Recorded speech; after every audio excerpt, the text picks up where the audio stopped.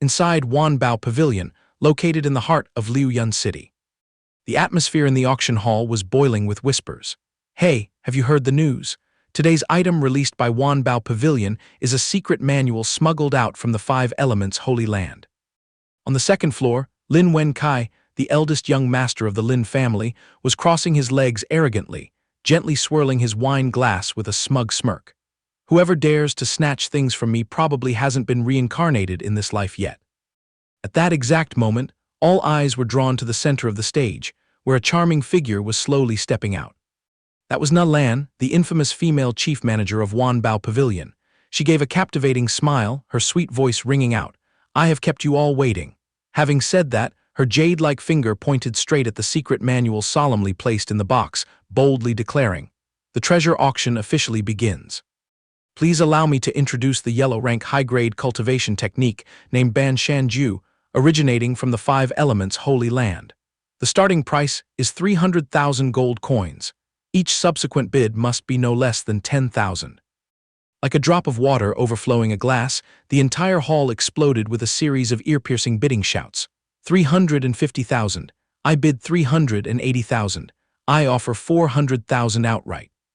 Just as the heat was reaching its peak, Lin Wenkai suddenly dropped a bombshell that left the whole hall breathless with a staggering number. 3 million gold coins. Are you beggars coming here to beg for food that you only inch up bit by bit? The moment the sarcastic remark was uttered, the crowd immediately broke into an uproar of indignation. Opening his mouth to multiply the original price by 10 like that is forcing people into a dead end. Exactly, who can play against that? Seizing the opportunity, Na Lan hurriedly locked in the 3 million mark. "May I ask if any esteemed guest would like to raise the bid?" Suddenly, an arm was unhurriedly raised high.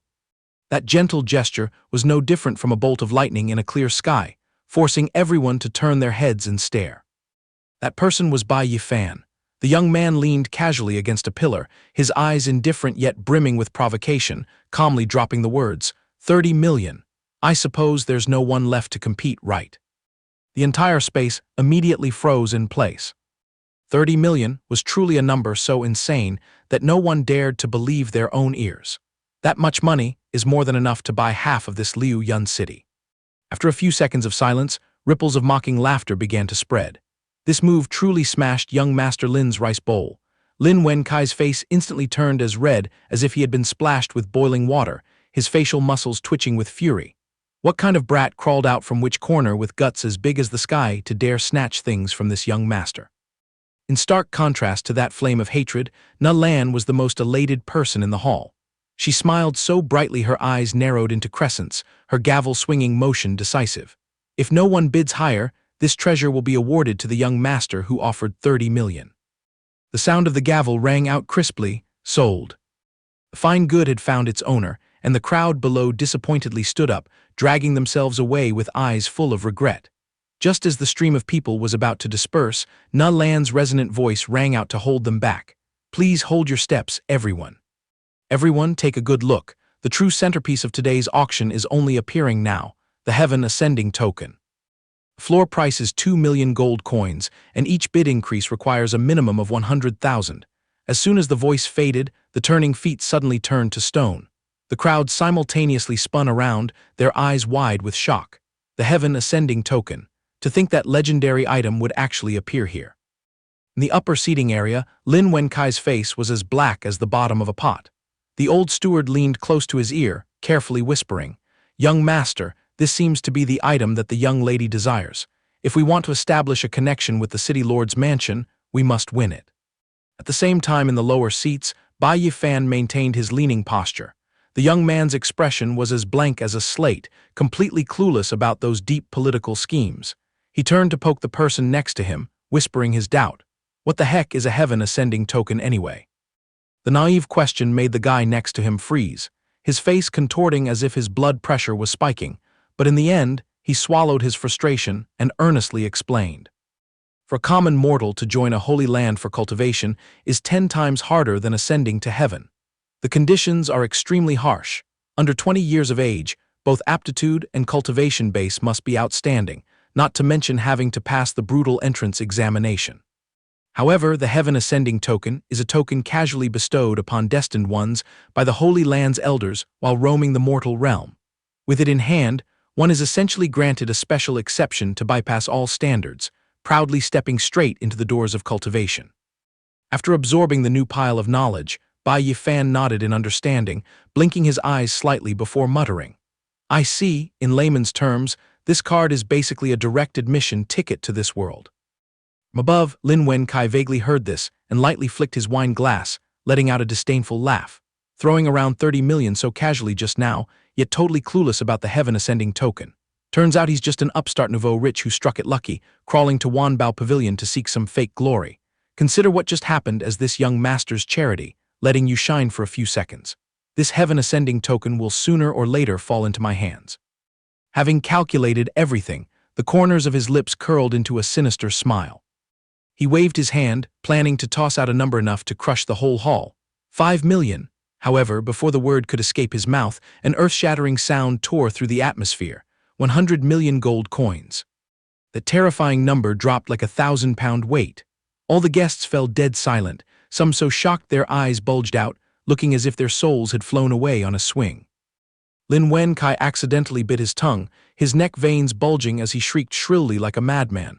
What the hell?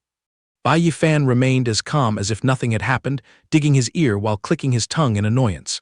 I said 100 million gold coins. Why are the auction guests today all so hard of hearing? The root of the matter must be traced back to a month ago.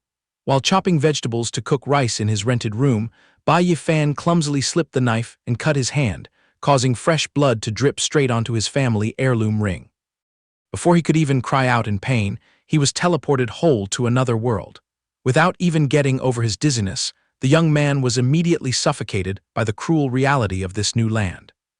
This is a fantasy cultivation world, where the strong can call the wind and summon the rain, move mountains and fill seas, while trash is only fit to be worms and crickets for others to trample on. Right in the midst of extreme panic, the mysterious ring suddenly flashed with an eerie light. But what made Bai Yi Fan's eyes pop and his jaw drop was the cheap cabbage he was holding in his hand. It suddenly mutated into a rare spirit herb, emitting a dazzling emerald glow exactly like a peerless jade. He was still staring blankly, not understanding head or tail of it, when the surrounding crowd swarmed in like starving leeches. "Hey kid, I'll pay 5 million for that stalk of spirit herb. Sell it to me." "Don't mind that old man, sell it to me. I'll throw in a full 10 million. In just the blink of an eye, Bai Yi Fan's reason was blinded by the golden light. He was literally being suffocated by money. The first pot of gold in his life fell on his head thanks to a cabbage, yet it was worth up to 8 figures. The mountain of money stacked as high as a boulder, forcing Bai Yi Fan to struggle just to stick one hand out for a breath of air. Escaping from his distant memories, he reflected on the moment he arrived here wet behind the ears. After spending a whole month using his own body as a guinea pig, jumping back and forth between two spaces, he had finally grasped the operating rules of this damn continent. Gathering his thoughts, he looked down at his palm. A vibrant green cucumber was glowing blindingly. This phenomenon made him slightly furrow his brows as he concluded. It seems the teleportation portal only favors flora and fauna entering the other world, while inanimate objects are completely nullified. Even ordinary pen and paper couldn't be brought over. Food and drinks depended on strict mass boundaries. He carefully memorized every rule of survival. The weight limit was extremely tight, hovering around 200 grams, which was already the ceiling limit that couldn't carry any more. Conversely, if he dragged the other world's specialties back to his hometown, they would instantly wither and rot into a pile of junk no one would bother to pick up. But heaven never cuts off all paths of survival. Among countless pitfalls, the ancient ring still flashed a saving feature. It possessed the ability to camouflage clothing to synchronize with each world, helping him dodge a ton of troublesome gossip. Landing in his modern rented room, Bai Yi Fan immediately pulled out the secret manual he just blew money on to study. He smacked his lips, scratching his head and tearing his hair in self-blame. "I played too big just now and forgot to use anonymity, showing off wealth like that will definitely get eyed by the martial world. This situation demands that I cram this martial art as soon as possible to keep my fragile life." Flipping through each page, his eyes suddenly lit up. The rule turns out to be this easy. Bringing a secret manual from over there back to the real world to grind is as effortless as eating candy. The moment the idea cleared up, The corners of his lips automatically curled into an extremely arrogant smile. The path to becoming a peerless master is practically in my pocket. Half a month passed, in the middle of a windy open field under a crystal-clear sky. An ear-piercing sound of tearing air screeched, followed by Bai Yi Fan's overwhelmingly powerful fist smashing forward. The massive looming boulder instantly exploded into 1,000 pieces, sending stone fragments flying blindly. Bai Yi Fan rubbed his chest and let out a breath, his eyes sparkling with satisfaction as he softly muttered, "Phew, sweet as a peach." His toned physique now emitted an oppressive aura. He silently evaluated. These past 15 days of secluded cultivation grinding the ban Shanju, combined with chewing vegetables to load up on vitamins brought over from my hometown, has indeed brought mind-blowing results. It must be because the biological structure from Earth over to this primitive continent has triggered a genetic mutation. Wiping the beads of sweat off his forehead, he felt the aftershock lingering on his arm. That strike just now was explosively terrifying. Moreover, his internal organs seemed to be undergoing a reconstruction, becoming noticeably sturdier. This proved that, even though his outward label was just an entry-level rookie of the body-gathering realm, his actual strength was more than enough to throw down in hand-to-hand combat with an inner-strengthening realm martial artist. He stretched his shoulders and gazed at the azure horizon, his eyes half-closed in pride. With this, I can consider myself officially stepping onto the path of a martial artist. Suddenly, Bai Yi Fan froze. His sharp hearing caught a heart-wrenching sound echoing from the edge of the dense forest. "Help!" He immediately spun on his heels, straining his eyes to scout. Not far away, a group of people was being trapped in a blockade by a ferocious pack of wild wolves. "Scram, you beasts!" A broken, desperate roar rang out. Standing perched on the canopy of an ancient tree, the young man calmly observed the situation. His eyes narrowed, coldly witnessing the wolf pack baring their fangs and brandishing their claws, waiting to butcher their prey. A blink later, the muscular alpha wolf let out an ear-piercing howl, opening its foul-smelling maw wide and pouncing toward a young girl. The little girl squeezed her eyes shut in panic and screamed. Without bothering to think, Bai Yi Fan kicked off the branch and launched himself down as fast as lightning. His fist, like a sledgehammer, smashed straight into the vicious beast's jaw, making it stagger back in a daze. Riding the momentum from the preemptive strike, he nimbly bounded into the air once more. Then delivered a finishing blow straight to the top of the stubborn wild beast's head. The crowd below gasped, their eyes wide open as they stared at the unbelievable scene. No one dared to dream that a savior would fall from the sky at such a perfect timing. However, the storm wasn't over yet. The remaining wolves, seeing their comrade getting thrashed, howled madly and swarmed forward to tear him apart. Bai Yi Fan cracked his knuckles, his gaze as sharp as a blade's edge. "Great, might as well borrow you beasts to warm up my bones and muscles." The entire pack of wild beasts bared their fangs and claws, surging forward like a flood. They growled furiously, determined to tear apart the bold intruder who ruined their meal. "HMPH," the young man snorted coldly, tossing his head back and roaring to overpower their momentum. His spinning fists caused friction with the air to form fiery arcs, knocking the entire wolf pack flying in all directions, just like a storm sweeping up dry leaves. The knocked-out beasts rolled on the ground, on their last breath without even having time to let out another yelp. The group of people retreating to the back gaped in horror mixed with awe. The young man dusted off his hands, his cold voice ringing out, "Cleaned up nicely." Only then did the group of commoners regain their heartbeats. Every single face radiated admiration and deep gratitude. Young hero is truly peerlessly brave and godlike. An early dawn with sunlight pouring like golden honey down the deep forest canopy, next to a small wooden house nestled peacefully amidst the flora. Bai Yi Fan was silently executing moves next to a massive tree trunk. With just a horizontal sweep of his fist, the sturdy log was cleanly split in two. One by one, every tree stump around also followed suit, tumbling down under his overbearing might. Ryu, the lucky young girl who escaped death the other day, ran out holding a bowl of water with both hands, her eyes blinking as if containing the entire Milky Way. "Big brother Bai Yi Fan, you are too amazing." The two stood side by side, watching the peasants huffing and heaving as they dragged the pile of wood he had just chopped down. "1, 2, 3, put your back into it." The little girl smiled as brightly as a flower and further explained. "Thanks to this precious pile of wood, the construction of new houses for our Mu clan village is pretty much settled." He received the bowl of water, chuckling lightly in response. It's just a trivial matter, nothing major. Turning back time, right when the wild beast pack was sent to heaven, he had received a warm welcome from the honest folks. An earnest middle-aged man spoke up to confess. Little brother, I am Mutai, the eldest son of the Mu clan village chief. Today, it is extremely fortunate that you stepped in to save our Ryu and the neighbors. We will carve this great grace and virtue into our hearts. Although your skills are extraordinary, one shouldn't be careless in this treacherous forest. Why not linger at Mu clan village with us for a while? Having a roof over your head is still safer. The moment the invitation dropped, the crowd immediately chimed in. Big brother is absolutely right. If you don't have a place to stay yet, just come back to our village as an esteemed guest. You can crash and stay for as long as you want. Bai Yi Fan didn't bother declining, shrugging with a hearty laugh. If everyone is this passionate, then I shall boldly accept. In reality, his mind was calculating rapidly. Just perfectly, I'm thirsting for a peaceful place to cultivate Ban Shanju. This deal is a steal. After a few days of rest, the idle young man inspected his 10 fingers, feeling the surging power inside. He frowned and analyzed. My cultivation has shot straight from the body-gathering realm to touch the ceiling of the bone-forging realm peak.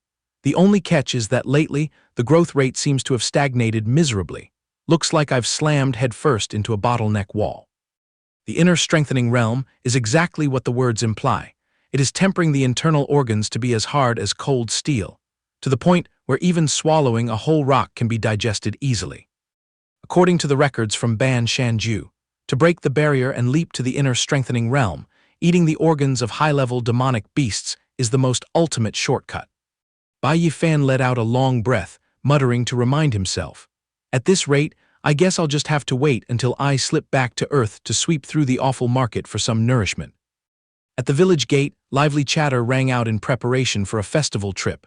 Mutai turned his head and called back, Ryu, the stuff is all packed, let's hit the road to the market. Little brother Bai Yi Fan, you're free anyway. Why don't you tag along with us to the market to broaden your horizons? Hearing about the market, his curiosity was instantly piqued.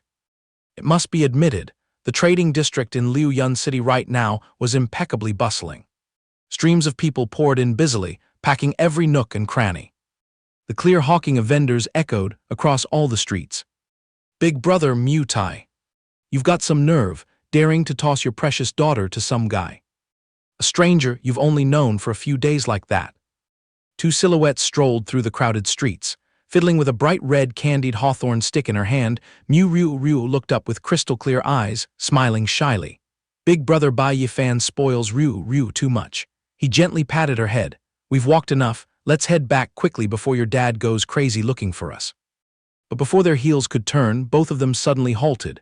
A dense dark crowd was gathering ahead. Agonizing screams echoed back, forcing them to stop their steps. Please have mercy. I beg you, stop hitting. As if a bolt of electricity shot past her ear, Ryu's face turned pale. Her voice trembled in extreme panic. Wait, the noise is coming from my dad's spot.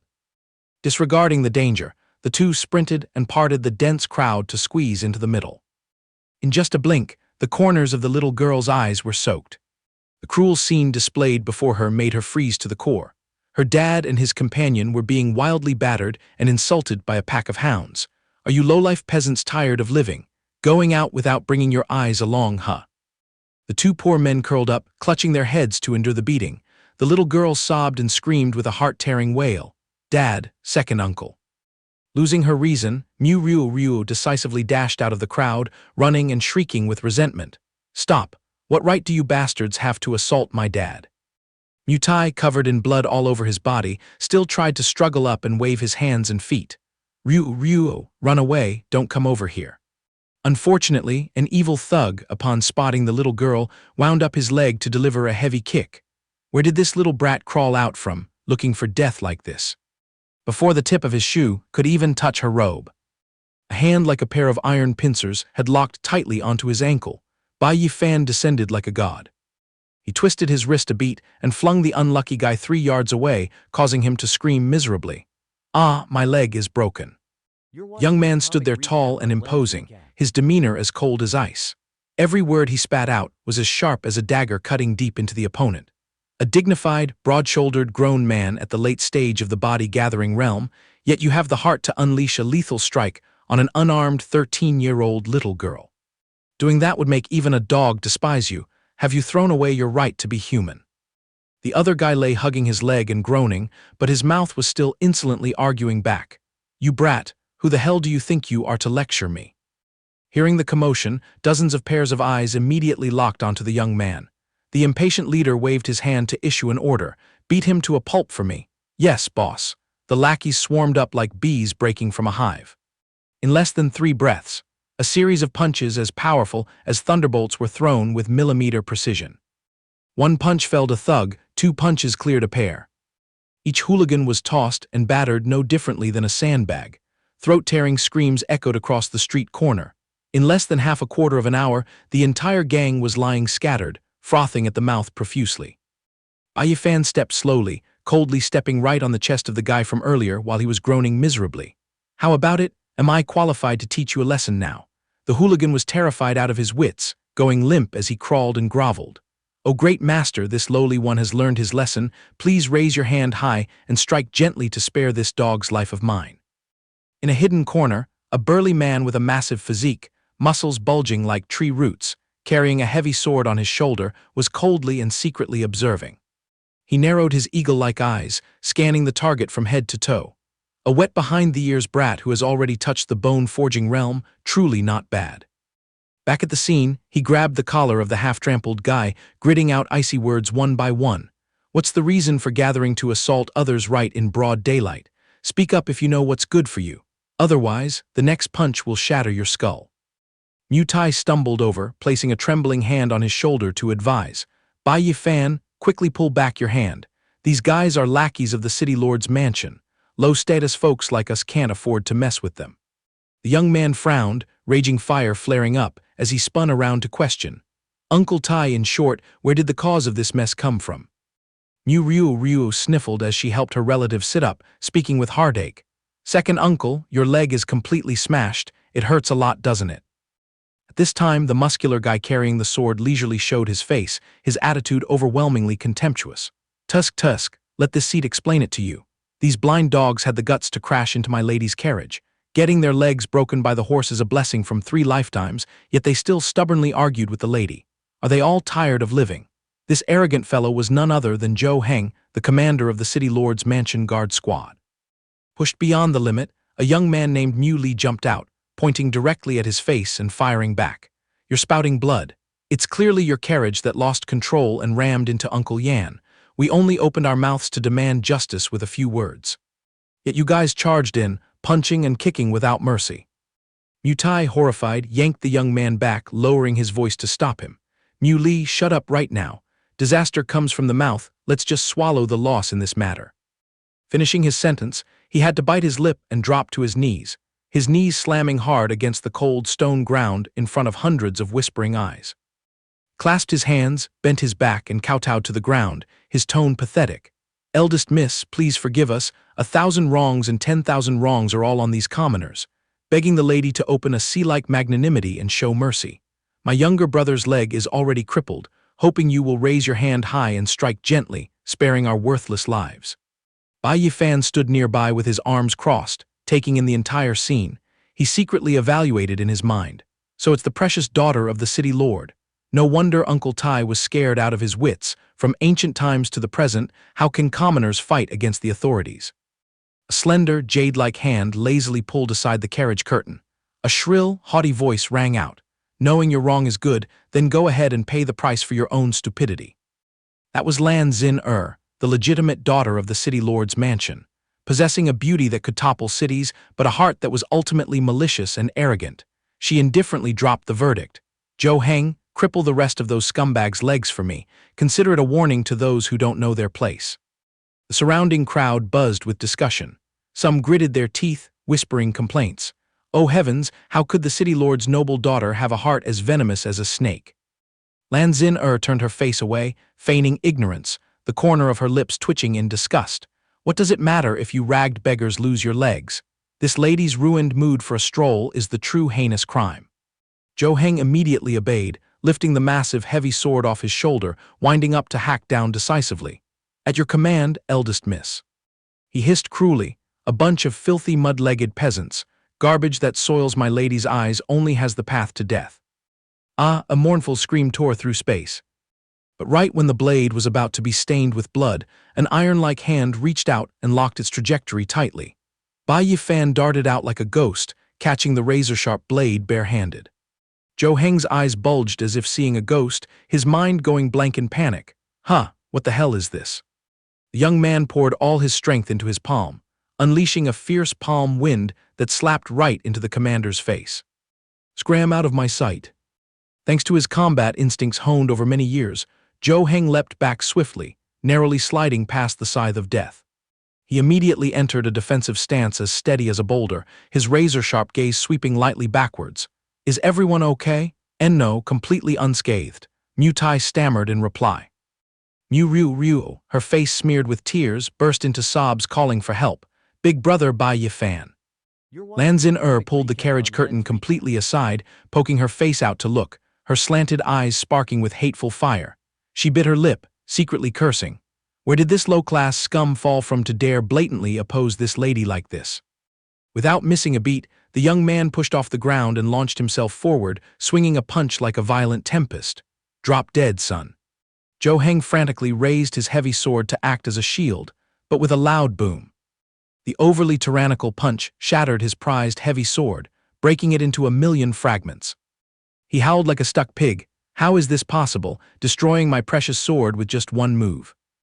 Losing his relied-upon weapon, he had to grit his teeth, crossing his two arms to forcefully block.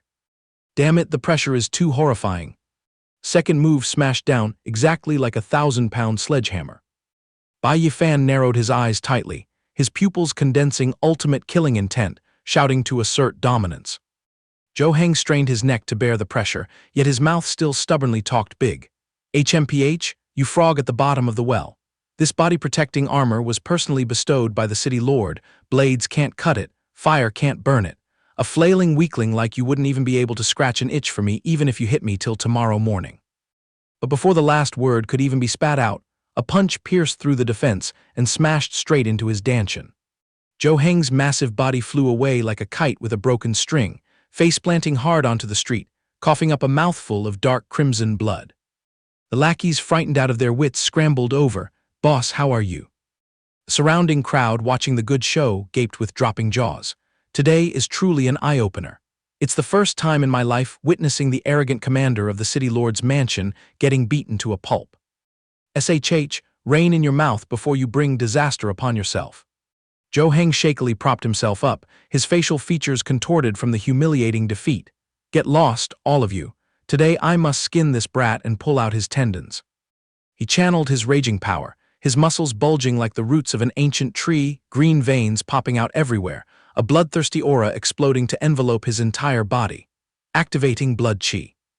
Witnessing this flashy transformation, he slightly raised his eyebrows, a bit of guard flashing through his eyes. Oh. Not bothering to wait, the big guy lunged forward like a beast breaking out of its cage, frantically throwing out a crazy combo of punches and kicks. He gracefully bent his body to dodge, leisurely and carefully observing every single punch and kick of the opponent. What kind of cheap parlor tricks are these? Midst his blood-pumping flurry of moves, Zhou Heng smugly lifted his face and spouted insults. Truly a low-class mud dweller, utterly clueless even about what a martial skill is. I am at the early stage of the blood-moving realm. You think burning my blood chi won't crush a tiny bone-forging realm fry like you. Contrary to that arrogant attitude, Bai Yi Fan calmly bounced high into the air, bringing down an earth-shattering punch closing in right on his opponent's face. Even if you leap 2 major realms above me, is this little scratch all you can manage? You are much more of a trash than I thought. With a smack, Zhou Heng was punched tumbling several times again, lying prostrate on the ground like a dead toad. The lackeys continued to swarm over, crying out, "Oh boss." The 3 members of the Mu family stood far away, rubbing their eyes continuously, unable to believe the absurd reality unfolding. Everyone was frozen stiff as stone statues. The battered commander, bleeding from his nose, lay breathing feebly in resentment. He is clearly completely blind to martial skills. Why is his combat power so overbearing? Ryu frantically dashed over to hug his arm tightly, sobbing affectionately. Is big brother Bai Yi Fan hurt anywhere? The young man gently patted the little girl's back to coax her. You can put your heart back in your chest. I'm still plenty fine. He looked down at his 2 palms, his pupils constricting sternly. Perhaps the fact that my physical body rooted from Earth transmigrated here has helped me forge some sort of invincible entity. My actual combat power has already crushed this realm system long ago. Sitting in the carriage, Lan Xin stomped her feet furiously, roaring in madness. A bunch of useless cowards. Men, return to the mansion and deploy soldiers to shackle all these lowly peasants for this lady, throw them all into the dungeon. The lackeys hastily dropped to their knees, following the order obediently. At your command, yes, eldest miss. Hearing the arrest order, Mutai's soul flew out of his body, frantically tugging at his shirt and whispering, "It's totally over now. If the government soldiers show up, the entire Mu clan village will be exterminated. Word in the world is that whoever steps foot into the city lord's mansion's dungeon only comes out as a soulless corpse." But right at this boiling point, hundreds of pairs of eyes suddenly shifted simultaneously in one direction. Over there, a luxuriously imposing carriage inlaid with gold and jade abruptly stopped. A woman with an aristocratic demeanor leisurely rested her leg, her hand waving a jade smoking pipe. A voice steeped in biting sarcasm echoed out. The official authority of eldest Miss Lan is quite terrifying. Running horses into people in broad daylight, treating the lives of citizens like straw trash, abusing power so arrogantly, or has the territory of this Yan kingdom secretly changed its surname to your Lan family's surname? The surrounding crowd gasped and buzzed with discussion. It's Na Lan, the formidable chief manager of Wan Bao Pavilion. Lan Xin scowled, her voice sharp and demanding. Chief manager Na Lan, what do you mean by uttering those grating words? Na Lan unhurriedly tossed the pipe to her maidservant, throwing a gaze as cold and sharp as a razor blade. The eldest Mrs. Carriage crashing into commoners in the middle of the main street is a scene I witnessed with my own eyes. Witnesses and physical evidence are crystal clear right there. Do you still plan to quibble and whitewash yourself? Saying so, she turned toward Bai Yi Fan, bowing in an extremely respectful greeting. Young Master Bai, destined to meet again. He smirked and chuckled dismissively. Chief Manager Na Lan is too polite, dispense with the formalities. Ryu, as dumbfounded as a young deer, tugged at his shirt and wondered. Big brother Bai Yi Fan, are you too intimately acquainted? I just heard the folks chatting that the city-toppling beautiful sister over there is the boss of Wan Bao Pavilion, the most powerful merchant guild in Liuyun City. How did you manage to hook up with such a big shot? From the carriage cabin, Lan Xin threw out viciously mocking words. Tusk, truly beyond imagination. The dignified and infamous boss Na Lan actually associating with filthy poor beggars. It really broadens this lady's horizons. However, Na Lan ruthlessly crushed her right back, her steely voice freezing the air. The people are most precious, the state comes next. Miss Lan carries the title of Liuyun City's noble daughter, yet whenever you open your mouth, you degrade the commoners as unruly subjects, cheap maids. If these precious golden words fly into the ears of the higher-ups in the royal capital, who knows how massive a storm will rise up? Lan Xin was driven mad with anger. Na Lan, how dare you falsely accuse and threaten this young lady? Na Lan tilted her chin, casting a disdainful sidelong glance.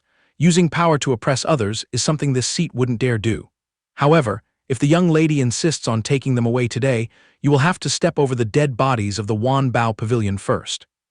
Lan Xin face darkened, her eyes darting around as she weighed the pros and cons.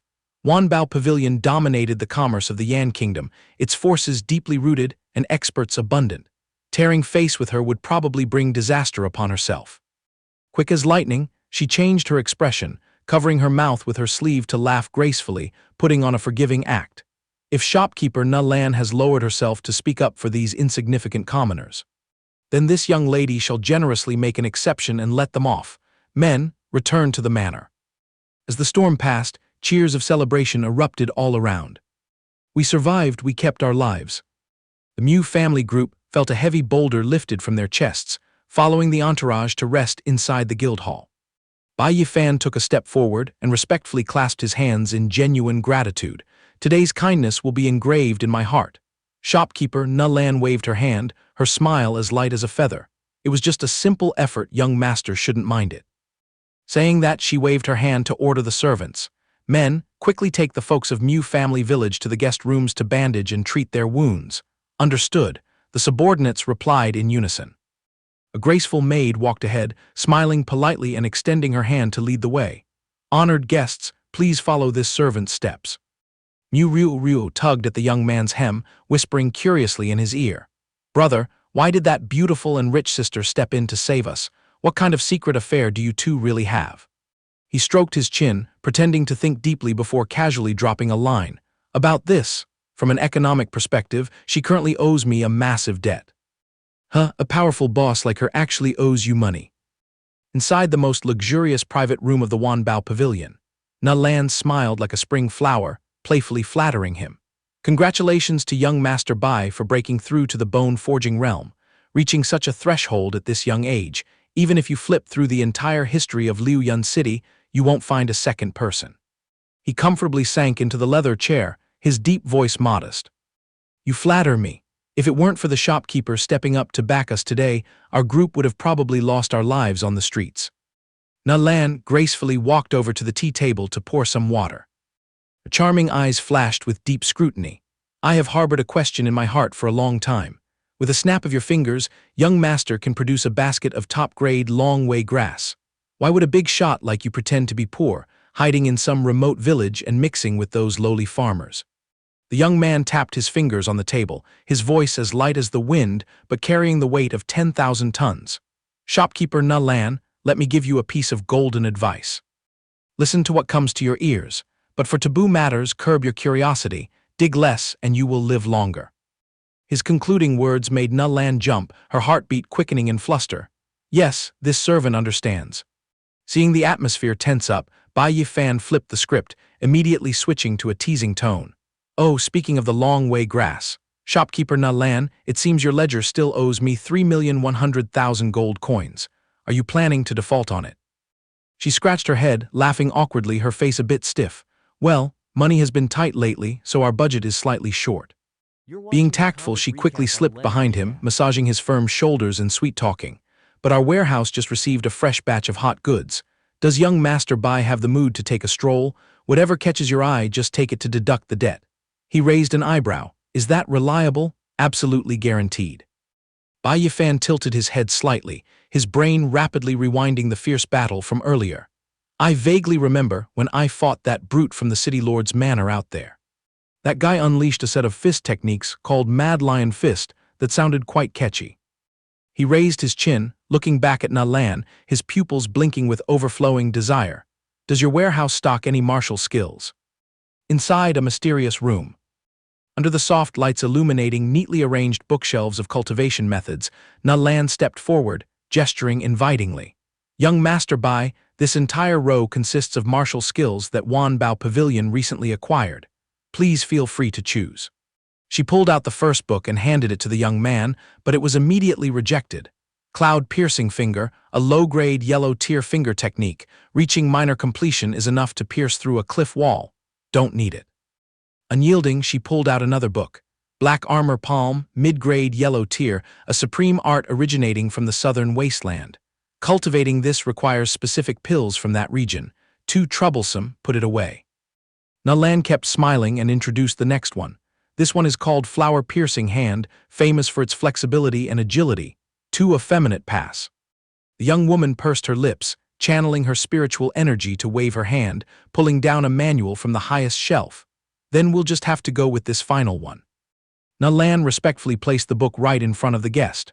Shadow Fist, the most expensive martial skill in this pavilion, classified as peak-grade yellow tier. Bai Yi Fan swept his eyes across it. He nodded slightly. Peak-grade yellow tier, now that sounds pleasing to the ear. Out in the front hall of the Wanbao Pavilion, Mu Ryu was obediently sitting and waiting on a bench. The moment she saw Yi Fan appear, the little girl beamed with joy like a sparrow spotting rice. Brother Yi Fan, you finally came out. The young man frowned and looked around. Ryu, why did you run out here? Didn't I tell you to rest nicely in the guest lounge? The young girl pursed her lips, replying timidly. I was worried about you, so I came out to check the situation. Na Lan, standing right behind them witnessing this scene, smiled and praised. The bond between young master and sister Ryu is truly close. Anyone who didn't know better might think you two were biological siblings. Truly a clingy little tale. Saying so, he pulled out a bundle of bright red silk from his robes. Holding it straight out in front of the little girl. By the way, Ryu, take this and try it on. Ryu widened her sparkling eyes, blankly asking, is this for me? Na Lan bowed slightly, speaking in a voice as soft as a breeze. That's right, Sister Ryu. This is a gift, young Master Bai, specially prepared just for you. Calling the time at the private boutique, Bai Yi Fan pointed straight at the gorgeous dress on the display stand. This one looks good, wrap it up for me. Na Lan nodded continuously in praise. Young Master truly has a keen eye. This fire-flowing immortal dress is woven from top-grade flame silkworms. Not only is it exquisitely beautiful, but it also helps nourish the meridians and is excellent for vitalizing yin. It's the perfect gift for a lady. He smiled and gently rubbed Ryu's hair. Suddenly, a servant crashed through the door and rushed in, shouting in panic.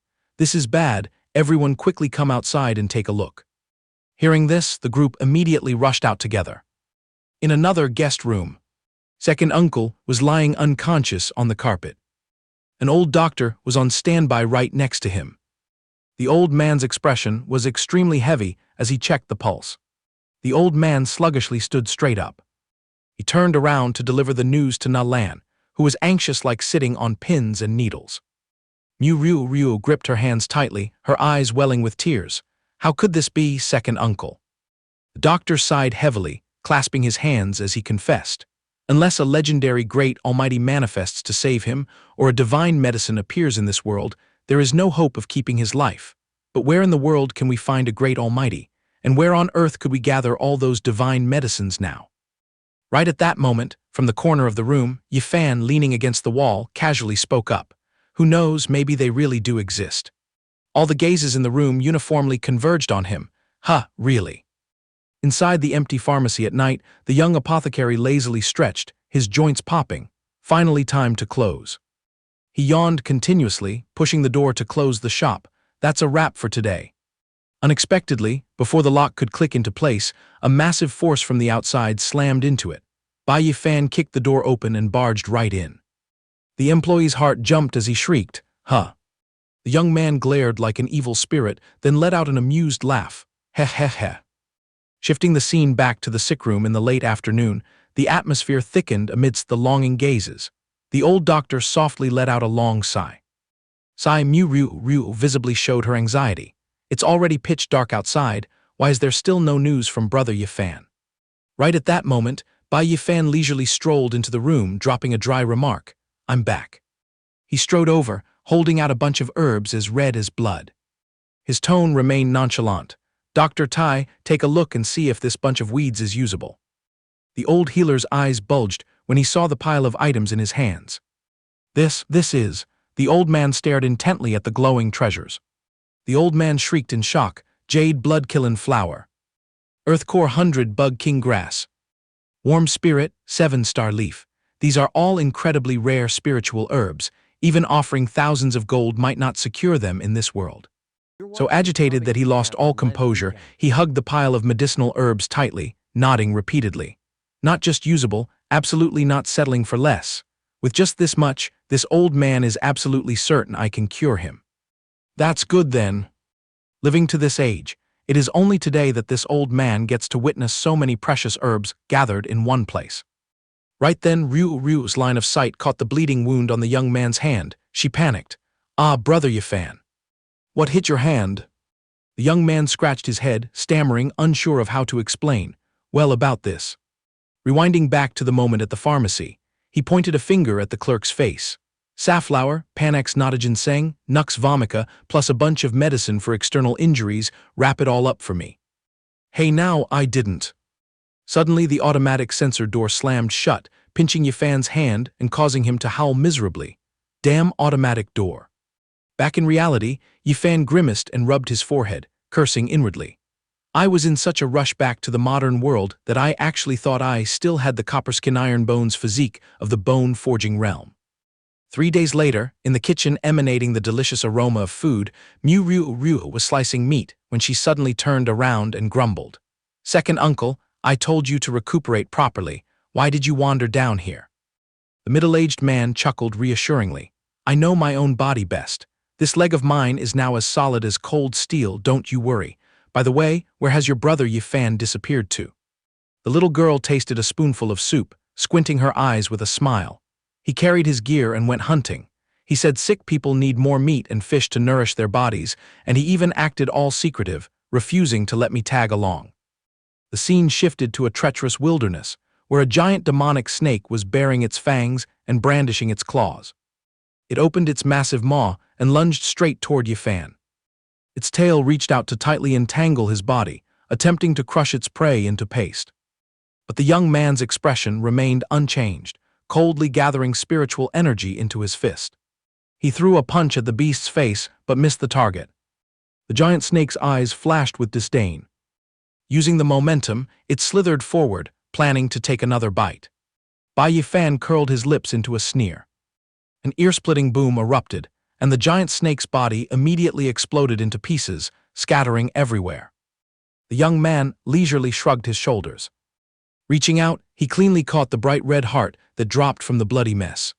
Then he laughed triumphantly. The power of this shadow fist is truly terrifying. As night fell, he stood amidst the bloody ruins, tossing the final heart into his basket. Wiping away a streak of sweat, well, finally done harvesting, he suddenly remembered Na Lan Ru's threat from the other day. A peak-grade yellow tier martial skill is incredibly obscure. Even a supreme genius would take a solid 3 months of bitter training just to touch the threshold. However, when brought back to Earth, he had adapted it into a manual so simple even a fool could learn it. He chuckled. If she found out that I've already cultivated the shadow fist to perfection and even broke through to the late stage of the internal strengthening realm, her jaw would drop in shock. But just thinking about that, Yi Fan gagged at the foul stench rising in the air. To force a breakthrough into the origin-strengthening realm, he had been stuffing copious amounts of wild beast organs into his stomach these past few days. Ryu happily brought a tray out, calling out in a clear voice, "Brother Yi Fan. Today I cooked a whole pot of your favorite stewed goat penis, chicken gizzard, pork liver, and snake gallbladder." Even though his insides were churning in protest, he still reached out and picked up the basket. "I'm going to gather some more wild game to nourish second uncle. I'm heading out." Just as he bent over, a chilling gust of wind whistled behind his back. A shower of hidden weapons shot toward him. Yi Fan remained unfazed, muttering, "All right, grab a few more coconuts. Little Ryu loves those." The moment the murderous intent touched the back of his neck, he spun around, his gaze flashing with icy sharpness. Who goes there? A volley of darts tore through the air, grazing right past his body. Yi Fan twisted his body to dodge the fatal strike, snorting coldly. "Since you have the guts to come here, stop playing the turtle hiding its head, show your faces." From the tree canopy, several men in black clothes somersaulted to the ground. One of them sneered, "Little brat, I'll praise you for your sharp nose." The group quickly formed a formation to blockade every corner, radiating murderous intent. "Then don't blame us for chopping you until not a single bone remains." Yi Fan raised an eyebrow, mocking them. "Did that eldest young lady Lan from the city lord's manor send you dogs to bite randomly?" One guy swung a gleaming blade, gritting his teeth as he shouted, "You have no right to stick your nose into this matter. Just know that someone paid a mountain of gold to buy your life, and that's enough." As soon as the words fell, the group swarmed in like hungry wolves ready to tear their prey apart. Bai Yi Fan twisted flexibly, brushing past the killing move of a late-stage internal strengthening realm martial artist as light as a feather. Borrowing the force, he kicked off the ground and leaped into the air, landing a heavy fist force on 2 early-stage internal strengthening thugs. Sparks flared up around him, shooting mercilessly at the enemy's faces. Well, throwing 3 peak bone-forging realm fighters into the lineup, this sponsor is quite generous. The young man clenched his fists, the corners of his mouth curling into a wicked smile. "Unfortunately, I'm past my dinner time, and it's making Ryu worried sick. This young master has no time to play with you lot." Hundreds of illusory fist shadows erupted simultaneously. Shadow fist. The assassins rolled their eyes back and screamed, "What the hell is this power?" In the blink of an eye, the entire group was punched flying into the sky, then fell like autumn leaves. Yi Fan caught the perfect rhythm, dashing forward to deliver a face-crushing punch to the leader, making him howl miserably. The assassin, his face pale white, trembled as he interrogated. "A martial skill? You actually know martial skills. The intel clearly stated you were just a blind little bone-forging realm brat with no techniques." Bai Yi Fan smirked, casting a piercing look. "Didn't your blockhead ever consider the possibility of faulty intel?" Before the guy could even compose himself, a wave of panic struck him. Recalling that punch just now, with such brutal kinetic force, this brat had more than enough power to crush all of their internal organs. Yet he held back his strength. The guy shuddered, trembling, controlling inner force to such precise subtlety. Without waiting for him to overthink, he followed up with a chest-caving stomp. His voice as cold as ice. Spit out the mastermind, and I'll grant you a painless death. Being choked by the stomp, the assassin remained stubbornly defiant. HMPH, prick up your ears and listen, our assassination sect is the most formidable mercenary force in Liuyun City. Even if we lose our lives, we will absolutely never leak our clients' information. If you've got the guts, finish us off. Yi Fan frowned, a disdainful look beaming down. Mai ran into a stubborn one. He casually lifted his boot, shifting to a deeply sinister tone. All right, I won't force you anymore. Assassination sect, right? I'll pay double the money to crush the life of whoever hired you guys. Dare to take this job. The assassin growled with deep resentment. People of the assassination sect work professionally, don't even dream of using money to bribe us. But when he threw out a dazzling ingot of pure gold, the radiant golden light instantly extinguished the man's willpower. Yi Fan clicked his tongue and asked, "So, unless you think this price is too low, do we have a deal?" Without another word, the whole group scrambled to their knees, kowtowing respectfully. "Please rest assured, my lord. The assassination sect will cover you in this land of Liuyun. We guarantee no assassin will dare to snatch your business. As for that client, please give us a little time. Once the mission is complete, we will return to report." He nodded in apparent satisfaction. The corners of his lips curled into an evil smile, thinking to himself, "No matter how big your background is, if you dare stab me in the back, get ready to taste a dose of your own medicine." As the assassins disappeared from sight, he stood blankly in the darkness, pondering. One way or another, I have to figure out a way to hoard a few more martial skills to be done with it. At the very least, I must break through to the Blood Realm. Only then can I strut around Liuyun City in style. The next day, while leisurely strolling down the street beside Lin Yunkai, Lan Xin continuously cursed in irritation. That cheap slut Na Lan Ru dared to disregard my face over some country bumpkins. Does she think just because Wanbao Pavilion backs her, our city lord's manor wouldn't dare shut down her shop? Seeing her foaming at the mouth, Yunkai fanned his folding fan while sweet-talking her. My Xin has a generous heart and sees the big picture. Of course you wouldn't lower yourself to bicker with that Na Lan. Be careful not to make yourself sick from anger.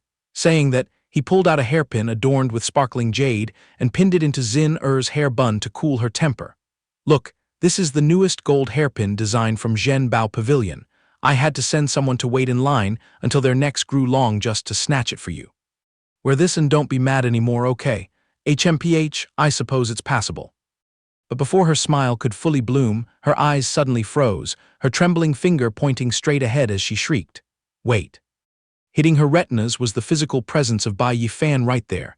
Lan Xin eyes bulged out. Why is it that brat?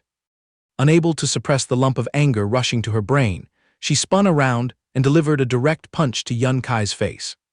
Then she screeched, "Lin Yunkai, you piece of trash. Didn't your sweet-talking mouth say you already sent that peasant to the afterlife? Why is he still leisurely wandering around here?" Yunkai held his swollen cheek, crying and completely bewildered. What? I spent a fortune to hire entirely professional assassins. How could they have failed? Xin stomped her feet and stormed off in a huff.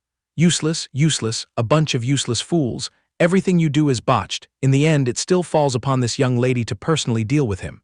Yunkai frantically tagged along, chasing after her. Xin slow down, wait for me. At that exact moment, in the main hall of the Wanbao Pavilion, Yi Fan was conversing with Na Lan. She couldn't suppress her curiosity. Previously, young master just bought a peak-grade yellow-tier martial skill. Why the sudden rush to collect more new items today? He merely smirked faintly. Why do you care about this? Basically right now, besides money, I have nothing else. Na Lan nodded continuously, like a chicken pecking at rice. Hearing that, she dug out a small booklet and gently introduced it. What a coincidence, Wanbao Pavilion just received a batch of hot goods to put up for auction today. This drifting steps belongs to the high-grade yellow tier, specializing in movement techniques. It will surely suit your taste. Just glancing at the cover, satisfaction was clearly written on his face. Yi Fan immediately locked in his demand. Shopkeeper Na Lan, from now on if any high-level martial skills pop up, just skip the auction process. I will buy them all. While the business deal was still pending, a sour tone tore through the atmosphere. HMPH, a ragged peasant from the countryside, actually dares to speak so arrogantly here. With her hands on her hips in arrogance, relying on her family's backing, Lan Xin stepped forward without hesitation to flaunt her wealth. Shopkeeper Na Lan, whatever this country bumpkin sets his eyes on, I'll buy it all. No matter how many coins he can squeeze out, this young lady will smash down 3 times that amount purely to buy his humiliation. Smelling the heavy scent of gunpowder, Na Lan tactfully spoke up to mediate. I am extremely sorry, eldest young lady Lan. Wanbao Pavilion opens for business, and the age-old rule has always been the highest bidder gets the item. Hearing this, Lan Xin aggressively retorted in annoyance. She pointed her finger straight at his face, screeching defensively. What? Are you saying this unruly commoner can dig out a larger sum of money than this young lady? Are you putting on a comedy show? If he can actually afford to pay, today this young lady swears she will crawl on her hands and knees around the Wanbao Pavilion to wash everyone's eyes. Facing the provocation, Yi Fan merely smiled and smirked. Oh, is that so? As if being mocked, Lan Xin yelled even louder, raising her chin haughtily. The words uttered by this young lady are absolutely true to their mark. All the eyes here can serve as witnesses. But if you fail to dig up the money, then obediently kneel down and lick this young lady's shoes clean. Seeing the fun served right to his mouth, Yi Fan enthusiastically accepted the bet. He calmly reached into his pocket, pulled out an item and handed it to Na Lan. Since it's so fair and square, then please help me settle the bill, shopkeeper Na Lan. Yes, young master. The depths of his eyes were filled with gloating, glued to Lan Xin face as if watching a comedy play. I'm too anxious to watch this spectacular performance. At that exact moment, a guy in the crowd suddenly shouted, Wait, isn't that thing the most honorable auspicious cloud token of the Wanbao Pavilion? The person next to him looked dumbfounded and asked, What kind of item is an auspicious cloud token? Is it that impressive? The first guy immediately explained solemnly, That is an authentic auspicious cloud token of the Wanbao Pavilion. It is a token forged exclusively for special VIP guests, symbolizing supreme authority. Anyone who holds this token, as long as they fancy any treasure in the Merchant Guild, has the right to directly take it away without having to go through an auction. The more he explained, the more the crowd gasped in amazement. The key point is that the owner of the auspicious cloud token has unlimited credit at this pavilion. Liuyun City has over 20 million people, yet the number of people who have ever touched this token can be counted on one hand. While the crowd of onlookers was wide-eyed and slack-jawed, Bai Yi Fan's expression grew even more relaxed and unhurried. He smiled with extreme satisfaction. What kind of background does this young man have for the Wanbao Pavilion to respect him to that extent? A guy blurted out in a mutter. Truth of the matter actually traced back to a few days ago, when he was treating second uncle.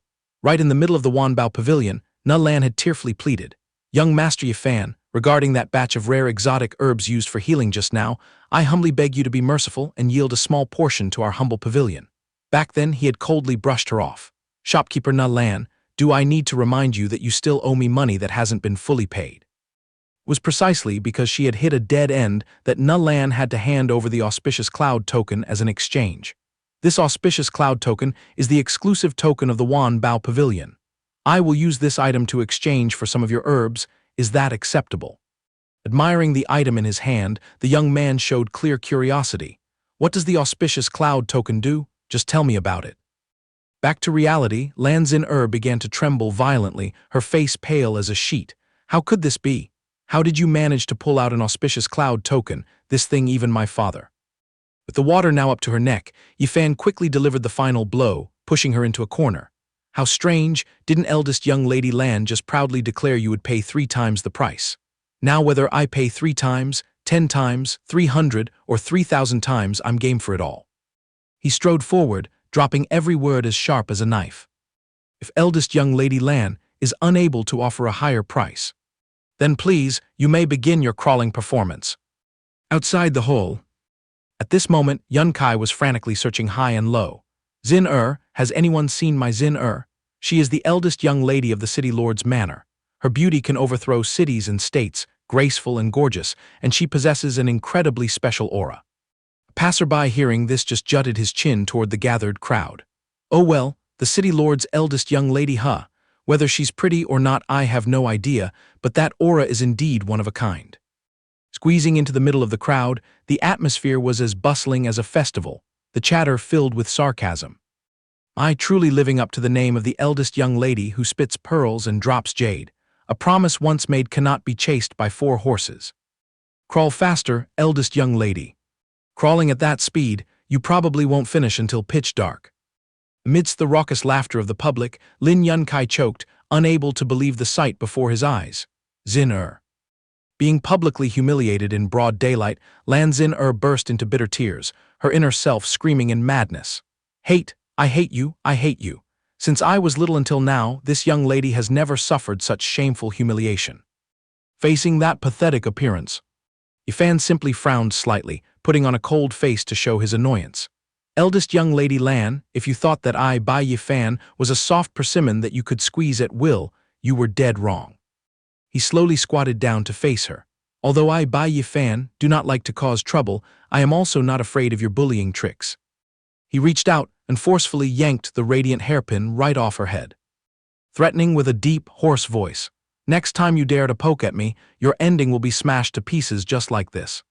Snap, the expensive hairpin instantly shattered into pieces, jade fragments scattering everywhere and falling onto the floor, leaving behind Lan Xin-er's stunned, deadpan stare.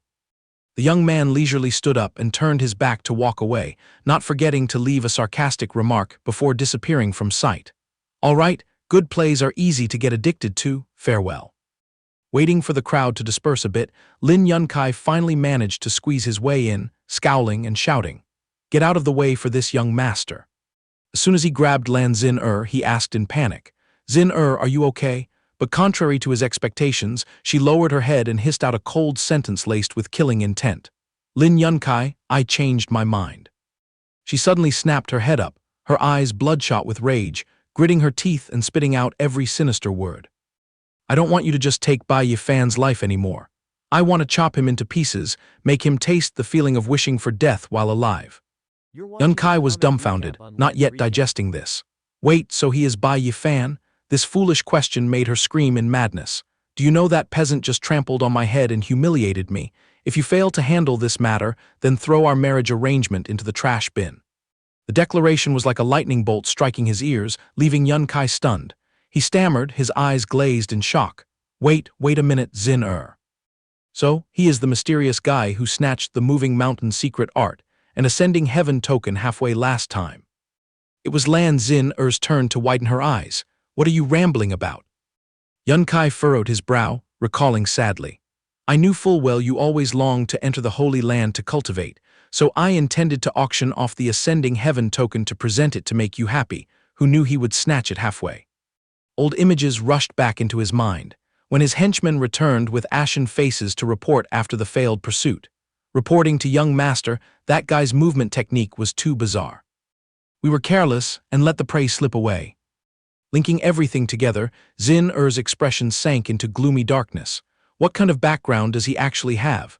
This is bad. I must immediately report this matter for my father to know.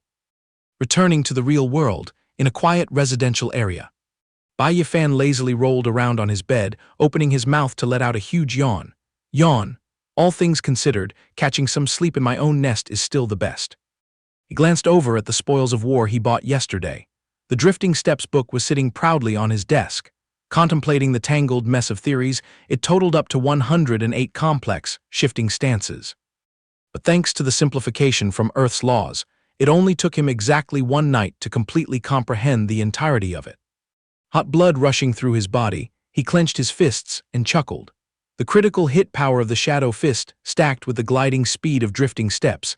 This time, even if I'm unlucky enough to bump into Half-Blood Realm experts, I have more than enough power to feed them dirt.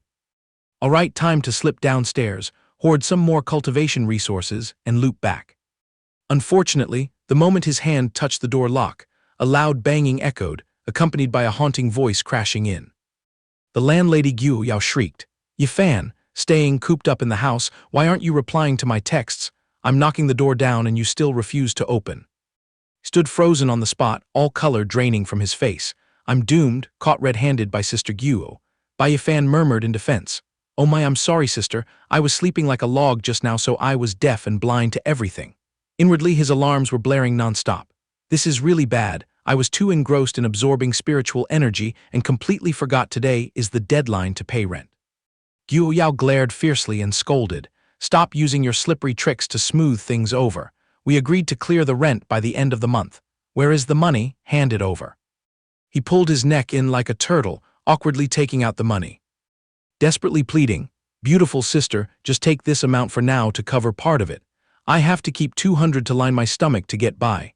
Next month I promise to pay it all fair and square, not missing a single cent." Seeing his miserable look, Gu Yao got annoyed, grabbing his collar and twisting it. "Let me tell you, Yi Fan, what exactly possessed you? Even if you were waiting tables, at the bare minimum you could earn 30 to 40,000 a month. A strapping young man with broad shoulders like you, why can't you even squeeze out a stack of rent money?" Bai Yi Fan reached up to scratch his head, forcing a smile. "Yeah, hee." Meanwhile, his gut was sighing in despair, ready to cry. Sneaking around the other world, grinding for 3 days, coming back late at night to run a few rides, obviously I couldn't scrape up much. Who would have thought Gu Yao didn't even take the money, but instead shoved the wad of bills right back into his hands. "Take it." She laughed heartily, waving her hand loudly. "Keeping 200, are you going to slurp turtle porridge to survive? Just grab it and use it for now. Next month you better cough up enough for me." Receiving the money back, Bai Yi Fan was moved to tears. "Thank you so much, Sister Guo." Dragging his body out of the house. Right now he was hunching over his battered scooter making a delivery. The system's voice aggressively urged him. "Ding, your order is only 10 minutes away from being late." He frowned, glancing at the timer. Eating well and dressing fine, throwing money like trash in the other world, but the moment I show my face back on Earth, I instantly get slapped back to reality. Swerving past an electric pole, Bai Yi Fan's retinas accidentally caught a flyer with bold, flashy text. "Spending 1,000 gold to find a son." Looking closely at the tiny text underneath, it turned out to be an advertisement recruiting an adopted son for nurturing. He twisted his mouth and muttered, "Should I take a gamble and play this game of seeking wealth amidst danger?" Suddenly, the phone in his pocket vibrated fiercely. Bai Yi Fan glanced at the screen. Seeing his dad calling, he hurriedly picked up. "Hello, Dad, the dragon visits the shrimp's house. Why are you calling me today?" However, his smile instantly died just a few seconds after hearing the voice on the other end. His expression hardened, and he replied frantically, "Yes, Dad, wait there for a bit, I'll rush over right away." The front lobby of the hospital reeked of strong disinfectant. His father sat slumped in the hallway like a lost soul, his voice thick with tears as he recounted the incident. The driver who hit them had already been caught. The guy was dead drunk behind the wheel, and his insurance had even expired. Reaching this point, the old man broke down, burying his face in his hands and sobbing pitifully. "I've mortgaged the house to the bank and borrowed from every relative and neighbor I could face, but we are still short over 300,000 for the upcoming medical bills. The doctors are helpless and cannot guarantee your mother will wake up. Zio Fan, we have wronged you 1,000 times over." He stood in choked silence for a moment, then gently squeezed his father's hand, consoling him with unwavering resolve. "Dad, don't blame yourself like this. We are a family, we carry these burdens together. Leave the remaining debt to me, I will figure out a way to handle it." Until the slightly hunched back of Bai Yi Fan faded behind the glass doors. The old father could only stare after him, letting out a heavy, suffocating sigh. Zio Fan. Striding out of the hospital gates, he tilted his head back to catch the cold night wind. He let out a heavy breath. It truly is a case of blessings never coming in pairs and misfortunes never coming alone. Bad luck always seems to target those who are already suffering. Just as he was feeling gutted with sorrow, a piercing scream echoed from the alley behind him, making Bai Yi Fan whip his head around. Slipping into the dead-end alley, his eyes fell upon a frail, delicate girl being surrounded by a gang of fierce-looking thugs. "Grab the bitch tight, don't let her escape." One thug forcefully gripped the girl's wrist, leaning in with a creepy whisper. "If you know what's good for you and don't want to taste a beating, keep your mouth shut and come with us. Otherwise, prepare for the worst." While the bastards had yet to realize a third party had intruded on their business. Bai Yi Fan's cold voice cut through, "Stop right there." The thug was still dumbfounded, trying to process the situation, when he caught a heaven-shaking kick straight to the jaw, shattering it as he shrieked in agony. "Ah!" The miserable howl startled the rest of the lackeys, making them snap their heads over. Upon seeing his face, Bai Yi Fan didn't hesitate at all, leaping forward to deliver another kick that snapped the knees of a guy creeping closer. A bunch of human trash ganging up to bully a single girl, how pathetic. That guy collapsed to the ground, crying and howling as he clutched his shin. "Oh God, my leg." Ignoring his rampage, the rest of the gang roared clamorously. They charged forward together with a growl. Brothers, chop him up, but deep down they were filled with panic. Damn it, weren't this woman's bodyguards already wiped out? Where did this extra protector pop out from? One guy awkwardly left his flank exposed and was instantly locked onto as a target by Bai Yi Fan. Easy pickings, exactly as predicted. He struck with razor-sharp, swift, and decisive precision. Although Bai Yi Fan fully understood that the spiritual power he cultivated in the alternate world couldn't be brought back completely to the real world. But having endured such grueling hardships for all that time, his body had naturally integrated it all into pure muscle memory reflexes. From strikes to dodges, everything was as fluid and fast as lightning. From the flank, he whipped out a kick that caved in the thug's chest, sending the man flying like a sandbag several meters away. Bai Yi Fan curled his lips in mockery, moving at a snail's pace. The two small fry thugs below stumbled, unable to dodge in time, and were dragged down to the ground with a thud. All three rolled wildly. The last guy scrambled to lift his head, all the blood draining from his face. In less than 3 minutes, he had cleanly taken down 7 brute-sized men. What kind of monstrous strength was this? Suddenly, Bai Yi Fan was already towering menacingly in front of him. His pitch-black shadow swallowed the light, dropping a final verdict. It's over. With that said, Bai Yi Fan reached out, grabbed his hair, and smashed his head brutally into the nearby wall. The thug collapsed with a cracked skull, his eyes filled with absolute terror. Out of luck, clashing with this monster was no different from throwing eggs at a rock. The oppressive killing intent radiating from him forced the thug to stay paralyzed, lying flat in sheer despair. On the other side, the young girl Tang Rong Rong stared blankly, having witnessed the entire fight. Checking to see that she was still in one piece, he turned away nonchalantly as if nothing had happened. Hey, you're not missing any pieces, right? I have no idea why this trash was tailing you, but hurry up and scramble home. The girl hastily called out to stop him. Ah, wait a moment. Then she shyly bowed deeply and murmured, "Thank you for saving me, benefactor, but could you escort me home?" Bai Yi Fan gave a swift shrug, slipping his jacket back on. "Oh, I'll have to decline, I still have orders to deliver. If I'm late, the app will deduct all my pay.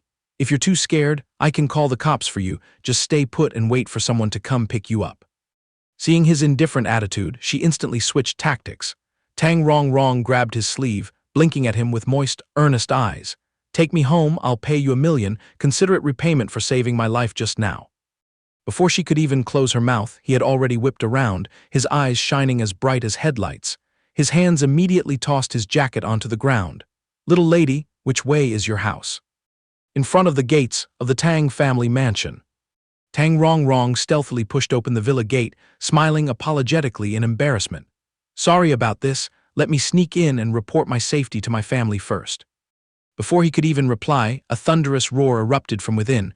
"What the hell is this? What are all of you doing?" Tang Chi Luo was shaking with absolute fury, her face encased in a layer of cold ice. "If Rong Rong loses so much as a fingernail, all of you can commit suicide right on the spot." The scream scared the living daylights out of the entire bodyguard squad, leaving them as limp as soggy noodles.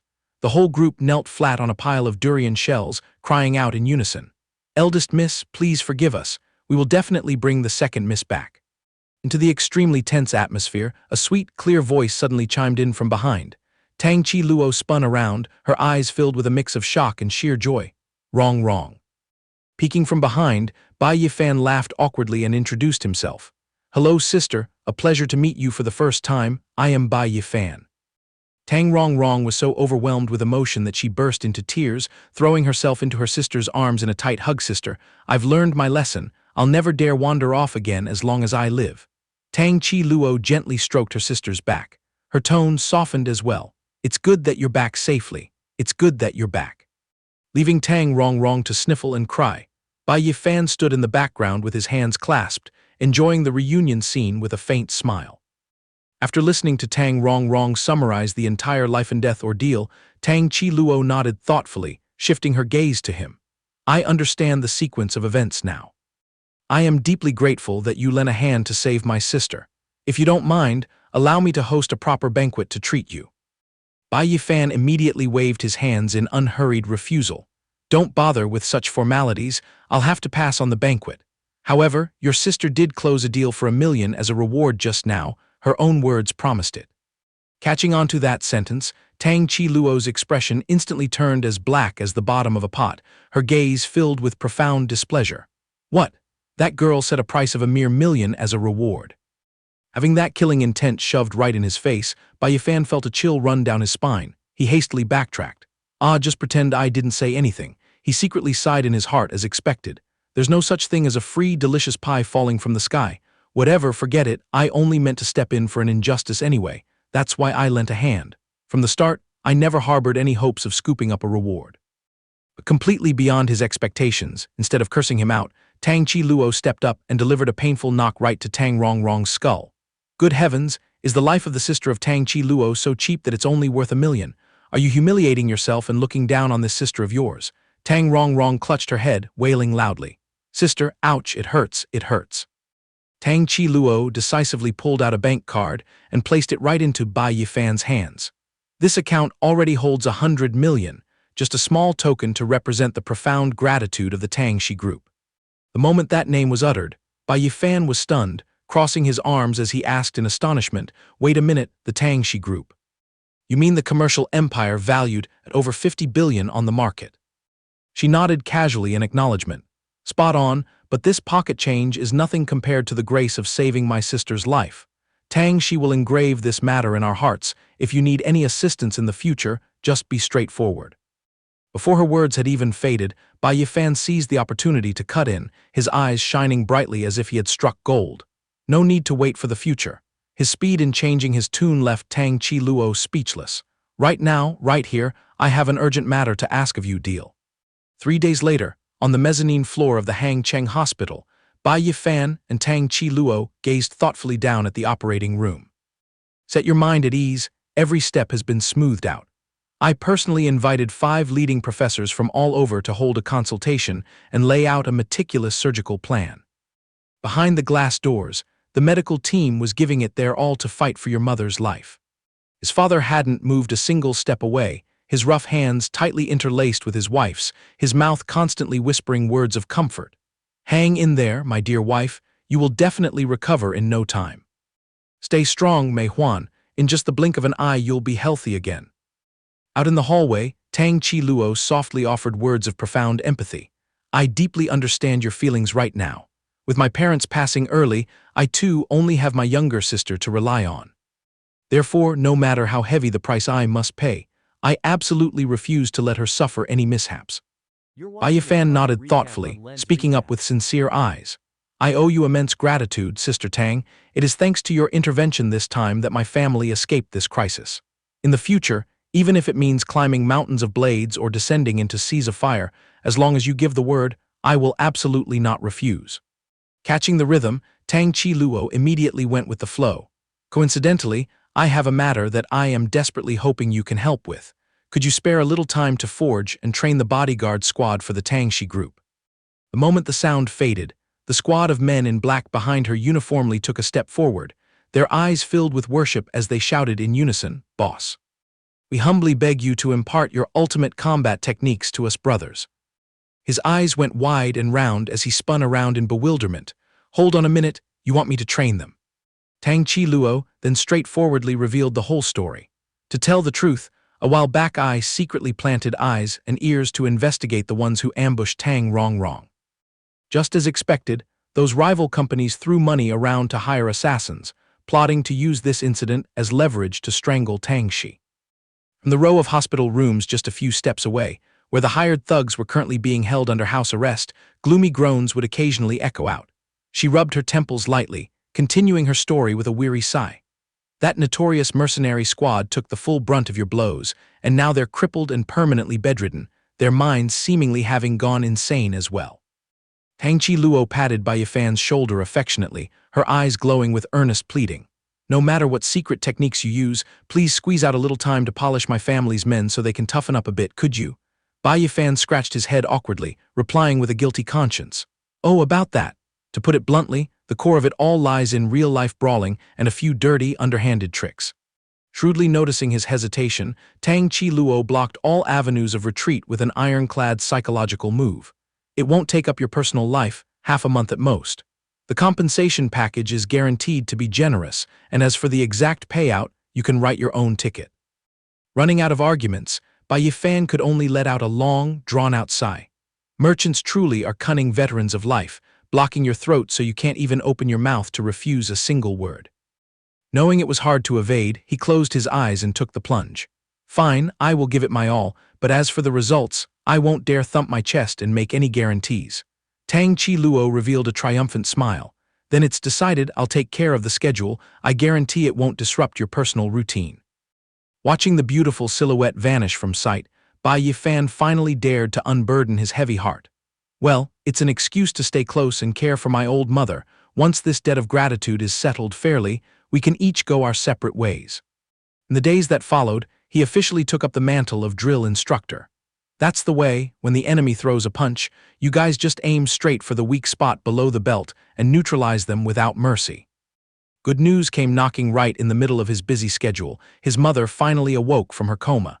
His old father teared up, squeezing his wife's hand as he blubbered. Mei Huan, you finally opened your eyes to look at me. Thanks to choosing the right medical approach, the surgery was a resounding success beyond expectations. Throughout the post-operative period, his father took root by her hospital bed, tending to his wife's every meal and sleep. Try to swallow a few more spoonfuls so you can regain your strength quickly, my dear. Wrapping up an exhausting session on the training grounds, Bai Yi Fan slumped his body into a chair, letting out a sigh of relief. Good Lord, this agonizing journey is finally coming to an end. With the present world temporarily peaceful, it was time to head back to that other place and scout out the situation. In the blink of an eye, he had transmigrated back to the alternate world. Half a month of hectic business made his longing for Mu Jia village burn fiercely in his gut. Mu Tai, Mu Ryu, I wonder how the folks have been surviving lately. However, the sight laid bare before his very eyes the moment he landed immediately choked the beating of his heart. The entirety of Mu Jia village had been burned to the ground, reduced to a tragic wasteland of ash and coal. Everything lay in ruins, with black smoke still rolling resentfully from the piles of rubble. The peaceful hometown had now been turned to nothingness, as horrifyingly tragic as a blood-soaked Asura purgatory. He frantically dug through the debris, straining his neck as he screamed mournfully, Mu Ryu, Mu Tai, Mu Yan, where did everyone hide? A deeply familiar tone of voice tore through the atmosphere from behind him. Young Master Bai, he jumped in shock and spun around. Manager Na Lan led a few figures closer. Her steps were hurried, and a glimmer of salvaged hope flashed in the depths of her eyes. Thank the heavens, you've finally shown your face. We've been camped out here waiting for you forever. She signaled him to follow close behind, heading straight toward a dilapidated storage shed belonging to Wan Bao Lu that was being utilized as a makeshift shelter. Stepping over the threshold, a sprawling mass of blood-soaked victims lay writhing on the ground, waiting to have medicine applied. They leaned against one another, wrapping layers of tattered gauze to stop the bleeding and survive the critical phase. Mu Yan grimaced, groaning continuously, while Mu Tai clumsily offered apologies. Oh, my dear ancestors, brother, please apply it a bit more gently. The creaking sound of the door echoed into the suffocating space. The crowd in the corner had their hearts leap into their throats, huddling together as they cast glares blazing with killing intent. Who goes there? Bai Yi Fan strode into the light, the corners of his eyes brimming with tears as he broke down. Mu Tai, Mu Yan, it is me. Recognizing the face of their benefactor, the entire group tossed aside their defenses, bursting into sheer happiness. It's Bai Yi Fan. He survived and came back to save us. Stepping forward swiftly, he attentively patted Mu Tai's shoulder, his voice choking with bitterness. Uncle, seeing that the village folks managed to keep their lives, I am truly. His unfinished sentence was suddenly cut short as his pupils met the jarring empty space on the man's right side. Bai Yi Fan was horrified to the core, stammering in terror. Uncle, your right arm, where did it go? At that moment, the cruel reality finally slapped him in the face. Not a single intact body remained among the survivors of the village around him. Everyone was tragically mangled and scarred. Mu Tai forced a bitter smile, patting him back on the shoulder, his tranquil voice masking an ocean of sorrow. What does this measly arm matter? Managing to keep the head on my shoulders to keep breathing is already a heaven-defying blessing. An ominous premonition flashed through his mind, and he frantically scanned his surroundings. Wait a minute, where is Mu Ryu? Why can't I find a trace of her no matter how hard I look? The moment the question was dropped, Mutai immediately lowered his head, falling as silent as a sheet of paper. At that very second, in an isolated wing of the hall, Mu Ryu lay flat on a bed of straw, her body wrapped haphazardly in stark white silk bandages, only able to weakly bleed and groan. It hurts so much. The old physician gently lifted her frail body, warmly stroking her to soothe her. Mu Ryu, try to endure it just a little bit. Cleansing your flesh and applying the ointment is the only way to chase the pain away. However, the very moment the protective wrapping peeled away, the young girl accidentally caught her reflection in a basin of water. Her pupils shrank to the extreme, a scream getting caught in her throat. Is this Yaksha demon? Me. In less than a split second, she wildly flailed her arms and kicked away the copper basin. I refused to take the medicine.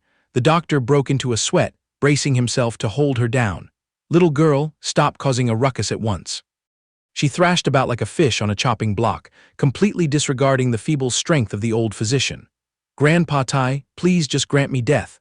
Boo-hoo, living the life of this hideous monster is worse than having my flesh rot and my bones ground to dust. Left with no other choice, Bai Yi Fan slipped in, moving with godly speed as he flicked his fingers to shoot a stream of true chi that sealed her acupoints. The tiny figure went limp in his arms. His eyes were bloodshot with sheer indignation. Close your eyes, Mu Ryu, have a good sleep and all will be well. On the border between consciousness and slumber, her swollen lips trembled as salty tears rolled down her cheeks. Brother Bai Yi Fan, you finally came back to save me. Witnessing this tragedy, Na Lan, standing nearby, also felt her heart clench. She let out a long, sorrowful sigh and explained bitterly, we managed to salvage her last breath, but the tragic part is the fire burned away all her beauty. Not a single patch of flesh was left intact. A budding flower at the peak of her radiant youth, trapped in this horrific state, how is she supposed to live the rest of her beautiful life? As those words reached his ears, the killing intent in Bai Yi Fan's chest exploded. Grinding his teeth viciously, he let out a shattering roar. Which bastard dealt this venomous hand? Na Lan furrowed her brows, decisively exposing the truth. The mastermind is none other than the dog thieves of Lin Jia colluding with the city lord's manor. Shifting the scene to the city lord's manor, Lan Kian sat imperiously on his throne, casting a condescending glance at the lackeys waiting upon him below. Speak up, is there any interesting news today? Lin Wenkai fawned as he stepped forward, clasping his hands and reporting obsequiously. Reporting to Uncle Lan, this junior would not dare disturb you. It just so happens I managed to plunder a batch of exquisite spirit stones, and I have brought them to present to you as a polish to my sheer sincerity. Scratching right where it itched, City Lord Lan laughed until his legs shook, showering him with endless praise. This is of supreme quality, you are a very filial brat. My little girl Lan Xin truly has eyes as bright as torches, picking out a precious son-in-law that's hard to come by. With the flag in hand, Lin Yun Kai gleefully kissed ass right on the spot. For my lord father-in-law to be pleased is already the blessing of 3 lifetimes for this lowly one. Ironically, Lan Xin sitting cross-legged nearby, pulled a sour and irritable face. She tilted her chin up, casting a scornful glance up and down. Tusk, you're only good at singing sweet praises and sucking up to my father. So where is the corpse of that brat Bai Yi Fan? You've turned the place upside down for months and he's still as slippery as a loach. Weren't you twisting your lips promising to vent my hatred for me? Is your miserable capability really limited to just that? Seeing the beauty throw a fit, Lin Yun Kai frantically clung to her, fanning and waiting on her as he cooed with a silver tongue. Oh, Lan Xin my treasure, calm down, calm down. If you keep frowning you'll grow old before your time. Finding the sight of his daughter torturing her future husband an eyesore, City Lord Lan had to play the judge. Lan Xin stop with your stubborn tantrums. That Bai Yi Fan's background is shady, throwing money around on par with an entire dynasty. Lin Wenkai previously reported that he single-handedly crushed a squad of elite assassins from Ansha men. His martial arts are bizarre. Relying on brute force to charge in blindly will only end up burning our troops. We must take our time and slowly cast our net. Those few blunt reasonings completely failed to extinguish the eldest Mrs. Fury. She glared fiercely at her father, her resentment plain on her face. The old fox could only soften his tone to placate his darling. All right, I feel the humiliation you suffered at Wan Bao Lu to the very bottom of my heart. Didn't I already dispatch Lin Wenkai to lead troops and flatten Mujia village? The spilled blood and rolling heads should adequately wash away your hatred. Cut the boy some slack. Borrowing the wind to bend the bamboo, Lin Yun Kai bowed low to add, However, reporting to Uncle, while cleaning up the battlefield, out of the 37 charred bodies we counted, over a dozen suddenly vanished without a single trace. Those maggots must be hiding in some unknown corner, or perhaps some hidden expert threw a wrench in our plans and broke them out. The moment the bad news reached his ears, City Lord Land's expression sank, his voice as sharp as a dagger. If that is the case, issue a lockdown order, capture every last piece of that ragged Mugia gang along with that dog Bai Yi Fan. Even if you have to turn over every single brick in Liuyun City, you must drag them back by their necks to pay with their lives. Back at Wanbaolu, Lan thoughtfully recreated the bloody picture. That is the whole story. My network of eyes and ears in Liuyun City is quite formidable. The moment I caught a whiff of the bloody intent from the city lord's manor plotting to slaughter the village, I immediately dispatched troops for a rescue. As the past rushed back, she bitterly chewed over her absolute helplessness. Tragically, the speed of Lin Jia's massacre was far too barbaric. By the time our reinforcements arrived, the sacred land had already been turned into a graveyard. The terrifying memories echoed back vividly. As the vanguard troops set foot there, all that struck their eyes was a pillar of deadly fire swallowing Mugia village. She had shrieked until her throat was hoarse. Fan out, plow through the east and see if any living souls are left. Tearing through the blazing curtain of fire, the squad of soldiers risked their lives to dive into the epicenter. Someone screamed, "Watch out, the pillars are collapsing. Rush in quick, there's a living soul trapped inside." Those bloodthirsty animals, they even plot to silence kids who aren't even old enough to wipe their own noses. Just as 1,000 pounds hung by a single thread, Mu Yan was scooped up and carried out from the glowing red rubble. "Where is the doctor? Hurry over. This person is still breathing." As for Mu Ryu, she had curled up deep inside a rice vat to dodge the rings of fire, battered and weeping in choking sobs. Heaven took pity, sparing her half of her fragile life. But disaster struck hard, turning the little girl into the most severely charred invalid of the entire tragedy. Ending her stream of reminiscence, Lan shook her head in sheer despondency, her insides withering. With my meager strength and limited talent, even pouring out all my heart's blood, I could only shoulder the weight of that many lives. Facing reality, the manly hero felt a pain as if his guts were being sliced apart. He solemnly bowed low in deep gratitude. "This life-rebuilding grace of Manager Lan, I, Bai Yi Fan, swear to engrave in my bones and etch in my heart, carrying it in my stomach while alive and taking it to the grave when I die." Loathing convoluted formalities, she cut straight to the chase. "All right, young master, how do you plan to play your next card?" The moment the inquiry dropped, his knuckles cracked until they bruised, spitting out a single word filled with sky-piercing killing intent: annihilate. A solitary word, but its lethal weight was enough to freeze white blood solid. Lan turned pale, frantically trying to stop him. Madness. The forces of the City Lord's manor and Lin Jia are crawling with martial masters at the moving blood realm, and their numbers are too many to count.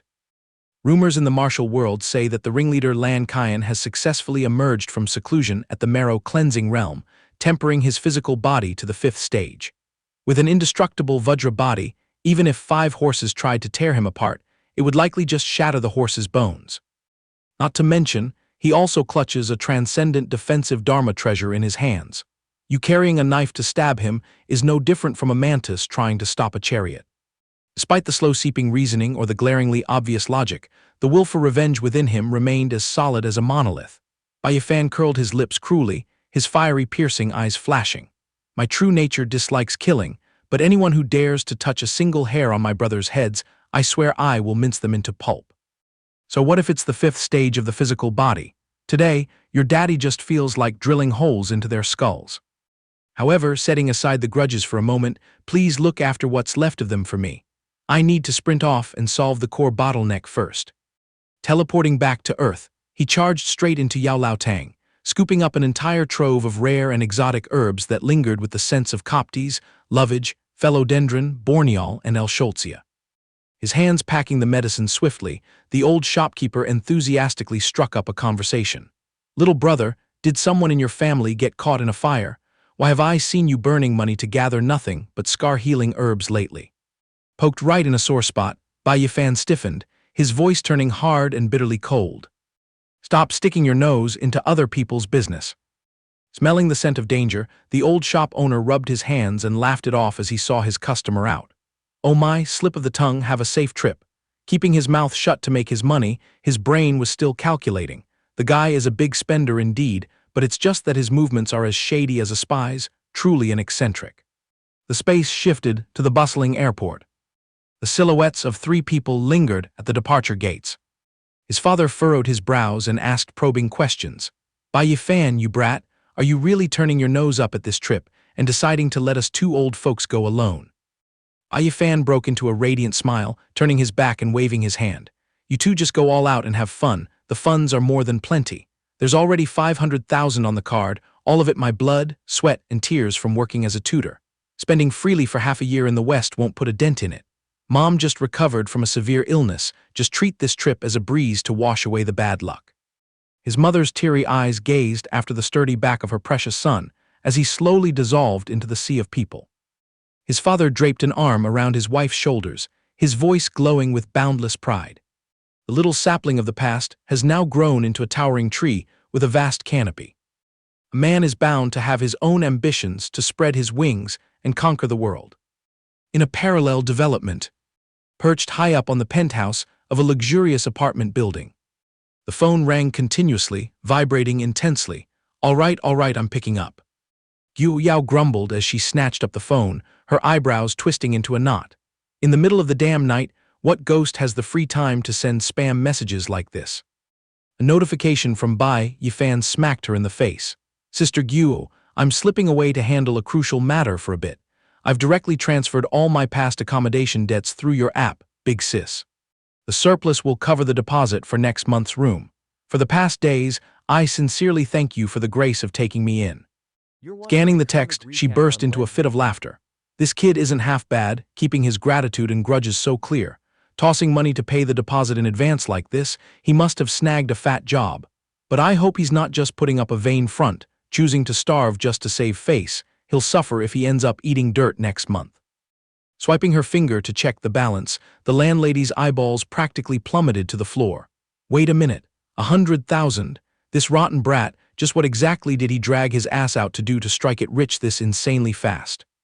Veering over to the alternate worlds branch, Bai Yi Fan tightly gripped the jade bottle, his eyes blazing as he questioned Dr. Tai Sr. Can this pile of spirit herbs finally salvage some sort of miracle? Dr. Tai stroked his white beard, judging with a profound demeanor. Following the ancient manuals to the letter, it's 100% guaranteed without a single deviation. However, I am truly suspicious. Where did you brat, dig up so many mythical masterpieces that have gone utterly unheard of in the martial world? Catching his exclamation, he didn't know whether to laugh or cry. You call this speed fast? To me, it's crawling like a turtle. My spatial ring can only store a tiny bit, which screwed me over for the past few days as I had to play the coolie, smuggling them over here handful by handful. Fragments of the agonizing memory of stuffing things in rushed back. Damn it, I've exceeded the weight limit. I have no choice but to bitterly toss out a few big roots. In a flash, Bai Yi Fan jerked his chin to signal manager Na Lan. I've delivered the goods to the docks, Dr. Tai muttered in his stomach. Grabbing a random root from this tangled mess would be more than enough to buy an entire city. This young master's willingness to go all out for the sake of friendship truly shakes the heavens and the earth. The duo strode right up to where Na Lan was holding a freshly brewed batch of spirit medicine. Bai Yi Fan decisively poured out the tube of specialized medicine, entrusting destiny into her hands. By the edge of the bed, Mu Ryu cried until her pillow was soaked, her trembling lips clinging to faith. Brother Bai Yi Fan, can I truly have my beauty completely restored? He stroked her ragged hair, his tone as sweet as roasted sugar cane. Listen to me, be patient and wait for your flesh to knit back together. I will sponsor you with dozens of the most luxurious silks and brocades. You're absolutely obsessed with gorgeous dresses, aren't you? Yes. Before the tear-soaked atmosphere could evaporate, an ear-piercing crash suddenly erupted. The hanging wall mirror had snapped its string, hitting the floor and shattering completely into 1,000 fragments. Na Lan let out a shrill scream that pierced the eardrums from inside the room. Ah, Mu Ryu. Bai Yi Fan acted like a released spring, kicking the door open and darting inside. What went wrong? What struck his vision was a miracle far beyond his imagination. Mu Ryu stood tall right there, her skin smooth, flawless, and fair. She smiled as brightly as a spring flower blooming, breaking into loud sobs. Brother Bai Yi Fan, I have successfully shed my old skin. Catching sight of the petrified expressions of the crowd she had accidentally shocked, she shyly lowered her head and murmured, "I'm so embarrassed. I went into anaphylactic shock looking at myself in the mirror, so I accidentally smashed it." In the distance, Dr. Tai clutched his chest, panting heavily as he yelled, "Mew Ryu Ryu, you demonic little girl, my old heart nearly dropped out of my chest. I honestly thought the king of hell had come knocking to snatch someone away." The heavy boulder crushing his chest finally fell away. Bai Yi Fan smiled and affectionately rubbed the little girl's head, his gaze full of doting indulgence. "The reborn Mew Ryu Ryu is 10,000 times more sharp and elegant than before. Thank you, my benefactor, brother Bai Yi Fan, for 10,000 generations." In a hidden corner, Na Lan glued her curious eyes to the back of Bai Yi Fan, the man who nonchalantly tossed aside a pinch of dragon tail grass next to a black hole filled with countless priceless, exotic herbs. Her mind was in a chaotic mess of speculation. Just which crack in the universe did this monster actually crawl out of? Having smoothly settled the matter with little Mew Ryu Ryu, he whipped around and threw a branch of premium spirit herb to Na Lan. "Manager Na Lan, take this dragon tail grass as a token of my repayment. Adding to that, I am stuck on a matter and must request your assistance, my lady. Just give me your rough orders." Skipping the flowery words, he stabbed straight to the heart of the matter. "Drag out every last scrap of Wan Baolu's top-tier martial arts treasury and lay it all out here. Additionally, urgently find me a hole to crawl into for secluded cultivation at the absolute fastest speed possible." Living in seclusion at a dilapidated mountain villa, hidden deep within remote mountains and remote valleys, Bai Yi Fan calmly held a bowl of Grandmaster-level demonic beast blood that reeked of a putrid stench. Murderous intent burned and raged wildly in the depths of his eyes. "This is far from enough. I must squeeze dry my potential and evolve faster." The gap in cultivation between him and the marrow-cleansing realm of that dog-thief Lan Kian was still an endless, forbidden abyss. Time waits for no man. Gritting his teeth, he tipped the bowl of blood upside down, chugging it clean in a single gulp. "Even if it means severing my tendons and shattering my meridians, I absolutely must level this massive trench in strength." Riding the momentum of his euphoria, Bai Yi Fan danced with his sword, executing the ultimate technique, the sun-cleaving, heaven-shattering slash. Every razor-sharp arc of the blade roared as it tore through the void, slicing through solid rock like mud and causing debris to explode in all directions. With his power yet to hit the ceiling, he bloodthirstily snatched up the second bowl of beast blood. Gulping it down until it was utterly empty, the crazed training machine rebooted, with each subsequent slash insanely overpowering the one before it. Still not satisfied, this much hasn't even scratched the surface. Out in the corridor, Dr. Tai stood with his hands clasped behind his back, his heart leaping into his throat as he peeked into the training grounds. "Manager, exactly how many dozens of secret manuals did you sneak to this madman? He's grinding away, forgetting to eat and sleep until the bags under his eyes are swollen. Are we absolutely sure he won't undergo chi deviation? The most disgusting part is, unless these old eyes are going blind, why do I see him chugging high-grade demonic beast blood like he's slurping plain water?" Alan shook her head nonchalantly, replying with an extraordinary demeanor. "Dr. Tai, in the foul winds and bloody rain of the martial world, the less you know, the longer you live." She turned on her heel, her pupils locked tightly onto the hurricane raging in the center of the courtyard, muttering to herself, "Even if this guy pops out with another heaven-defying ability right now, this lady is already immune to surprise." Under the shroud of freezing moonlight, Bai Yi Fan remained like a slaughtering machine, relentlessly swinging his sword without even pausing for a single breath. Torrential rain, swordplay, silver moon, demon slash. The trajectory of the sword chi swept through, shaving the surrounding vegetation entirely bald and cleaving the earth to form brutal, jagged fissures. As the night dropped its dark velvet curtain, the killing machine finally came to a halt at the epicenter. Sweat drenched his clothes, yet his expression radiated ultimate euphoria. Well, the shackles and bottlenecks have been broken." He tilted his head back and let out a refreshing roar, his dantian erupting with an oppressive aura. The fourth layer of the flesh, the late stage of the blood condensation realm, breaking the cocoon to become a butterfly, absolute peak. Catching the moment, Na Lan ordered 2 maidservants to trot over carrying equipment. Young Master Bai is too incredible. In just half a month of secluded cultivation, he has leaped directly to the late stage of the blood condensation realm. Bai Yi Fan slipped his hands into his blood-stained sleeves, turned to face her, and spoke with a voice as cold as brass. "For the days of freeloading and clinging, I highly thank Manager Na Lan for taking care of me. It is time to strike and collect the blood debt. If by tomorrow I am no longer here to breathe the air, I request you to gather Ryu and Mutai's group, uproot yourselves, and flee this place of conflict quickly. Sensing the heavy and murky implications, Na Lan stepped forward, offering a brocade box carved with intricate patterns. Her face grew stern. Young master, do not be so hasty. He reached out to accept the treasure, popping the lid open to examine it. His eyes showed utter bewilderment. What kind of toy is this? She explained clearly in one breath that barbarian bull talisman will help you maximize your physical strength. The one next to it is a protection talisman, specifically used to block a fatal blow. The effect lasts for about half an incense stick of time. It should more or less save your life when you are in dire straits. As a bonus, she unsheathed a blindingly brilliant sword. Allow me to introduce the chariot cleaving sword, a priceless treasure of the Yan state, rumored to possess a spirit that protects its master. This lady exhausted all connections from the branches of the Wan Bao Pavilion to transfer it here for your temporary use. Caressing the freezing blade, his eyes flared with a radiant light. I am in awe of Manager Na Lan's generosity. As for the silver for this item, I promise to. Na Lan waved off the formalities, her gaze sharp as steel. Forget it, no need to talk about money.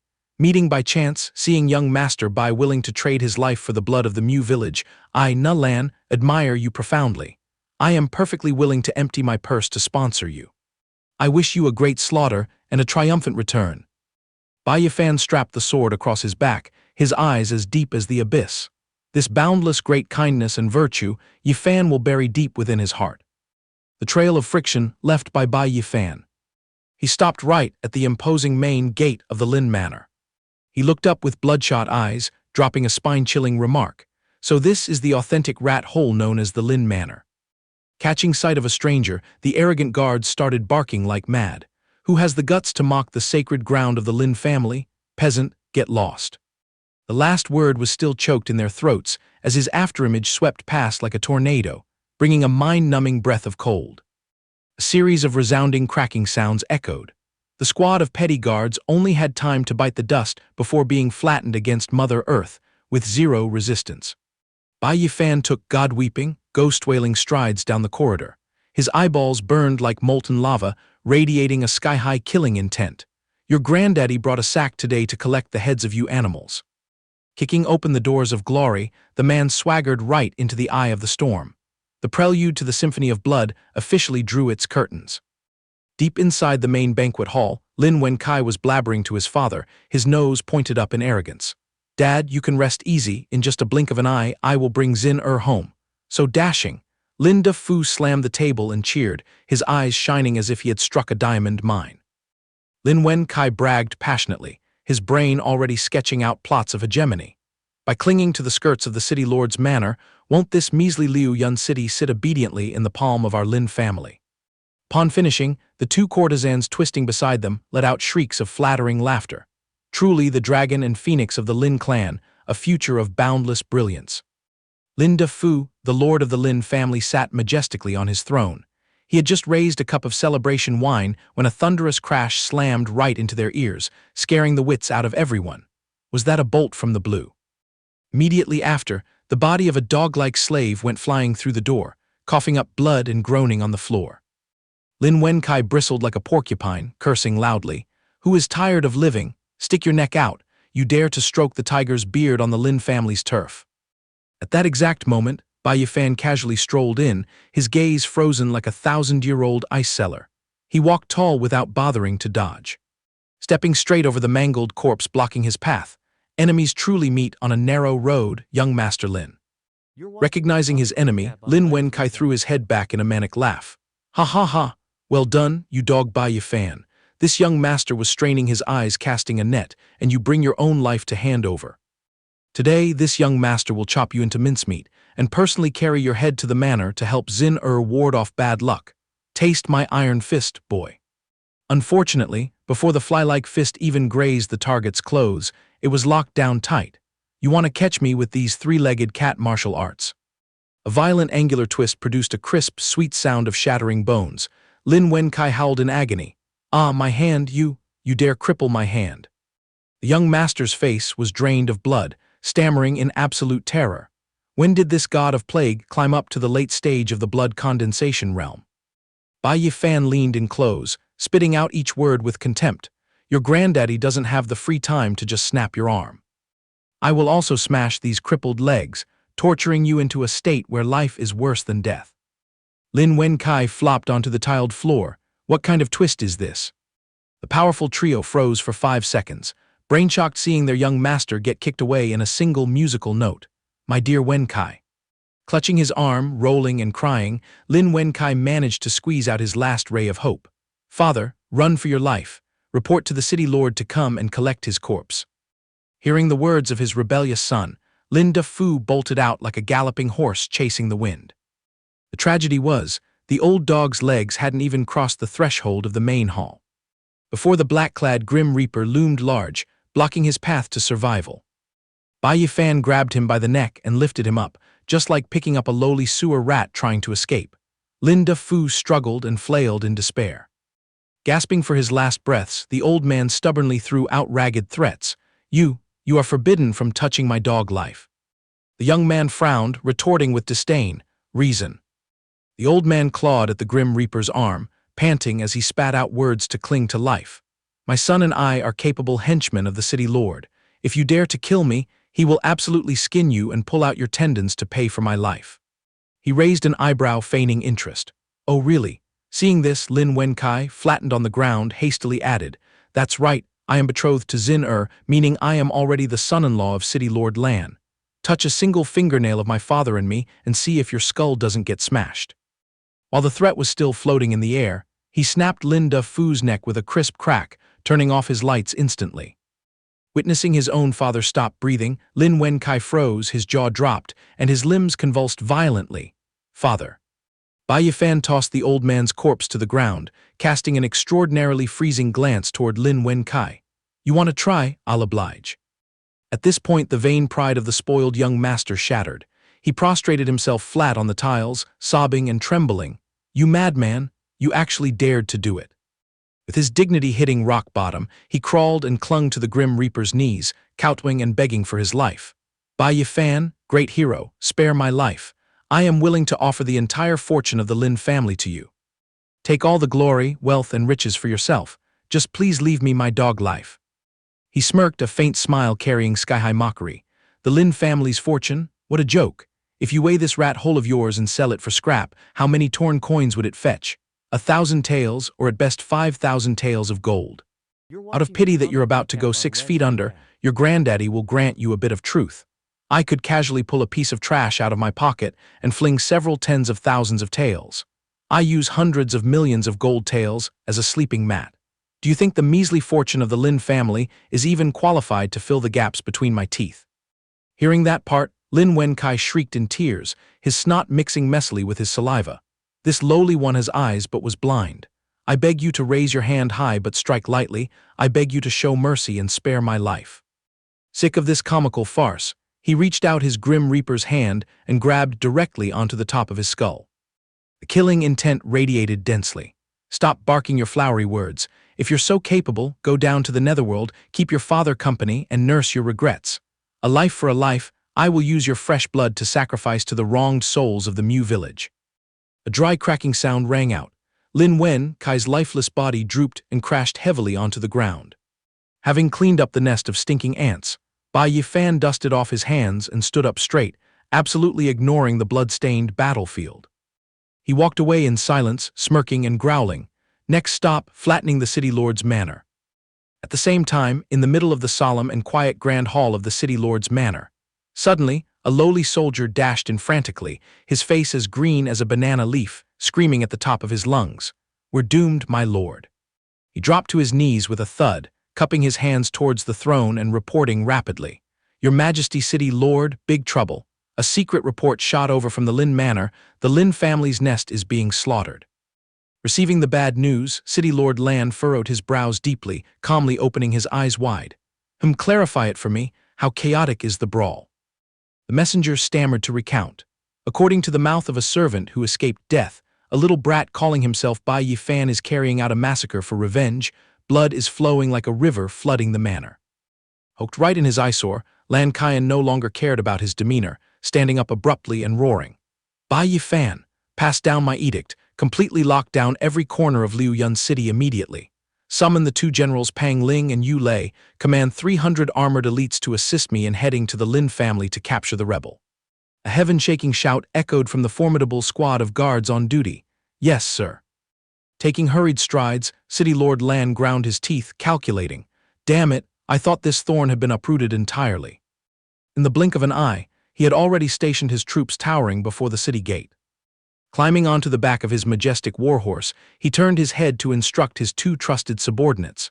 Yuan Nao, Zai Bing, you two guard the manor and protect the eldest Mrs. Life at all costs. If you see any trouble, you must fire a signal flare to report immediately. Receiving the sacred edict, the dynamic duo cupped their hands in a salute, replying clearly, Your generals understand. The cavalry with gleaming swords and blades trailed closely behind City Lord Lan, thundering forth and crushing the silent night. At the same moment, hidden behind the ornate palanquin curtains, Lan Xin lifted the velvet drape, curiously eavesdropping on the noisy commotion. General Zai, General Yuan, where is father taking the troops to quell a rebellion that he's making such a huge fuss? One of the two guardian figures hastily bowed, respectfully responding. Reporting to the eldest miss, he has mobilized the troops to surround and capture a heavy criminal of the royal court. She raised an eyebrow and demanded, catching a criminal but leaving you two useless trash at home as decorations. General Yuan broke into a sweat trying to explain. The Lord City Master specially confined us to the manor just to stand guard in case some thieves were prowling around. Understanding the words, Lan Xin haughtily tiptoed her jade feet out of the palanquin. She walked while pointing her nose up and directing. Fine then, you two just plant yourselves like stakes guarding the courtyard gates. When I get bored, I will holler and call for you, understood. She gracefully strode into her boudoir, followed closely by two chirping maidservants. She let out a haughty sigh. My father makes such a fuss over nothing.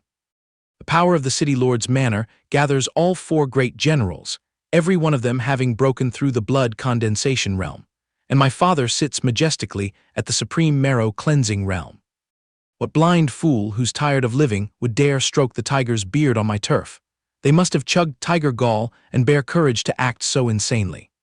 A maidservant sidled closer, flatteringly offering words. Infinite blessings to the young miss, let this servant serve you in changing into your nightgown. What color of silk and brocade does my lady fancy tonight? Mentioning clothes, Lan Xin glared, her eyes pinned directly on the gorgeous dress hanging on the rack. Her vision blazed with hatred. Why is this ragged piece of cloth still hanging conspicuously right here? Didn't young Master Lin thump his chest claiming this was a priceless treasure? She hissed through her teeth, spitting toxic insults. That cheap wench Mu Ryu isn't even qualified to bend over and lick my shoes. How could her brocade compare to my royal robes? It's all because that stupid, colorblind Lin Wenkai picked up a rag masquerading as a treasure and brought it to flatter me. Drag it to the trash heap and burn it immediately. It's an eyesore. Fury unquelled, Lan Xin snapped a horn comb in half, her eyes streaked with blood. Mentioning those bugs from the Mu village only dirties this young miss's ears. Not to mention that little brat Bai Yi Fan, who dared to snatch my Dantian token right out from under me. The next time we meet, I will personally split his dog's skull in half to use as a water dipper. But the good show was just beginning. A freezing draft billowed up heavily from the darkness right behind her neck. The two maidservants had already hit the deck, collapsing onto the tiled floor, dying instantly without time to utter half a word. Discovering the incident, Lan Xin's face paled. She stumbled backward, trembling. Hey Hong Lu did you two drown and die? An icy tone akin to the underworld echoed, piercing straight to the bone marrow, making her break out in goosebumps. Eldest Miss Lan, by what method do you plan to split my skull? She snapped her head around, her soul shattered, screaming in terror. You, how did you get in here? This is the city lord's lair. You actually ate tigers fat to have the guts to storm into the territory of the city lord's manor. Bai Yi Fan clasped his hands behind his back, leisurely cornering his prey into a dead end. His voice was light as a feather yet sharp as a razor blade slicing over goosebumps. Does the city lord's manor grow extra heads? She backed away cowardly, her limbs turning to jelly, sobbing and pleading. You, I forbid you from taking another step. A liver-tearing, lung-ripping scream burst from Lan Xin's throat. Help, an assassin. Bai Yi Fan casually added a sentence. Not only that, The hundreds of guards in the courtyard, along with those two half-blood realm generals standing watch, have all been escorted to the Yellow Springs by me. Lan Xin-er's face instantly turned deathly pale, her heart skipping a beat as if it had stopped entirely. In her mind right now, only a single horrifying thought swirled around. This Bai Yi Fan actually single-handedly killed two half-blood realm generals. And his method of striking was as fast as lightning, leaving me completely unaware of the slightest commotion.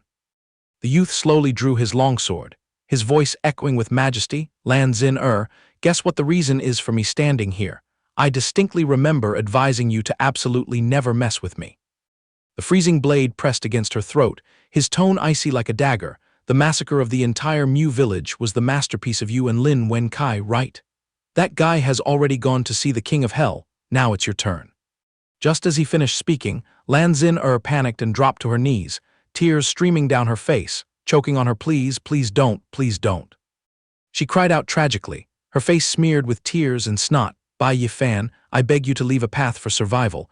I am only 18 years of green youth. I truly don't want to die as long as you leave me a way to live. I am willing to be your ox or your horse. Bai Yi Fan maintained a solemn expression, his eyes bone-piercingly sharp and cold. Mu Ryu was only 13.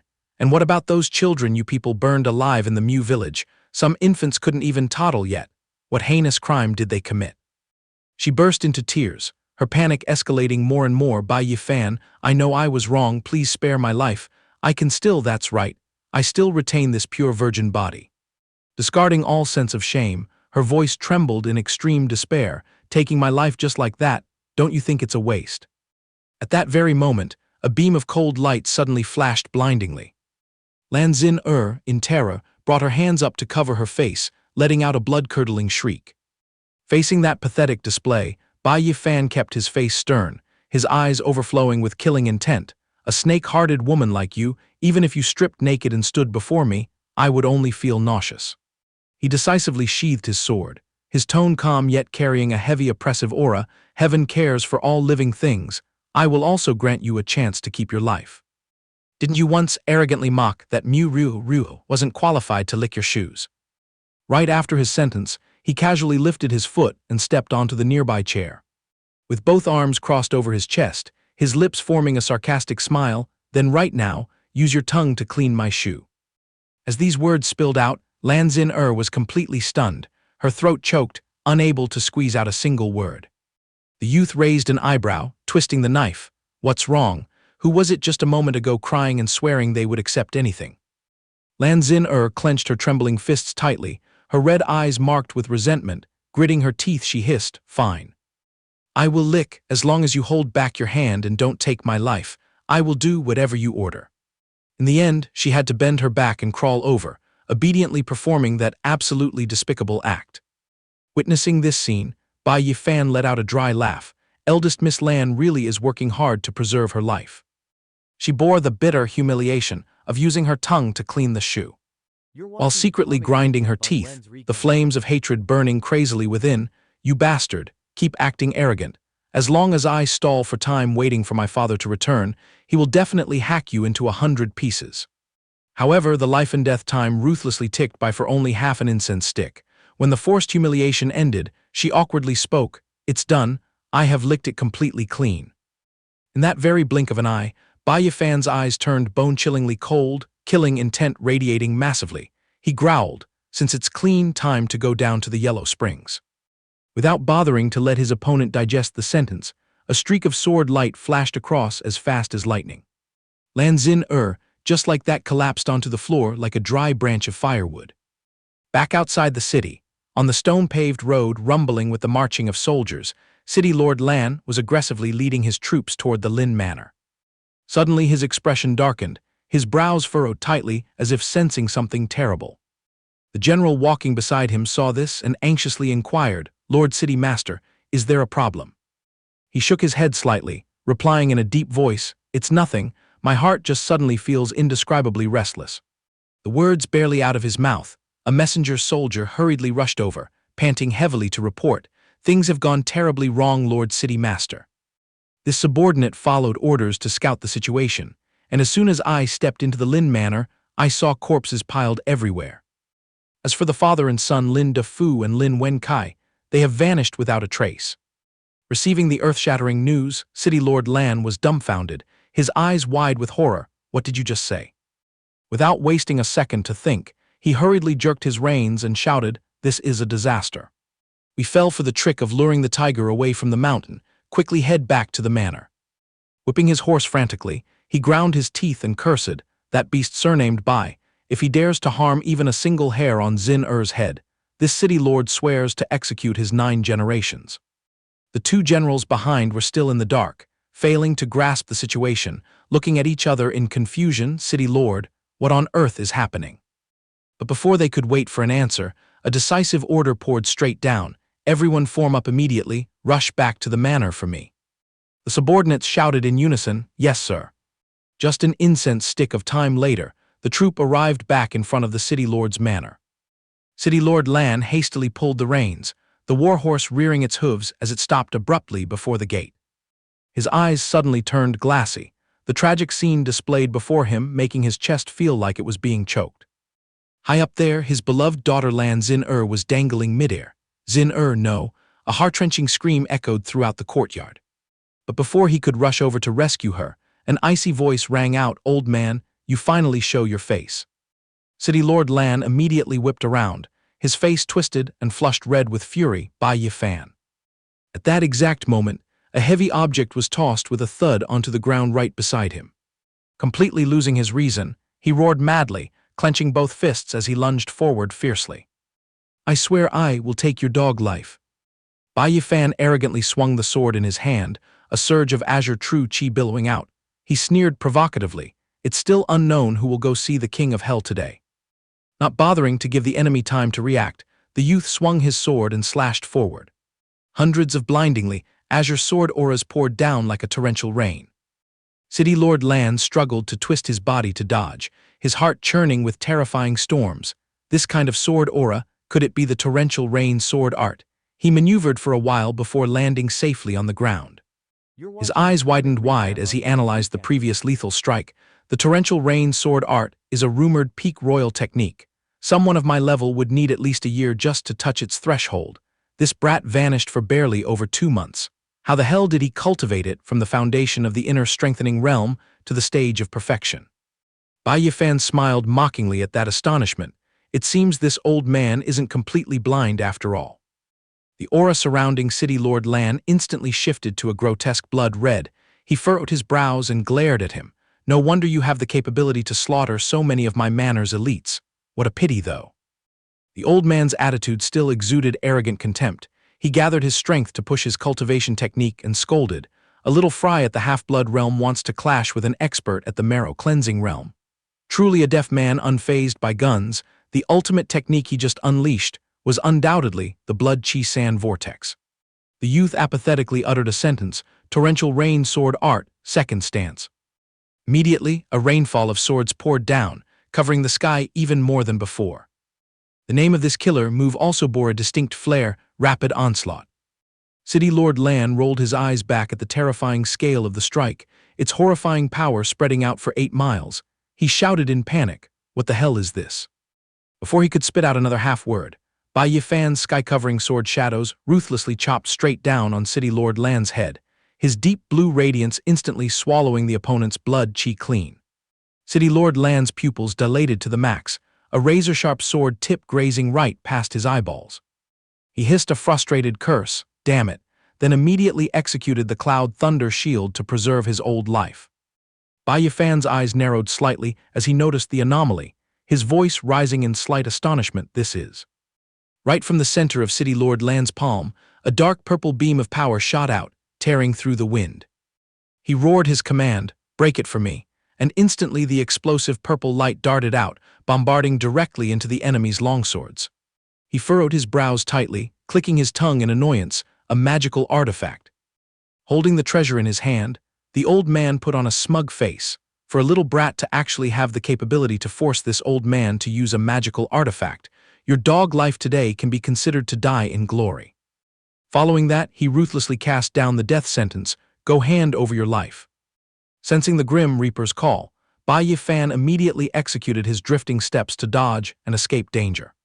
The killer move carrying the purple light roared as it slashed straight down at the top of his head. City Lord Lan roared in triumph, "Let's see you run to the ends of the earth." The youth glanced at the speed of the technique and internally cried, "Foul, I'm screwed, I can't dodge in time." The ruthless surge of power bombarded the target, detonating a blazing purple halo that lit up the entire space. City Lord Lan burst into a bizarre fit of laughter, taking the chance to show off his might. "Little beast, run if you're so good, let's see you escape again." Yet as the thick smoke and dust dispersed, Bai Yi Fan still loomed there without a single scratch on his skin, causing the old man to howl in shock. "What the hell? What is going on?" He stared wide-eyed, his tone distorted by astonishment. How the hell is he completely unscathed? Bai Yi Fan stood casually inside a golden defensive halo, leisurely retorting, "Great City Lord Lan, your lightning technique flailing about seems to just be a minor itch." The closer he looked, the more chills ran down the old man's spine. He glanced around and was horrified to realize his killer move had vanished. The lightning power had actually been completely drained. At this moment, Bai Yi Fan unhurriedly pulled out a talisman, gently explaining, "The protection talisman gifted by manager Na Lan is indeed a good item. Now let's pull out the remaining trump card to test it out." He loudly chanted the incantation, simultaneously tossing the barbarian demon talisman high into the air. City Lord Lan was now no different from a fish on a chopping block, sinking deeper and deeper into the terrifying pressure from his opponent, to the point where he screamed in terror, "Talismans! This brat actually hoards talismans." Bai Yi Fan, his entire body glowing with a sapphire aura, bravely charged forward, torrential rain sword art, third stance. An azure surge of power billowed like a tsunami, radiating from the majestic sword tip. City Lord Lan, like a cornered dog jumping over a wall, summoned his purple lightning directly, gritting his teeth to put his all into a do-or-die clash with him. "You brat tired of living, this old man will fight you to the death." The dark purple lightning strike, named Thunderbolt of 10,000 armies, collided explosively with the youth's deep blue majestic aura.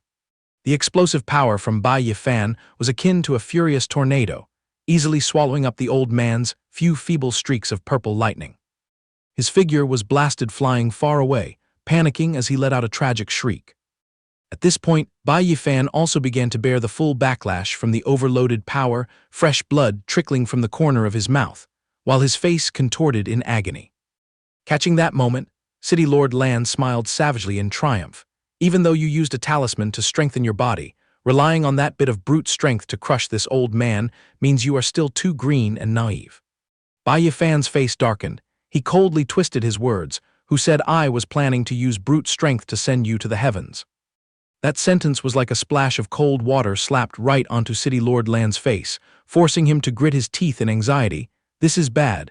Could it be this brat is still hiding a trump card?" Words barely leaving his mouth, Bai Yi Fan had already gripped his sword and charged straight ahead, casually dropping the words, "Truthfully, it doesn't even count as an ultimate technique." City Lord Lan was so panicked he only had time to squeeze out the word speed, because the move he just unleashed was teleportation. The old man glared in despair at Bai Yi Fan's flashing sword shadow. "This is the condensation move."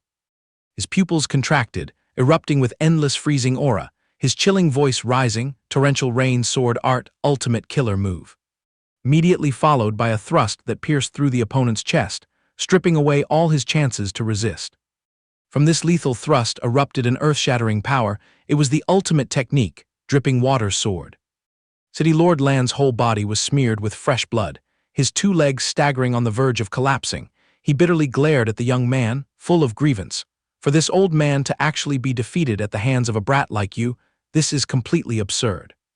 He swung his blood-stained blade high, indifferently replying, "From the very moment you sowed evil karma, you should have understood that sooner or later, a day of retribution would come." Bai Yi Fan's face bore a trace of cruelty as he nonchalantly declared the death sentence. "It can end now." A slash cleaved straight into City Lord Lan.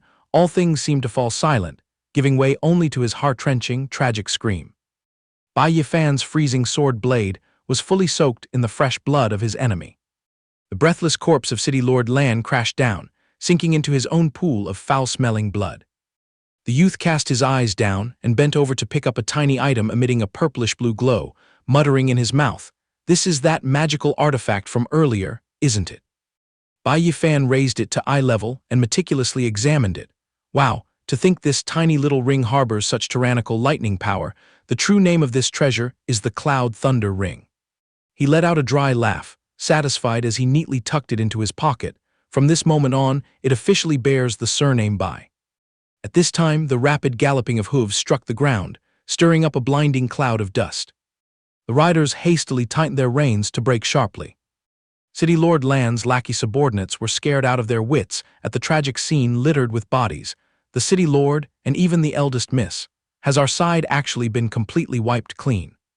Bai Yi Fan stood towering like an evil god, taking on 10 at once, loudly declaring beside the plump corpse of City Lord Lan, "Prick up your ears and listen closely, drop your weapons and you live."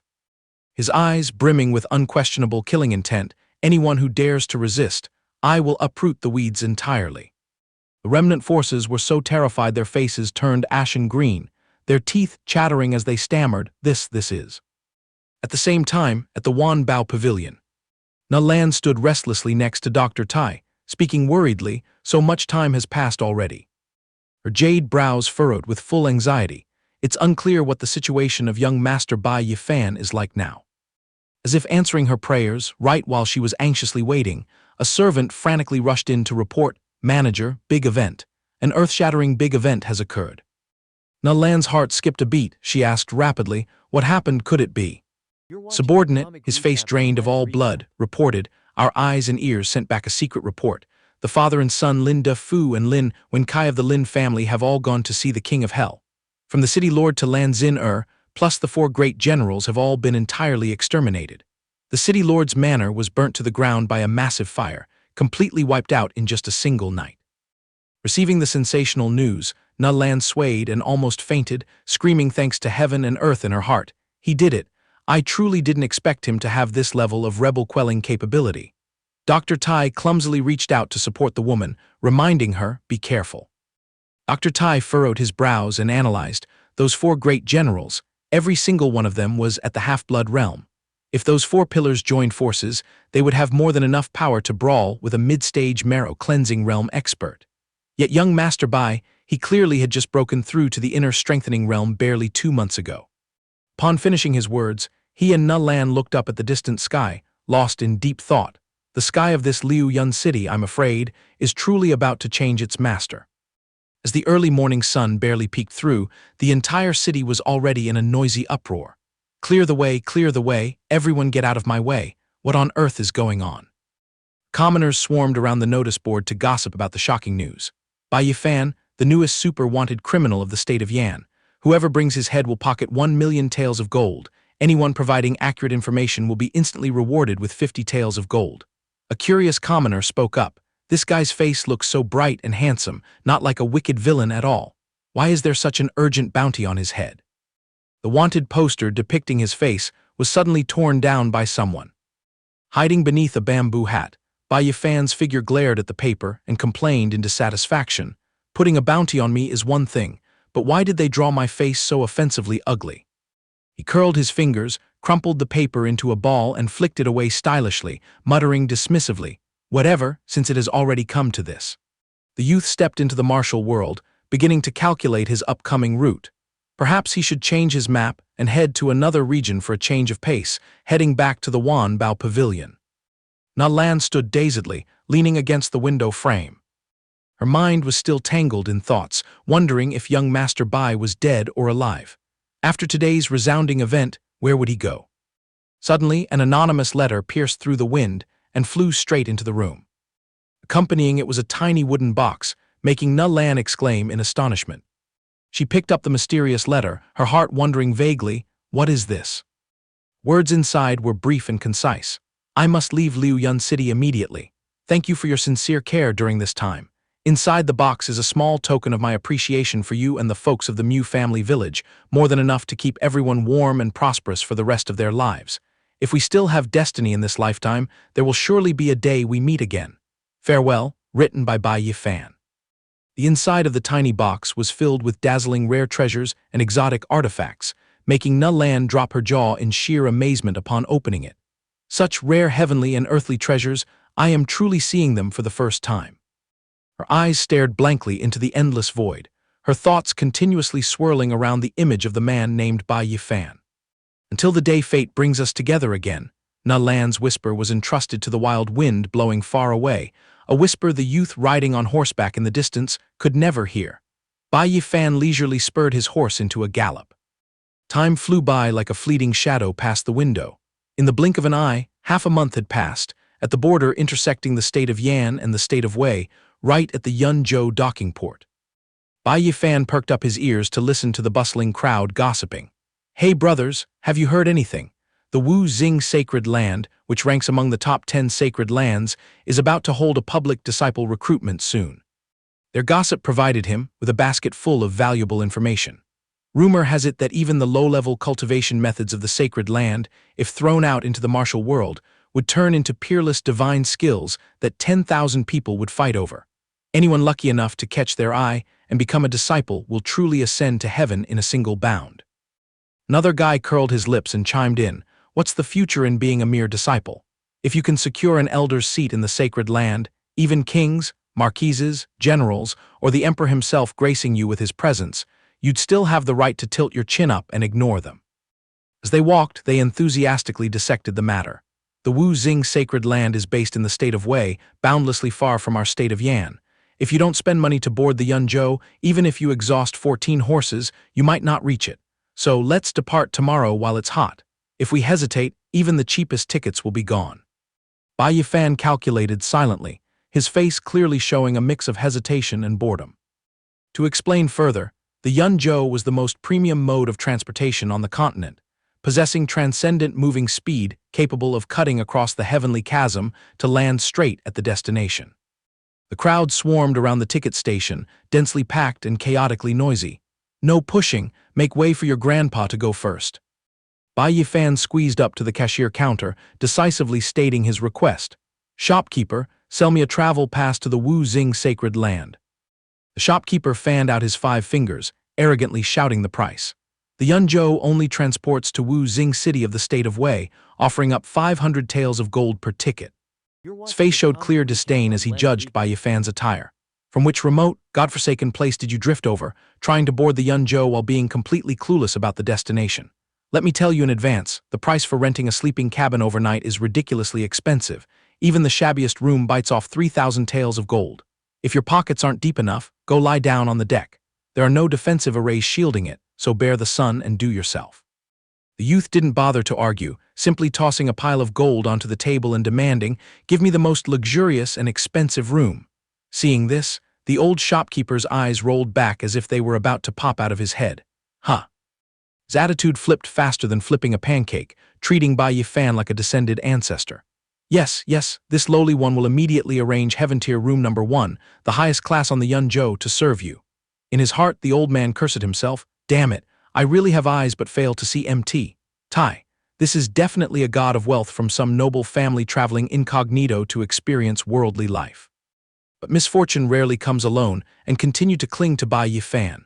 "Shopkeeper, wait. I'll smash double the money to buy out Heaven Tier Room Number 1. The arrogant person who just cut in was the heir of the Kang Prince's mansion, Wang Teng, with an arrogant princess named Wang Meng from the Ling Yang mansion tucked under his arm.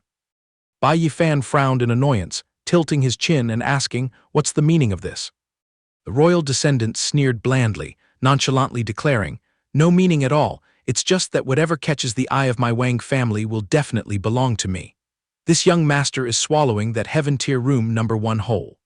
Bai Yi Fan's face hardened, crossing his arms and retorting, "Hey, look closely, your grandpa here already put down the money for this room."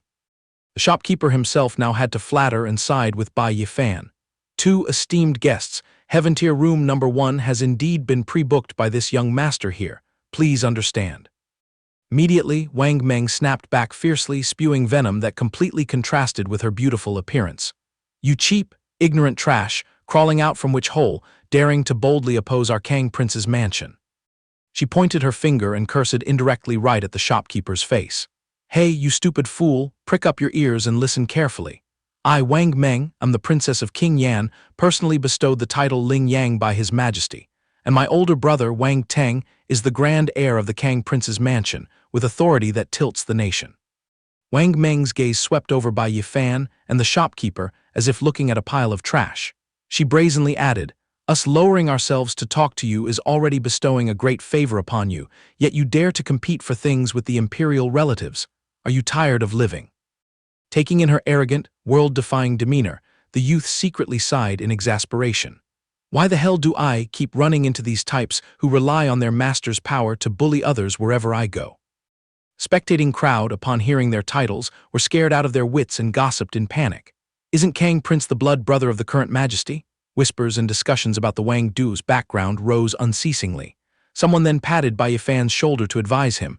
No one expected them to be of royal descent. "Kid, just yield the room to them before you invite disaster upon yourself. You can't mess with royal identities." The young man wasn't easily scared into backing down, casually slapping back verbally. "So what if he's a prince's heir? Kings, marquises, and generals are all just vague, empty titles anyway." Every word Bai Yi Fan spat out stabbed straight into the sky-high egos of the man and woman. "Once I lock down this room, it belongs to me forever. Even if you bring a mountain of money to smash me with, don't even think I'll yield." His tough attitude turned the two nobles purple with rage, only able to glare and growl, "You." Bai Yi Fan concluded with a guest-dismissing remark, dropping a bottomless insult. "If you know what's good for you, scram to the back of the line and wait, you two idiotic dogs." Wang Teng went mad with rage, growling like a wild beast. "You little brat!" Bai Yi Fan, deaf and fearless, tilted his face up to meet the challenge. "So what?" Shopkeeper, caught in the middle, was worried sick, having to lower himself to soothe and pacify. "Young Master Wang, why don't you bear with it and go line up downstairs? This lowly one swears to save heaven tier room number 2 right next door for you." His heart felt like it was sitting on a pile of fire. Oh heavens, one side has a powerful background backing them, the other side has money to crush people to death. Offending either side won't end well. Wang Teng still bared his fangs, biting tightly onto his prey without letting go. "I'll warn you one last time. Do you know how tragic the outcome of daring to pluck the whiskers of the Kang Prince's mansion's tiger will be?" Bai Yi Fan smirked and mimicked him exactly. "Then, do you know what bitter fruit you'll eat by offending this young master here?" The air was boiling with anger at his arrogant attitude, spitting out words reeking of threats. "Good, you're very good. Don't say this young master didn't warn you. Bringing your face out into the martial world and enjoying making enemies, this cheap life of yours will be lost sooner or later. When you die in a ditch somewhere, you won't even know why." Bai Yi Fan stroked his chin and sneered, pretending to agree with his opponent's truth. "These words of yours make perfect sense, but—" However, he still followed up with a burst of arrogant laughter. "In the end, whose life meets bad luck first, I'm afraid we'll only know when the dust settles." Wang Teng fiercely ground his teeth, cursing inwardly. What kind of peasant crawled out from whatever crevice, actually daring to cut off the heir's path of retreat? The shopkeeper, sweating profusely, still tried desperately to mediate. "Please be lenient, you two great masters. The Yunzhou is about to set sail. If you keep haggling, I fear we'll miss the trip."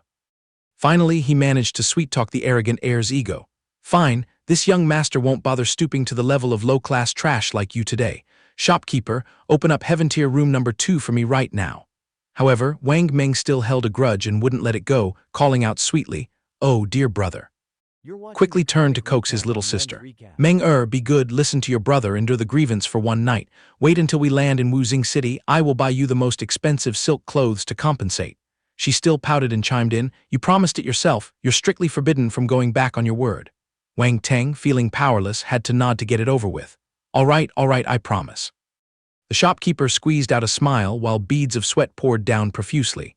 Yes, this lowly one will secure heaven tier room number 2 for young Master Wang right away." In his heart, a 1,000-pound boulder was lifted. Thank heaven and earth, the storm has finally calmed. But alas, the one who threw a wrench in the works and refused to let it go this time was Bai Yi Fan. "Hold on, did I give permission to finalize the room?" Wang Teng whipped around annoyed and gave a cold snort. "Huh." He lazily picked his ear, leisurely declaring, "My lifestyle has always been that whenever I close my eyes, I'm extremely allergic to noisy people next door." Speaking of which, he slammed down dozens more dazzling gold ingots, using the power of money to crush everything. "Shopkeeper, all the rooms in the heaven tier section, this young master is booking the entire package." Wang Teng's jaw dropped in dumbfounded shock, while the shop owner was dazzled by the fat pile of gold, stuttering in confusion. This. The royal descendant pointed a trembling finger, purple with rage. "You bastard, what the hell are you trying to mess up?" Bai Yi Fan shrugged nonchalantly. "The rule of the game is first come, first served. I haven't even finished naming my price. Why are you fighting for the room? What, got any objections?" Seeing the money, the shopkeeper's eyes lit up, hastily bowing down to present the items. "Young master, please take this. This is the complete set of keys for the premium heaven tier section. By the way, young master Wang, please swallow your bitterness and go back to the end of the line." He gloated inwardly. After securing this deal, it's best to slip away quickly. Hit the jackpot this time, won't have to worry about running out of funds for the rest of my life. The ticket seller's attitude made a smooth U-turn. Bai Yi Fan left the counter satisfied. That's how it should be, leaving behind the Wang siblings, who were grinding their teeth loudly and glaring at his back. "You little brat, just you wait and see." Bai Yi Fan strolled for a distance, then casually tossed a room key card, tipping a passing commoner just to infuriate those nobles. "This young master sees that your demeanor is quite calm, completely unlike some noisy brain-dead fools. I'm gifting this room to you." The surrounding crowd erupted in excitement. "Oh my God, giving it away for free." Wang Meng bristled with anger, cursing shrilly. "Brother, this bastard is clearly taking advantage of the situation to intentionally humiliate us." He clenched his fists to suppress his fury. "Shut up, I'm not blind, I don't need you to tell me." A moment later, when the Yunzhou had taken off and soared into the sky, Bai Yi Fan was taking a leisurely stroll on the deck. When suddenly a gruff voice called him back sharply, "Stop right there for me." A hulking giant appeared, blocking his way. "Your grandpa here has something to discuss with you." Bai Yi Fan swept his eyes over this giant, casually dropping one word, "Who are you?" In the next scene, the two dudes were actually sitting shoulder to shoulder, drinking heavily on the bow of the ship. The two wine cups clinked against each other, the intoxicating aroma of alcohol wafting through the air. The muscular guy, introducing himself as Liu Wei, mumbled while chewing loudly and slapping his thigh. "Kings, marquises, and generals are just empty titles. Bro, you hit the nail on the head. That was a great scolding, you scratched right where it itched for me." Bai Yi Fan blinked, interrogating with a vague expression. "So what exactly is your background?" The guy thumped his chest proudly. "This young master is named Liu Wei, a young master of a merchant guild family in the state of Wu, and what might brother's name be?" He replied indifferently, "Bai Yi Fan, a citizen of the state of Yan." Inwardly, he was secretly analyzing this Liu Wei's family background. The state of Wu is right next door to the state of Yan, famous for its martial spirit. Generally speaking, their core strength is about on par with my homeland. The burly guy burst into a hearty laugh that pierced the sky. "Meeting by chance like drifting duckweed is also a wondrous fate. Your act of throwing money to crush someone just now, I, Liu Wei, witnessed it all clearly. I truly admire that arrogant aura, which is why I showed my face to ask for your friendship." He suddenly changed to a stern tone. "I won't hide anything from you, brother. This young master booked this trip to pave the way into the Wu Xing Sacred Lands assessment. If that Wang Tengdu dares to bring people to exact revenge on you, just give a shout. I'll be the first to tear them apart." Then he enthusiastically offered his protection.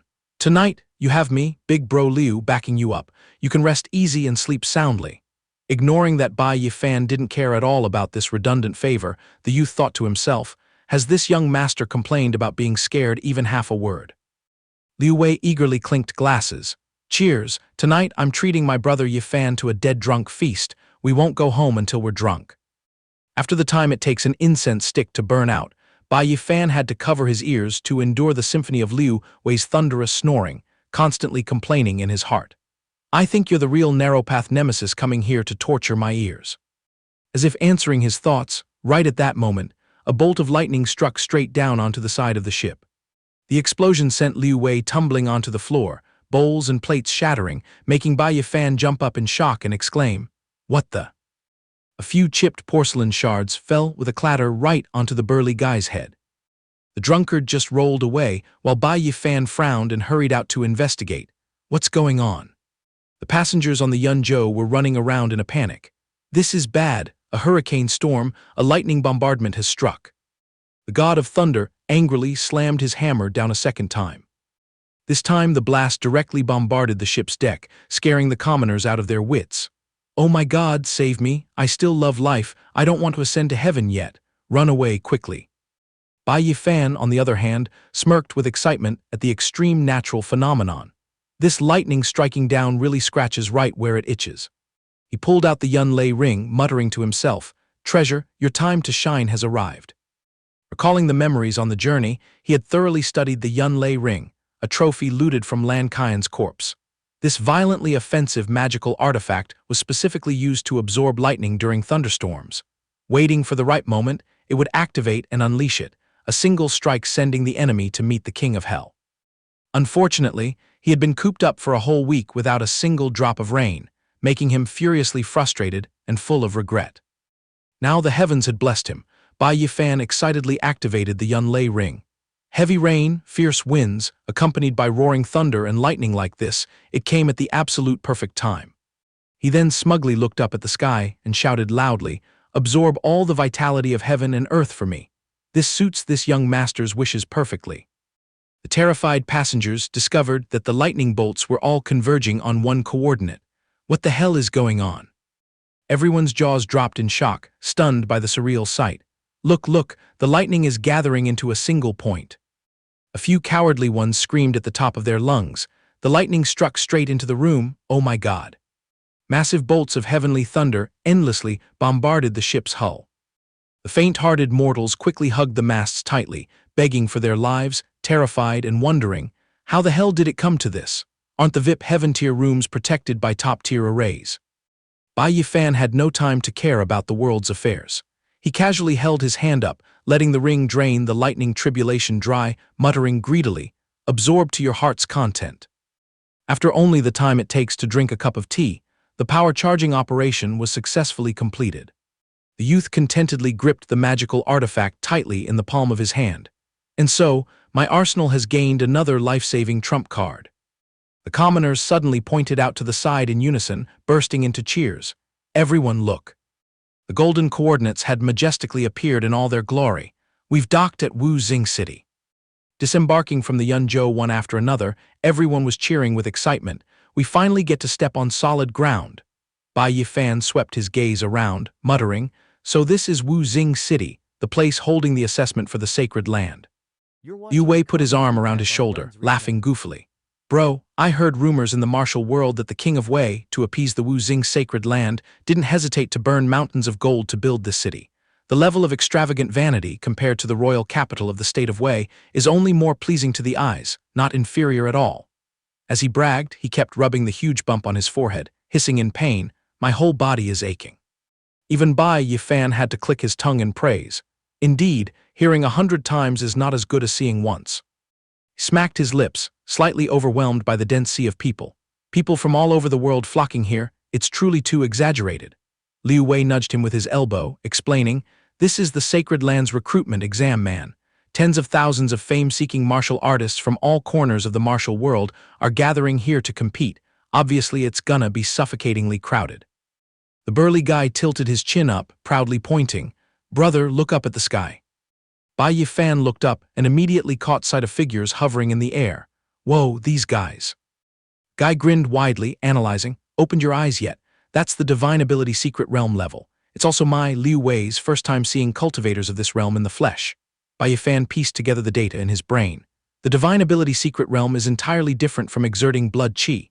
Spiritual energy then circulates omnipotently within the body, more than enough to ride the wind and part the clouds, burrow underground to hide, or fly on swords. Nothing is impossible. Then he broke into a sly smile full of excitement. Coming to this sacred land was indeed incredibly accurate. From the ninth heaven, a majestic command suddenly echoed down. "Everyone silence." Bai Yi Fan was stunned for a split second. This terrifying oppressive pressure. All the commoners below were crushed by the invisible pressure to the point of having to kneel down flat. What's happening? An awe-inspiring figure descended from the sky, terrifying the tens of thousands. This person is. This powerhouse, announcing himself as Yan Wenkong, the old man stroked his long beard, declaring freely, "This old man is Yan Wenkong, an inner sect elder of the Wu Xing sacred land. I hold the heavy responsibility of this batch's entry assessment. Anyone who has the ambition to join our sacred land to cultivate, gather at the Eastern City's martial arena exactly at noon for registration and inspection. Whoever passes the assessment trials will have the qualifications to step into the Wu Xing sacred land to cultivate." The peasants below constantly marveled at the old man's sky-high aura, gossiping noisily with each other. That's a genuine inner sect elder. Hurry up and run to register. Don't miss the golden hour. Let's go quickly. Liu Wei hurriedly cupped his hands to bid farewell to Bai Yi Fan. The registration for the assessment has started. Brother Bai, we will temporarily part ways here. The youth politely returned the gesture. Take care then, my friend. I will await good news from you. The goofy guy burst into roaring laughter at the blessing. Wait for me to do what? Sorry, brother, your big bro here can't tag along to protect you anymore. Liu Wei waved goodbye. If you're scared, just find a spot to hide well. Don't let those two catch you. We have to part ways here. Take care. Leaving Yi Fan standing there dumbfounded, dropping a single word. He smirked, smiling to himself. We clearly agreed to wait, yet he still puts on this polite act. Who knows, we might bump into each other again in a flash. The Eastern City Martial Arena area was noisy and bustling. Shouts rang out, register here, everyone line up neatly. The crowd was bustling with all sorts of emotions. Someone sighed, I really lost. Li Xuan, don't be sad. Look at me, I don't even have the qualifications to get on the stage. From the registration desk, a loud shout echoed, Marrow Cleansing Realm, next person. Wang Meng, standing in the back, suddenly yanked Wang Teng's arm, pointing straight at Yi Fan and shouting, It's that little brat. Seeing his enemy, the guy's eyes immediately flared with sparks. Truly a narrow path for enemies. Who would have thought this brat would also crawl here to participate in the Wu Xing Sacred Lands assessment? Wang Meng urged angrily, So when exactly are you going to take his life to vent this anger for me? Wang Teng revealed a vicious smile, seemingly having harbored a cruel scheme in advance. A little impatience spoils great plans. Let's focus on the main business first. Wait until we siblings rightfully step into the Wu Xing Sacred Land. That humiliating debt at Yunzhou will definitely be repaid with that brat's life. Yi Fan stepped forward, leisurely handing over a token and loudly stating his name, Bai Yi Fan, Blood-Moving Realm. The steward in charge was stunned upon hearing this, stammering in shock, Blood-Moving Realm. A few steps away, Wang Teng curled his lips, smugly mocking inwardly. That trashy blood-moving realm is a true joke to the world. I'm afraid he won't even pass the qualifying rounds door, and even if he gets lucky and squeaks through, he'll just get beaten to pulp for nothing. To create a little more surprise, Yi Fan casually held the token straight in front of the steward's face. Take a good look at this. The other party just glanced at it and immediately recognized it, startled and shocked. Isn't this? His attitude instantly made a U-turn to respectful. You are exempt from the assessment. Please wait inside for a moment. Yi Fan gave a faint smile and replied courteously, Thanks. At the same time, the siblings Wang Teng and Wang Meng stood with their eyes bulging and jaws dropping, constantly screaming in their hearts. What the hell? Exempt from the exam? Are my ears failing me? The guy angrily bit his finger, racking his brains to guess just how terrifying this brat's background actually was. Before long, Yi Fan's token was resting securely in Yan Wenkong's hand, the elder who was observing the overall situation from a distant tower. He frowned and inquired, Whose heaven-ascending token is this? The steward hastily knelt on one knee, cupping his hands and respectfully reporting. Reporting to the elder, it belongs to a youth named Yi Fan. This lowly one has already used the spirit measuring steel to test him. His aptitude is so abysmal that it only falls into the low-grade yellow tier. In my humble opinion, I bet this is just some rich, spoiled young master who pulled a fast one to get his hands on this token. Steward asked for a decision. Yan Wenkong just stroked his beard and calmly judged. The bare minimum standard to enter the outer sect of the Wu Xing Sacred Land must reach the 5th layer of the Marrow Cleansing Realm. With his trashy blood-moving realm body, combined with a yellow tier aptitude, if thrown into our sect, he wouldn't even be fit to carry water and chop wood as a handyman. But rules are rules. Since he holds the heaven-ascending token, just give him a special exemption for an outer sect spot. The steward immediately bowed his head, obeying the order. Not long after, a giant spirit phoenix spread its wings, tearing through the sky, carrying the group of rookies who had just passed the assessment trials on its back. Yi Fan leisurely rested his head on his hands, lying sprawled on the bird's back, letting his mind wander and sighing endlessly. In the mortal world, a blood-moving realm carrying a saber down the street was enough to be an awe-inspiring commander. Who would have thought that upon reaching the Wu Xing Sacred Land, he almost failed right at the parking lot of the outer sect crowd. Absent-mindedly turned his hands over and over. As a native of Earth, heaven actually despised his yellow-tier aptitude, even though this body had already been toughened beyond its level ages ago. After pondering for a while, he clicked his tongue and tossed his worries to the back of his mind. The evaluation standards in this place were truly utterly ridiculous. Being a bit lacking wouldn't kill anyone. Besides, behind him was an endless reservoir of resources from Earth, plus the ability to simplify martial arts techniques. As long as he worked hard at grinding, slapping the world's faces in the future was entirely within his grasp. Once his doubts were cleared, Yi Fan casually closed his eyes, lying back and enjoying the fierce wind blowing past. The phoenix tore through the wind at terrifying speed, in just the blink of an eye. It dropped the whole group into a fairyland where spiritual energy rose in billowing clouds. A magnificent complex of palaces hovered right in midair.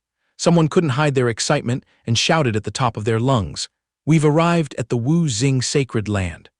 Witnessing the surreal scenery before him, Yi Fan also had to jump up. He clicked his tongue in awe. Who would have thought the Wu Xing sacred land would be so flashy as to build their houses straight on the ninth heaven? Elder Yan Wenkong stood in front, hands clasped, loudly introducing, "This is the Five Elements Heavenly Palace, the heart of the entire sect. Unless you are an inner sect elder or a true inheritance disciple, don't even think about getting close." He cleared his throat and continued, "And this will be the grinding and cultivation ground for you rookies from now on." As soon as their feet touched the ground, the new students had to obediently line up to listen to Yan Wenkong explain the rules of the game. From this moment on, you wear the robes of the Wu Xing Sacred Land's outer sect. Every move and action must strictly adhere to the rules, and whatever you do, the sect's interests must be placed first. Senior brother walked over carrying a wooden tray. He further instructed, "On this are your registration jade tokens and the room assignment map. Just follow it and find your own hole to crawl in and out of. Inside every room, there is a rookie guidebook provided. Make sure to chant it until you've memorized it." Receiving the teachings, the freshly arrived disciples, filled with hot blood, shouted in unison, "Understood, Elder." Returning to the outer sect dormitory area. Yi Fan was sitting at the table, legs crossed comfortably, pulling out the bunch of novice gear he just received to inspect. A body-cleansing talisman, a light-body talisman, a fire-generating talisman, a water-condensing talisman, plus spirit stones. Not to mention, there was also high-grade red healing medicine. He rested his chin on his hand, smirking in delight. A large sect was indeed generous. This bunch of branded goods would cost tens of thousands of silver out there, but entering the outer sect gets it gifted for free. Mixed in with that pile of equipment was a thick book that caught Yi Fan's attention. He muttered the title on the cover, Wang Gu Great Codex. Just flipping through a few pages, the content inside mentioned that the Wang Gu continent was divided into 5 realms: Dongchuan, Nanhuang, Zaihai, Beiyuan, and Zhangzhou.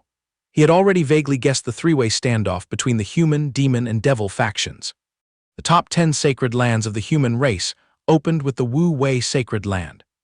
Following that were the Huangjai Sacred Land, Wu Xing Sacred Land, Guanghan Sacred Land, Zhenwu Sacred Land, Zhantian Sacred Land, Tianxi Sacred Land, Dubao Sacred Land, Zaihuang Sacred Land, and finally, the Fuyao Sacred Land. Among this bunch, the Wu Wei Sacred Land were the most terrifying at hiding their skills. Their number of disciples throughout history had never exceeded the fingers on one hand. But any one of them pulled out was an unparalleled monster that dominated the world. Meanwhile, the Huangjai Sacred Land monopolized the entire core region of Zhangzhou.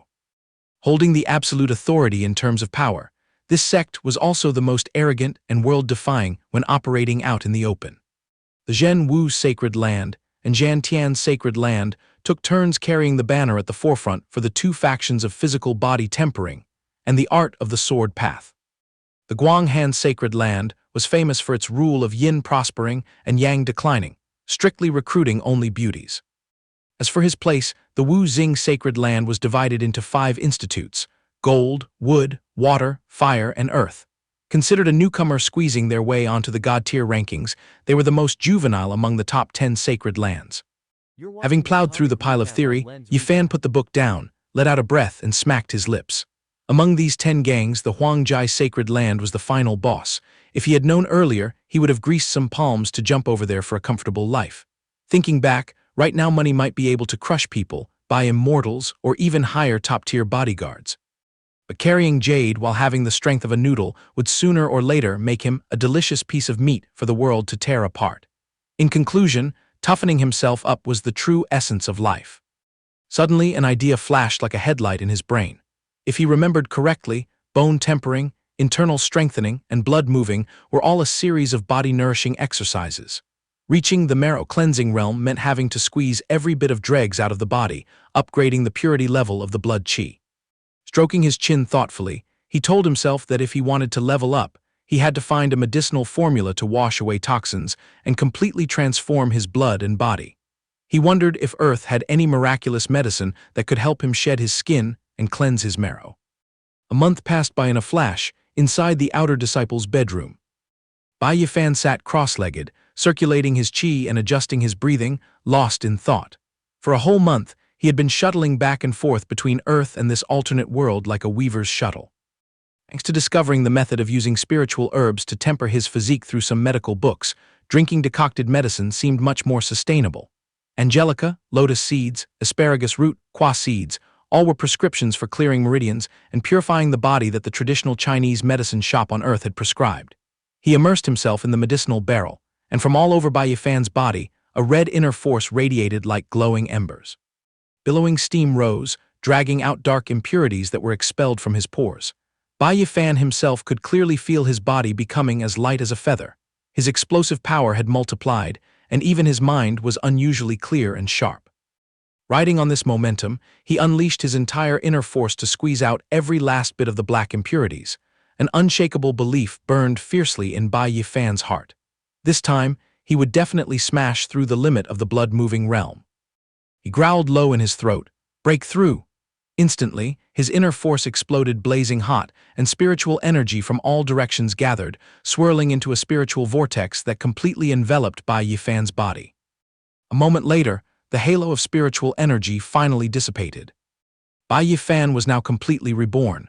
On his body appeared a distinct layer of interwoven red and white cloak, thickly crystallized from spiritual energy. This was the blood qi sand garment. He jumped for joy inwardly. Marrow cleansing realm, piece of cake. Looking down to admire his newly upgraded armor, he muttered in satisfaction.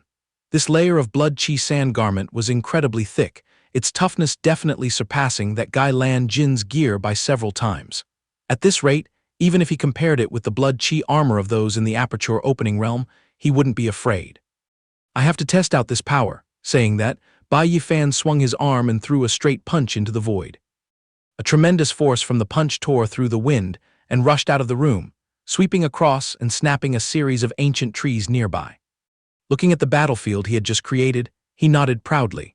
Not only did he have a top-tier sand garment, but this punch also unleashed at least 10 to 20,000 caddies of force. It completely outclassed those ordinary small fries in the marrow cleansing realm by who knows how many times. Bai Yi Fan's eyes flashed with a sharp glint, and his lips curled into an arrogant smile. The grinding journey at the Wu Xing Holy Land had only officially begun at this very moment. A while later at the sect affairs hall, disciples were lined up as long as a dragon reaching the clouds. Also squeezed himself into that stream of people. Bai Yi Fan calculated that the sect affairs hall was the management organ for everything big and small in the Wu Xing Holy Land, doubling as the salary distribution and quest assignment station for the disciples. The affairs elder dropped a salary bag into the hands of the disciple in front, saying flatly, "This is your living allowance for this month, keep it safe." Next, the guy respectfully caught it with both hands and thanked him. "Thank you, elder." The elder continued to steadily hand out the stipends, occasionally dropping the phrase, "Task completed, 100 contribution points." Bai Yi Fan, on the other hand, let his mind wander with the wind. During their cultivation period, disciples of the Wu Xing Holy Land had the autonomy to take on big and small tasks to accumulate resources, earn rewards, and gather contribution points. He glanced down at the token he received on the day of admission. On it clearly displayed his name, along with the meager number of points he currently had. One could easily check their contribution points on their identity jade token. Every greenhorn entering the gate was given a charity of 50 points in their pocket. The most powerful function of these points was to use them at the martial arts pavilion of the Wu Xing Holy Land to exchange for techniques. Rumor had it that the library stored tens of thousands of martial arts manuals. Just getting their hands on one book would be enough for any martial arts enthusiast to skyrocket their power to the ceiling. According to the Wang Gu Encyclopedia, there were 3 basic ways to grind contribution points. Trivial tasks were for marrow cleansing realm disciples. The reward ranged from 100 to 300 points. Mid-tier tasks for aperture-opening realm cultivators yielded around 300 to 1,000 points. Meanwhile, heavy-duty tasks for Purple Mansion realm experts fell in the range of 1,000 to 5,000 points. The second option was to bring genuine treasures and offer them directly as a tribute to the sect. The third method was much bloodier, grabbing a blade and hunting down those unfortunate souls listed on the Holy Land's Golden Wanted board. He stroked his chin, showing a sly smile as he calculated inwardly. The third option yielded the most points and was also the quickest shortcut. However, the guys honored on this golden board were all extreme cold-blooded killers, vicious fiends of the cultivation world. Every year, there were a few frogs in the well from the outer sect who thought they were talented, carrying their swords to issue challenges only to meet a point of no return. Doing sect tasks only scraped up a few measly coins. Hunting wanted targets carried the risk of losing one's life easily. In conclusion, bringing treasures to submit was the smoothest way. This rule was clearly made for someone holding a hoard of treasures like him. Glanced back at the chattering fellow disciples behind him. But then again, the Wu Xing Holy Land was not some small village pond like Liuwan City. This place was a mix of dragons and fishes. Randomly tossing out a pile of dazzling treasures would inevitably attract the eyes of hyenas. Although he feared no one, avoiding trouble was never a bad thing, and less trouble was always better. The best approach was to pretend to slave away doing tasks to blind the public's eyes, and then act as if he accidentally picked up a secret treasure to get the best of both worlds. It was Bai Yi Fan's turn to collect his salary. He stood upright in front of the elder and spoke clearly. "Elder, this disciple would like to request a low-tier task." At the same time, on the only paved stone path that the disciples who had just received their salary had to pass through. A bossy shout suddenly rang out. "Everyone, stand still. If you know what's good for you, spit out all your spirit stones." Two thugs brandishing weapons blocked the path. A trembling new student tearfully offered his belongings. Senior brother, all of our spirit stones are here." The one stroking his chin and watching the show was none other than Wang Teng. He clasped his hands behind his back, his face beaming as he bootlicked. Senior brother Gao truly has brilliant foresight. Setting an ambush right at this only path for collecting salaries guarantees that spirit stones will automatically fall into our pockets. Just as he finished speaking, Gao Yang, the outer sect's big shot who had just looted a huge pile from the newbies, chuckled and patted his shoulder. "Little brother Wang Teng, don't talk nonsense. It's obvious that they willingly offered their respects to me. I never put a knife to anyone's neck to force them." He aggressively stepped forward, grabbed a newbie's hair, jerked his head back, and asked with a savage laugh, "You tell me, am I right?" The guy, sweating profusely in fear, nodded vigorously. Yes, you are." Satisfied, he let go. The pale-faced disciple boldly pleaded, "Senior brother Gao, the spirit stones have been completely cleaned out. If there's nothing else, could you let us leave?" Suddenly, without saying a word, Gao Yang swung his leg and delivered a lethal kick to the guy's stomach, roaring threateningly, "Whether we are done or not is up to me to decide. Is it your turn to speak?" The unfortunate disciple tumbled a few times, thankfully being caught by a few fellow disciples behind him. "Brother, are you okay?" The person clutched his stomach, grimacing and wheezing, "Not dead yet." Right at that moment, a figure caught Wang Teng's eye. The figure strolling leisurely with his hands clasped was none other than Bai Yi Fan. He hissed through gritted teeth full of bitterness, "That damn brat, sure enough, you showed your face here too." Gao Yang glanced at the stranger and jerked his chin. "An acquaintance?" Wang Teng's face wrinkled as if he had eaten a dirty rag, "More than just an acquaintance." He leaned close to the boss's ear, whispering in a voice thick with hatred, "Senior brother Gao, listen to me. A few days ago when I was still in Yunju." Gao Yang understood the story and slapped his thigh. "Ah, so that's how it is." The more he brought it up, the more Wang Teng wanted to cough up blood out of anger, grinding his teeth. "No matter how I investigated, I couldn't find this guy's background. I only know he spends money like water. I heard a rumor that he's a complete mess at the blood-moving realm, and during the preliminaries, he had to fork out an ascending heaven token just to crawl into the Holy Land." Contrary to his underling's resentful pout, Gao Yang was incredibly excited. For someone to throw money around to buy an ascending heaven token, how terrifyingly rich must his background be? This time, his body would definitely be loaded with treasures. On the opposite side, Bai Yi Fan, who was walking, also groaned inwardly. It was truly trouble with legs. Casually flashing treasures inevitably invited drama. Currently, his bones and flesh were not tough enough. An ordinary man was innocent, but he who harbored jade would definitely bring disaster upon himself. Living in a strange land, one couldn't blindly trust others. Keeping one's cards hidden was still the best policy. Before he could finish his train of thought, Gao Yang was already towering in his way, his face arrogant. "Hey you brat, stop right there for me." He smirked and stretched out his hand to extort. "Junior brother, got any good stuff to lend to your senior brother to use for a bit?" Bai Yi Fan feigned ignorance and blinked. "What stuff?" So Gao Yang lowered his voice, emphasizing every word. "Spirit stones." The surrounding disciples began to whisper among themselves. "Is that guy a brand new rookie? He's out of luck this time, bumping into Gao Yang of all people." They knew full well about his crab-like, unreasonable temper. This guy Gao Yang was used to running amok, relying on his superficial skills to bully the weak. Out of 10 new students who entered here, 9.5 had tasted his bitterness. Everyone could only express pity for Bai Yi Fan's fate. In the past, there were stubborn people who tried to resist, but they only ended up with more tragic bruises. Unlucky junior brother, if you know what's good for you, just cough up the spirit stones to settle things. Why strike a stone with an egg and bring disaster upon yourself? Hearing the crowd gossiping, Bai Yi Fan curled his lips into a mocking smile. "Want to borrow spirit stones? Easy, however."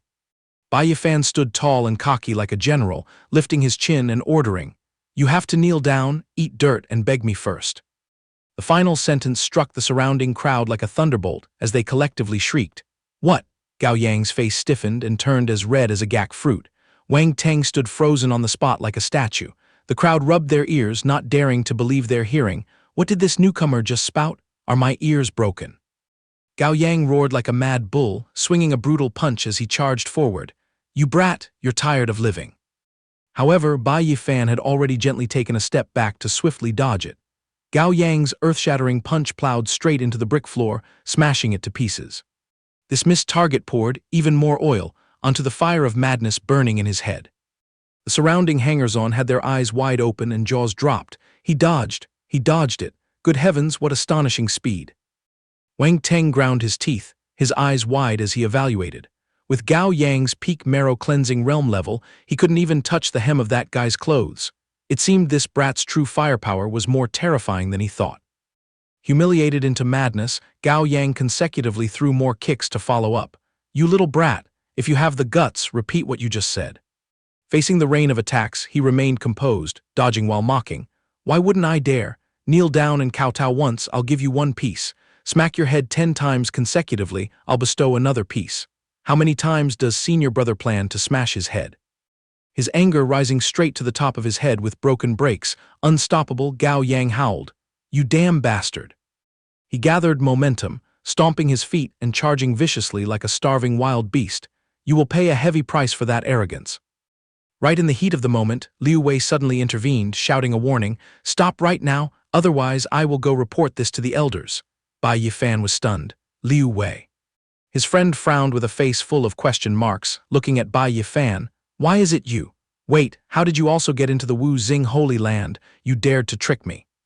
The twisted question made Bai Yi Fan speechless, not even bothering to explain. He just clicked his tongue and replied, "At that time, you didn't even bother to ask where I was going." Liu Wei scratched his head and smiled sheepishly. "Ah, oh right, I forgot." Without anyone noticing, Gao Yang had circled behind Bai Yi Fan at some point. He took a stance ready to deliver a fatal blow, his eyes bloodshot. "You dare to treat me like air." He acutely glanced back, casually shoving Liu Wei to the side. "Step aside a bit, we'll catch up later." Bai Yi Fan's hand casually stretched out, looking indifferent as if he suddenly remembered a trivial matter. "Almost forgot, there's still a nuisance here that hasn't been dealt with." With just a quick kick, the bone-chilling crack of Gao Yang's bones could be heard. He felt pain piercing straight to his core, his throat choked up, unable to squeeze out half a word, only writhing in agony on the ground. Meanwhile, Wang Teng, who was watching, turned deadly pale without a drop of blood on his face. "What the hell is this?" Bai Yi Fan even put on a show of frowning and shaking his head in disdain. "Senior brother, why do you act so unethically? This habit of sneaking a bite behind people's backs brings karma, you know." The crowd once again had their eyes crossed and jaws dropped. Am I blind or what? Gao Yang just got slapped silly by a newbie. Oh, senior brother Gao, senior brother Gao. Even Liu Wei rolled his eyes wide and stammered, "Brother Bai Yi Fan, you.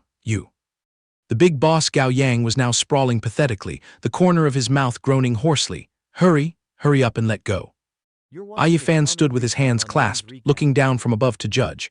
Senior brother Gao, you really broke my heart. Obviously, I was kind enough to want to lend you spirit stones. How about this? As long as you obediently bow your head and apologize, I'll let this matter go. Then he lowered his voice to tease, his eyes winking slyly. But with senior brother's pride here, I bet you wouldn't dare endure the humiliation. So let's switch to another plan. Gao Yang's facial muscles twitched and shrank together. He panicked and cursed inwardly. What kind of trick is this little devil planning to play now? Bai Yi Fan grabbed him by the collar, lifting him close to his face, and ordered with a faint smile. Now it's my turn to borrow spirit stones from senior brother.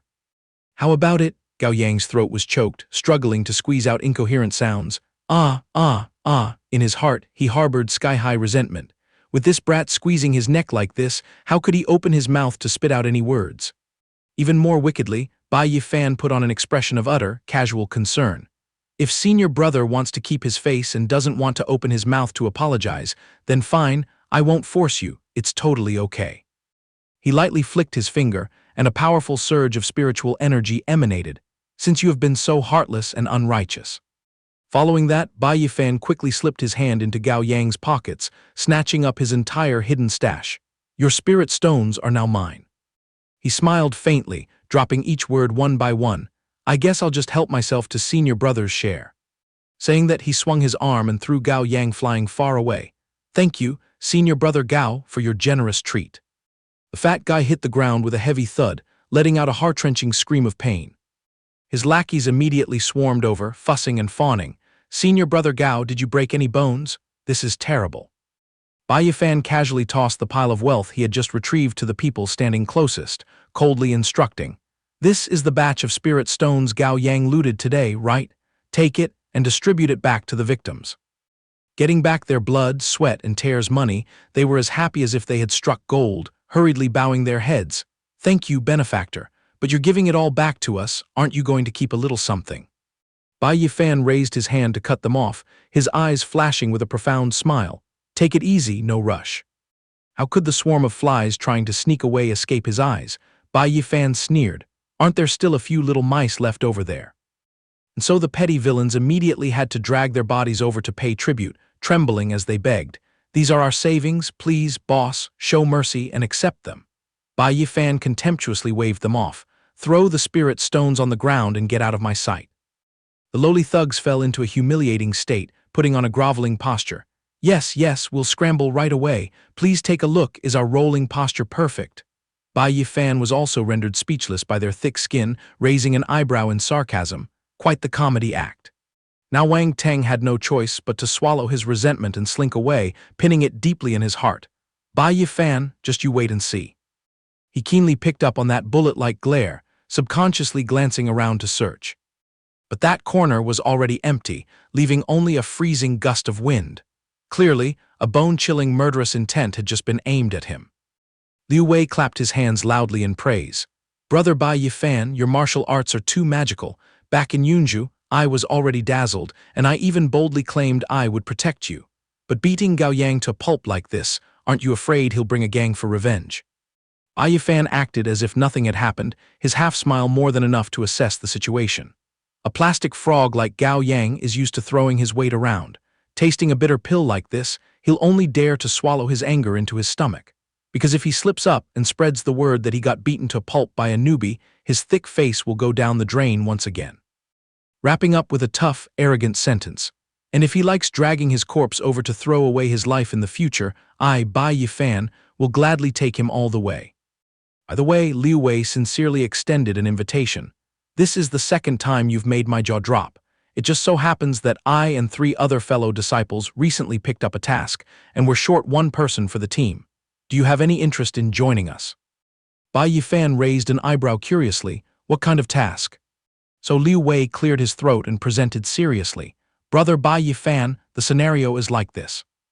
Recently, at the southern border of the Wei state, the old great general Yang Shizhang has risen to prominence. This old man is under suspicion of colluding in the dark with the demon race to incite a rebellion. Even more despicably, he's also gathering commoners to force them into a furnace for practicing blood arts.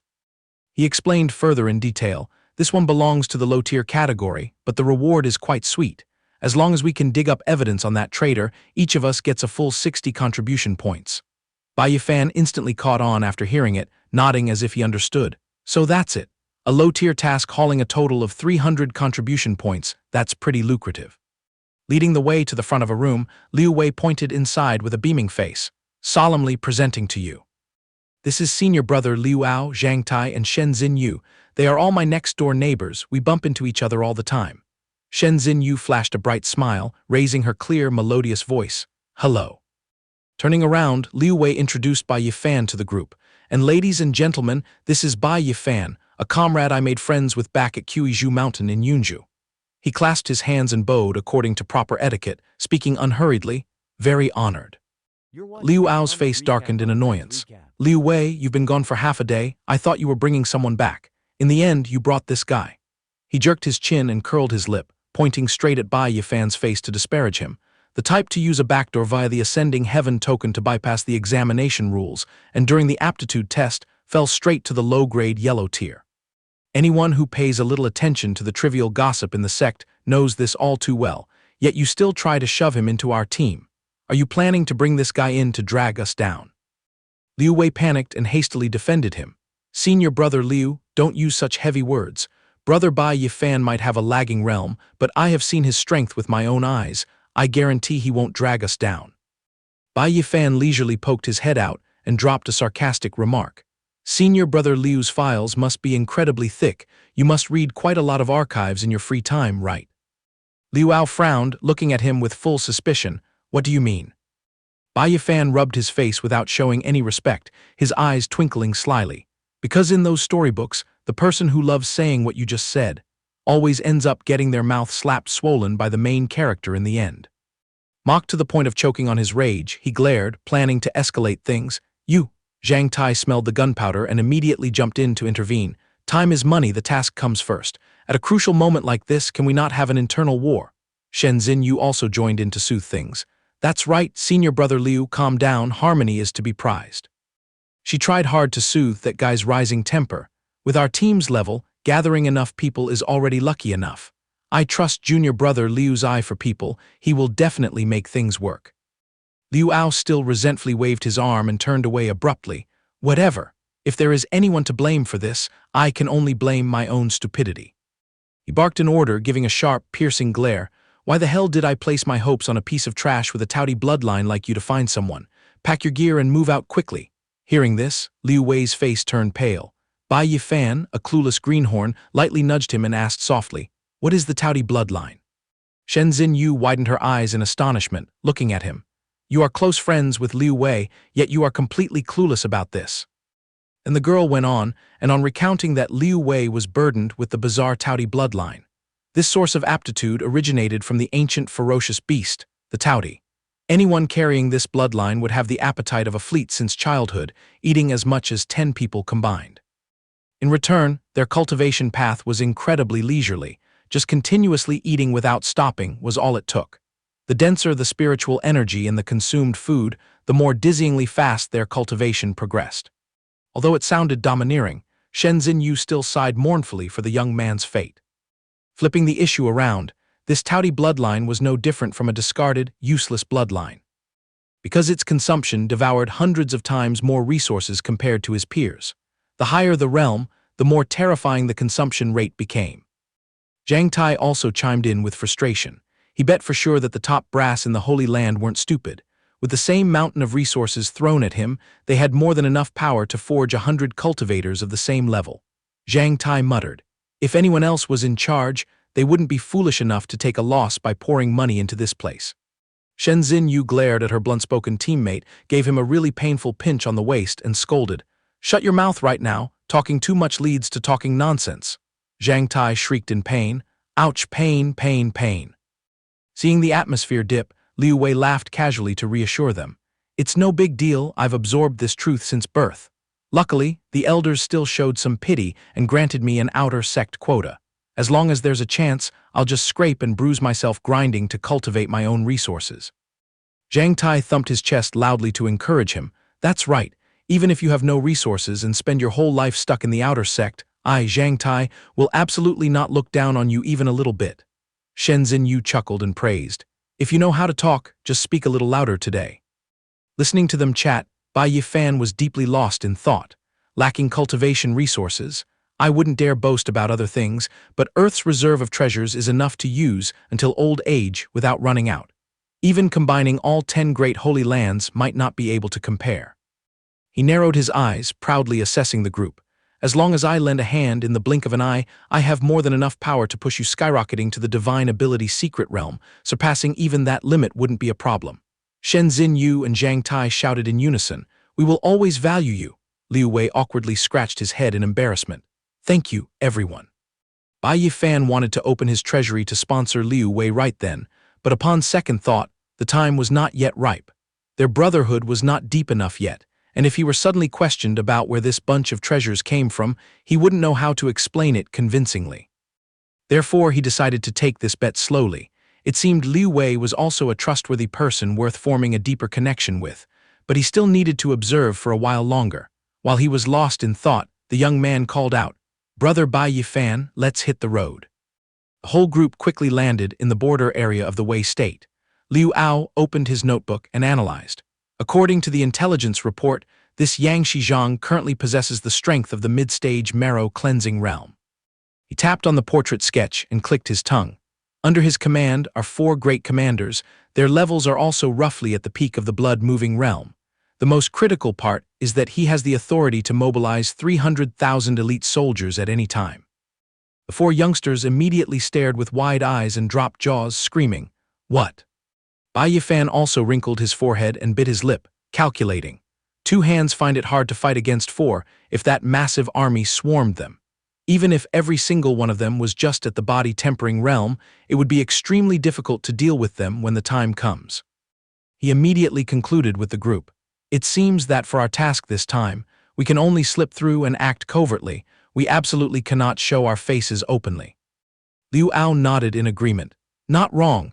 Intelligence says Yang Shizhang colludes with the demon race to capture ordinary commoners for practicing blood arts.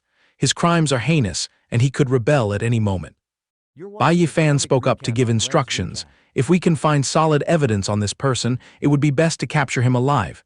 If push comes to shove, bringing back his corpse as a substitute will do." Shenzhen Yu acknowledged. "Understood." Very swiftly, the group of 5 arrived at the lair. The building ahead is the general's manor. The group wasn't foolish enough to charge right in, completely ducking behind the wall to peek. Liu Ao snapped his fingers to signal, "Use invisibility talismans to hide." The whole group hurriedly took out their talismans and activated them immediately. "Roger."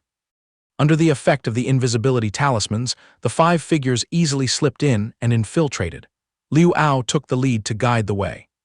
Just like that, they hovered and slipped past the guards without any fear of being discovered. Suddenly, a standing guard felt goosebumps rise due to an unusually chilling gust of wind. The surrounding soldiers also whispered among themselves, "What a strange wind." Slipping through in a heart-stopping blink of an eye, Liu Ao had already dragged the whole group to climb up onto the tiled roof that overlooked the entire manor. He outlined the next step. "We've managed to blend in. Next is to go catch Shizhang." Suddenly, Shenzhen Yu exclaimed, "Found the target." Following her pointing finger, that person was stomping in from the city gate. Shizhang loomed into view, and his guards swarmed around to attend to him. "General, you have returned." He tilted his face up and nodded. "All of you step down." From inside the manor, a gentle, caring voice leaked out. "The weather has been hot these past few days. My lord, be careful when leading troops in drills lest you injure your body." Shizhang felt deeply moved and grateful. "Madam Yang is too thoughtful. Military affairs are busy lately. If I finish early, I will try to swing by and have a meal with you." She teared up sorrowfully. "If our Susu were still here, I wouldn't be this lonely." At the mention of his flesh and blood, his expression suddenly turned gloomy. Shizhang cut the conversation short. "Madam, I need to go cultivate. You should get some sleep early." Madam Yang absent-mindedly watched her husband's back fade away, her lips trembling slightly as she called out to her lord in despair. Having barely walked far, his footsteps abruptly came to a halt. Shizhang seemed to have sniffed out a strange aura lingering around him. The group of 5 immediately had butterflies in their stomachs, mutually understanding that his gaze was piercing right into their hiding spot. Cold sweat poured down all of them. screaming inwardly that they couldn't possibly be exposed just like this.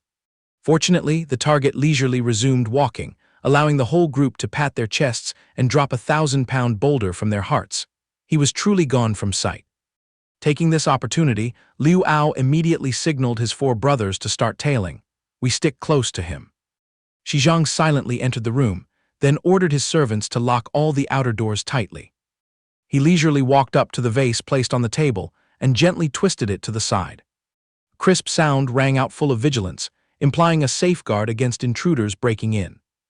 As the secret passage cracked open during the second watch, Zhang Tai, hiding in the dark, clicked his tongue and exclaimed how shady this really was, for the majestic manner of a great general to harbor such a devilish underground tunnel.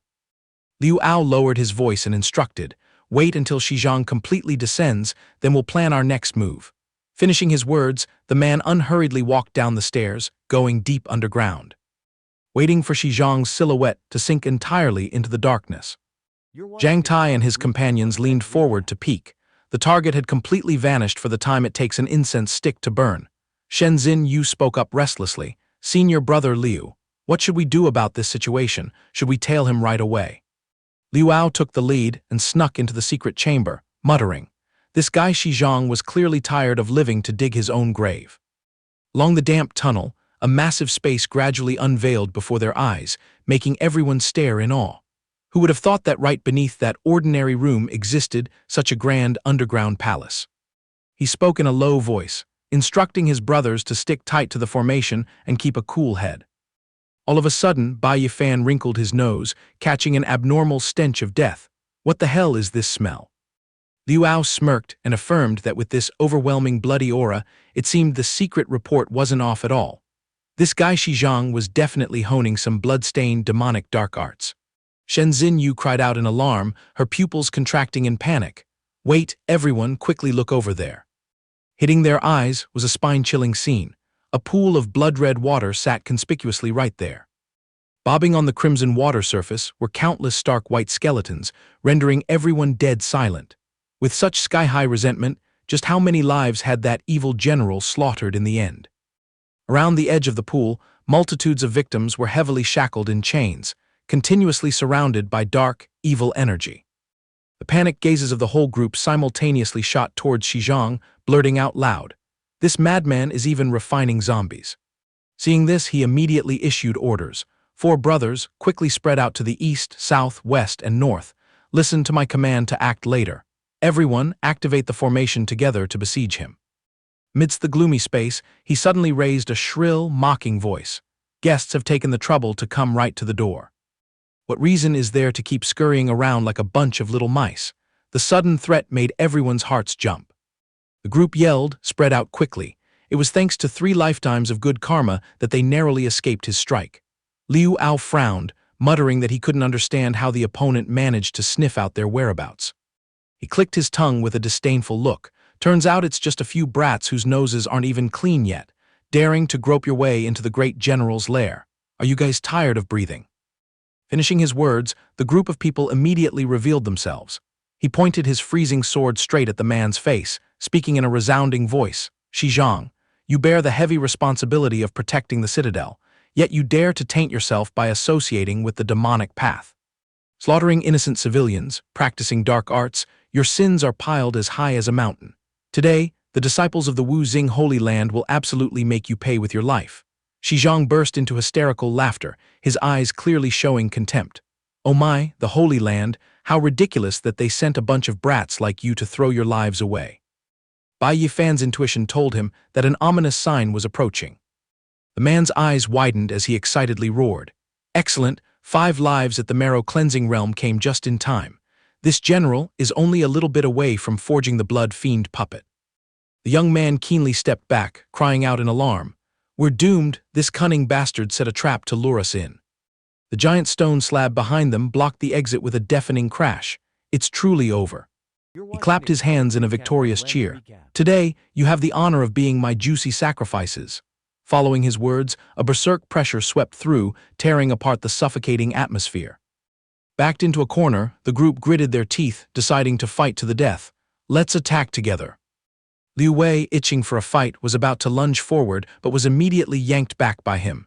Stay calm, don't rush in blindly. The moment the battle broke out, the dried corpses chained around the blood pool suddenly twitched. The 4 corpses numbered 2, 3, 4. And number 5 simultaneously shattered their chains. The living corpses, with cloudy eyes exuding a chilling aura, lunged forward madly. The zombies have broken loose. Brothers, be careful. Liu Ao stared in shock at their ghostly and unfathomable movement techniques. What kind of freakish speed is this? The youth shouted loudly, forcefully dragging his 2 senior brothers far back.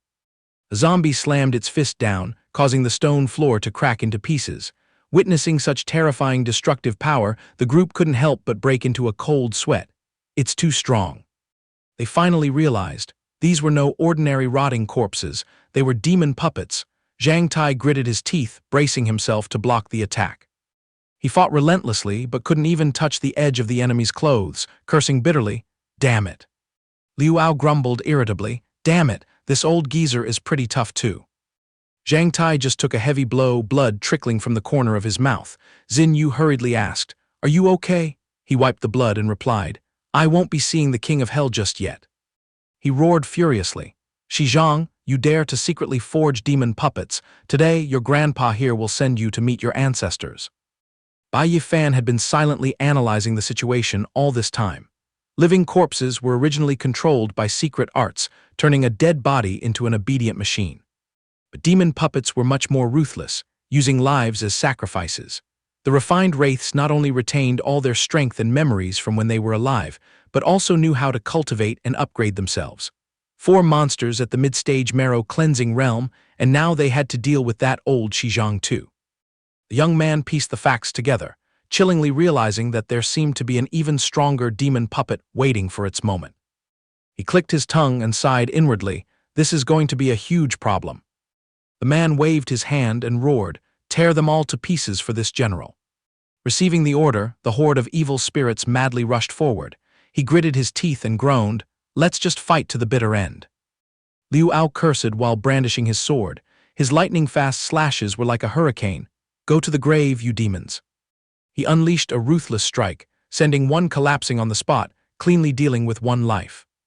Xizhang took in the entire scene, smirking in mockery at the ignorant fools. He waved his hand, releasing a surging stream of black qi. His tone was full of arrogance. "My masterpieces are not some trash for you to easily mow down like this." The puppet that Liu Ao had just chopped to pieces suddenly reconnected its joints, standing up proudly as if it hadn't suffered the slightest damage. The whole group froze, their jaws dropping as they spoke at the same time. With eyes wide open in shock, it healed itself. Liu Wei frantically turned to ask for help. "Senior brother Liu, how do we handle this now? Think of a trick. If we drag this out, we're definitely dead." He pulled a talisman from his chest pocket and roared, "You guys hold on, I'll go smash their leader." Liu Ao tightly pinched the talisman and muttered, "To kill a snake, you must crush its head. We absolutely have to destroy the source controlling these monsters first." The moment the talisman touched the scabbard, the blade instantly tore through the wind and flew out. A sharp sound hissed, "Qi manipulation talisman, exterminate." The sword thrust toward him as fast as a phantom. However, he just gently raised 2 fingers and caught it. "You are the strongest among these little runts, aren't you?"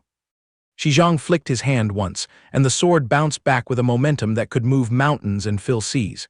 Trying to take this general's life with just this much skill? Ridiculous. The weapon spun in the air and then slashed straight down, chopping directly into Liu Ao, forcing him to spit out a mouthful of fresh blood.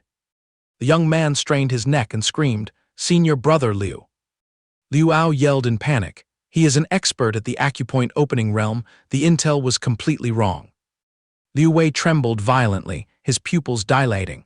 "We're doomed. Who would have thought that even the strongest like senior brother Liu would be completely helpless?" And he casually spat out words of disdain. "So boring, throw all this trash into the blood pool for me." 2 mindless puppets immediately obeyed and charged forward. Liu Wei, his face drained of all color, groaned, "Are we brothers really going to lose our lives in this corner?" Suddenly, Bai Yi Fan dashed over from afar. His agile and mystical footwork flickered in and out of sight, leaving the man only enough time for a brief glance. A blinding flash of lightning tore through the space and enveloped him down, mixed with an angry roar, instant slash. Zhang howled in pain, utterly terrified as one of his arms was severed and sent flying high into the air. The whole group gaped in awe, their brains stalling, entirely unable to grasp what the hell had just happened. Zhang let out a miserable shriek, frantically clutching his bleeding stump. My arm. Having lost an arm, he went mad and lunged forward, intending to chop his opponent to pieces. His mouth kept roaring, I will tear you apart. Bai Yi Fan didn't change his expression at all, calmly unleashing the second move of the torrential rain sword art. Tens of thousands of razor-sharp stones were condensed in the air. He urgently activated a glowing red blood shield to preserve his life. The hail of stones tore through the wind and rained down at a terrifying speed, making him exclaim in panic, What the hell is that? Zhang exhausted all his strength and drained his cultivation, yet that imposing blood shield was utterly unable to block the incoming destructive power. Countless miniature meteorites attacked one after another, smashing the barrier into watery foam. Thanks to Bai Yi Fan's critical strike, the living corpses fell to pieces, their martial arts completely crippled. Look, the demon puppets have become useless bricks. He pointed the blood-stained tip of his sword straight at the evil general, dropping an ironclad statement, Everything ends here. Bai Yi Fan coldly uttered, Stop your useless struggling. Liu Wei was shocked into a daze, staring blankly at Bai Yi Fan like he was an alien creature. Xin Yu also opened her mouth wide in astonishment.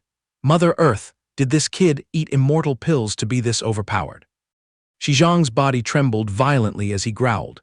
To push me to this state with just some ragged sword art, Holy Land disciples do have some skill. He threw his head back and let out a manic laugh. But today, the King of Hell has called your names. Hearing this, he started and turned around as an ominous feeling struck. We're dead. Everyone's heart skipped a beat as roars echoed from all sides. The final trump card had finally broken loose. The group cried out a warning in absolute terror. Bai Yi Fan, dodge quickly. This bastard actually managed to create a monster at the peak of the acupoint opening realm. Bai Yi Fan sensed the overwhelming aura of death and shouted loudly, This is bad, everyone pull back immediately. Hearing that, the whole group immediately ran away, as fast as their legs could carry them. Xin Yu turned her head to look at the earth-shattering scene behind them, scared out of her wits. This thing is way too ridiculously strong. The colossal monster, drooling profusely, kept howling and roaring continuously. She trembled so much she couldn't stand straight, stuttering. Even if we all charged at it, we'd only be enough to fill the gaps in its teeth. At this moment, the whole group was huddling and shrinking behind a stone pillar. Over there, Liu Wei was sweating profusely, vigorously shaking the evil general's shoulder, roaring, Zhang, open your eyes and look. He grew increasingly frantic, grimacing as he forced him to quickly recall the monster. Shaking it endlessly only to find the corpse stiff, Liu Wei felt a knot in his stomach and muttered, It's over. Right at that moment, the vicious beast continuously pounded its chest, its mouth roaring loudly, General. Next, it raised its razor-sharp claws into the air, its pupils shooting out blinding blood-red light. The young man picked up on the ominous sign and hastily announced, We're helpless, this monster has slipped its leash. The monster acted like a beast that had lost its mind, crashing thunderously into the pillars. Bai Yi Fan's face turned pale as he shrieked, It has chosen us as its targets. Everyone frantically ran for their lives. Suddenly, Xin Yu keenly discovered a clue and signaled, It hunts by sound. Everyone quickly sneak into the blind spots and keep your mouths shut tight. As soon as she finished speaking, the group quietly hid behind another pillar, holding their breath as they watched the monster tear the place down. Her face was pale, trembling as she asked, Senior brother, what's the plan now? Liu Ao swallowed hard, muttering in reply, Running away is the best policy. Throwing our measly lives away wouldn't even tickle it. The young man, catching the talk of retreating, immediately lowered his voice to object. That won't do. If we let this plague loose outside, innocent civilians will have their blood wash the city. Even though his volume was very low, Bai Yi Fan's killing intent pierced the heavens. We'll bury its corpse right here. He was scared out of his wits, glaring at him and snapping softly. Shut your trap right now. How could a brat like you turn the tide? It's best to save our lives, get out of here, and find someone for backup. Right at that moment, Liu Wei slapped Bai Yi Fan's shoulder, puffing out his chest full of heroic spirit. Who says this brother is alone? You still have my life right here. Liu Ao tightly furrowed his brows, speaking irritably. Liu Wei, are you tired of breathing? He straightened his back, staring deeply into his eyes and questioned. Senior brother Liu, use your brain and think. Even if we escape now and light the beacon tower to call for aid from the Holy Land, how soon could the Grand Army possibly arrive? Liu Ao was left speechless, wanting to retort but the words caught in his throat. This. Seeing him stutter, Liu Wei countered it himself. At the fastest, it would take an hour, and in that amount of time, this bloodthirsty monster is fully capable of chewing off the heads of all the civilians within 100 miles. After that, he pounded his chest loudly, showing the demeanor of a true man. Although my Liu Wei's aptitude is limited, I will absolutely not act like a shrinking turtle, clinging to life and fearing death. Liu Wei's hands clenched tight, emphasizing every word. I would rather blow up alongside this heretical demon than ever trample on the lives of innocent civilians just to secure an escape route. It seemed that such righteousness had fanned the flames of passion. Xin Yu, hiding behind, immediately agreed. Makes perfect sense, we'll go through life and death together. Zhang Tai, standing next to her, also got fired up and echoed. Let's fight this beast to the bitter end. Liu Ao glared at his fired-up fellow disciples, grinding his teeth. Are you lunatics planning to throw your lives away for nothing? Bai Yi Fan's expression remained calm, slightly bowing his head as he spoke. A catastrophe is imminent. If everyone shirks responsibility, refusing to step up and stand against adversity, then what will become of these lands? Who will this homeland be abandoned to? Then the young man pierced a sharp look toward him and questioned. In this human world, those who clearly know the gates of hell lie ahead yet still resolutely charge forward. Those are the true heroes of the realm, wouldn't you say? Slapped in the face by these righteous words, Liu Ao furiously yelled out. Are you bunch rebelling? In the end, who exactly is the leader of this expedition? Sure enough, that noise attracted the monster's attention. Bai Yi Fan shuddered as he realized the killing intent crashing down, thinking inwardly that they were truly doomed. Liu Wei craned his neck out to scout and turned pale. That hideous thing is aiming straight for us. He immediately stepped up to use his body as a meat shield, yelling loudly, Put your lives on the line, brothers. Just as he was about to dash forward, Bai Yi Fan swiftly tossed him backward and shouted, Ethereal steps. He grimaced watching the scene unfold, his mouth dropping insults. Idiot, an ant at the marrow cleansing realm trying to go toe-to-toe with a mammoth at the acupoint opening realm. There's no cure for this stupidity. Liu Ao's extremely sarcastic tone echoed from behind. Your attacks won't even make it yawn. But Bai Yi Fan's face absolutely didn't ripple with any panic. He only coldly replied, Then keep your eyes wide open and witness it. In the blink of an eye, the young man channeled his spiritual energy into the Cloud Lightning Emperor ring. Bai Yi Fan's blade-like pupils glanced back at the coward behind him, throwing back a sentence. Let's see who's the real idiot. Flash of a lightning tornado smashed straight into the vicious beast's massive body, a killing move named Myriad Thunderbolts. Taking the deadly blow head-on, the demonic beast was blown away like a torn dry leaf. Its entire body gradually crumbled into ash amid sorrowful howls. Right at that moment, Liu Wei jumped up in excitement. The monster kicked the bucket. He went wide-eyed, unable to believe what had just happened. Xin Yu, bracing herself to hold on amid the violent storm, still took the chance to explain. The power of lightning possesses the utmost yang and unyielding attributes. It is the natural enemy that extinguishes all heretical demons. The magical artifact on his hand still crackled with electric sparks. He slightly curled his lips arrogantly. The only one with the right to grant mercy to an opponent is me alone. The vicious beast, despite fading into smoke, still tried its best to mutter, General, Su, this subordinate is willing. Bai Yi Fan was stunned watching the tears of blood rolling down the vicious beast's face. This monster, molded from hatred, still retains its human ego.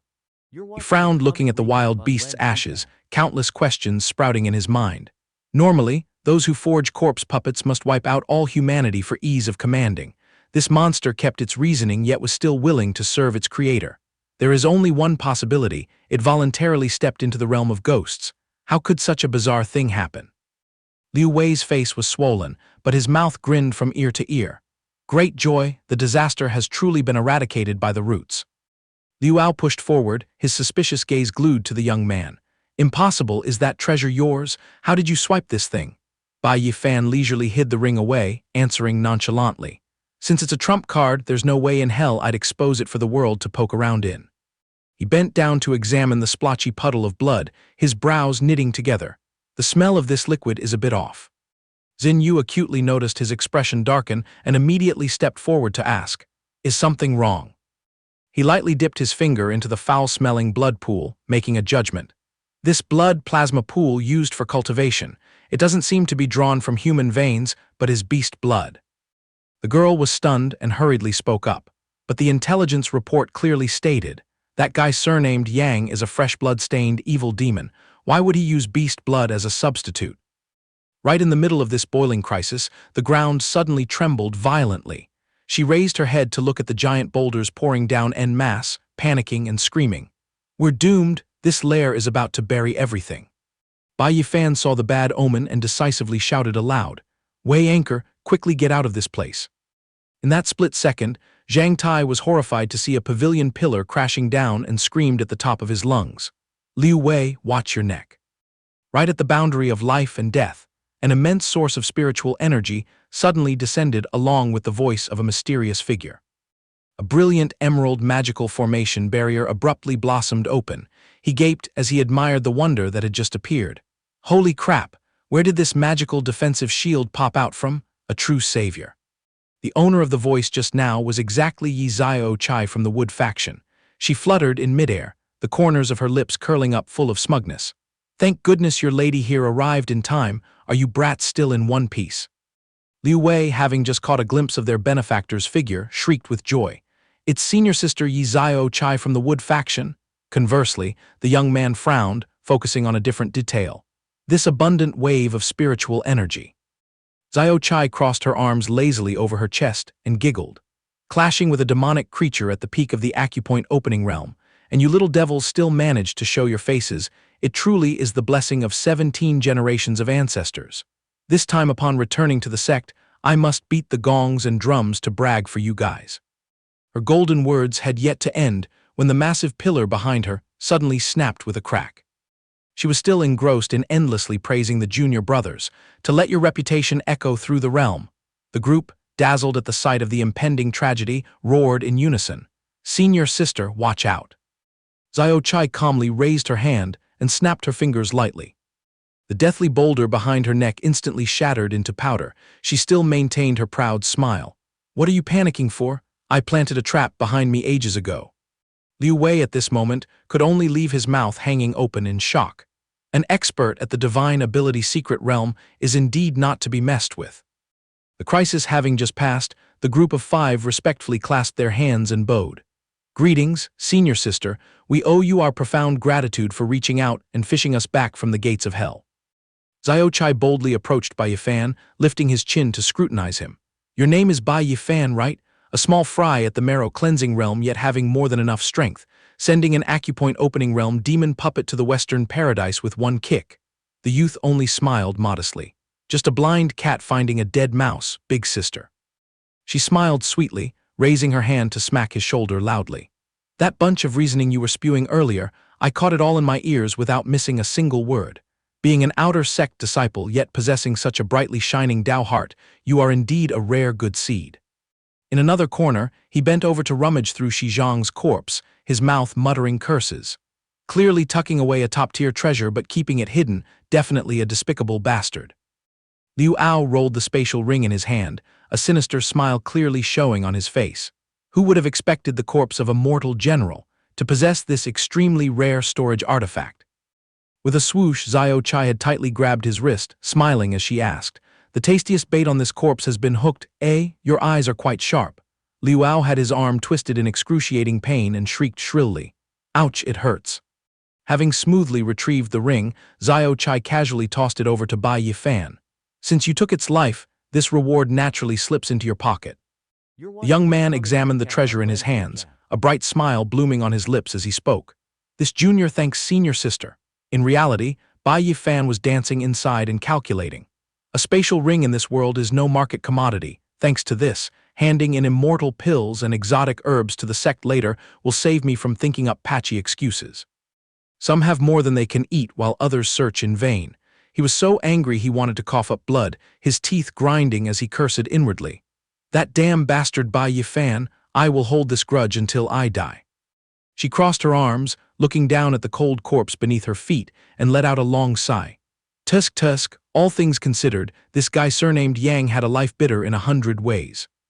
Zhang was inherently a loyal subject, rooting his feet at the border pass to guard the territory, risking his life to protect the commoners of the Wei state, truly a rare brave general in this world.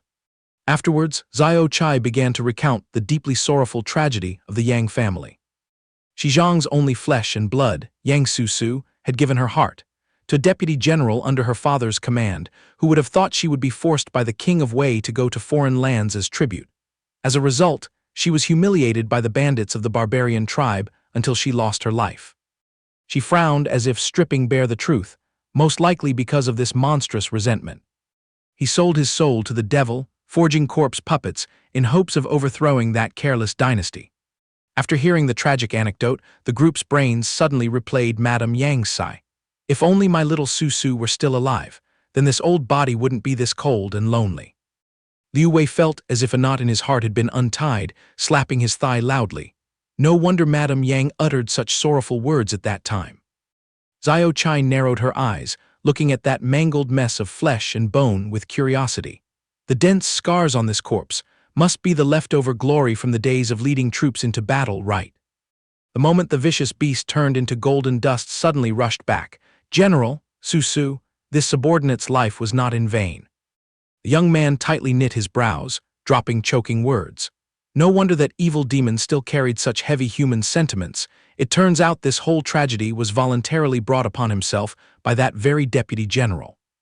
Liu Ao, his blood boiling, delivered a follow-up kick to Zhang's remains, berating him. Once the soul has left the body, pity is superfluous. Where does this scum traitor get the right to earn sympathy, you bunch of hot air-blowing lunatics? Just then a dark shadow strode forward and shouted, "Pull that leg back right now." Seeing the other party barefaced and refusing to listen, he swung his leg and kicked a huge boulder straight ahead. Liu Ao took the boulder head-on, clutching his shin and roaring in pain. "Bai Yi Fan, are you crazy?" He nonchalantly stepped forward to collect the rest of the corpse, dropping a casual remark. "When a person dies, all grudges should be considered wiped clean. What is the point of constantly trampling a corpse to hurl abuse at the deceased?" Seeing Bai Yi Fan about to turn his back, he suddenly remembered their mission and called out, "Hold on, where do you plan on dragging that corpse to?" He carried the body and walked straight, lazily replying, "To hand it back to Madame Yang." Liu Ao frantically strained his neck and bawled out, "Throw that broken body wherever you like, but I have to cut off the head and bring it back. If we lack this token, are our brothers supposed to eat dirt? How do we turn in the mission?" Bai Yi Fan's expression dropped, shooting him a scathing glare. "I will only open my mouth this once. This corpse must be handed back intact. To the widow of the Yang family, did you get that into your thick skull?" Liu Ao, crawling on the ground, obnoxiously shouted out, "Could you stop acting crazy?" He still tightly hugged the great general's remains, leisurely firing back, "And what if I don't?" Right at the moment, when 1,000 pounds hung by a thread, a piece of metal smacked onto his shoulder accompanied by a voice. "Cut the racket. Carrying this tiger tally back for the report is enough." Liu Ao grabbed the object with eyes full of suspicion. "This thing is a tiger tally?" Xiao Chai nodded to confirm. "Spot on, this is precisely old Zhang's troop-commanding treasure." She watched him hurriedly conceal the seal, splashing another bucket of cold water. For a military commander's life, this piece of scrap copper is even more precious than life itself. Lug this back, and what sect would dare refuse it? I cast a vote in favor of Bai Yi Fan. Liu Ao was so bitter his face turned purple, but he had to bite the bullet. Yes, this junior obeys senior sister's words. His mouth mumbled so, but his eyes still didn't forget to shoot daggers, cursing in his gut. That bastard Bai Yi Fan, this debt must be paid. In a flash, they arrived at the memorial service at Zhang's resting place. Joss paper flew covering the sky. Liu Wei clicked his tongue and spoke up.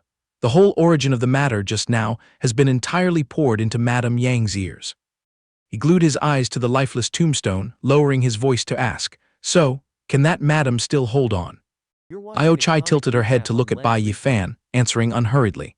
The madam seemed to have already seen through this tragic end. She said, "My husband shouldered karma over his head, now shedding the mortal coil to go down to the Yellow Springs and reunite with our daughter. Consider the gratitude and grudges of a lifetime fully repaid." She paused a beat before whispering, "That widow plans to take refuge in Buddhism, chanting sutras and striking the wooden fish to cleanse her husband's sins. Hoping the lonely souls and wild ghosts wandering in the living world will soon be transcended, peacefully entering the cycle of reincarnation." He stretched his shoulders to relax, looking back at his friends behind him and smiled lightly. This ending is complete enough. Let's move out.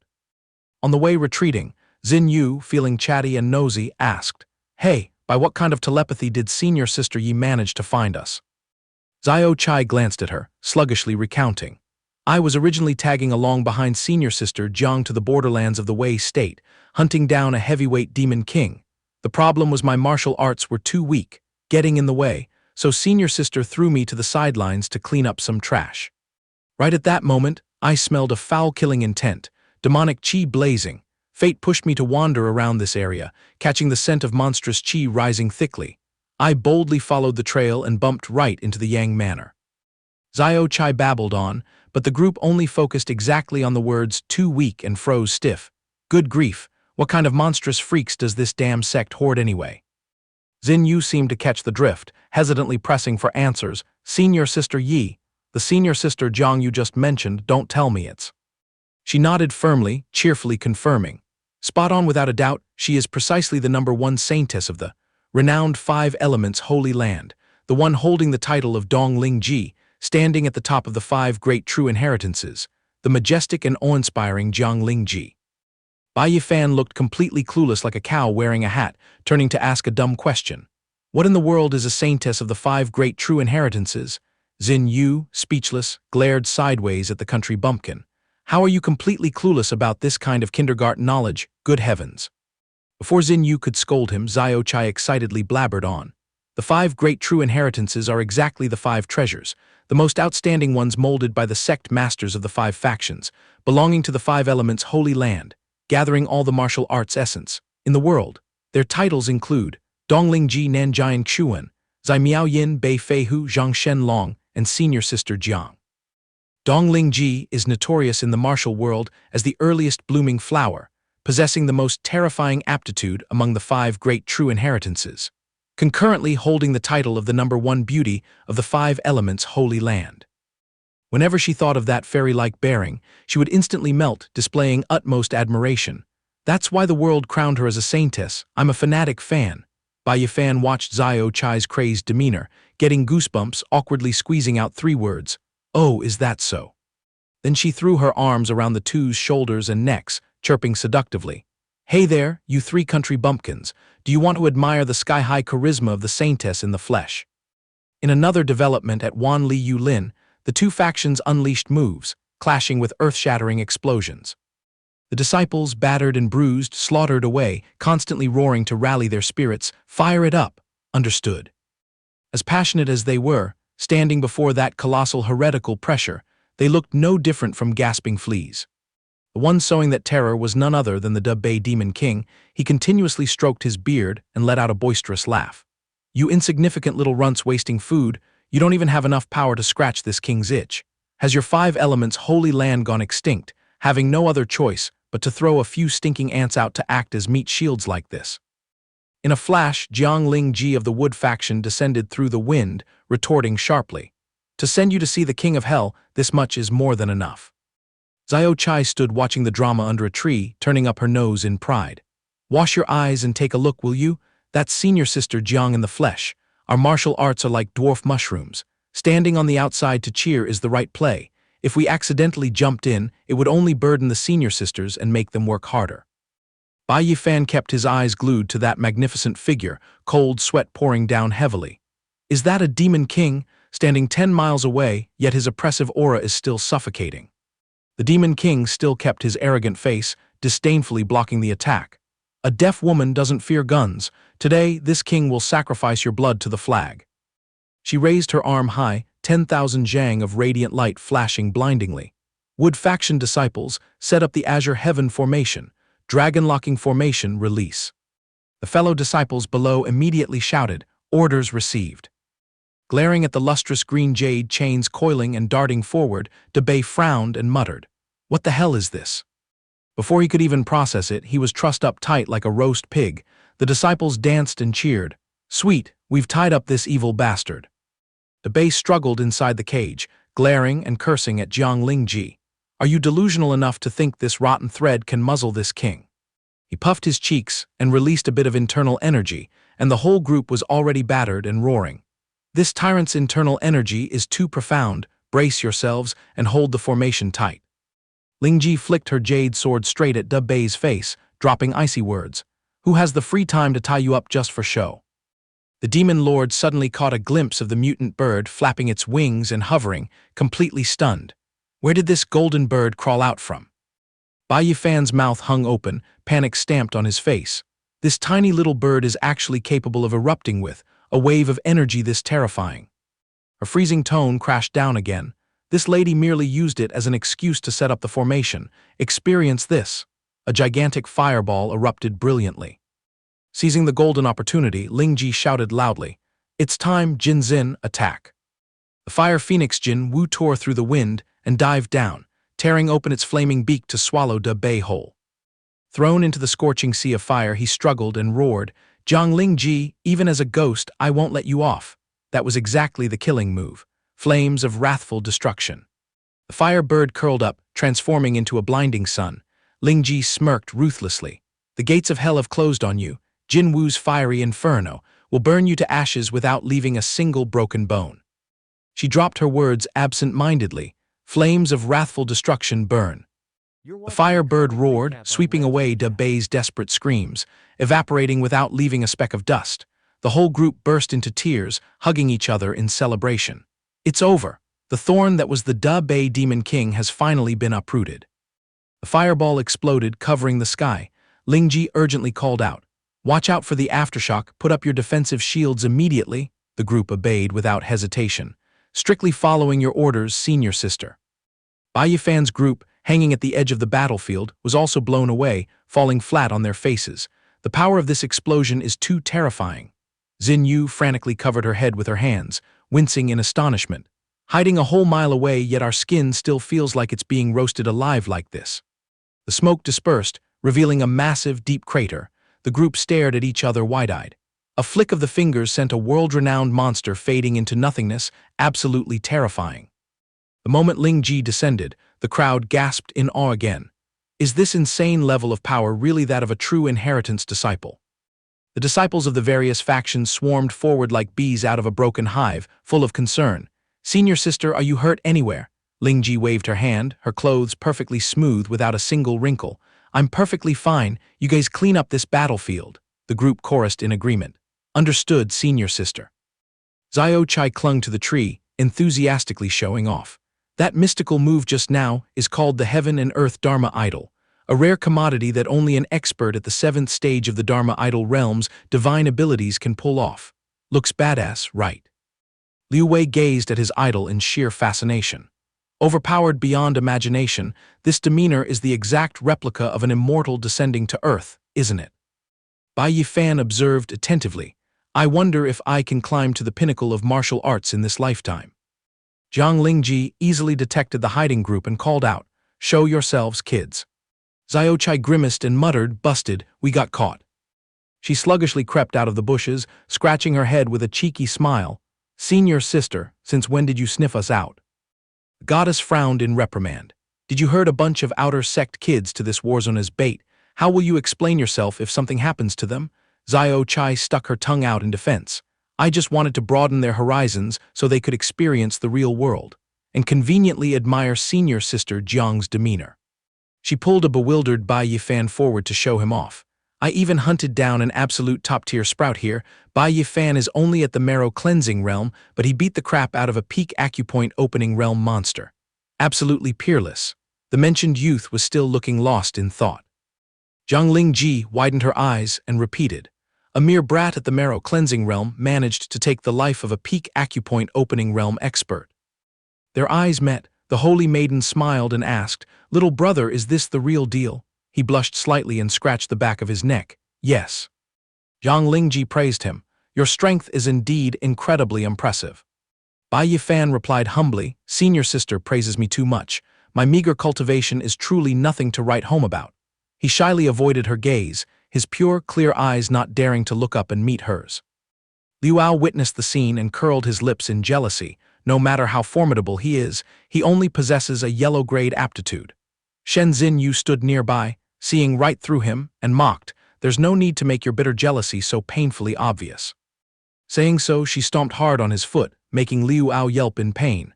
If you don't know how to speak properly, it's best to keep your mouth shut. Zhang Lingji continued conversing with Bai Yi Fan. I heard you have a yellow-grade aptitude. He nodded in confirmation. Liu Ao wore a sinister smile, thinking to himself that he almost forgot Bai Yi Fan had a bottom-tier aptitude. In the Five Elements Holy Land where hierarchy is strictly valued, how could someone with such poor talent catch the Holy Maiden's eye?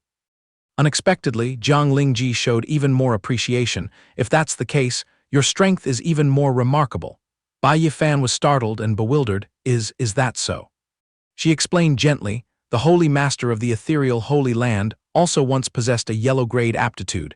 It doesn't define everything.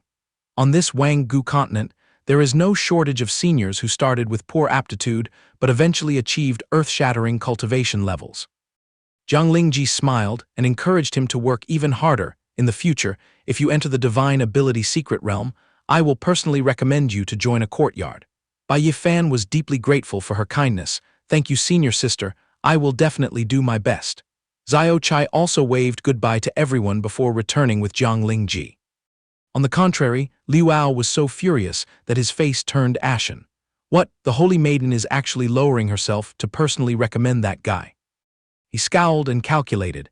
Anyone who receives a special favor from the 5 great true disciples will surely catch the attention of the elders of the 5 courtyards, not to mention being rewarded with countless cultivation resources. Did this little brat Bai Yi Fan save the world in his past life to be this incredibly lucky? Liu Wei chimed in with a reminder. It's getting late, let's hurry back and exchange our contribution points. Bai Yi Fan happily nodded in agreement. Afterward, the whole group set off to return together. The next morning at the contribution hall, Bai Yi Fan stepped forward and reported loudly, Elder Qi, we are here to turn in the mission of hunting down Yang Shizhong. The elder stroked his beard while adding their points and nodded in praise. You guys did a very good job this trip. Take your contribution points. He received the jade token with both hands and respectfully gave his thanks. In his heart, Bai Yi Fan was secretly thrilled. A low-level mission yielding up to 60 contribution points was truly a huge bargain for a new disciple. Shen Xinyu jumped for joy. Awesome. With contribution points, we can finally exchange them for martial arts skills. Liu Wei also rubbed his hands in anticipation. I've had my eye on a martial arts manual for a long time. Now I finally have the chance. Suddenly, Liu Ao raised his chin and shouted, Bai Yi Fan, stop right there. The whole group was startled and turned around. Shen Xinyu frowned and called his name. Bai Yi Fan calmly asked what was wrong. He sneered disdainfully. Look at your attitude. You plan to swallow all the items in Yang Shizhong's spatial ring by yourself, don't you? He curled his lips slightly and retorted calmly, yeah, so what? Liu Ao roared, his face flushed with anger. I forbid you from doing so. As the captain, I am the only one with the right to distribute the spoils. Spit out the spatial ring right now. Liu Wei spoke up indignantly in his defense. Liu Ao, I've had enough of you. Why didn't you dare to utter a word when senior sister Yi was here, and now that she just turned her back, you plan to pull this blatant robbery? Do you even know what shame is? The thick-skinned guy showed no remorse and turned to scold him instead. You fatso, what nonsense are you babbling about? Liu Wei absolutely refused to back down and argued to the bitter end. If it weren't for Bai Yi Fan taking action, all of us would have been dead meat in the underground palace. Where do you get the nerve to stand here and make demands? Liu Ao shamelessly twisted the narrative. One thing is one thing, another is another. I also sweated blood and tears, and I'm covered in injuries. The wealth in that ring must definitely have my share. While he was boasting and listing his grievances, furthermore, I am the chief commander of this mission. Bai Yi Fan acted on his own, so he must kowtow and apologize to me, otherwise. Before he could finish his sentence, Bai Yi Fan dashed forward. He swung his arm and delivered a heaven-shaking slap straight to his opponent's face.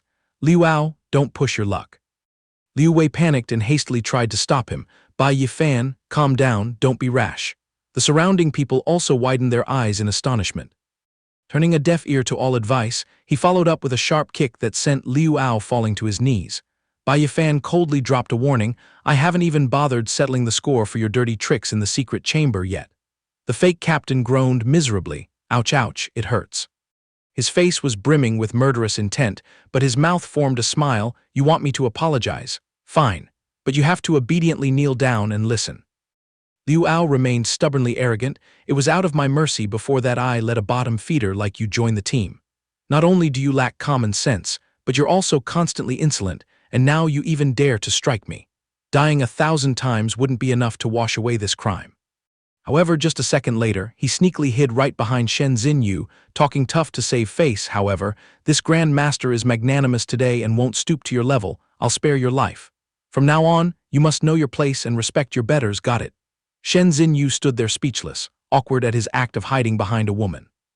Liu Ao clutched his swollen cheek and was about to turn and run, but still managed to look back and drop a threat. I won't be this easygoing next time. Consider yourself temporarily spared. In his heart, he screamed bitterly, Bai Yi Fan, just you wait and see. Unexpectedly, he suddenly called out to stop him, Senior brother Liu, please halt. Liu Ao froze. He raised his chin and turned back with a triumphant look. What, figured it out, didn't you? Actually, your senior brother here isn't a heartless person.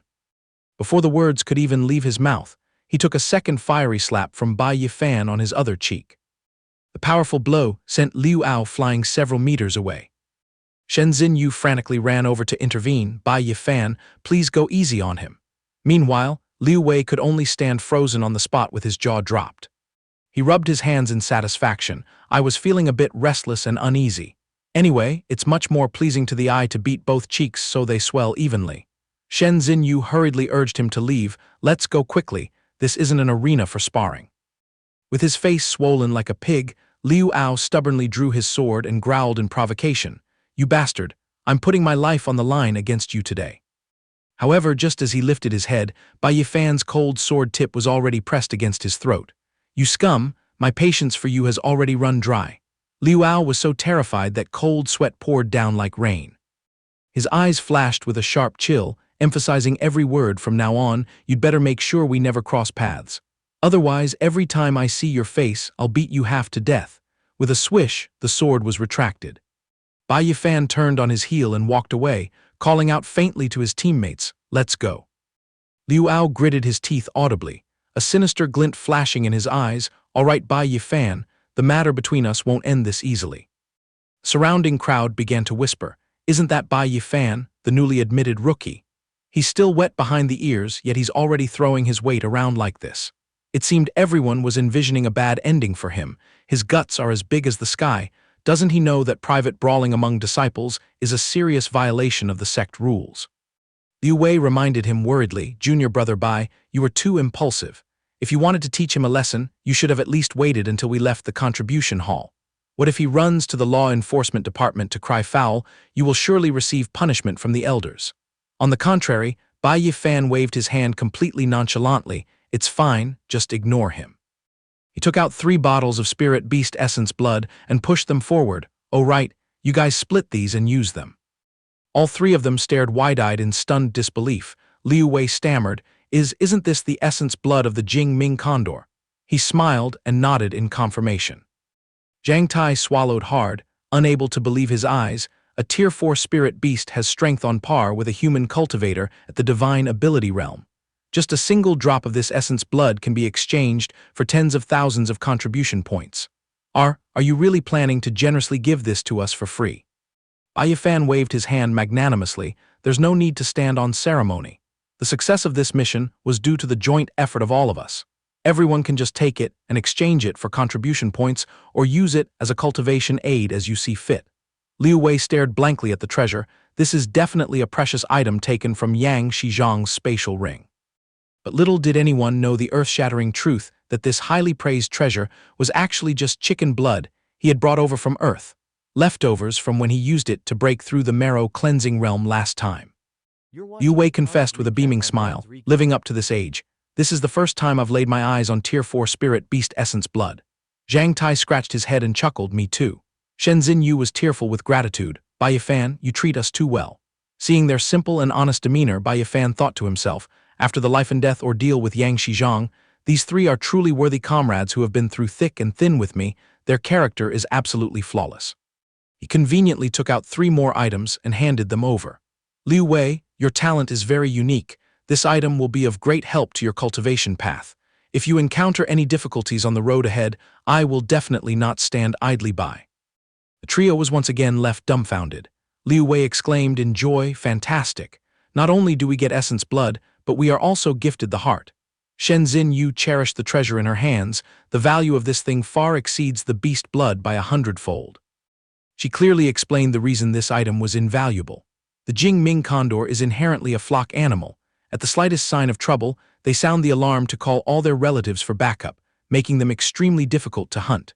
Their nature is aggressive and highly belligerent, so obtaining their blood is already like plucking stars from the sky, let alone extracting a whole heart like this. Liu Wei was so moved that he bawled his eyes out, rushing over to bear hug him. Bai Yi Fan? No, big brother Bai. From this moment on, you are the beloved big brother of my heart. Even blood brothers might not treat me as well as you do. Bai Yi Fan, caught between laughter and tears, pushed him away. Hey, you're wiping all your snot on my clothes. Zhang Tai and Shen Xin Yu standing nearby burst into a fit of belly laughter upon seeing this. At the law enforcement department of the contribution hall, Elder Ming Jian darkened his face and interrogated, "Are the words you just reported the truth?" Liu Ao knelt prostrate on the ground, putting on a performance of heaven-piercing grievance to fabricate his story. I implore the elder to judge clearly in this mission. Bai Yi Fan not only behaved outrageously and disobeyed the commander's orders, but also abused his power to appoint himself as the captain. When the dust settled, he then swallowed all the acquired spoils for himself. He cried and embellished the tale. This disciple merely wanted to stand up and demand justice. Who would have thought he would rely on his power to assault this disciple in broad daylight? I beg the elder to handle this strictly and impartially, otherwise, where would the dignity of the contribution hall's law enforcement department be? Elder Ming Jian frowned in half-belief to think that such an outrageous incident would actually occur. He immediately transmitted his voice through the jade token to issue an order. Zhu Long, Feng Chu, you two hurry and escort Bai Yi Fan here. This seat will personally interrogate him. Two burly figures instantly appeared, cupping their hands and bowing their heads. Your subordinates obey your command. On the way, Liu Ao started to play his dirty tricks. Two senior brothers, please hold your steps. This little brother has a small request.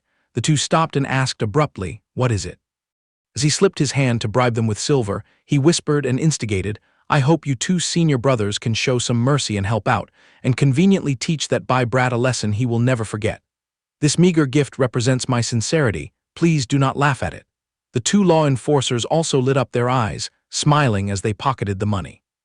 However, Zhu Long stroked his chin and set a price. Just this much makes it a bit hard to do business. Feng Chu beside him also chimed in. Exactly. Besides, according to trial procedures, we definitely have to use a truth pill to force out the facts. The efficacy of that medicine is very strong. It's not like we can control it. Liu Ao gritted his teeth and emptied the rest of his purse, shoving in a large gold ingot.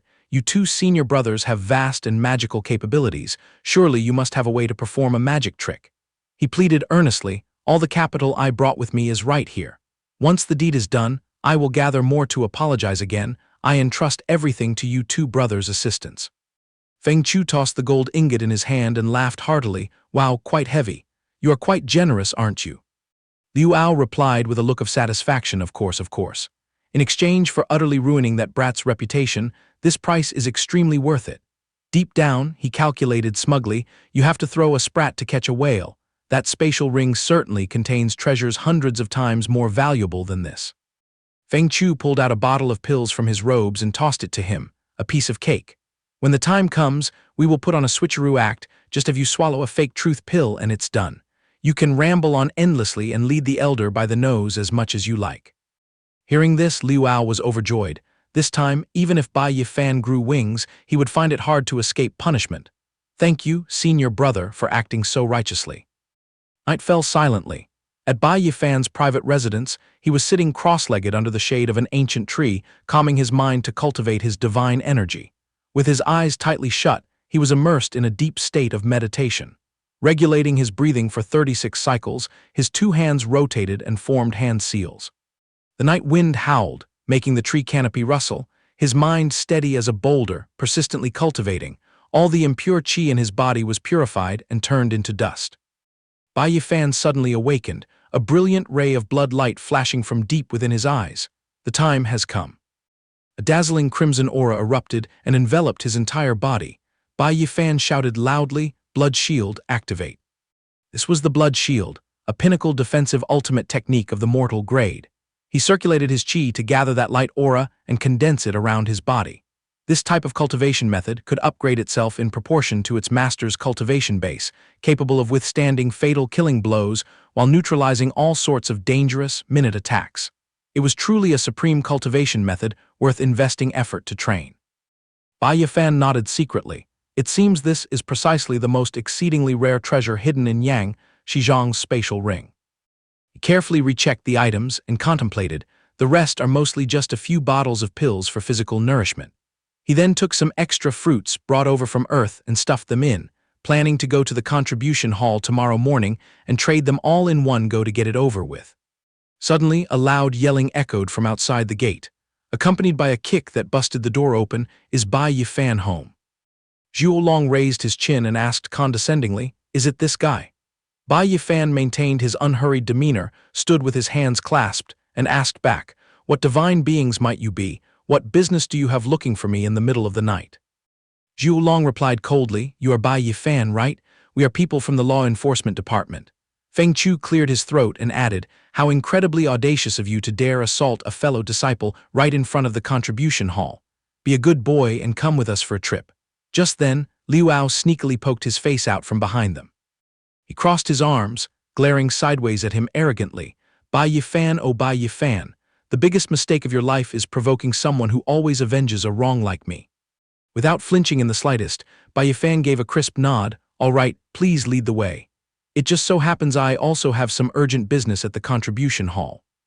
Zhuolong frowned in confusion. "What urgent business?" Explained coolly, "Oh, didn't senior brother Liu tell you too? The thing is, I have some tier 4 demonic beast essence blood that I intend to hand over to the higher-ups, but he got greedy and wanted to swallow it all, so I dealt him a heavy-handed lesson." As soon as the words fell, the two law enforcers simultaneously snapped their heads around, glaring daggers at Liu Ao. Feng Chu's expression immediately darkened. Tier 4 demonic beast essence blood. Selling that thing would yield a massive fortune along with a mountain of contribution points. Liu Ao frantically waved his hands, denying it completely. "Two senior brothers, don't listen to his mad barking. I truly know nothing about it." The law enforcer smirked profoundly. "No rush. Once you swallow the truth pill later, black and white will naturally become clear." Liu Ao turned pale, cursing inwardly, "Damn it, these two are blatantly threatening me." Had to grit his teeth, pulling the two men's clothes and whispering, "Two senior brothers, hold on a second, we can talk this out. Wait until I snatch that treasure. I promise to give you half of the acquired wealth and contribution points." Unexpectedly, Feng Chu flipped his attitude like flipping a pancake. "No thanks, we take 8 parts, you swallow your pride and take 2. Liu Ao choked on his resentment and swallowed his anger, bitterly admitting that he was making a heavy loss this time, all because of that little brat Bai Yi Fan. But outwardly, he could only stomach it and compromise, deal. Feng Chu turned around and cleared his throat to assert dominance over Bai Yi Fan. "You've delayed our official duties enough. If you know what's good for you, quickly follow us back to face justice." He replied with utmost respect, "This little brother understands clearly. It's just that I just finished my cultivation session and am dripping with sweat. If I am convicted and imprisoned this trip, my foul-smelling body might offend the elders. Would you two generous senior brothers grant me a few minutes to go inside and change into clean clothes?" Feng Chu narrowed his eyes in suspicion. "We will follow you closely inside. You'd better not pull any demonic tricks." Zhuolong jerked his head and ordered Liu Ao, "Stand here obediently and root your feet to the ground."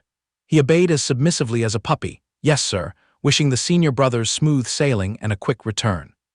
Inside Bai Yi Fan's dimly lit room, as he was busy picking out his clothes, Feng Chu voiced a threat. "You brat, don't even think about making a rash move. Lest when it really comes to blows, your skills won't even amount to a fraction of us two brothers." He replied calmly, "I take note of that. I am not foolish enough to bring disaster upon myself by challenging 2 experts."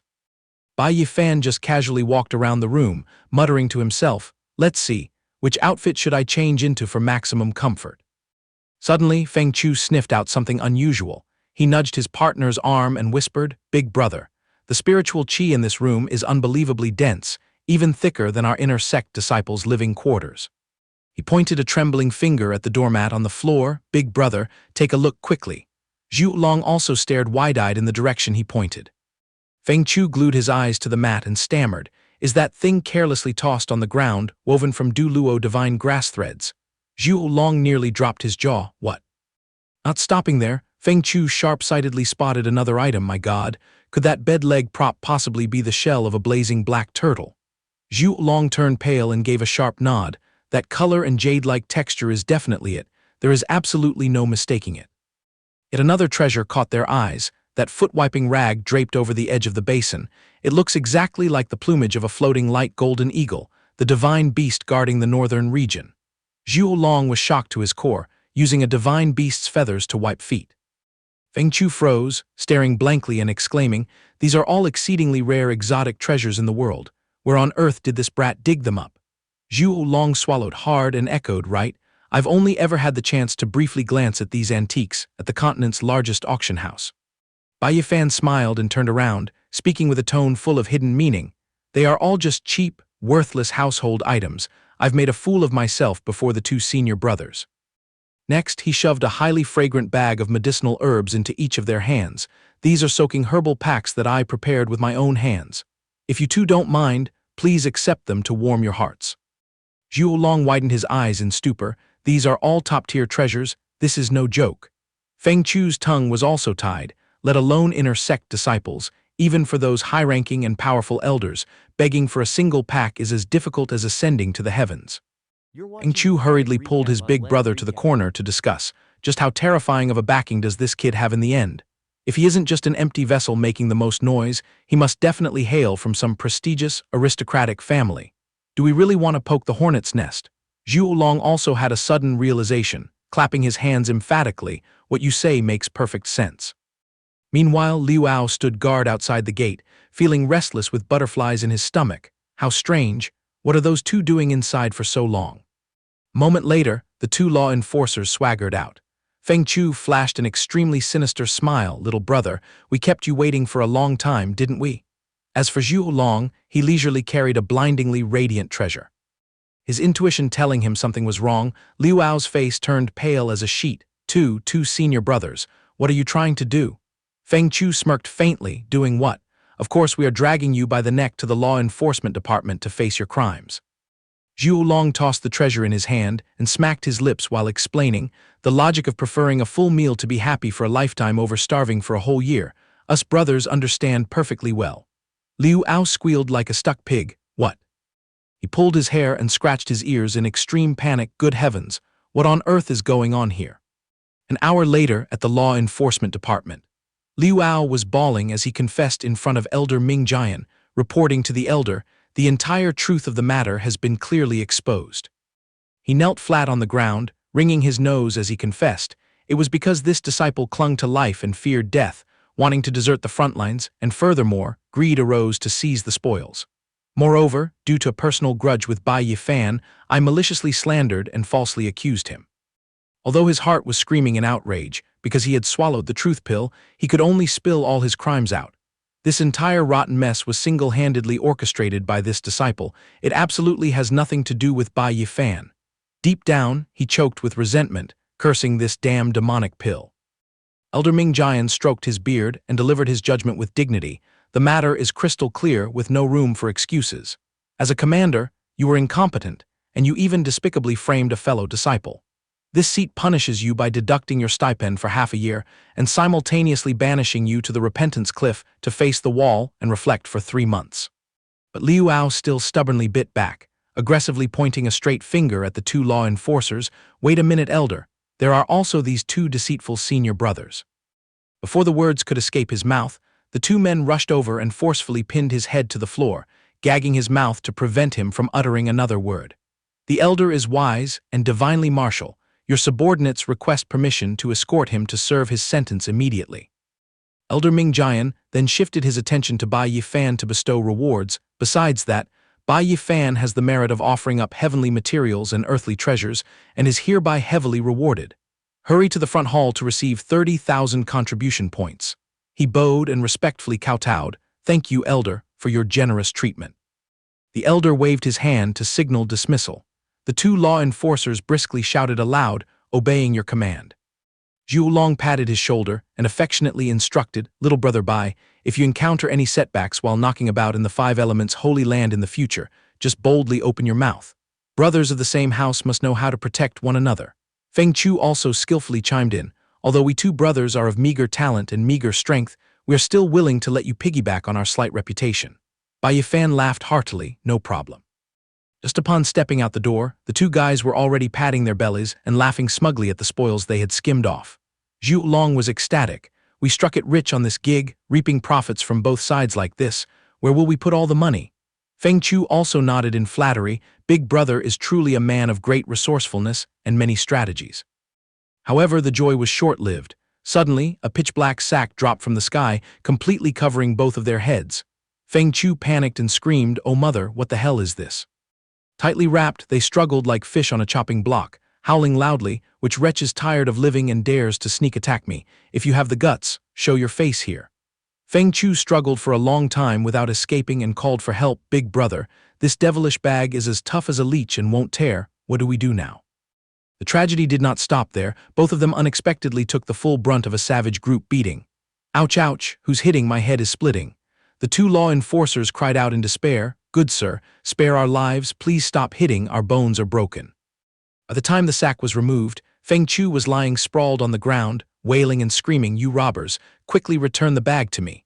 Zhu Long, with a miserably battered appearance, groaned and asked, "You faceless coward, who on earth are you?"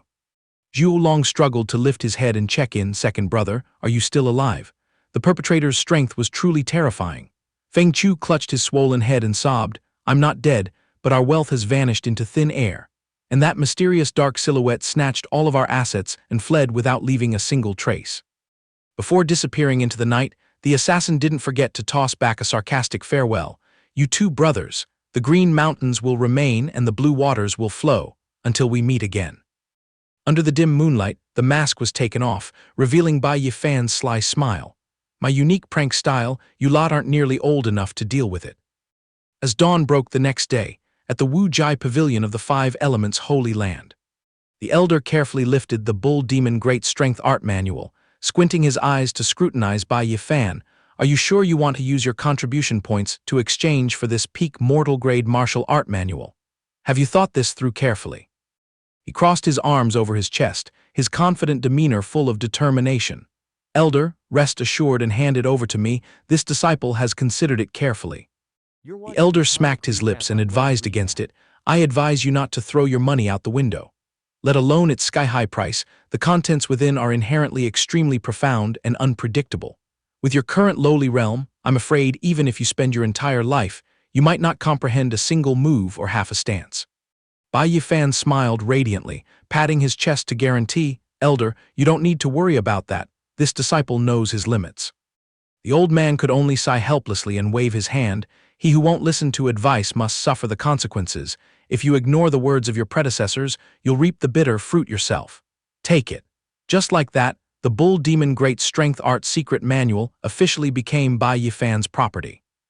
Hugging the fresh-off-the-press secret manual in his hands, he smiled gleefully.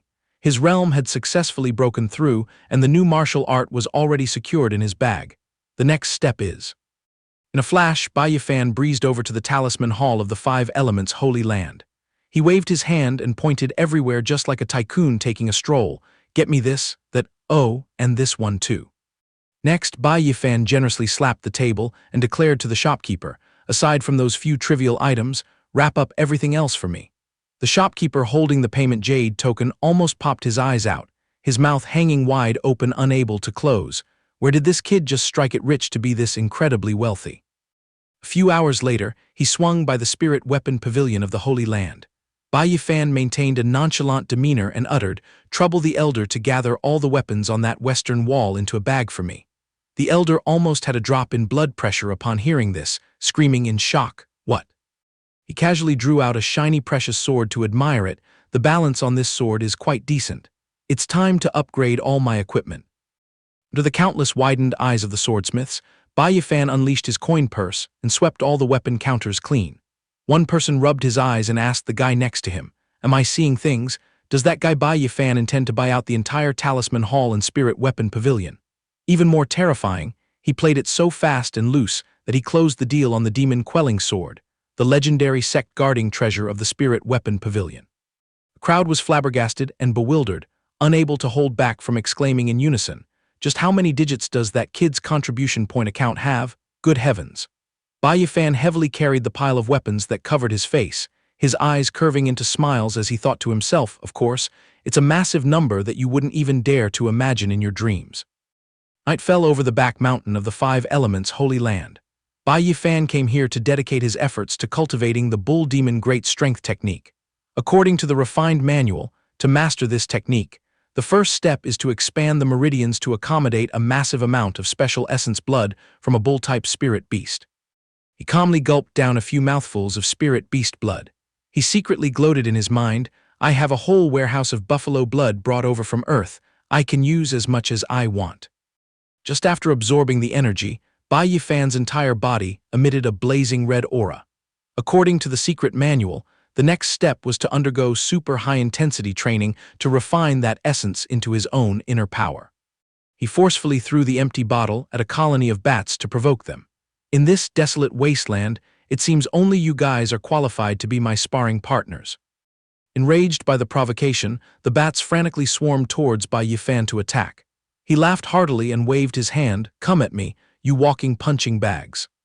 In the blink of an eye, the bat swarm closed in. He smirked in admiration, your reaction speed isn't half bad. Bai Yi Fan pivoted, delivering a devastatingly heavy punch to the leading bat. Have a taste of my enhanced fist. Struck by the fatal blow, the bat lost control, flying unsteadily before crashing into its kin behind it. Witnessing the scene, he stroked his chin and nodded, the destructive power is not bad at all.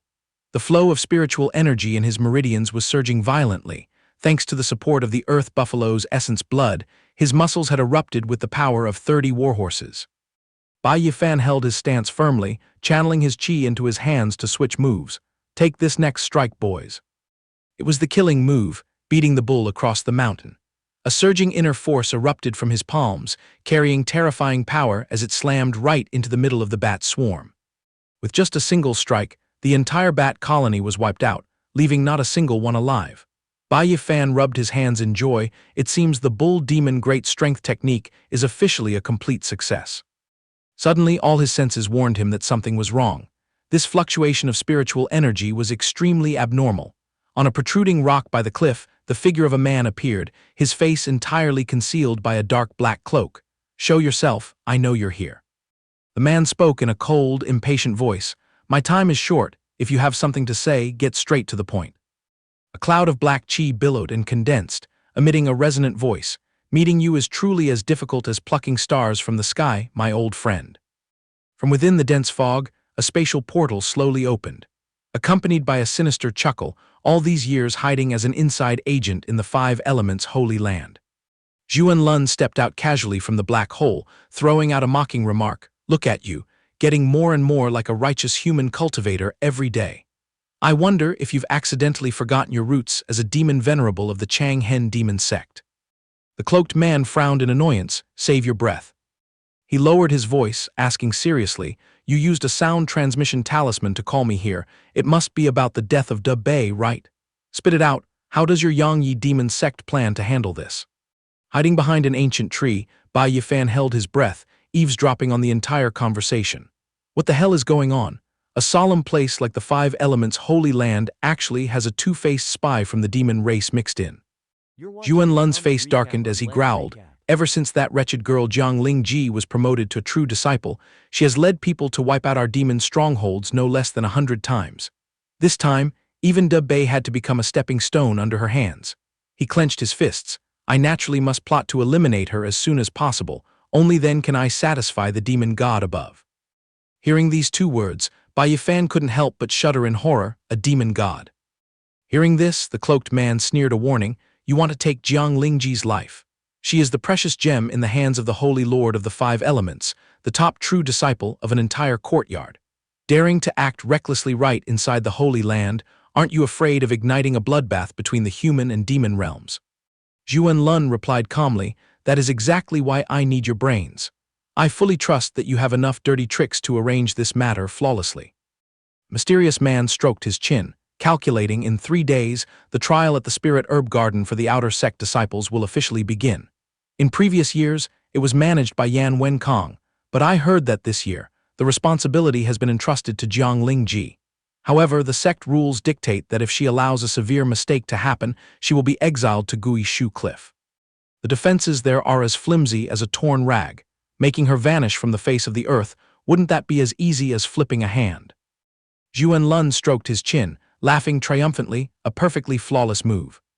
Continued to sow his malicious intentions. When the time comes, I will personally concoct some spirit pills. You just need to secretly drop them into the pile of white bones to lure the elite disciples. After that, I will unleash a bloodthirsty vicious beast, borrowing a knife to kill and slaughtering all those brats. What do you say? Facing him beneath the heavily pulled-down hood, the corner of the cloaked man's lips curled into a savage smile. Your brain works quite fast, doesn't it? Zhuan Lun's spine-chilling laughter echoed through the silent night. As long as the elite seedlings of the five elements Holy Land all perish, even if Jiang Lingji jumped into the Yellow River, she couldn't wash away her sins. Hiding not far away, Bai Yi Fan pressed his back against the ancient tree, his pupils shrinking continuously from the shock. Along with it came an overwhelming surge of extreme unease. I never expected that a normal cultivation trip would uncover such an earth-shattering conspiracy. I must preserve my life and get out of here quickly. Suddenly, a towering murderous aura radiated from the masked man.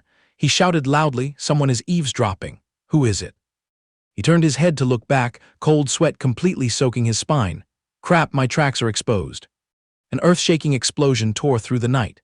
Dirt and rocks flew blindly, covering the entire surrounding landscape. The dust settled, returning the space to a dead silence. He scanned his eyes around, his brows furrowed in utter confusion. There's not a single soul. Could it be that I was too sensitive and hallucinated? He let out a breath. Forget it. There is absolutely no trace of life force around. I was definitely just being paranoid. He turned on his heel to leave, muttering continuously, "This place isn't suitable to stay for long." His pitch-black silhouette twisted, deformed, and faded into the silent darkness. Escaping death by a hair's breadth, Bai Yi Fan rubbed his chest, letting out a sigh of relief. Thank my lucky stars that my daily transmigration count hasn't run out yet. I almost surrendered my life right on the spot. His eyes became unusually sharp, the flame of justice burning fiercely. These demon-race sewer rats actually dared to plot and frame Jiang Lingji. I absolutely cannot let their filthy scheme go smoothly. Thinking it over, Bai Yi Fan clearly understood that his current situation was an extreme dilemma. The misery is that I have absolutely zero evidence in my hands. Abruptly reporting this to the higher-ups would be no different from beating the grass to scare the snake.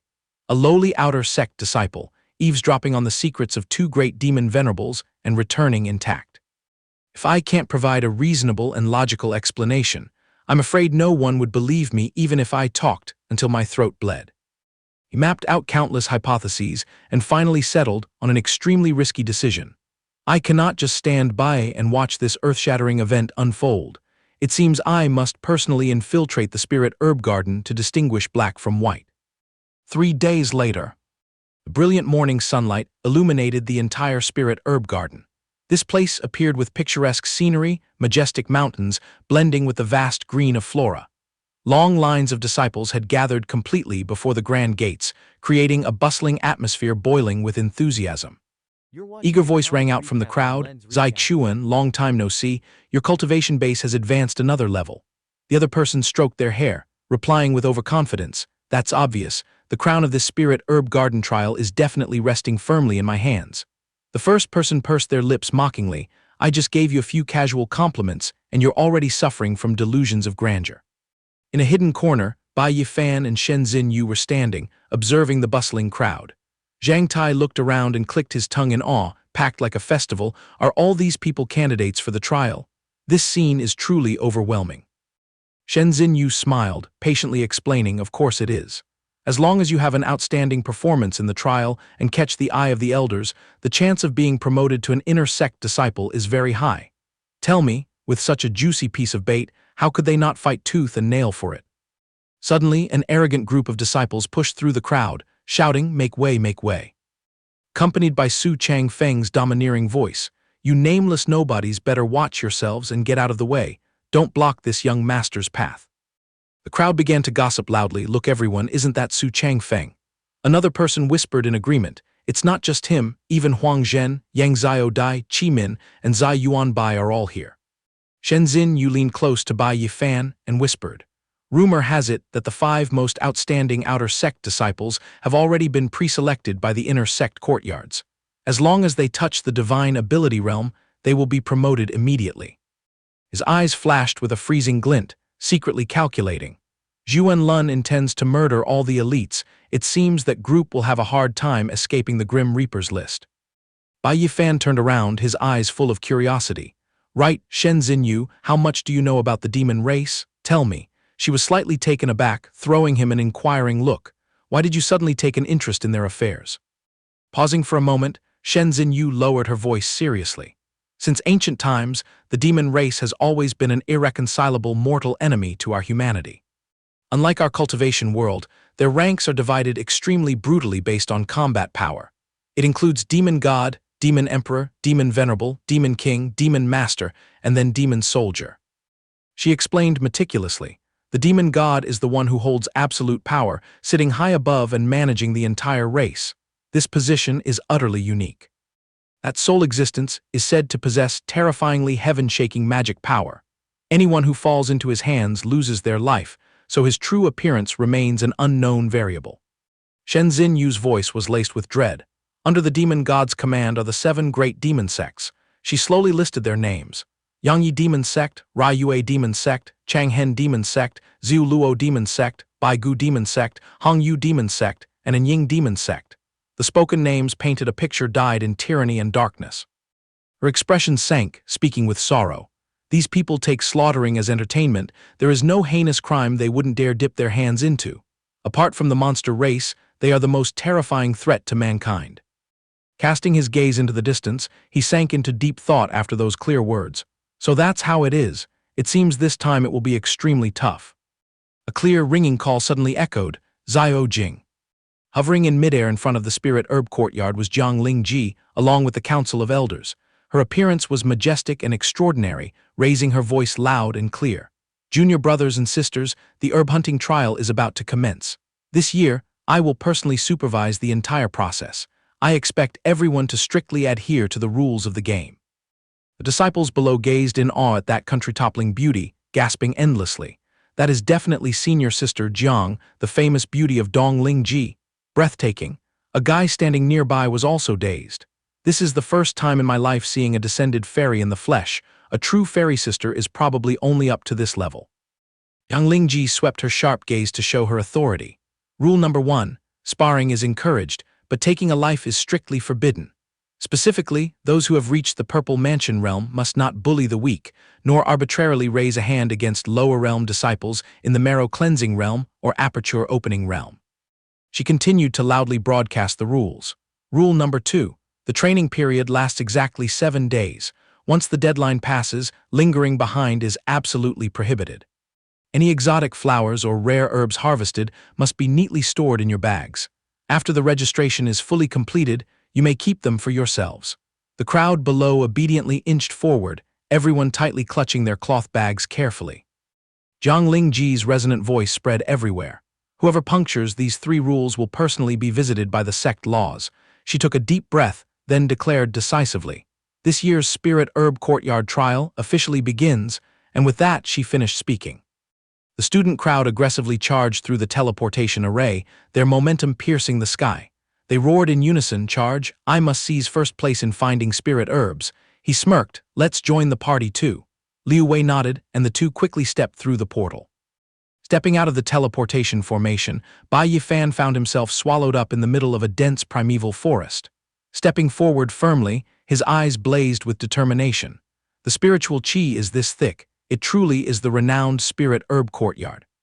Sweeping his gaze over a few towering ancient trees, he stopped at a wide open clearing, muttering to himself. "We clearly entered together, but now I'm stranded all alone.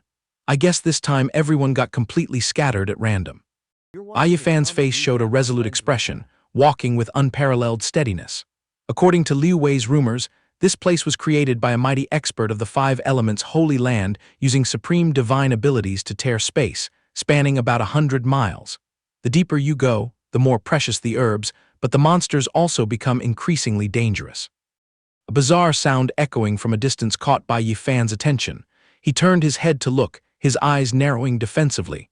"There's a commotion over there, let's go be a little nosy." Three giant pythons with jagged teeth lunged straight down from the treetops toward Bai Yi Fan as fast as lightning. He raised an eyebrow slightly. What the hell is this? Bai Yi Fan casually drew his sword from its sheath, his gaze slicing through the three reptiles like a dagger. He coldly mocked them. A few bratty wild beasts actually dare to show off their meager skills in front of a master like me. He swung his sword, immediately executing a heaven-shakingly majestic cross-wind-breaking slash. The razor-sharp, merciless sword trajectories chopped the giant snakes' bodies to pieces. Sending the three corpses to the afterlife, lined up on the ground, Bai Yi Fan casually sheathed his sword, murmuring, "A Tier 4 rock snake, for a normal disciple it would be troublesome, but for me right now, it doesn't even count as a scratch." He continued to ponder. "I have no idea which dark corner the spirit beasts that Zhu and Lun set as a trap are hiding in. Whatever, I'll just keep moving and figure it out later." Suddenly, a heart-wrenching scream for help reached his ears. Bai Yi Fan sharply sensed that someone was approaching him. A panicked young girl cried and screamed, "Don't come any closer. Wasn't robbing this lady's spirit herbs enough that you still intend to pull your beastly tricks? Aren't you afraid the elders will find out and punish you?" The man laughed disdainfully. "The punishment, elder? That old geezer is my great-uncle, in this outer sect who has guts big enough to touch me. Besides, junior sister, do you have any proof?" The girl was so terrified she stuttered. You stay away from me." Wang Teng rushed him. "Senior brother Gao, why waste your breath on this wretched girl? Let's finish this quickly before someone comes to ruin things." Gao Yang remained nonchalant. "Take it easy. How about the two of us go at it together? You should enjoy yourself a bit too, little brother." The girl struggled desperately for her life. "No." Wang Teng hurriedly cupped his hands. "Many thanks to senior brother Gao for looking out for me." He secretly sneered in his heart. "Stinky brat, if it wasn't for starving on the mountain for too long, as a noble heir, do you think I'd ever want to share leftovers with this guy?" Whoosh, a nameless rock tore through the wind from out of nowhere. Smack, it shattered right in the middle of the two scumbags' foreheads. They clutched their heads, howling in pain. "Whoever it is, show your face right now. What suicidal fool dares to throw rocks and hide their hands from this granddaddy?" Bai Yi Fan strolled out leisurely, still tossing a pebble in his hand, throwing out a mocking remark. "There's nothing tasty in this grassy patch, but the good thing is that animals breed here in endless numbers." The two men stared wide-eyed at him, shrieking in unison. "Bai Yi Fan." The young girl dragged herself over, pleading weakly. "This senior brother, please lend a hand and save my life. Not only did they steal my things, but they also intended to commit vile acts." Gao Yang roared in fury. "You stinky brat, it's you again. Heaven has eyes, I didn't expect enemies on a narrow road to meet right here." Bai Yi Fan shrugged contemptuously. "Defeated little punk, this young master is too lazy to waste energy slapping you again. Take your own face and get lost, or do you prefer waiting for me to break your legs before you roll away?" Gao Yang threw his head back and laughed maniacally. "Hilarious, Bai Yi Fan, do you think I'm still the Gao Yang of the past? Lately. To defeat you, I have risked my life cultivating. Right now, my cultivation has broken through to the peak of the aperture opening realm. You delivered your life at the perfect time. New debts and old grudges of yours truly, today I will settle the principal and the interest." Saying that, he clenched his fists and lunged forward, a violent, glowing red aura radiating around him. Bai Yi Fan smirked provocatively. "Is that so? Let's see how great your abilities really are." He casually reached out his hand. He gently caught Gao Yang's strike, making him freeze stiff. "I thought you were something, but this meager strength probably can't even handle a single finger of mine." Gao Yang's eyes bulged in terror. How can this be so absurd? He broke out in a cold sweat upon realizing his opponent had grown exponentially stronger. Bai Yi Fan spoke coldly. "One final warning, if I ever see your ugly mug bullying the weak again." He channeled his force and slammed the guy into the ground, shouting loudly, "Then I will completely cripple your cultivation. Get lost." Right after he finished his sentence, the guy scrambled to his feet and ran away frantically, not even daring to look back. Bai Yi Fan dusted off his hands, his face full of disgust. "Beating trash like you only dirties my hands." He pointed his eyes at the accomplice. "So, what about the second animal?" Wang Teng shook like a leaf in the wind. "Bai Yi Fan, what are you planning to do?"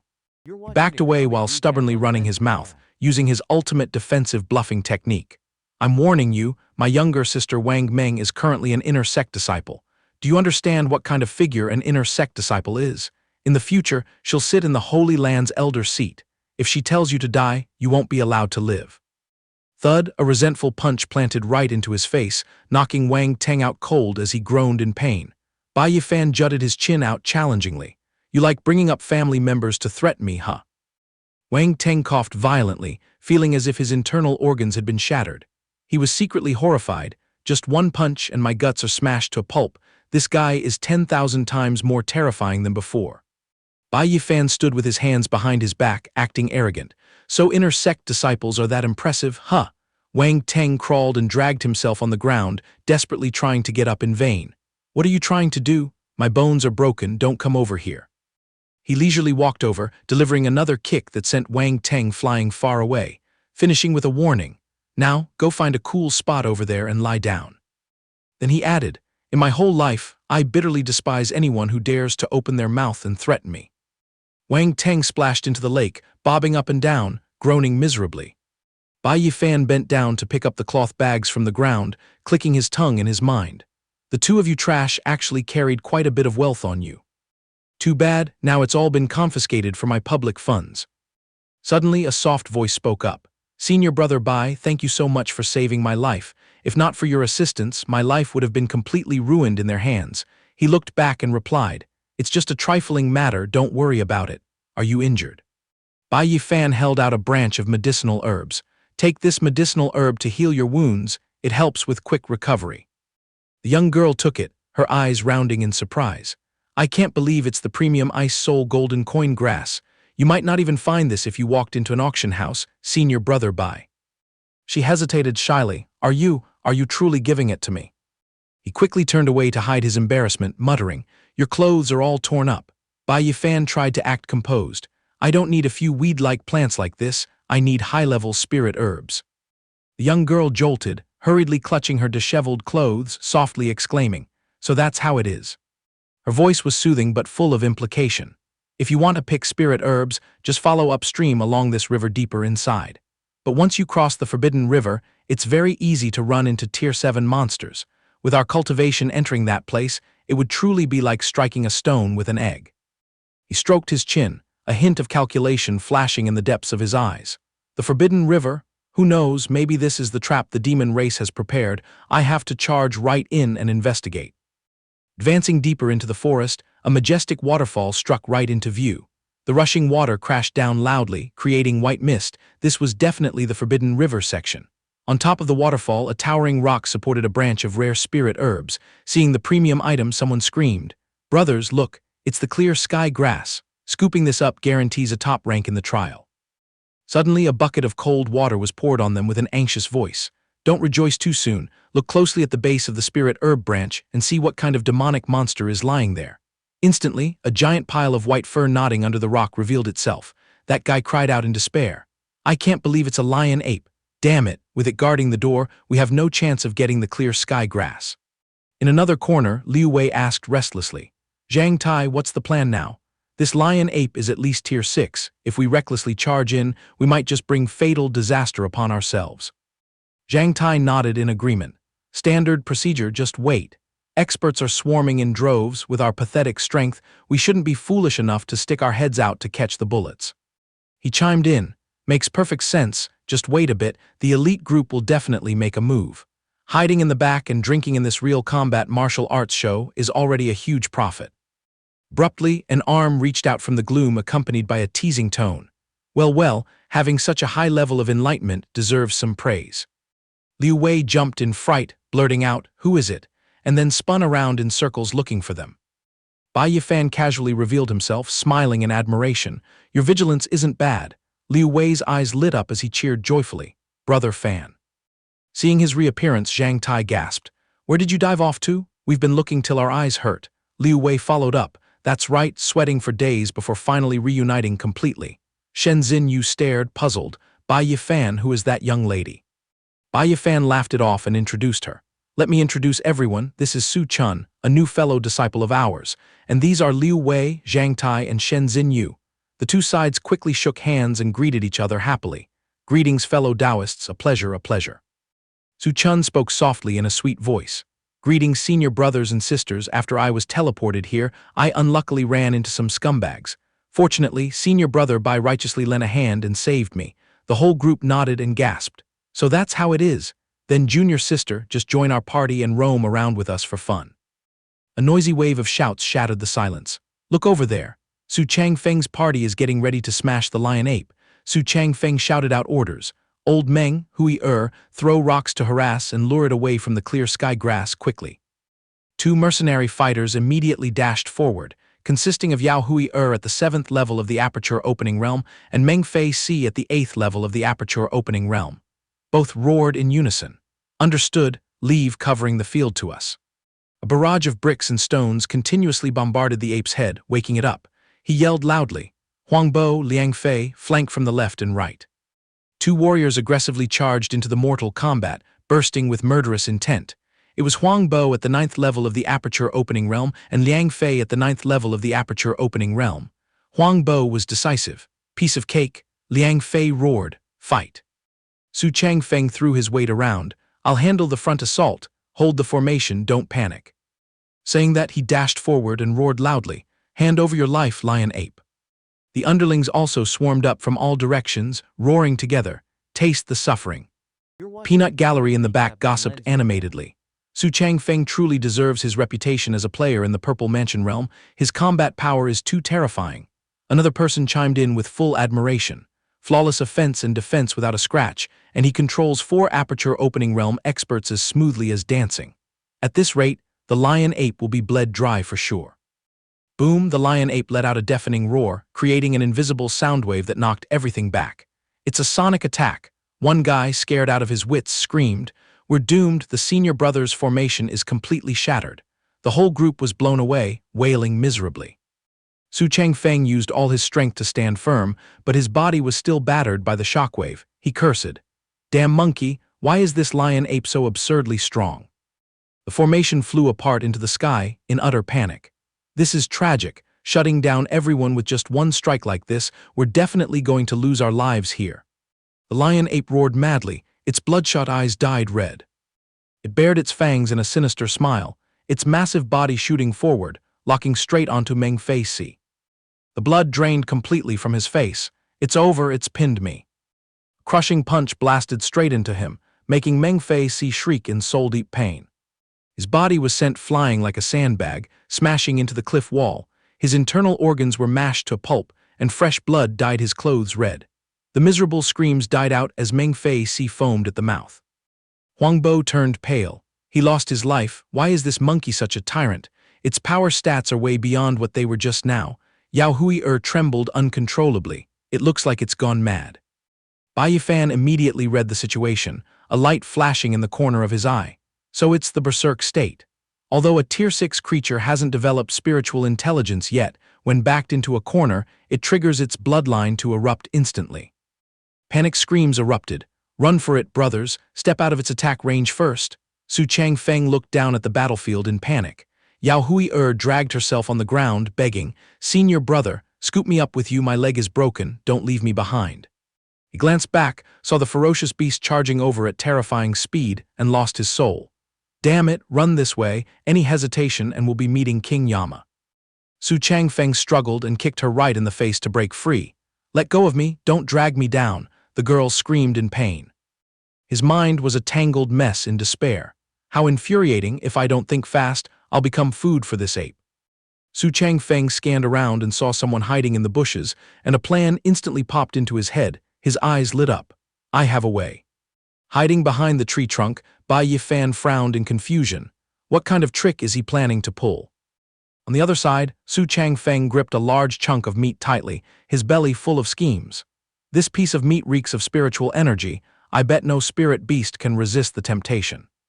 He hurled the chunk of meat straight away, panting heavily as he muttered to himself, "For the sake of my life, there's no other choice." Behind his back, the lion ape was madly in hot pursuit. But the beast suddenly hit the brakes, its greedy eyes staring intently at the flight path of the juicy bait. It immediately changed direction, chasing after the delicious meat. Shenzhen Yu was horrified. "Crap, the monster is heading straight for us." The monkey crashed down from above at dizzying speed. Bai Yi Fan remained as steady as a rock when a frantic scream suddenly rang out. Bai Yi Fan dodged quickly. Just as the beast caught the chunk of meat, Bai Yi Fan shot out like an arrow right in front of the ape, ignoring all the voices trying to stop him. Brother Fan, don't do anything reckless. He cleared his throat to reassure them. Everyone just stay calm, be good and wait for me to return. Estimating a safe distance, he boldly provoked it. Hey stupid monkey, come over here and catch me. With the tasty bait in its hands, the ape forgot all precautions, obediently taking the hook and charging forward exactly as Bai Yi Fan had predicted. The young man ran away while waving the chunk of meat to provoke it. So delicious, come chase me. Just like that, one person and one beast chased each other far off into the distance. Liu Wei was incredibly moved.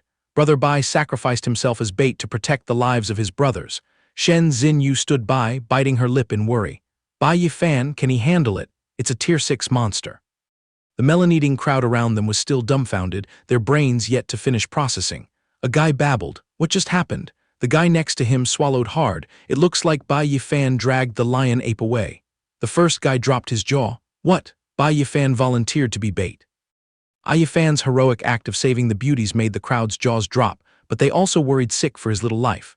Liu Wei was restless. This is bad, I can't just stand by and watch my brother go to his death, I have to go save him. Shen Xinyu was decisive, we will follow right behind you. Suddenly Su Chun raised her hand to block their path. Hold on. Senior brother Liu, are you guys planning to throw your lives away? It's the realm of death ahead. He brushed off her words sharply. Junior sister Su, don't get in the way, step aside. Zhang Tai irritably scolded her. Junior sister Su Chun, our brotherhood doesn't have the habit of throwing our teammates into death's door alone. If you want to help, then come along. If you're scared, then get lost. No one asked you to tag along. She was left speechless, stammering, I. Right at that moment, Su Changfeng dragged himself over to throw a wrench in the works. Junior sister Su ignoring him is the right move. That guy Bai Yi Fan has probably been chewed up so much that not even bone fragments are left. Going in there is just wasted effort. Su Chun turned around joyfully. Senior brother Su. Yao Hui nursing her injuries, heard this and furiously let loose. Su Changfeng, you cowardly scum who abandoned your teammates and even played dirty to harm Bai Yi Fan, is your skin made of steel. His face was as thick as a cutting board, arrogantly replying, so what? I didn't put a knife to his neck to force him out there. Open your mouth one more time and I'll slap the teeth out of all of you right now. Get lost. Yao Hui was so disgusted she couldn't even be bothered to argue back, finalizing with a curse. You hypocritical scum, putting on a righteous act. Someone clearing the bloody path, Su Changfeng licked his lips, greedily eyeing the branch of spirit herbs planted in the middle of the river. Scooping up this grass and throwing it to the elders to stir-fry into a soul-nourishing pill, breaking into the divine ability realm will be a brilliant future. He hallucinated while reaching his hand out, intending to take the golden platter. So what if I use dirty tricks? History is written by the victors. Thank you very much, Bai Yi Fan. Who would have thought, before he could even stroke the leaves, the ghost of Bai Yi Fan returned. A follow-up kick planted right into his face, accompanied by a curse. Take your filthy hands off my spirit herbs. Su Changfeng couldn't block it in time, getting kicked flying, tumbling and splashing into the river. Seeing him reappear in the martial world without a single hair out of place, the whole village dropped their jaws in astonishment. Oh my god, is this a magic trick? Bai Yi Fan is actually safe and sound. Spot on, he pulled a U-turn in a flash. Bai Yi Fan calmly plucked the spirit herb, secretly cursing the dirty player. Daring to push me to my death for this trashy spirit herb, consider yourself out of luck. Contrary to Su Changfeng's delusions of grandeur, he admired the spirit herb in his hand and criticized it. Looking at this thing, it's not even as good as a random weed I'd pull up on Earth. These people fighting over it blindly is truly ridiculous. Liu Wei was overjoyed to see his friend return. Yi Fan, you've got quite the 9 lives, haven't you? Su Chun also hurried over. Brother Yi Fan, are you all right? He waved his hand casually. What could possibly happen to me? That little jog wasn't even enough to warm me up. Seeing his friend relaxed, Liu Wei laughed heartily. That's great, absolutely wonderful. Surfacing from the river and gasping for air, Su Changfeng questioned weakly, It's you, how are you still not dead? Where is the lion ape? Bai Yi Fan cast a cold glance. Asking about that demonic beast, are you? It's probably sleeping soundly, sucking its thumb at the bottom of a deep pit by now. No one knew what trick he used, but he had beaten the monster until its face was bruised and swollen, knocking it out cold right inside the pit. As expected, the jealous and spiteful crowd wasn't easily swayed. Bullshit, he's barely at the aperture opening realm, how could he escape the demonic beast by himself? One guy whispered suspiciously. It must be dumb luck, otherwise is his true strength far greater than Su Changfeng's. The most bitter of all was Su Changfeng. The lump of anger stuck in his throat pushed his hatred to its peak. A garbage newbie with bottom-tier royal aptitude dared to humiliate me. If I don't make you taste suffering today, I'll have no face left to dominate this holy land. Blood rushing to his head, he spread his hands, condensing the profound ice claw, demanding a fight to the death. Bai Yi Fan, you piece of trash, cough up the clear sky herb right now, or don't blame this young master for not holding back. Shenzhen Yu panicked and rushed over to stop him. Senior brother Su, you are a dignified disciple of the Purple Mansion realm. How can you use any means necessary to rob a junior's fortune? He tossed away all his dignity and threw his shame out the window. Cut the crap. I'm robbing him. What are you gonna do about it? Dare to humiliate me, then go to hell. Bai Yi Fan naturally wasn't afraid of anyone. He instantly activated his blood shield.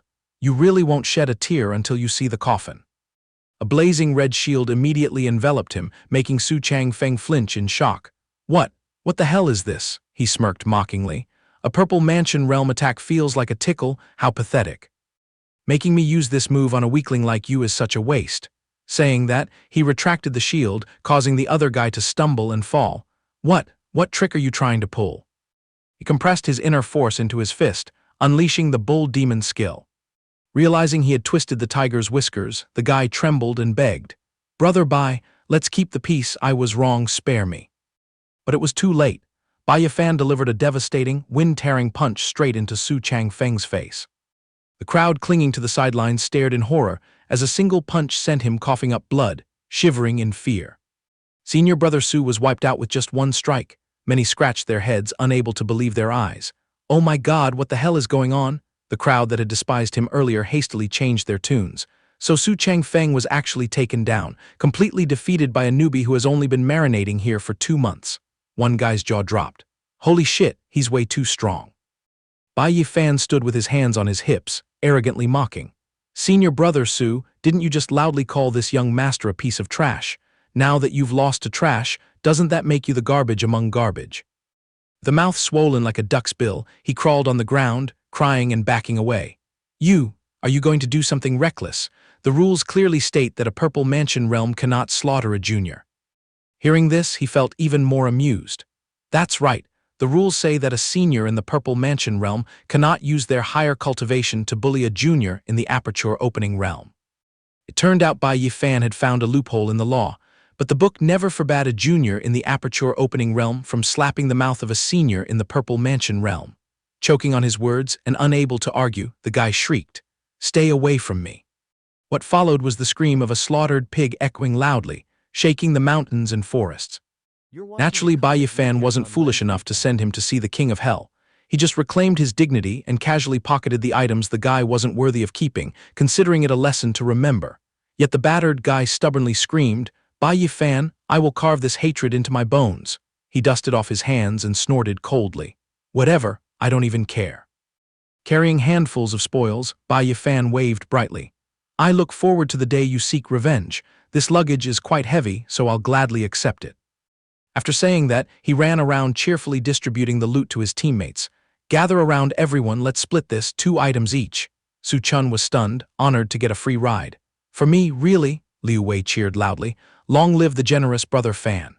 The brothers happily picked their favorite items and bowed in gratitude. Thank you, big brother Fan. To ensure shining justice, he wanted to compensate for what his brothers lacked. Junior sister Su, you grabbed some spirit herbs earlier, so let the others have this batch. Hearing this, her face fell in disappointment. Yes, senior brother, I understand. However, the most furious person right now wasn't Su Chun, but Su Changfeng, who was groaning in the corner of the field. He got absolutely nothing and was stripped clean to the bone. He gritted his teeth and gripped his dagger tightly. At any cost, even if my bones are crushed and my body shattered, I will tear you into pieces today.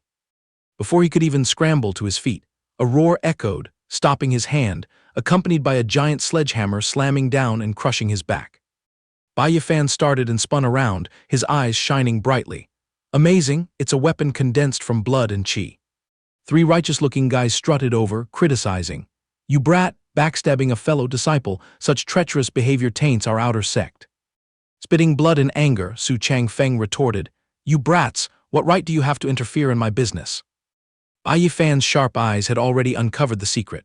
The marrow cleansing realm uses blood chi to condense threads, the aperture opening realm forges battle armor, and up to the purple mansion realm, they can mold divine weapons.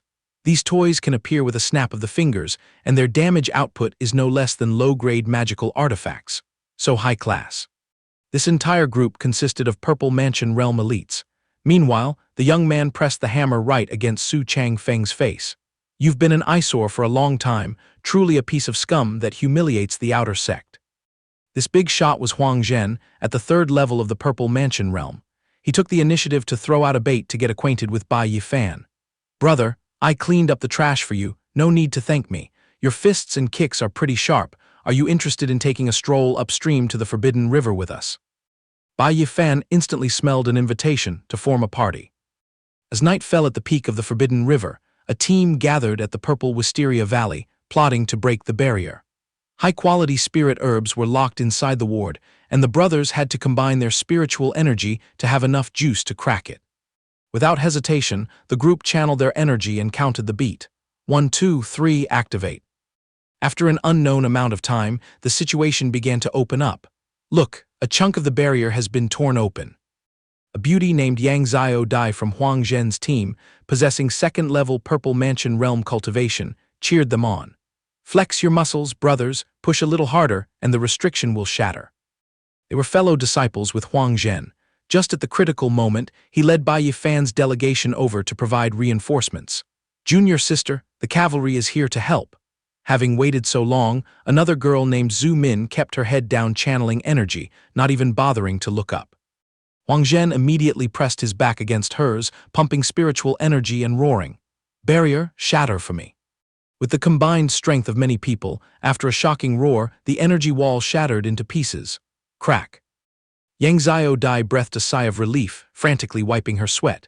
Oh my god, we finally pried the door open. Only then did Zhu Min turn to question Huang Zhen. Senior brother, why were you so slow? Fully grasping the situation, Bai Yi Fan nodded intelligently. So that's the reason. This purple Wisteria Valley requires combined physical strength as a password. No wonder they had to gather a flock. Meanwhile, Zhu Min was still nagging Huang Zhen.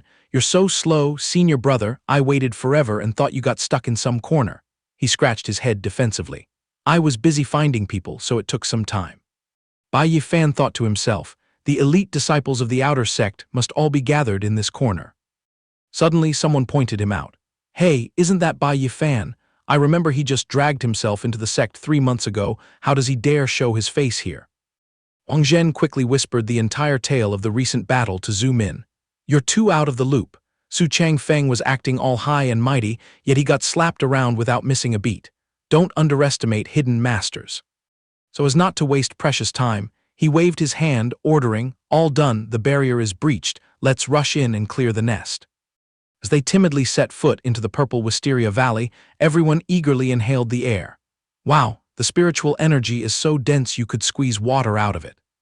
Zhu Min frowned suspiciously. Something feels off, why is it so terrifyingly quiet? Not a single beast is wandering around.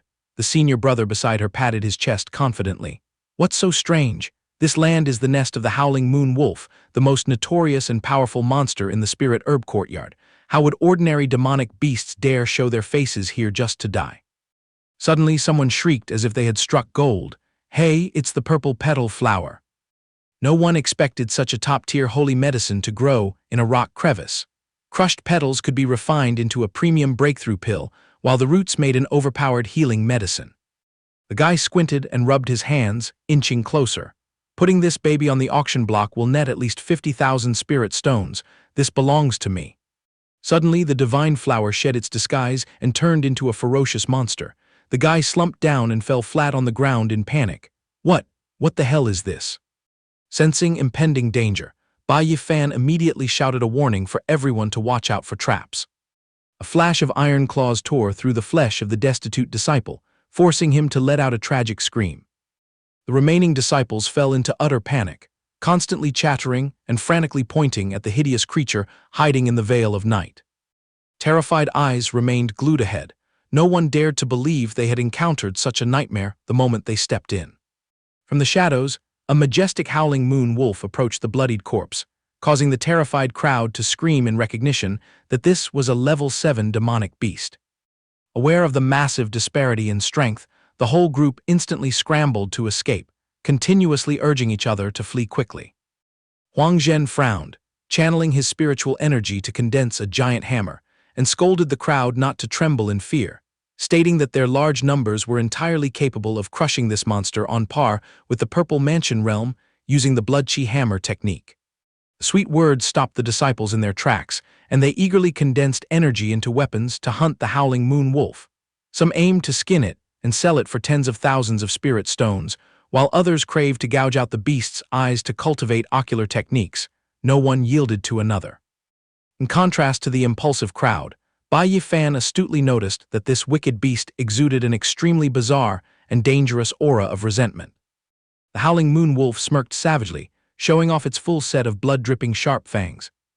A cold shiver ran down Bai Yi Fan's spine as he realized the crucial point. A creature that hadn't unlocked its spiritual intellect absolutely could not possess a mocking expression exactly like a human's. When the monster repeated its old trick, Huang Zhen laughed arrogantly, his head thrown back, confident in his overwhelming realm compared to the ill-fated fellow disciple from earlier. Unfortunately, before the smile could fade, his body was shredded into 100 pieces, leaving the witnesses scared out of their wits. No one dared to believe that a third-level Purple Mansion realm powerhouse like Huang Zhen could be easily killed by the howling moon wolf with just a flick of its claws.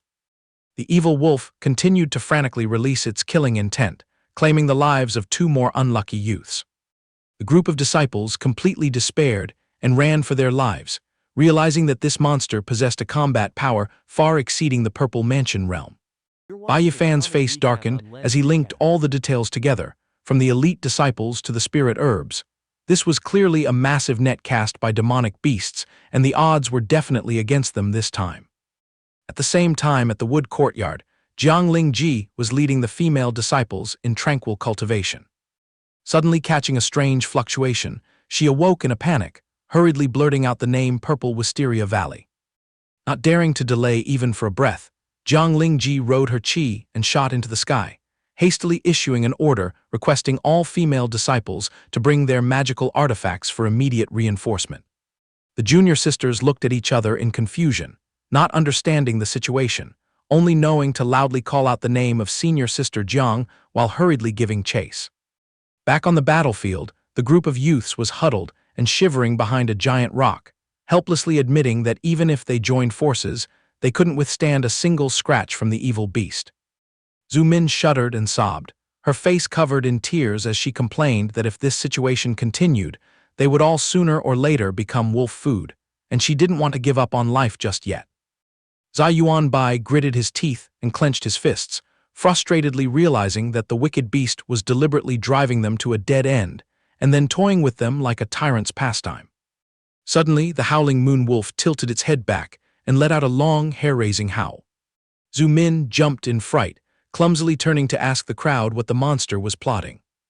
Zai Yuanbai paled and grimly predicted it was howling to summon its pack, making Zhu Min scream in despair that one was enough to send them to heaven, and adding more reinforcements meant the doors of death were wide open. Bai Yi Fan alone frowned in thought. His intuition told him that the sound wasn't simply summoning the pack, but contained a more sinister plot. Someone pointed into the distance in terror, horrifyingly announcing that all the wild beasts residing in the Purple Wisteria Valley were flooding over like an avalanche. The monstrous wolf stomped its claws heavily onto the cracked ground. The entire pack of monsters eagerly awaited orders to engage in battle, making some tremble and doubt whether the alpha beast intended to use a sea of beasts to crush them. Bai Yi Fan silently confirmed the legend. Those spirit beasts that touched the threshold of the divine ability secret realm possessed superior intellect, more than capable of rallying low-tier underlings to die in their place. Damn it, the pack of wild beasts had sealed off the escape route. If they didn't rack their brains to find a way to survive right now, in less than the time it takes an incense stick to burn, they would all be chewed up until not a single bone remained. The disciples finally understood the anomaly. The rules clearly stated that the spirit herb garden only contained beasts level 7 and below, yet now this creature popped up, meaning they had truly fallen into a trap. In a state of paranoia, Zhu Min tore through the encirclement and dashed outward to find a way to survive, ignoring the people behind her who anxiously screamed to stop her from running blindly. Seizing the opportunity, the ferocious wolf pounced and clamped down tightly on her slender figure. Witnessing Zhu Min's tragic death, another junior sister couldn't stand firm and collapsed to the ground sobbing, forcing Zai Yuanbai to hastily rush over and persuade Yang Xiaodai to calm down. Bai Yi Fan bit his lip in calculation. The elites were already in a panic. If this continued, the formation would break. Taking care of the wolf alone would be easy, but carrying this rear guard that had to be kept alive was a headache. Noticing the evil beast leisurely lying down for a nap, he sneered, thinking to himself that the murderer was truly arrogant. It had reversed the roles of hunter and prey, clearly wanting to use them as bait for a bigger catch. Looking up at the eerie purple moon, he understood that the time for life and death was running out. Every minute they dragged it out, the doors of death opened wider. Bai Yi Fan clenched his jaw, deciding he had to use his brain to flip the script on this gamble. He leaped and landed in the danger zone, throwing back an order forcing his fellow disciples to hide well behind the rock so he could find a way to clear out the pack of monsters. The group stared in horror, clumsily calling after him, scolding Bai Yi Fan for being crazy to needlessly throw his life away like that. Ignoring their attempts to stop him, he dug something out from inside his robes and ordered everyone to hold their breath and calm their minds immediately. Waving his hand, he threw out a few strange seedlings, arrogantly taunting the pack of beasts to prepare for a taste of suffering. The people hiding in the bushes hurriedly pinched their noses shut as a foul stench shot straight into their sinuses, so pungent it made them want to vomit. As soon as the seeds touched the ground, they sprouted into 3 flowers emitting an earth-shattering stench, leaving everyone wondering if this garbage item could actually quell the beastly horde.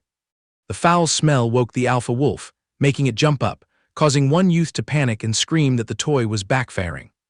Amidst the confusion, a sharp-eyed disciple spotted something suspicious and excitedly yelled, telling everyone to focus on the grunts behind the howling moon wolf. Upon smelling the stench, the wild beast swooned and collapsed in droves. This sight made the fellow disciples burst into joy because a chance of survival had finally revealed itself. The lucky monsters that hadn't fainted panicked and retreated, steering clear of the coverage area of that toxic gas. It truly was a heavy-duty treasure. Yang Xiaodai held her breath, her eyes widening in shock as she recognized this as the 10,000 corpse putrid grass, making Zai Yuanbai break out in a cold sweat, confirming this notoriously poisonous plant. Legend has it that just a small sprig of this grass could emit a heavy aura of death equivalent to 10,000 graveyards, extinguishing all life within a 100-mile radius. They truly couldn't fathom why Bai Yi Fan kept this treasure handy. Perched high in a tree canopy to dodge the smell, Bai Yi Fan secretly chuckled, mocking how the stinky weed from his homeland had earned such an arrogant title upon arriving in this world. The young man endlessly reminisced about the days of pulling stinky weeds. Kids complained about the stench, and his mother scolded him not to swear, but he himself had to tearfully admit to its potent aroma. Thanks to his premonition that this internship would be perilous, he hoarded a bunch of weeds for self-defense. It seemed the folk remedy of repelling beasts with foul smells worked quite smoothly on otherworldly monsters too. An excited bald guy gave a thumbs up, praising Bai Yi Fan as unparalleled, triggering countless cheers and flatteries for this talented senior brother. Witnessing the encirclement of ferocious beasts completely collapse, the tense atmosphere thoroughly vanished, giving way to the joy of survival. Bai Yi Fan landed softly, telling himself that the mess of small fry was considered neatly cleaned up. He smoothly drew his razor-sharp sword, pointing the tip straight at the howling moon wolf, loudly pronouncing its death sentence. The monster roared madly, its entire body crackling with blinding lightning, causing the crowd behind him to once again doubt Bai Yi Fan's chances of winning. Even though the outcome was murky, he was still the only lifeline deciding the fate of the entire group. As soon as the words fell, the man and the wolf fiercely clashed like colliding comets. The young man channeled his strength and swung a blazing, fiery sword slash. The steel blade slammed directly into the beast's diamond-hard flesh and skin. Bai Yi Fan frowned in frustration. A strike that drained all his strength only resulted in a minor scratch on that thick armor. The wolf coughed in fury, its bloodshot eyes revealing a savage ambition to tear the young man into 100 pieces. He grimaced, cursing this annoying human-mimicking demeanor, having struck directly at its weakest abdominal area, yet the damage output was this mediocre. The evil beast opened its jagged, saw-toothed maw wide, intending to swallow Bai Yi Fan whole. Its terrifying burst of speed made the onlookers scream loudly in warning, while he turned pale, unable to keep up with the pace. Luckily dodging the grim reaper's scythe by a hair's breadth, he breathed a sigh of relief, breaking into a cold sweat, telling himself he had to find a trick to cripple its legs to end this. At the moment the monster lunged its deep maw forward again, Bai Yi Fan gritted his teeth, deciding to make a desperate gamble. Compressing all his spiritual energy to shine brilliantly on the sword blade, he roared, challenging the beast to charge at him. The sword tip, carrying a hurricane, stabbed straight to the hilt into the wolf's throat. Witnessing the suicidal move, Zai Yuanbai angrily cursed in his mind that this guy was crazy, trading heavy injuries to the enemy at the cost of losing an arm. Where would the chance of victory come from in the ensuing battle? Unexpectedly, Bai Yi Fan turned the tables by adding a surge of spiritual energy in the palm of his hand, coldly summoning a true nightmare. Yang Xiao Dai trembled, stuttering speechlessly upon seeing that bizarre object. In the palm of his hand, the blood demon blade, glowing red like fresh blood, suddenly took shape. Showing no mercy, a frenzied saber strike cleaved vertically down the evil beast's snout, accompanied by a life-claiming roar. The wolf's toxic blood gushed out like a stream. The crowd dropped their jaws, unable to understand how Bai Yi Fan could unleash a killer move far exceeding his current level to finish off the evil beast. Zai Yuanbai stammered out his earth-shattering suspicion amidst fearful shivers. That's right, Bai Yi Fan had broken the shackles and leveled up right in the middle of a life-and-death battle. His surging, explosive spiritual energy confirmed that he had officially stepped into the Purple Mansion realm. Zai Yuanbai choked back tears, acknowledging this unbelievable victory. The disciples burst into tears of salvation, while Yang Xiao Dai was dizzy at the terrifying growth speed of this newbie. Gripping the glowing weapon formed by condensed qi, Bai Yi Fan felt an exhilarating high, arrogantly appraising the magic of his new level as absolutely perfect. However, from the monster's corpse, a stream of ghostly black smoke suddenly escaped, accompanied by a shrill, spine-tingling laugh. He cast a sharp glance backward, quickly identifying the origin of the eerie sound. Sensing the danger, the young man shouted a warning that the evil energy, manipulating the spirit beasts, was plotting to resurrect that mangled corpse. Just in the moment of despair, a magical artifact chain carrying terrifying power flew over from an unknown direction. The chain bound the corpse tightly, constricting it to the point that the evil energy inside had to scream and moan in ultimate agony. A string of demon-slaying flames burned fiercely, causing that demonic, resentful energy to be purified at its roots amidst unwilling struggles. Zhang Lingji descended with a blinding, elegant halo to check on the situation, lifting a huge weight off Bai Yi Fan's shoulders as he half-jokingly complained that if Senior Sister had arrived a bit later, she'd be collecting their bones. Seeing Senior Sister Zhang like a lifeline, Yang Xiao Dai and two other fellow disciples sobbed tears of joy, completely shaking off the fear that had enveloped them just now. She gracefully waved her hand, channeling spiritual energy to send the ashes of the evil beast flying with the wind. Zhang Lingji's face hardened with frost as she interrogated the disciples, demanding they explain the whole story of the tragedy that had just occurred. Blinded by frustration, Zai Yuanbai aggressively pointed straight at her face, blaming her negligence in managing a spirit beast that had awakened its intellect, which almost cost them their lives, yet she still pretended to be clueless and asked who was at fault. Bai Yi Fan immediately stepped in, reminding his fellow disciple to watch his mouth, because that evil aura clearly had a completely different origin from their sect's spirit beasts, obviously having deeper hidden circumstances. If it weren't for Senior Sister coming to the rescue, they'd all be chatting with the King of Hell right now. The majority nodded in agreement with Bai Yi Fan's sharp reasoning, asserting that the disgusting resentful energy absolutely did not originate from the spirit garden. Yang Xiao Dai stepped forward and respectfully clasped her hands, fluently reporting their medicine-gathering journey in the Purple Wisteria Valley and how they unluckily ran into the evil wolf that had mutated into a spirit beast. It was also thanks to junior brother Bai Yi Fan's foul-smelling treasure named the 10,000 corpse putrid grass that they stopped the pack of monsters. Otherwise, they would have long been reduced to shredded flesh for grass fertilizer. Hearing the name of that rare and exotic grass, Jiang Lingji narrowed her eyes and interrogated its origin, leaving the young man only able to scratch his head defensively, claiming he got lucky and scavenged it. Seeing him hesitate to cover it up, she was too lazy to expose him, only praising him for a job well done and promising to dig out the roots of this incident later. Yang Lingji crouched down to examine the monster's corpse, and Bai Yi Fan, eager for gossip, stood nearby and asked about the situation. She stated firmly that every level 7 evil beast in the garden had gone through a strict inspection before the internship started. Although this howling moon wolf was on the verge of taking root and evolving, she had clearly placed a restriction on it to seal all its strength. Why was it now completely shattered to pieces? Bai Yi Fan rubbed his chin and hypothesized that perhaps it used its physical muscle strength to break the seal. Her face darkened as she dismissed it entirely. With her 7th level divine ability cultivation, even if this beast grew wings, it couldn't bite through that barrier. The young man clicked his tongue, delivering the final conclusion. In that case, the only scenario was that senior sister got stabbed in the back by a villain. She glanced at him, nodding in agreement that this theory was entirely reasonable.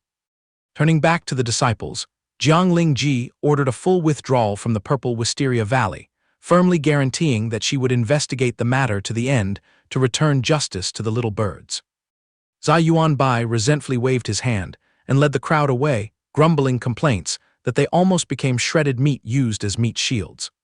She turned around and cast a grateful look at Bai Yi Fan, admitting that if it weren't for his brilliant improvisation, those rookies would have long vanished. She considered this favor as him unintentionally saving her from a massive loss.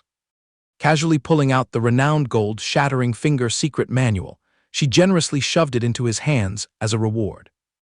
Jiang Lingji smiled softly, confessing that although her martial arts collection was small, this rare item perfectly matched his aptitude, causing the young man to unhesitatingly and happily clasp his hands to take it all.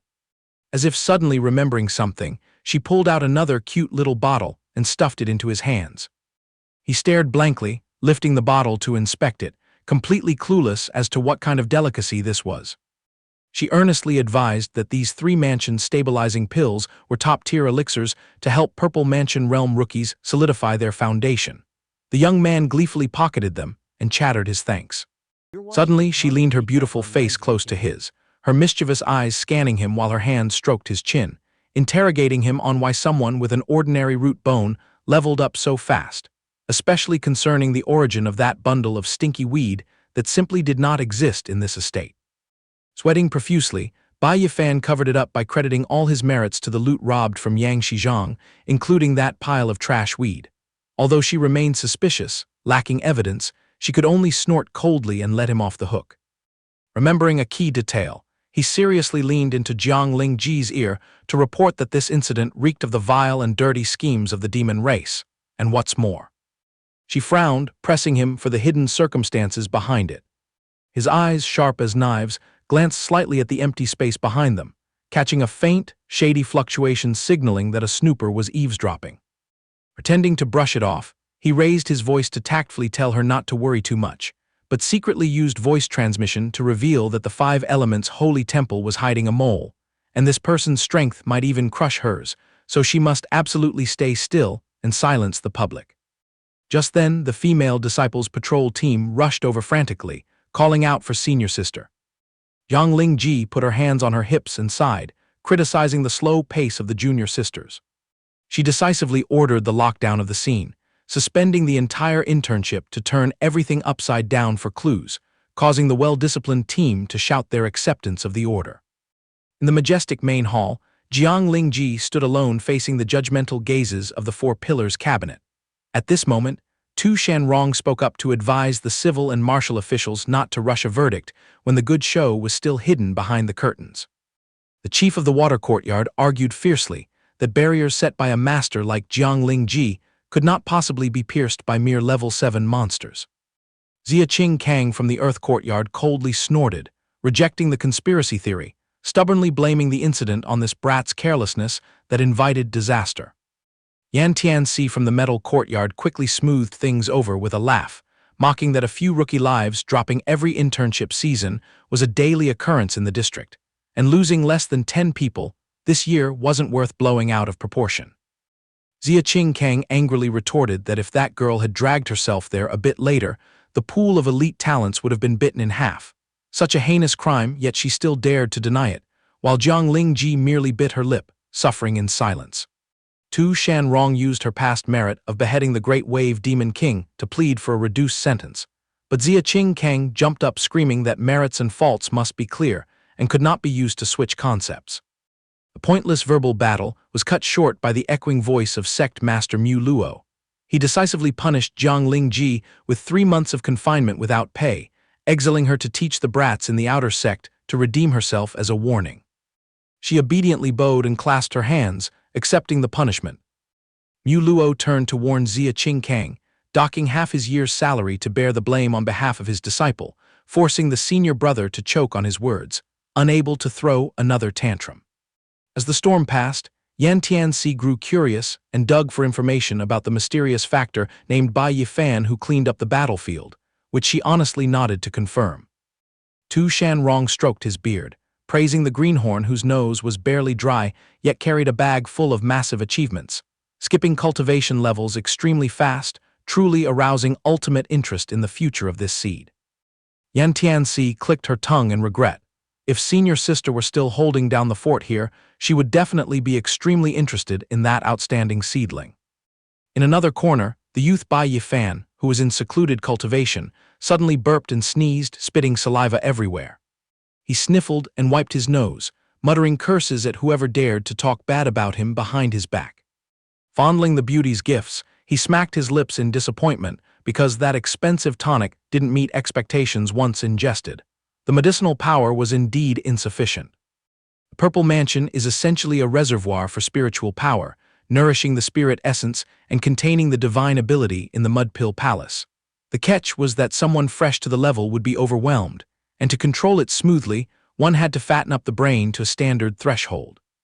When it came to training the brain, the risk of chi deviation lurked like a daily meal, yet he came up with an unprecedented move. Pulling out a basket of walnuts, Bai Yi Fan smirked proudly, applying the folk wisdom of eating what you want to nourish. His mind flashed back to the trading scene at the market. He majestically sealed the deal for the largest-sized walnuts, making the boss nod in instant agreement. Crunching the nutty, fatty kernels, the youth clasped his hands and prayed that his hometown's brain-boosting divine medicine could increase his holy stats when brought to another world. Smoke billowed from the top of his head as the aura circulated down to his dantian, surging fiercely, signaling that spiritual energy was massively pumping up his Mud Pill Palace. After 2 hours of sweating profusely, his eyes lit up brilliantly. Feeling his body entirely reborn, Bai Yi Fan excitedly slapped his thigh because he had finally perfectly manipulated that unruly power. Happily pulling out the secret manual to admire it, he decided to bring the gold-shattering finger back to Earth to practice it there at ease. Setting foot back in his homeland, Bai Yi Fan stretched, cracking his joints, squinting as he planned to enjoy a few meals with a heavy purse after days of grinding until his head was battered. Grabbing his phone, he swiped the screen to check the news he had missed. What caught his eye was a warm message from his mother showing off the dreamy scenery in the west, promising a day when the whole family would travel together. Seeing his parents healthy and strong, protected by his older sister, the boulder in the youth's heart was completely removed. Scrolling to Tang Rong's inbox, a continuous barrage of sulking messages from the beginning to the middle of the month slapped him in the face for the crime of diving without a bubble. Looking at that tangled mess, the young man frowned in confusion, unable to understand why a dignified, high-value second miss would be free enough to text-bomb an ordinary guy like him. Clacking on the keyboard, he drafted a sly, diplomatic apology text and probed to see what troubles were bothering her. Before he could hit send, the deafening pounding on the front door yanked him out of his train of thought. He grumbled irritably, wondering who on earth had so much free time to go knocking at the dead of night, a coincidence so absurdly timed it was laughable. The moment he cracked the door open, the smug, teasing face of his best friend Sheng Hui popped in, waving hello with boisterous enthusiasm. Yi Fan's eyes bulged in shock, completely caught off guard that it was this particular friend who had come to crash his peace. Shifting the scene to a bustling bar in Hang City, Sheng Hui clinked glasses merrily, eagerly bragging about his business trip detour to visit his buddy, while gaping in disbelief at Yi Fan's current lavish digs. Stroking the hood of the flashy, expensive car, his friend clicked his tongue teasingly, joking that maybe Yi Fan had just swindled some rich woman into handing over her fortune. Sipping the shimmering amber liquor, Yi Fan burst into hearty laughter at his buddy's knack for sarcasm, a talent that had remained impressively consistent over the years. Sheng Hui slapped his thigh with a resounding smack, defending himself by claiming it was sincere admiration from the heart, arguing that with his own clunky, ugly mug, if he tried to cling to some lady's coattails, he'd be chased away like an evil spirit. The two young men gleefully raised their glasses and downed them in one go. Suddenly, a faint, feeble shout rang out demanding someone stay back, making Yi Fan freeze dead in his tracks because the voice sounded uncannily familiar. Right before his eyes was Tang Rong, her face flushed a furious red, being harassed and forced to drink by some man who completely ignored her desperate refusals and pleading.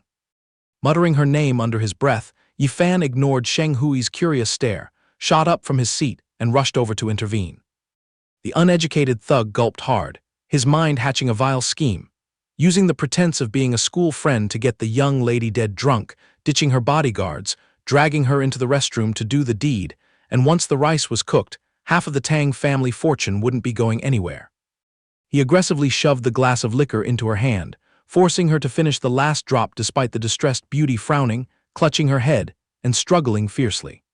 Out of nowhere, Yi Fan's steely hand crushed the man's wrist in a vice-like grip, coldly warning this deaf mute who didn't understand the word, no, making him yelp in agony and scream to be released. The thug bristled with rage, spewing curses, barking at the young man to get the hell out of his sight immediately.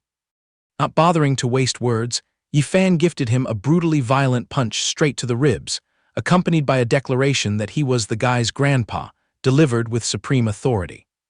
Grabbing the man by the collar, he flung him tumbling head over heels onto the floor, threatening to snap his limbs clean off if he ever lurked around wrong again, sending the bastard clutching his stomach, weeping and begging for his life. Yi Fan helped support the young lady's limp, boneless body, feeling a pang of pity mixed with sheer frustration, scolding her silently for being so foolish as to waltz headfirst into a wolf's den. Her dazed, glassy eyes fluttered as she mumbled, trying to confirm the blurry figure standing before her. Waving a hand in front of that stunned, vacant face, he interrogated her about the whereabouts of her bodyguards, but the girl was already dead drunk to the point of amnesia, unable to even recall how she had wandered into this place. Rewinding time 2 hours earlier, the girl had been over the moon with joy when she finally saw that the young man had deigned to reply to her message.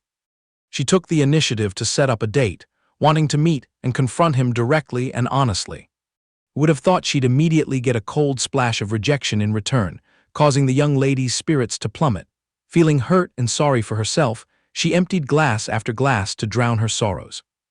Snapping back to the present, using the alcohol as a license for mischief, she threw her arms tightly around Yi Fan's neck, bursting into heart-wrenching sobs, pounding her fists furiously against his chest as she accused him of being heartless and cold. The young man froze, petrified on the spot, his face going utterly blank, completely unable to digest the absurd, unjust plot twist that had just smacked him right in the face. Her flushed face, streaked and smeared with tears, looked up, brimming with jealous accusations and bitter resentment that he had vanished without a trace to go philandering with another woman, making him scratch his head in even greater bewilderment. With her self-deprecating words and intense interrogation about why he was out drinking slamming straight into his eardrums, Yi Fan broke out in a cold sweat, flustered, telling her to stop letting her imagination run wild. Sheng Hui, thoroughly enjoying the spectacle from the sidelines, laughed mockingly, declaring that his friend had successfully dug a gold mine, causing Yi Fan to blush betrayed with embarrassment before snapping angrily, ordering him to hurry up and lend a hand. Yi Fan hoisted the girl under the arms, dragging her out the door to meet her escort team, lying that he had already notified her family and was taking over the duty of seeing her home. The naive bodyguards nodded in gullible belief and promptly dispersed. Rong thrashed and struggled, adamantly refusing to return home, throwing a tantrum and demanding to stay by his side, leaving Yi Fan helplessly coaxing and sweet-talking her into the car, tricking her into coming back to his own lair. Sheng Hui winked with a sleazy, suggestive look, snapping his fingers to cheer on his comrade-in-arms, urging him to remember to use his best flirting moves tonight, teasing Yi Fan until his hackles rose like a porcupine, his neck bulging as he loudly protested his innocence. After a prolonged struggle, he finally managed to toss the girl onto the soft mattress. He wiped the sweat from his brow and exhaled in sheer relief, ignoring the young lady who, with her eyes still tightly shut, kept babbling and calling out his name as if summoning his soul. Her mouth kept rambling on about something supposedly important. He planted his hands on his hips, staring in utter exasperation at her dead-drunk state, lamenting to the heavens and cursing the earth for dragging him into this utterly crying and laughing at the same time predicament. With a bitter smile, he pulled off her sharp, stiletto high heels, the young man admitting gloomily that with a single guy and a single girl sharing a room like this, even if he jumped into the river, he couldn't wash away the stain on his reputation. She suddenly bolted upright like a spring, her hazy, bewildered eyes darting around in confusion, forcing him to helplessly press her back down, instructing her to go to sleep early and that all grievances and debts would be settled tomorrow. Busy racking his brain to deduce the reason behind the girl's stubborn insistence on seeing him, he completely let his guard down against the hand that was fumbling blindly toward him. Unexpectedly, she grabbed his cheeks and yanked his face right up close. Yi Fan yelped in panic, but her domineering voice ordered him to shut up immediately and listen. After stammering for a long while, she took a deep breath and with teasing ambiguity, began to pour out the true feelings she had kept buried deep inside. His eyes widened into perfect round saucers, his heart hammering wildly as he awaited the destined moment. Who could have guessed that before she could finish her sentence, a sudden wave of vomit erupted, splattering messily right onto the face of the person opposite her. The young man's soul thoroughly vacated his body in the face of that vile stench. All he could do was tilt his head back and scream internally at being tortured up one side and down the other by this noble young lady. She nonchalantly slid off the bed, stripping off her soiled garments while loudly clamoring for a bath, causing Yi Fan's face to turn pale as he flusteredly pointed and jabbed his finger toward the bathroom, strictly forbidding her from tossing those stinking clothes around his house willy-nilly.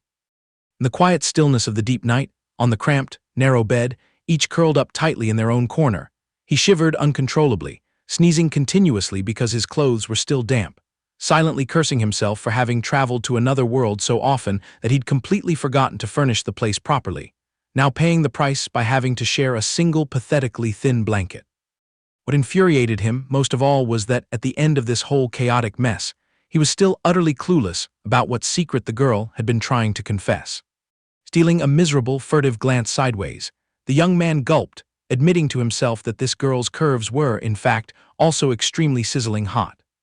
He sharply warned himself, snuffing out those ridiculous, foolish thoughts, mentally vowing that first thing tomorrow morning, he would bolt straight to the supermarket to haul back a full set of blankets, sheets, and pillows.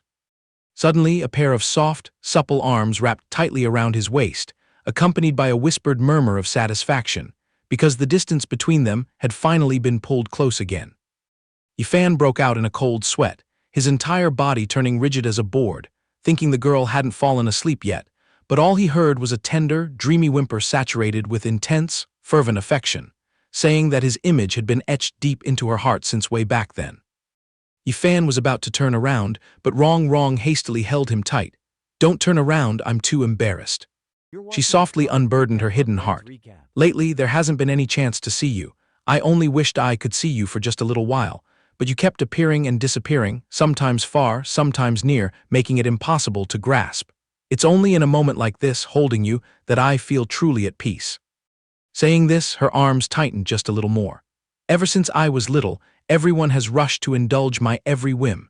I've never experienced the feeling of desperately longing to see a guy this much before. Perhaps I've actually fallen for you." Yi Fan stood frozen, completely speechless in front of this young girl. The girl whispered softly in his ear, "I want to clarify whether this feeling is just admiration or true love. So tonight, can you share this bed, share this blanket with me?" The young man flinched, reminding her, "This is, wrong, are you so drunk you're hallucinating? Do you even know what you're saying right now?" She whimpered softly, "Not at all, I am extremely sober, please." The moment Yi Fan propped himself up to rise, she was already clinging to him, eyes brimming with tears. "Yi Fan, are you planning to leave? If you find this distasteful," before she could finish, her lips were gently sealed shut by his kiss. His face flushed red. A gentleman couldn't bear to refuse a lady's request, let alone when you're shedding tears. Hearing this, she sobbed even harder, calling his name. Yi Fan. The two silhouettes entwined once more in a deep, lingering kiss. As dawn broke, he rubbed his eyes and stretched. Utterly exhausted, stayed up way too late last night. Yi Fan swept his gaze around the room, shaking his head slightly to clear it. Reaching for his phone, he thought to himself, at the crack of dawn, where on earth has that girl disappeared to? What met his eyes was a text message from Wrong. Bai Yi Fan, after what happened last night, I've thought things through very thoroughly. I truly like you a lot, but I still need a little quiet time to balance my emotions. Oh, and about what happened between us yesterday, please keep it a secret from my big sister for now. Yi Fan scowled, grumbling. The world always says men turn their backs once they get what they want, so how come in my case, it's completely the opposite? Here I was thinking it was mutual, passionate love. Suddenly recalling something horrifying, his expression instantly turned ashen pale. I'm dead meat. If Tang Dezio Jai, that big sister of hers who's pathologically obsessed with her little sister, ever finds out about what happened between Wrong and me last night, my identity will definitely be blown. The atmosphere was too intimate back then, and I completely threw the concept of our family background differences out the window. The other world, at Bai Yi Fan's residence. A little bird accidentally flying past was instantly shot down with pinpoint precision, shattering gold finger. He reached out and caught the bird as it fell. The shattering gold finger, after undergoing a simplification process on Earth, has indeed transformed into a perfect, flawless long-range attack technique. Stroking and healing the small creature's wound, he thought smugly. The control over the force released is also noticeably more flexible. Releasing the bird back into the sky, he calculated silently. When I clash with powerful enemies in the future, I'll have another ace up my sleeve to turn the tables. From the mountain peak opposite, a dazzling streak of spiritual energy suddenly shot up into the sky, accompanied by the sound of heavenly bells reverberating across the five elements summit. Liu Wei came scrambling on all fours, rushing over to him, panting heavily. Brother Fan, the elder just issued the order to assemble all outer sect disciples. Something serious must be up, he answered decisively. Let's go see what the situation is. Qing Kang stood on the high platform, declaring sonorously, all outer sect disciples, prick up your ears and listen carefully. According to the secret report just received, the Fire Cloud Demon Lord of the Shura Demon sect has massacred a small border city in the state of Yan. He has also captured 180,000 innocent civilians alive to refine his demonic arts, a crime truly beyond forgiveness. After a joint council among the three major sects, the Five Elements Holy Land, the True Martial Holy Land, and the Multi-Treasure Holy Land, all have unanimously agreed to carry out heaven's justice. The objective is to advance directly into the eternal demon abyss to launch a punitive expedition against this devil. The crowd of disciples below immediately buzzed with uproar. What the hell? The eternal demon abyss. Qing Kang continued his instructions. This trial is entirely based on the spirit of voluntariness. The three most outstanding individuals will respectively receive extremely generous rewards: one world-forgetting pill, one peerless treasure-grade weapon, the Crimson Abyss Sword, and one top-tier human-grade martial art called the Bai Yuan Formula. Whoever has the guts to test their mettle must immediately proceed to the Sect Affairs Hall to register. Exactly 1 day from now, we will set out. The moment the list of rare treasures was announced, countless hearts started pounding furiously. World-forgetting pill, dear God, are my ears still working properly? Your hearing's perfectly fine. The world-forgetting pill is indeed a mid-grade spirit elixir. The martial world rumor has it that if a peak-level purple mansion realm master swallows it, the chance of breaking through to the divine ability secret realm is practically guaranteed at 90%. Another disciple nodded in analytical agreement. Not to mention the peerless treasure weapon and the top-shelf human-grade martial art. For the outer sect to bleed this heavily and offer rewards like this, it proves this trip will be far more perilous than safe. Liu Wei nudged Yi Fan's arm, probing, Brother Fan, what's your plan? Yi Fan calmly connected the dots. With all three great holy lands participating in this trip, I'm afraid the bigwigs are planning to use us outer sect disciples as the spearhead to show off their strength, all to snatch glory for their sects. Otherwise, why would they be so idle as to scatter precious treasures around like charity? Su Chun's face went pale with terror. But the eternal demon abyss is a notoriously ferocious den of the demon clan. Anyone who foolishly ventures in there to train faces 9 deaths out of 10. Senior Brother Bai, do we absolutely have to rush headlong into a death trap? Liu Wei's blood boiled with fervent passion. Just go for it. What's there to fear from a few stains?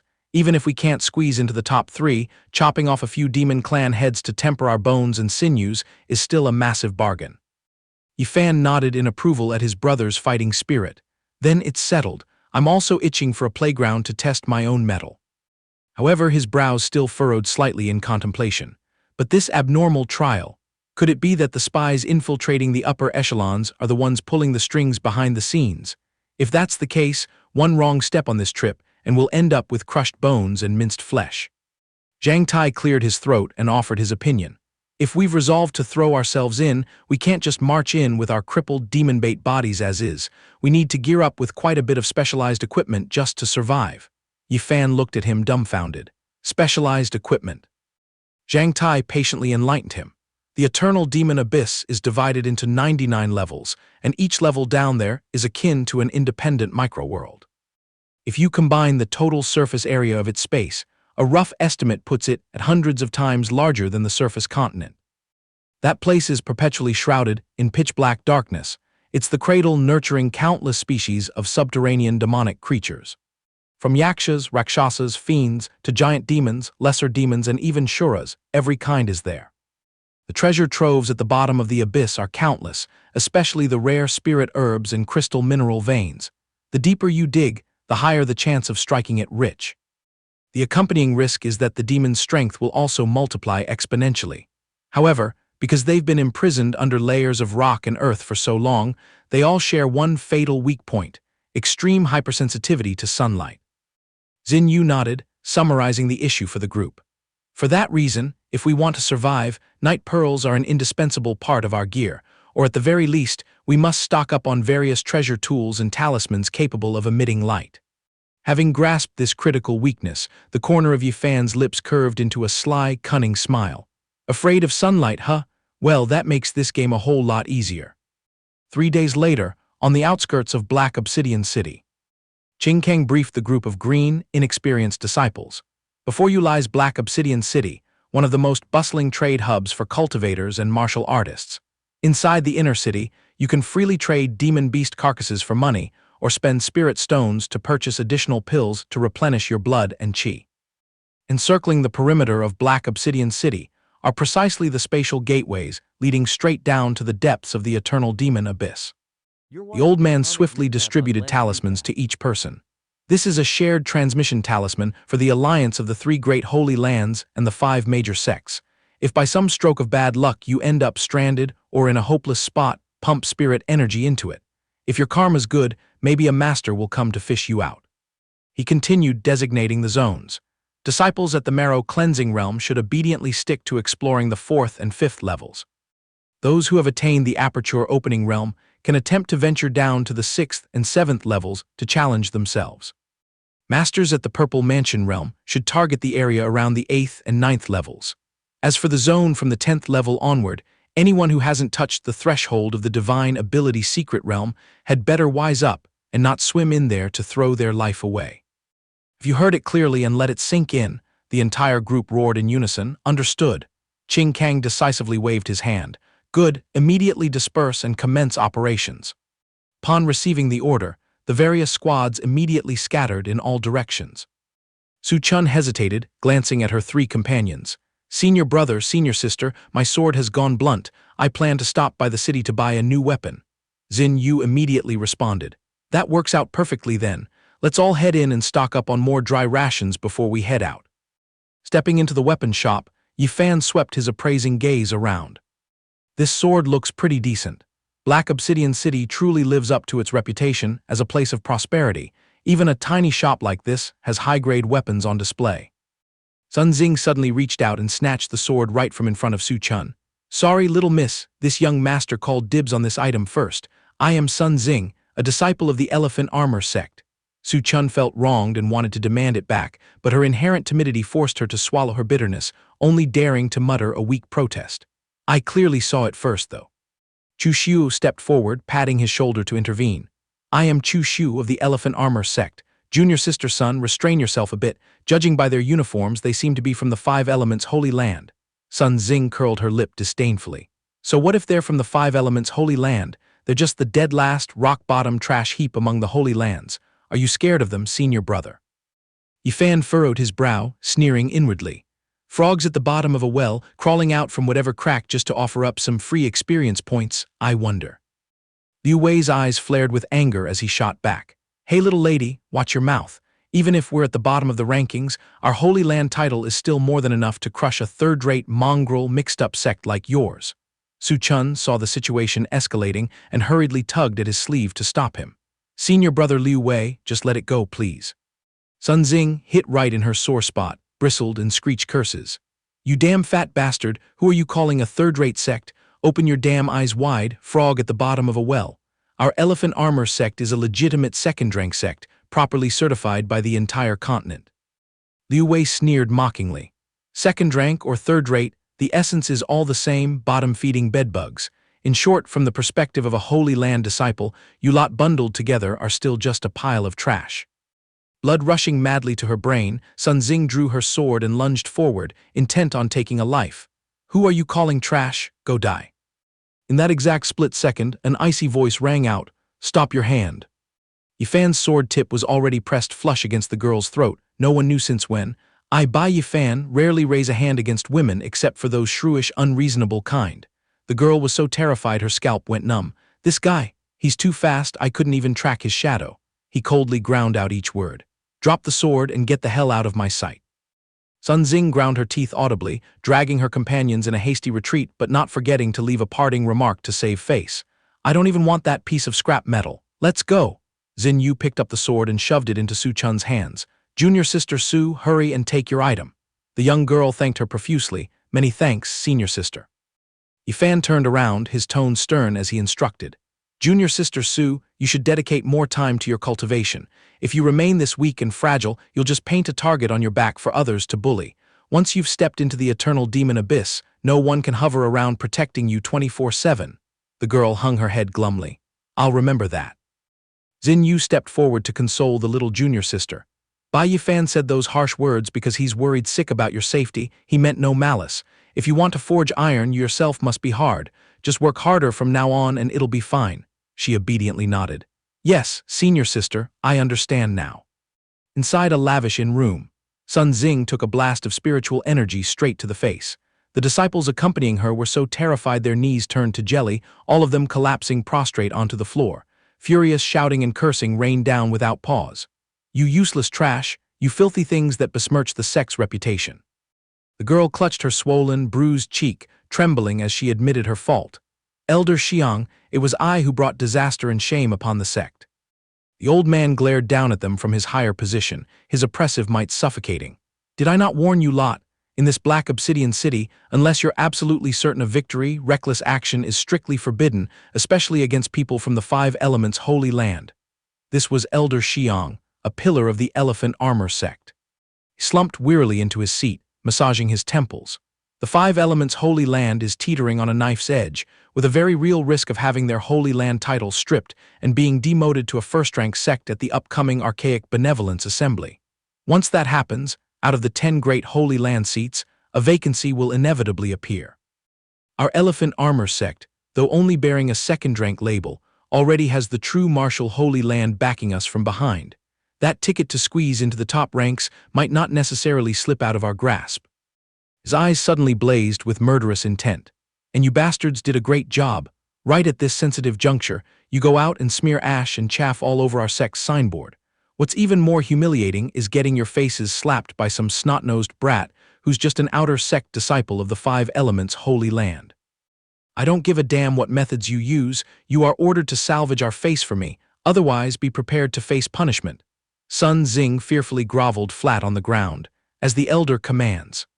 Back to the outer perimeter of Black Obsidian City, Yi Fan narrowed his eyes, locking onto a faintly glowing hollow tree trunk. This is the place, the shortest shortcut into the eternal demon abyss relative to our current position. Is all gear and ammunition fully prepped? Move out, the entire group roared back, brimming with fiery momentum. Heading out.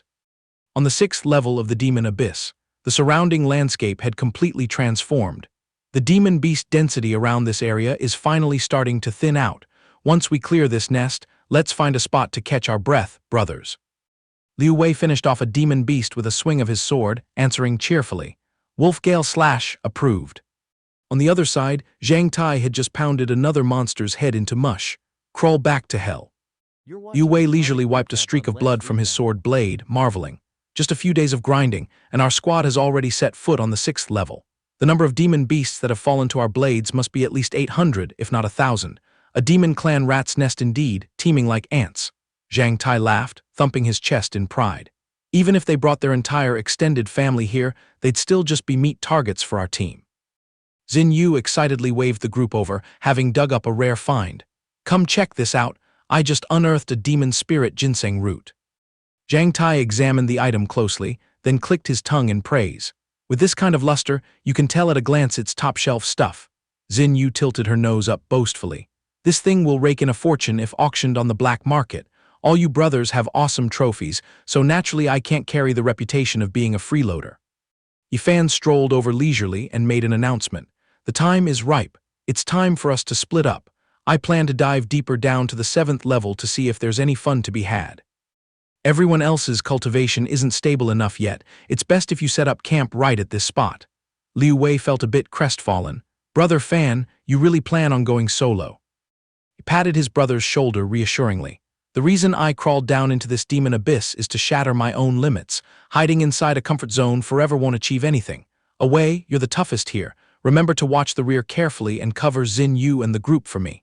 Liu Wei gripped his hand tightly, promising, just leave it to me. Su Chun shyly stepped forward, clutching his clothes and pleading. Senior brother Bai, can you stay just a few more days? I've been digging around all this time and haven't managed to find a single stalk of demon herb to line my pockets. Yi Fan was absolutely not swayed by a bit of pretty charm. He decisively turned his back. Tell a way to take you scavenging. A pit this huge, is there any shortage of exotic flowers and rare herbs for you to use? Liu Wei enthusiastically encouraged her. Relax, Su Chun, our bags are already full, we'll let you have all the spoils from here on. The girl's face fell, revealing a look of utter dejection. All right. Within the space of the demon abyss's 7th level, before them lay a pack of red-skinned demons frantically tearing apart and devouring a corpse. This place is truly hell on earth. How can human strength possibly compete with these monsters? They're level 6 demonic creatures. These yakshas are seriously too terrifying. A disciple hiding behind a rock, trembling like a leaf in a storm, whispered to himself. The senior brothers who were tough and skilled and went in ahead of me, they charged in and couldn't even last 3 moves against those yakshas before being ripped to shreds. To hell with this trial, chuck all the rewards, clinging to my life is the only truth. While these monsters are busy eating, I have to sneak away right now. Before he could even lift a foot, a crimson shadow had already landed heavily right in front of him, bearing its fangs in a sinister grin. He was scared literally out of his wits, screaming his throat raw. Help! Someone, please save me. The Yaksha demon channeled a stream of blazing red demonic energy into its sharp, gleaming trident. With a single swing chopping down, the trident's tip stabbed viciously toward its prey. This time, I'm really dead for sure. He bit his lip till it bled in bitterness. So it ends here, huh? I really don't want to die this young. At the very moment the Grim Reaper's scythe was at his throat, a streak of dazzling, blinding radiance tore through the pitch-black night, hurtling straight at the Yaksha and blasting it into a mist of blood and gore. Surrounding demons didn't even have time to regain their senses before they suffered the same tragic, miserable fate. I just poke my head down to the 7th level and immediately run into a pack of bloodthirsty yakshas.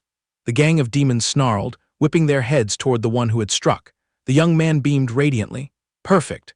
I'll borrow your corpses to test the firepower of my new skill. The disciple sprawled on the ground stammered, unable to form words. I just got my life back. He casually stepped over, trampling right on the severed corpse of a demon.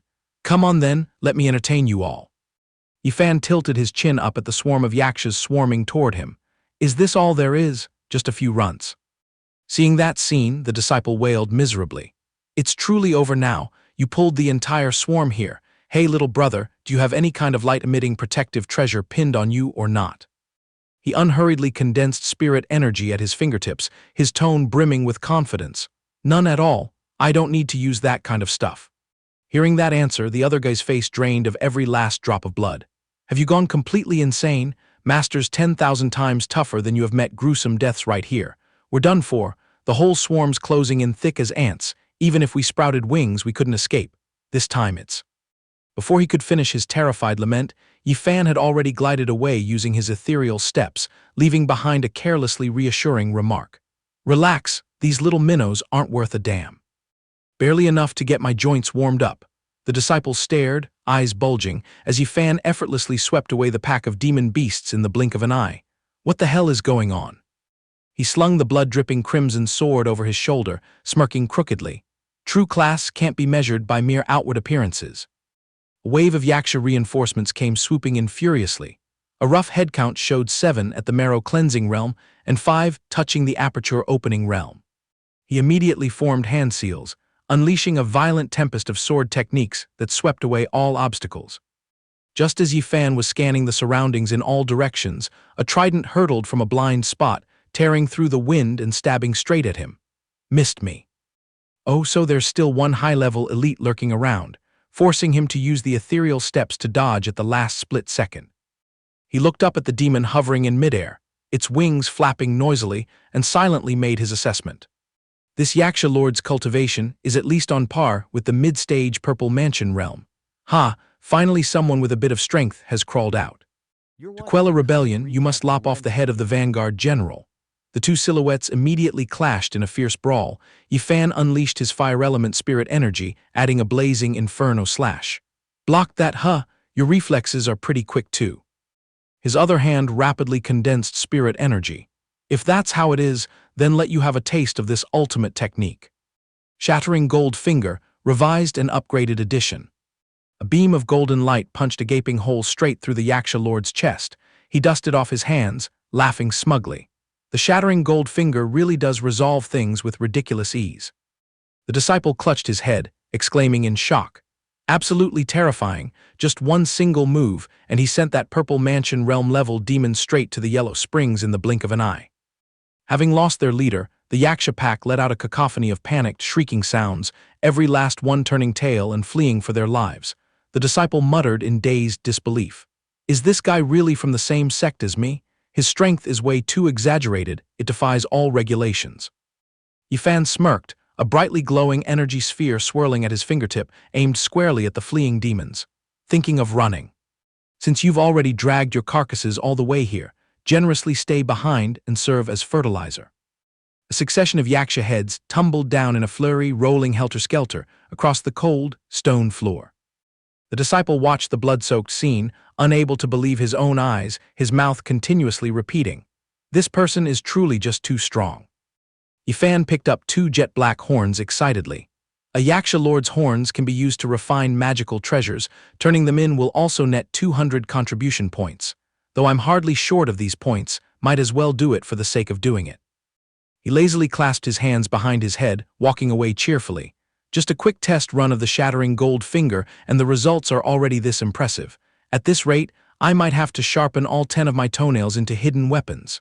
The disciple scrambled to his feet, screaming desperately to hold him back. Wait, great lord, please let me follow you. Before he knew it, 2 days had slipped by. Yi Fan lay sprawled lazily on his back on a patch of grass, both hands pillowing his head, a blade of grass dangling idly from his lips as he chewed. Along the way, he had encountered no shortage of various types of subterranean demonic creatures, from 2-headed demon hounds to black-water demon pythons.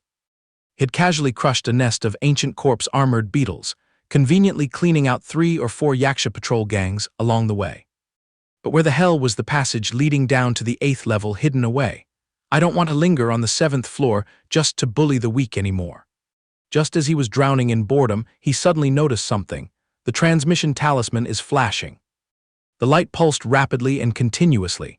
What's going on? Someone is broadcasting a distress signal. Seems like the signal's originating from that direction. Huan gripped her sword hilt tightly, pointing it straight ahead with a furious roar. Chu Xiu, Sun Xing, release my 2 junior sisters immediately. What exactly is the meaning of you pulling this dirty trick? The 2 junior sisters had cold steel pressed right against their necks, tears streaming down their faces as they screamed. Senior sister Huan save us. Sun Xing laughed menacingly, full of contempt. You stupid woman, do you actually still believe your 5 elements holy land can still breathe fire like it did a few hundred years ago? She curled her lip mockingly. a sect stuck at rock bottom of the rankings, on the verge of being completely stripped of the Holy Land label, and yet you still put on these airs of lofty purity. For whom? Chu Xiu beside her chimed in with a sly, cunning laugh. Exactly. The martial world is buzzing with rumors that the five elements Holy Land spirit vein is completely dried up. The Holy Land's finances are running deficits, barely scraping by. Even without anyone filing a petition to the 100 Sects Alliance, it'll collapse on its own sooner or later. She threatened with a steely voice. Throw all your weapons and transmission talismans onto the ground right now, otherwise I'll send these two brats straight to meet their ancestors. The junior sisters were terrified pale, their cries barely audible. Senior sister Huan save us. On Huan side, she had no choice but to grit her teeth and toss her weapons and talismans to the ground. All right, we'll do as you say, just absolutely don't harm them. Sun Xing cackled with malicious glee, ordering her cohorts. Burn all those talismans to ashes, let's see how you brats call for backup this time. Simultaneously, she gestured to her group of disciples. Close the encirclement. The lackeys immediately voiced their obedience in unison, tightening their formation and trapping the three girls within the ring. Huan was furious. What exactly are you planning to pull? We've done as you asked. When are you going to let them go? Chu Xiu stroked his chin with a sly expression. What do we want? Perk up your ears and listen closely. Take off your clothes. Don't force me to repeat myself a second time. His lustful lackeys chimed in, echoing his words. Strip them completely bare. That's right, take off all your clothes and let us admire the view. Sun Xing understood the cue and waved her hands to shoo the female disciples away. Hurry up a bit, senior brothers, us sisters will go hide elsewhere for now. The senior brothers stared at the three girls with extreme lust. You Holy Land female disciples are usually so arrogant and aloof. Let's see what the difference is between you and the secular brothel women today. Huan trembled with anger. You scum, you're all a bunch of hooligans. The other female disciples also burned with indignation. Senior sister Huan let's fight these beasts to the death. Tear one apart to open a blood path. As long as one of us escapes alive, we definitely won't let them live in peace. Hearing the curses, the men became even more excited. Brothers, don't let any prey slip through the net. Charge, strip off their outer shells. Just as the beasts were about to pounce, a figure suddenly appeared. The man surnamed Zhao didn't even have time to blink before he fell into a pool of blood, splattering everywhere. His terrified accomplice screamed, Senior brother Zhao. Sun Xing was startled and turned around sharply. What happened? The disciple, his face drained of blood, pointed and stammered. Senior brother Zhao is dead. The surrounding lackeys felt a chill run down their spines. What's going on? It was too sudden. The whole group simultaneously took a defensive stance and turned around. Who is it? Yi Fan strolled out leisurely, his voice cold. A pack of animals gathering to bully women here. Calling your second-grade sect a piece of trash really doesn't wrong you at all. As soon as she saw him, Sun Xing screamed, so it's you. But logic quickly overcame her bitterness, and she retreated in panic. This guy's strength is very bizarre. Run, retreat quickly. He nonchalantly pointed a finger at the crowd. Deploying Sui Jin Zhai right under my nose, do you naively think you can escape with your lives? A barrage of light beams shot out like heavy rain. One by one, her accomplices fell. Senior brother, junior sister. Yi Fan glided over like a phantom, closing in on her face. If I remember correctly, I said this before. I don't hit women except for shrewish hags who cause unreasonable trouble. Sun Xing was speechless with terror. So, fast.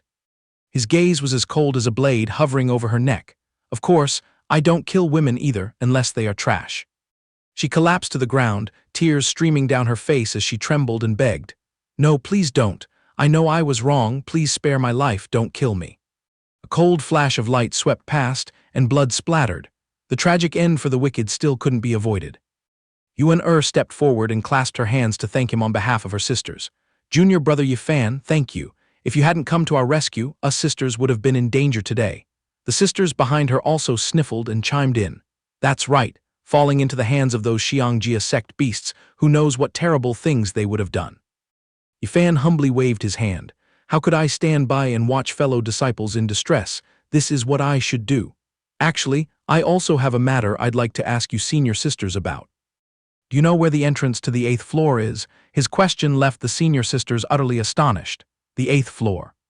Huan swallowed hard and advised. Junior brother Bai, rumor has it that a Shen Tong realm demon boss might appear on the 8th floor.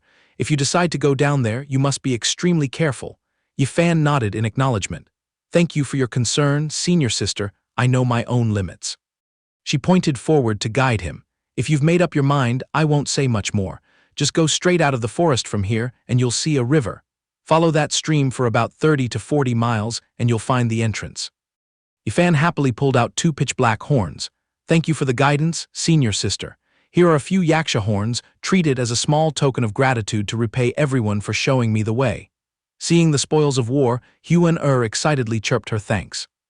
Then took out another bottle. Besides that, there's also some spirit beast milk.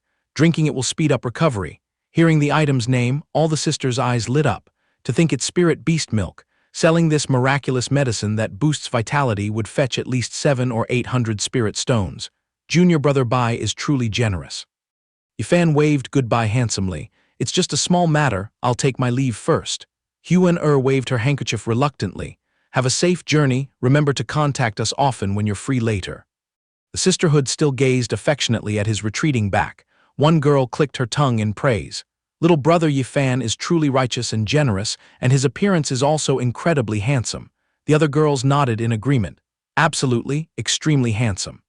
Little did they know that not far away, 2 men who had witnessed the entire scene were grinding their teeth in jealousy. Wang Teng cursed bitterly. Damn it, bumping into that brat Yi Fan again. His luck is ridiculously good. Gao Yang chimed in sourly. Spirit beast meat wasn't enough for him, now he even pulled out spirit beast milk from somewhere. I suspect this brat might have just looted the corpse of a whole spirit beast. Suddenly, the sound of footsteps stepping on dry branches echoed towards the 2 of them.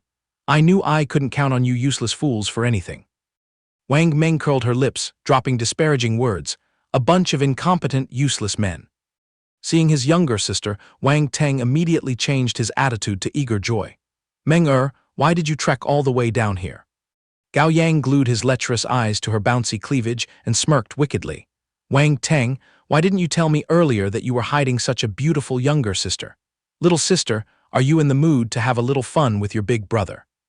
Before he could even swallow his saliva, the cold tip of Wang Meng's sword was already pointing right under his chin. Gao Yang was paralyzed with fear, stammering to beg the eldest miss for mercy. She shouted coldly, "Shut your dog mouth. You animal in heat. Dare to move half a step closer to this young lady, do you believe I'll slice your head off?" Beads of cold sweat trickled down Gao Yang's face. Yes, this lowly one wouldn't dare anymore. She sheathed her sword and waved her hand. Get out of my way. He hurriedly bowed and tremblingly obeyed. Wang Teng patted his chest in relief, lowering his voice to soothe his sister's anger. Meng you are an inner disciple, why did you appear here? Moreover, it seems your cultivation level has leveled up again. She raised her chin proudly. I just came out of closed-door cultivation and have currently reached the late stage of the Zaifu realm. This time I followed the elder down to the 9th floor of the demon pit to train. She cast a sharp, warning glare. Didn't we agree that you would slice up that guy Yi Fan to help me avenge my grudge? Yet, as soon as you ran into him, you tucked your tail between your legs and didn't dare to attack. Wang Teng scratched his head in embarrassment. Meng calm down and listen to my explanation first. Gao Yang gritted his teeth to justify. Based on our current strength, even if we caught Yi Fan, we might not even be able to cut a single hair on his head. A wise man submits to circumstances, little sister, you don't know how terrifying his power is. She sneered with a face full of schemes. Who asked you empty barrels to directly take action to claim Yi Fan's life? I have already laid out a plan, ensuring that bastard will die without a burial place. In another corner of the forest, Yi Fan had discovered a giant whirlpool situated right in the middle of a lake. That massive funnel in the center of the lake over there must be the spatial portal leading to the 8th floor. Suddenly, the communication talisman in his hand flashed crimson. Are you kidding me? Who got bogged down and is sending a distress signal again? He quickly activated his ethereal footwork and dashed away. Whatever, saving lives is still more important. From afar, a desperate scream echoed, "Help." He was extremely surprised to recognize Su Chun. Weird, how did she end up falling all the way down here? She was blindly struggling against a pack of yakshas, crying out tragically, "Don't come over, get away, help save me." He casually shot a Sui Jinjai to attack the yakshas, but his brain didn't stop calculating. This makes no sense. Su Chun's group was supposed to be obediently training on the 6th floor. Why would they suddenly wander down to this 7th floor? In a blink of an eye, the yakshas exploded into bloody fireworks. She cried tears of joy. I'm alive, my little life is saved. Yi Fan called her name, and Su Chun used the momentum to rush forward and fall into his arms. Senior brother Bai, is it really you? Why are you wandering around here? He gently dodged to the side, frowning as he questioned. I'm the one who should be interrogating you. Where are Liu Wei and Xin Yu? Why are you all alone in this place? She sobbed uncontrollably. Senior brother Bai, please go save senior brother Liu Wei quickly. Our group unluckily bumped into a Yaksha king, and it kept chasing us all the way. Senior brother Zhang Tai and senior sister Xin Yu are both gone. Senior brother Liu Wei is currently trapped in a nearby cave. Please have mercy and hurry to save him. Yi Fan was a bit bewildered, but still pressed the issue. Zhang Tai and Xin Yu are dead. Then how the hell did you end up diving all the way down to the 7th floor like this? She acted utterly confused. The 7th floor? This is the 7th floor dungeon. Good heavens, I was running for my life in a panic without looking at the path. Who knew I'd slide all the way down here? He immediately grabbed her shoulders and shook her firmly. Where on earth is Liu Wei hiding? Lead the way for me now. She nodded repeatedly. Yes, okay. Su Chun quickly led him to the mouth of a pitch-black cave. Senior brother Bai, it's exactly this place. He stuck tight inside this cavern. Following Su Chun's guidance deep into the cave, she began to put on a panicked expression. Strange, why is it so chillingly quiet inside this cave? There's no movement at all. Could it be that senior brother Liu Wei has already? Although Yi Fan felt uneasy in his heart, he calmly reassured her. Stay calm, let me go check what the situation really is. The path ahead was pitch black, deeply hollow, with no end in sight. She pretended to cower and whispered, It's terrifyingly dark in here. He nonchalantly replied with an indifferent sentence. It's fine, just obediently follow behind my back. Advancing a bit further, Yi Fan frowned slightly and covered his nose. Where is this nauseating stench coming from? Su Chun clung tightly to his back, whimpering and trembling. Senior brother Bai, walk a little slower. It's pitch black here, I'm so scared. Suddenly, a vicious glint flashed in her eyes. She secretly pulled out a yellow talisman from inside her robes and muttered, I must take this opportunity to strike. But before her intent could be executed, Yi Fan seemed to have eyes in the back of his head. He spun around and grabbed her wrist, lifting it high. The fox's tail is finally showing, huh? She hissed in panic. What are you trying to do? He casually pinched the talisman that had just fallen from her hand, smirking as he read its name. An immobilization talisman, planning to play bondage and captivity with this young master. Su Chun broke into a cold sweat, guiltily stammering to justify herself. Senior brother Bai, what are you babbling about? I saw it was too dark, so I planned to pull out a fire talisman to light the way. I just accidentally grabbed the wrong thing in my panic. Too lazy to watch her act out this comedy, Yi Fan straight up grabbed her throat and pinned her against the stone wall, throwing away the concept of showing tenderness to the fairer sex. Do you think I'm a 3-year-old child easily led by the nose? If you know what's good for you, confess the truth of this matter to me. Su Chun choked and coughed violently from the strangulation but still stubbornly denied it. Cough, cough. I don't know. Senior brother Bai, I am truly wrongly accused. His patience exhausted, his voice roared coldly. Dare to play jokes and deceive me? Right from the start, I noticed a heavy, unnatural stench. A mid-stage Zai realm cultivator like you, how could you fall all the way down to the 7th floor crawling with monsters without a single scratch? Quite the good luck you have. Yi Fan tightened his fingers, his tone pressing as he commanded. Speak now, where are Liu Wei and the others? Fresh blood had already seeped from the corners of her mouth, but her deceitful nature still stubbornly kept up the act. Help, someone save me. At that exact moment, the cave entrance behind them suddenly exploded, shaking the heavens and the earth. Rocks and dirt collapsed, scattering everywhere. He was startled and exclaimed, Huh, the cave entrance exploded. Yi Fan swept his eyes over the ruins. Perfect, the retreat route has been completely sealed off. Suddenly, from the deep abyss of the cave echoed a series of sharp, ear-piercing screeches of a pack of creatures. He frowned in confusion. What is this damn noise? That noise echoed closer and clearer. Tens of thousands of cold, sharp eyes peeked out from the darkness, staring intently at him. When a faint ray of light shone through, Yi Fan panicked and realized. It was a swarm of bloodthirsty bats bearing their fangs and claws, charging straight toward him. Yi Fan clicked his tongue and released Su Chun's neck. Blood-sucking demon bats, I see. So this was your despicable scheme, planning to play mutual destruction with me, aren't you? Losing her support, she slipped and fell heavily to the ground, clutching her neck and coughing violently. Just as she managed to catch a bit of air, Su Chun lunged toward the blocked cave entrance like a madwoman, scratching and screaming. No, it wasn't supposed to be like this. Let me out right now. Why did things turn out this way? You made a deal with me. You clearly promised that as long as I helped you lure him into the cave, you would spare my life. Outside the ruined cliffside, Wang Meng crossed her arms and laughed heartily in mockery. This Su Chun is undeniably stupid beyond words. To think she believed our cheap sweet talk so blindly. Lying helplessly behind Wang Meng were the three battered figures of Liu Wei, Xin Yu, and Zhang Tai, tied up tightly like pigs. Rewinding the time back to 2 hours earlier. The group of four, including Zhang Tai's and Su Chun's parties, had been ambushed by Wang Teng's gang, tied up securely, and forced to kneel on the cold ground. Wang Niu pressed them for information with a growl, but Zhang Tai ignored him and furiously shouted back. What on earth are you plotting that you dare to slaughter fellow disciples? This violates sect rules. Are you not afraid of being discovered by the elders? He smirked and dropped cheap words. I myself have no grudges against you. Blame yourselves for having the audacity to associate closely with that guy. I have no choice but to borrow your hands to set a trap for him. That arrogant attitude made Xin Yu extremely resentful. You pack of despicable villains rely on numbers to plot dirty schemes. We would rather die than let this evil plot come true. The more Wang Teng heard, the more delighted he became. He squatted down, lifted the girl's chin, and teased. The right to decide doesn't lie with you, but I am willing to grant a favor. Whoever volunteers to trick Bai Yi Fan into the trap, I will leave them a way to survive. Xin Yu turned her face away in disgust and shouted loudly. Get lost, don't even dream about it. Liu Wei beside her also got red in the face and cursed at the top of his lungs. Get out of here and go fool kids. Your granddaddy would rather expose his corpse than ever sell out a brother. These words immediately poured cold water on Wang Teng's enthusiasm. He showed no mercy, fiercely delivering a kick right to the middle of Liu Wei's stomach.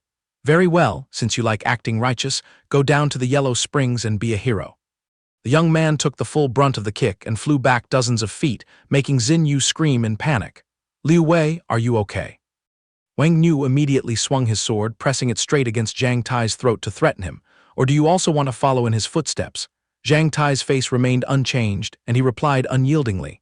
My life is handed to you, hack or kill me as you please.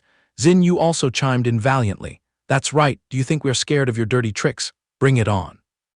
Right at this tense moment, Wang Meng glanced over at Su Chun, who was cowering in a corner like a sick chicken. Those guys don't care about life or death, but what about junior sister Su? Being suddenly called out, the color drained completely from the girl's face. Wang Meng, senior sister. Before the words could leave her mouth, they were blocked by Wang Meng. She smiled, squatted down, and patted the sniffling girl's shoulder lightly. It's simple, as long as you obediently lure Bai Yi Fan to the trap, this senior sister will not only spare your little life, but also give you a demon herb as a gift deal. She continued pouring honey into her ears, attempting to brainwash her. Think about it carefully, you've been tagging along behind them for so long, yet you haven't even gotten a single scrap of a spirit herb. Do you think they truly consider you a comrade? Su Chun began to waver, stammering. I. Wang Meng leaned in closer, her voice full of enchanting persuasion.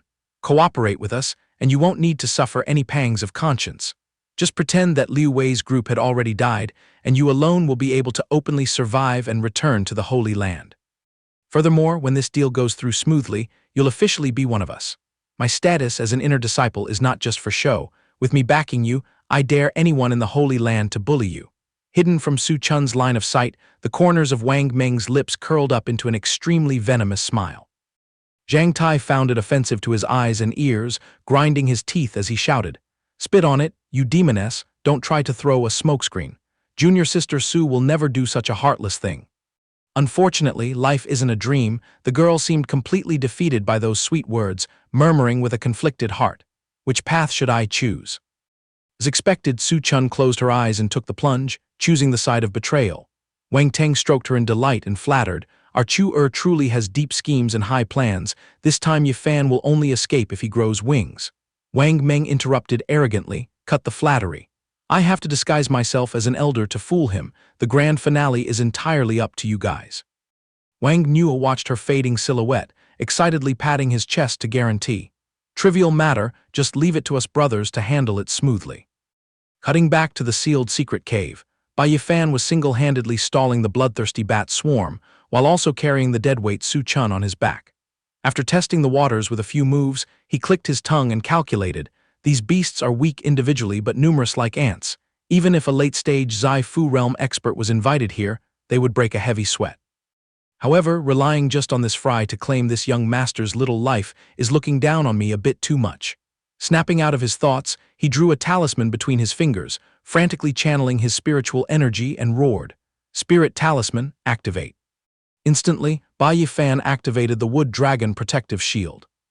"This is the most robust defensive trump card I possess. I'll use it temporarily to halt the offensive of this annoying swarm." Following the flow of true qi, the talisman piece burst into a ribbon of mysterious energy, condensing into a solid barrier that completely enveloped the young man's body. Left stranded outside the protective circle, Su Chun crawled over in panic, pounding on the door and crying out, "Senior brother Bai, have pity and let me hide inside. I don't want to lose my life here yet." Yi Fan's expression remained icy cold as he interrogated, "Confess, who is the mastermind pulling the strings behind you to set this trap for me?"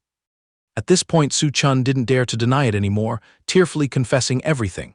"It was Wang Teng and Gao Yang, along with a strange woman. I've confessed everything. Please open the barrier quickly." Having gathered enough information, Yi Fan immediately flipped his attitude and retorted coldly, Since when did I ever promise to extend a hand to save your life?" She widened her eyes in terrified shock and screamed, "What did you say?" Su Chun threw away all her dignity, clinging tightly to the barrier and pleading piteously, "How could you have the heart to do this? Senior brother Bai, quickly open a path of survival for me. I know you are not the kind of person to ignore someone facing death." Right after she spoke, the bats crazily swarmed over to tear her apart. Su Chun struggled frantically, her heartrending screams ringing out, "Get away from me! Senior brother Bai, I know my crime, please have mercy and save me. I'm not willing to lose my life right now, I really don't want to die." Yi Fan gave a cold harumph, indifferently watching the monster swarm engulf the traitor, clicking his tongue in judgment. Those who plot to harm others ultimately dig their own graves. Hiding safely behind the halo, Yi Fan smirked and dropped harsh words. "Natural disasters can be dodged, but bringing ruin upon oneself is beyond salvation. Remember this philosophy well, consider it the final teaching this senior brother imparts to you, junior sister." Meanwhile, at the cave entrance, Wang Teng pricked his ears to listen to the terrified screams echoing out, laughing in immense satisfaction. "Isn't that a pleasant sound? That little brat Bai Yi Fan has 100% turned into a pile of minced meat inside." Gao Yang grinned and added salt to the wound. "The only catch is that the pile of treasures on him will have to become food for the rocks and dirt." Wang Teng waved his hand, cheerfully consoling himself. "Sending that god of plague to the king of hell is already a miracle. If you want to take the whole nest, you're being too greedy." Gao Yang's gaze swept over Liu Wei's group who were tied up, coldly instructing, "Clean up the remaining trash, throw a talisman to neatly deal with this bunch, toss them aside and leave them to fate." Back inside, although the bat swarm was repelled, they still crazily rammed their heads against the screen. Yi Fan clicked his tongue and frowned. "How troublesome. This beast horde exceeds the permitted numbers by too much. This barrier is probably on the verge of shattering." Even though he knew activating the ancient ring to slip quietly back to Earth was the most hassle-free choice, he still decided to firmly grasp his sword hilt and slowly unsheath it. A surge of crimson, dark aura exploded violently along the blade. The young man gritted his teeth and muttered, "This young master came to the demon pit to temper himself. If I tuck my tail and run away every time there's a little trouble, what kind of system is this?" Then he erupted his spiritual energy and roared loudly, "Reappear, blood chi blade." In a flash, Yi Fan's movement technique was buffed multiple times over. He seemed to transform into afterimages. With wind-tearing speed, wherever the blade swept, the bat swarm was pulverized into mush, their tragic screeches tearing through the eardrums continuously. Yi Fan gloated inwardly, "The combination of the blood chi blade and ethereal footwork really makes me absolutely mobile, and the damage output is significantly elevated." Even though the demon bats were as numerous as chaff, rushing in only meant offering their bodies for sacrifice. A chillingly cold, killing intent flashed in the depths of Yi Fan's eyes. Without stopping, he continued to swing his sword, simultaneously forming hand seals to activate a spirit fire talisman. In an instant, a fire dragon condensed from spiritual energy roared and charged straight into the beast horde. Wherever the fire dragon swept, embers burned and spread. Countless bloodthirsty creatures were roasted into ash in the blink of an eye. Midst the ear-piercing symphony of the dying demon beasts, Yi Fan crossed his arms to admire his masterpiece, muttering smugly, "This destructive power is truly a feast for the eyes, reincarnate them all for me." Having cleaned up the battlefield, now it's time to settle the score with the bugs blocking the door outside. The corners of his mouth curled up mockingly. Suddenly, a giant black shadow flashed across his line of sight, making his hair stand on end. What the hell is that? Yi Fan's jaw dropped in shock. Damn it, there's still a boss hiding in the bushes. Immediately, the ground where he stood was swept by a violent gale. With peerless reflexes, the young man hurriedly jumped high to dodge the lethal strike. This strange beast possessed an enormous size that far exceeded the swarm. It screeched, unleashing waves of sonic blasts straight into Yi Fan's brain, making him dizzy and disoriented. This sonic shockwave attack was too deafening, shocking him to the point that all the vitality in his meridians was thrown into complete chaos. Noticing the frequency getting more and more rapid, Yi Fan snapped back to reality, breaking out in a cold sweat. I'm doomed. The enclosed terrain of the stone cave creates a resonance effect, amplifying the sonic damage tenfold. Being in this place is truly putting my own head in a noose. I have to escape quickly.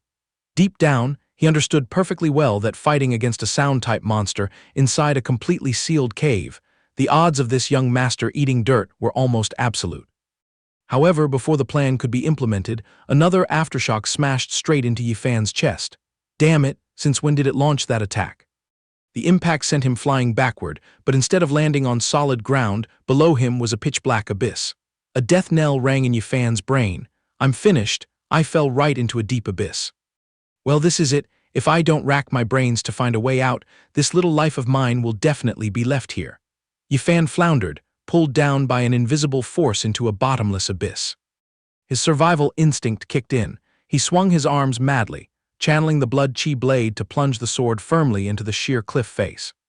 Sparks flew wildly due to the friction resisting the freefall, and he roared in extreme frustration. Break now. Yi Fan had to use both feet to press hard against the mountainside, hoping to slow down the acceleration. Sweating like a pig, he muttered, "Damn it, just how deep is this abyss? The cliff is so slippery, no matter how I break, I can't stop." A miracle occurred. Yi Fan's body finally stopped sliding down. Pale-faced, he glanced at the dark depths below and patted his chest, letting out a long breath. Phew, managed to hold on. My heart almost jumped out of my chest. If I slid another 10 meters, I'd surely be smashed into paste. Estimating he had touched the bottom, he boldly let go and landed on the ground. Since I'm stuck here anyway, let's go on an exploration tour to see if there's anything interesting. Yi Fan pulled a talisman from his robes and muttered an incantation. Nether Soul Fire, illuminate. The talisman transformed into a floating, eerie luminescent wisp, lighting the way for Yi Fan. He rubbed his chin and walked on, his brain calculating.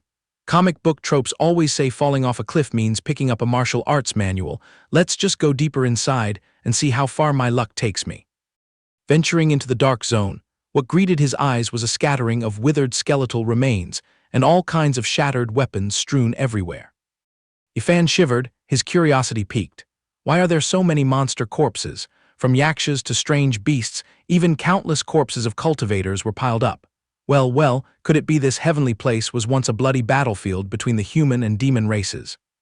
His train of thought was interrupted when a figure suddenly loomed right in front of him.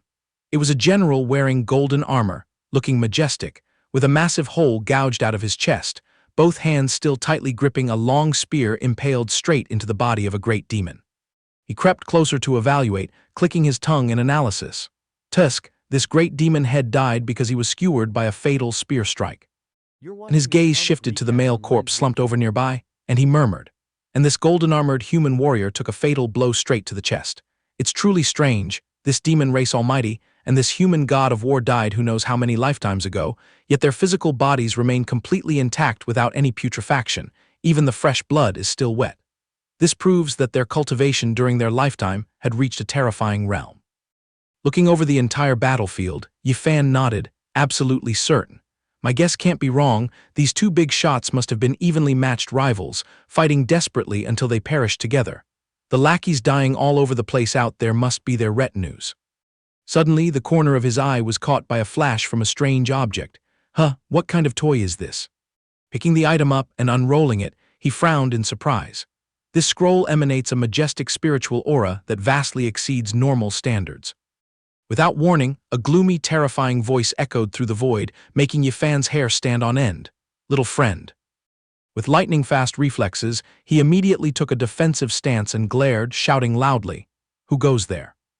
From the remains of the golden-armored human warrior, a blurry illusion slowly rose up, speaking in a mournful voice. Heaven's will, it truly is heaven's will. This emperor maintained a lingering wisp of soul for nearly 9 millennia and finally waited until a destined descendant arrived. Facing the wandering soul, Yi Fan was secretly terrified. Are you kidding me? Surviving tenaciously for 9,000 years. I'm afraid even someone cultivated to the peak of the Shen Tong realm might not necessarily possess a primordial spirit this overbearing. Spectral soul spoke leisurely to probe young man. Declare your name, seniority, and background, let me see. Yi Fan tactfully clasped his hands and bowed extremely respectfully. Junior is Bai Yi Fan, a disciple of the Wu Xing Holy Land. Inside his gut, he cursed silently. A monster of this level, even if only a scrap is left, has more than enough power to crush me. Better just act respectful to be safe. Hearing this, the spectral soul laughed heartily in praise. Ah, a disciple of the Wu Xing Holy Land, your innate talent isn't bad. Then do you know my identity? Yi Fan furrowed his brows tightly, answering carefully. Junior takes the liberty of asking Senior to state his name.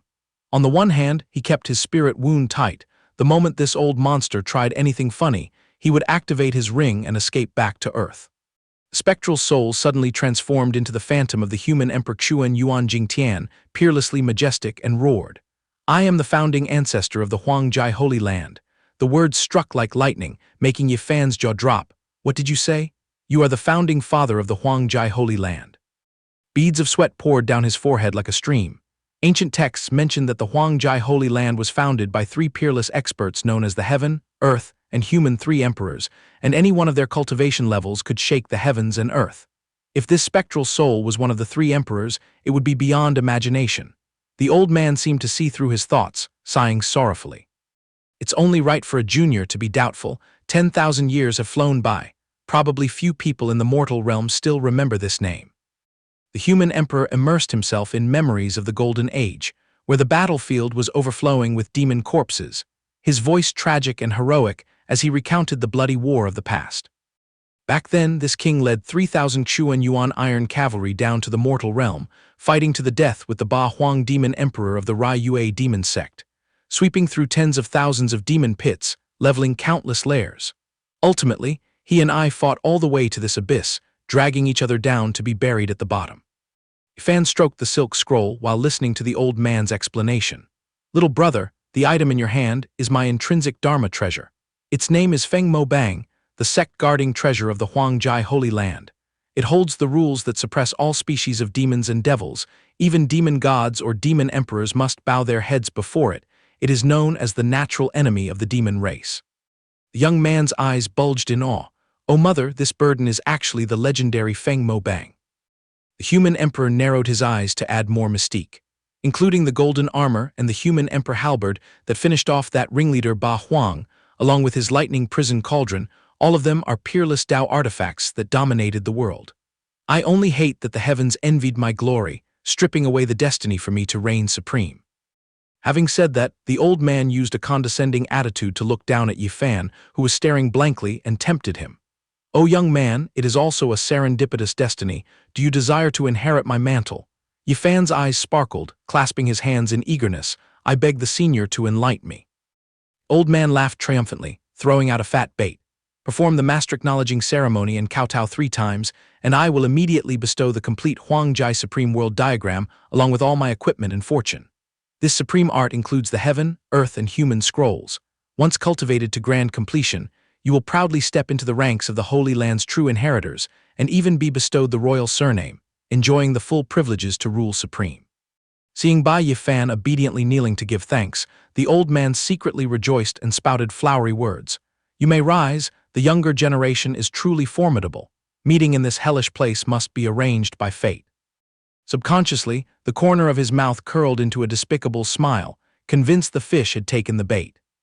He spread his phantom fingers, aiming straight for the youth's crown, urging, "Submit, I will channel my true chi directly into your sea of consciousness. The fate of humanity is now entrusted to you." Before the fingers could touch his forehead, Bai Yi Fan did a backward somersault, retreating far away to dodge the strike, asking bluntly, "Whoa, what kind of trick are you trying to pull?" This left the human emperor stunned and bewildered. Little brat, are you going back on your word?" Bai Yi Fan narrowed his razor-sharp eyes, giving a mocking sneer.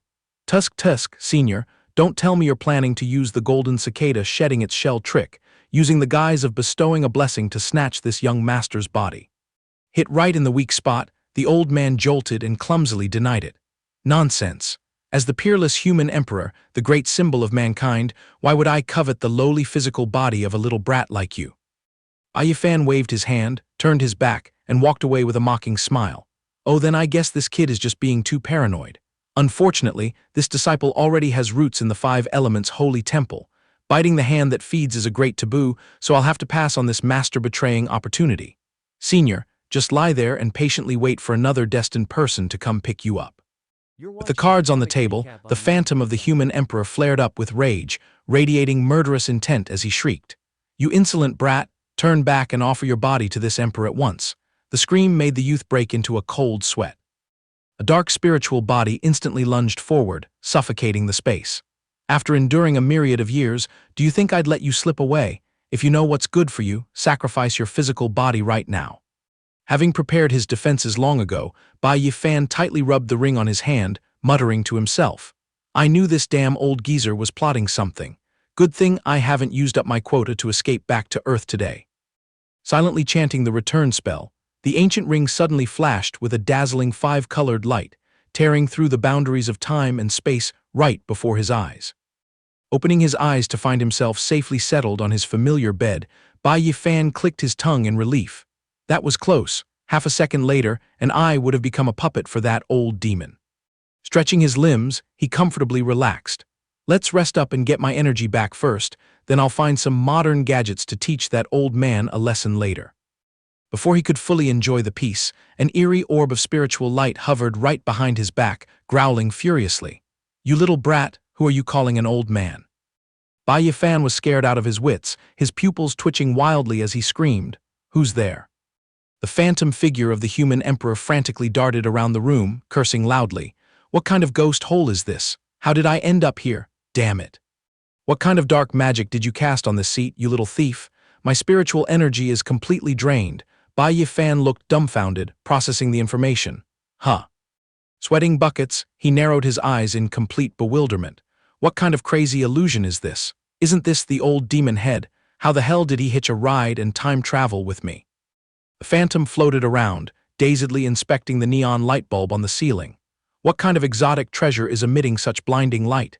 Even as a supreme sovereign, this king has never seen such a thing. After observing for a moment, Bai Yi Fan seemed to catch on, his eyes sparkling brightly. "Wait a minute, the rules of time travel forbid bringing objects back. Whenever I drag anything back from the cultivation world, it evaporates completely, so how did this guy's remnant soul slip through the net?" Caressing the fiery red ruby on his finger, he pondered. "This treasure definitely still has a ton of hidden functions I haven't fully exploited yet."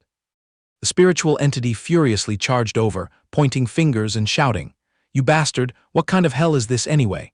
If you know what's good for you, return my magic power at once."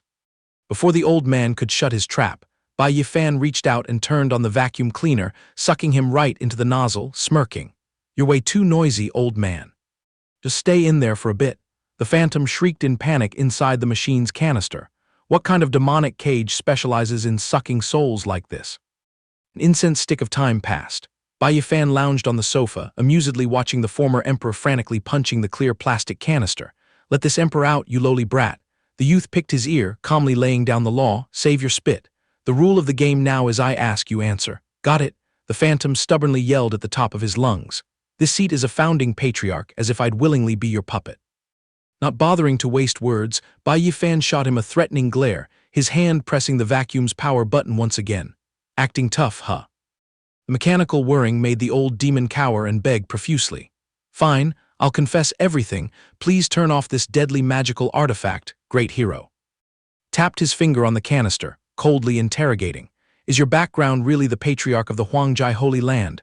The old man puffed out his chest arrogantly. "Obviously, do you think anyone can just fake this golden title?" The youth chuckled sarcastically. Yet an entity titled the wise ruler of the human race plotted to snatch the body of his own descendant. How laughable. Humiliated, the old man's face scrunched up as if he had bitten into a lemon. You try being locked at the bottom of an abyss for 10,000 years. To get a chance at resurrection, can all those righteous morals and principles be ground up and eaten? Bai Yi Fan rubbed his chin, shifting the focus of the interrogation. Then since you're at it, tell me, how many usable artifacts are left in that treasure hoard buried at the bottom of the abyss, and how many have turned to scrap metal? Deep down, he was doing the math. He had plenty of spirit stones and pills. What he craved now were weapons and ultimate techniques. The old demon exhaled helplessly and explained. From my golden armor and divine halberd to that demon emperor's precious cauldron, everything has been shattered to pieces. Even the artifact spirits inside have dissipated. It's no different from a pile of junk now. Seeing no profit in this, Bai Yi Fan shook the box threateningly. If your value has been drained dry, then what's the point of keeping you around? Let me send you on your way to the afterlife. The old man howled in sheer terror. Wait. Even though those items are crippled, the demon's sealing scroll is still perfectly intact. Its origin is a heavenly tome that fell from the immortal realm, humanity's trump card, and the absolute natural enemy of the brutal demon race. Smelling a ray of hope, the old man quickly threw out the bait. Little brat Bai, open the box for me, and I will pass on the secret to manipulating this treasure. Its power will definitely leave you wide-eyed. The youth maintained his bored demeanor, yawning widely. Doesn't sound appealing yet. Give me a brief overview of its functions, and if it sounds good, we'll talk. Like finding an oasis in the desert, the old man rattled on endlessly. This toy has 9 tiers of functions. The strongest is forcefully devouring demonic souls to nurture yourself. Second is turning those monsters into obedient slaves. Third allows the dual cultivation of immortal and demonic arts. Fourth can imprison space. Fifth refines demon corpses into resources. Fast-forwarding through the long-winded theory, the old man concluded. The absolute best part is that you don't need to drain your spiritual energy. It only consumes a bit of mental power to use. Hearing these absurdly game-breaking functions, Bai Yi Fan tried to suppress his excitement, putting on a deadpan face and clapping slowly. Ah, your bragging sounds decent enough. Seeing the youth pull out his phone and tap on it, the phantom panicked and backed into a tight corner, roaring. Brat, what other evil artifact are you pulling out to torture me with now? Sliding his finger to turn on the voice recorder app, he smiled wickedly to reassure him. Relax, keep the act going. Didn't you boldly promise to pass on the Huangjai hegemony chart just now? Now spit the words out, recite every single detail by heart. Once that's done, this young master will set you free. Living for 10,000 years wasn't for nothing. The old man secretly cursed the kid's cunning. A wise man doesn't fight a losing battle. I'll swallow my pride for now. Once I'm out of this cage, this king will skin him alive and rip out his tendons. Blending with the hustle and bustle of the city outside the window, the phantom's monotonous voice echoed. This supreme technique is divided into the heaven, earth, and human 3 emperors. Since I am the human emperor, I only memorized the human section. In the blink of an eye, 2 hours had evaporated. The old demon gasped for air as he wrapped up the conclusion. In short, once cultivated to the peak, the physical body becomes invulnerable to blades and spears, immune to water and fire, and resistant to all poisons. That is the foundation of this peerless cultivation method. Hearing this, Bai Yi Fan slapped his thigh and praised enthusiastically. A top-tier secret manual indeed, the logic is quite solid. Meanwhile, the drained old man lay flat like a dried-up frog, wheezing. My throat is burning from all that reading. I'm completely out of breath. Before he could recover, the canister was lifted into the air. The youth smiled darkly as he saw him off. All right, cool, you've been squeezed of all your value now. Out of courtesy, I'll send you off in the most solemn way possible. The old man sprang up in horror and rage. You bastard, you dare to discard the bridge after crossing the river. Without this emperor's guidance, you won't be able to cultivate those complicated words in your entire lifetime.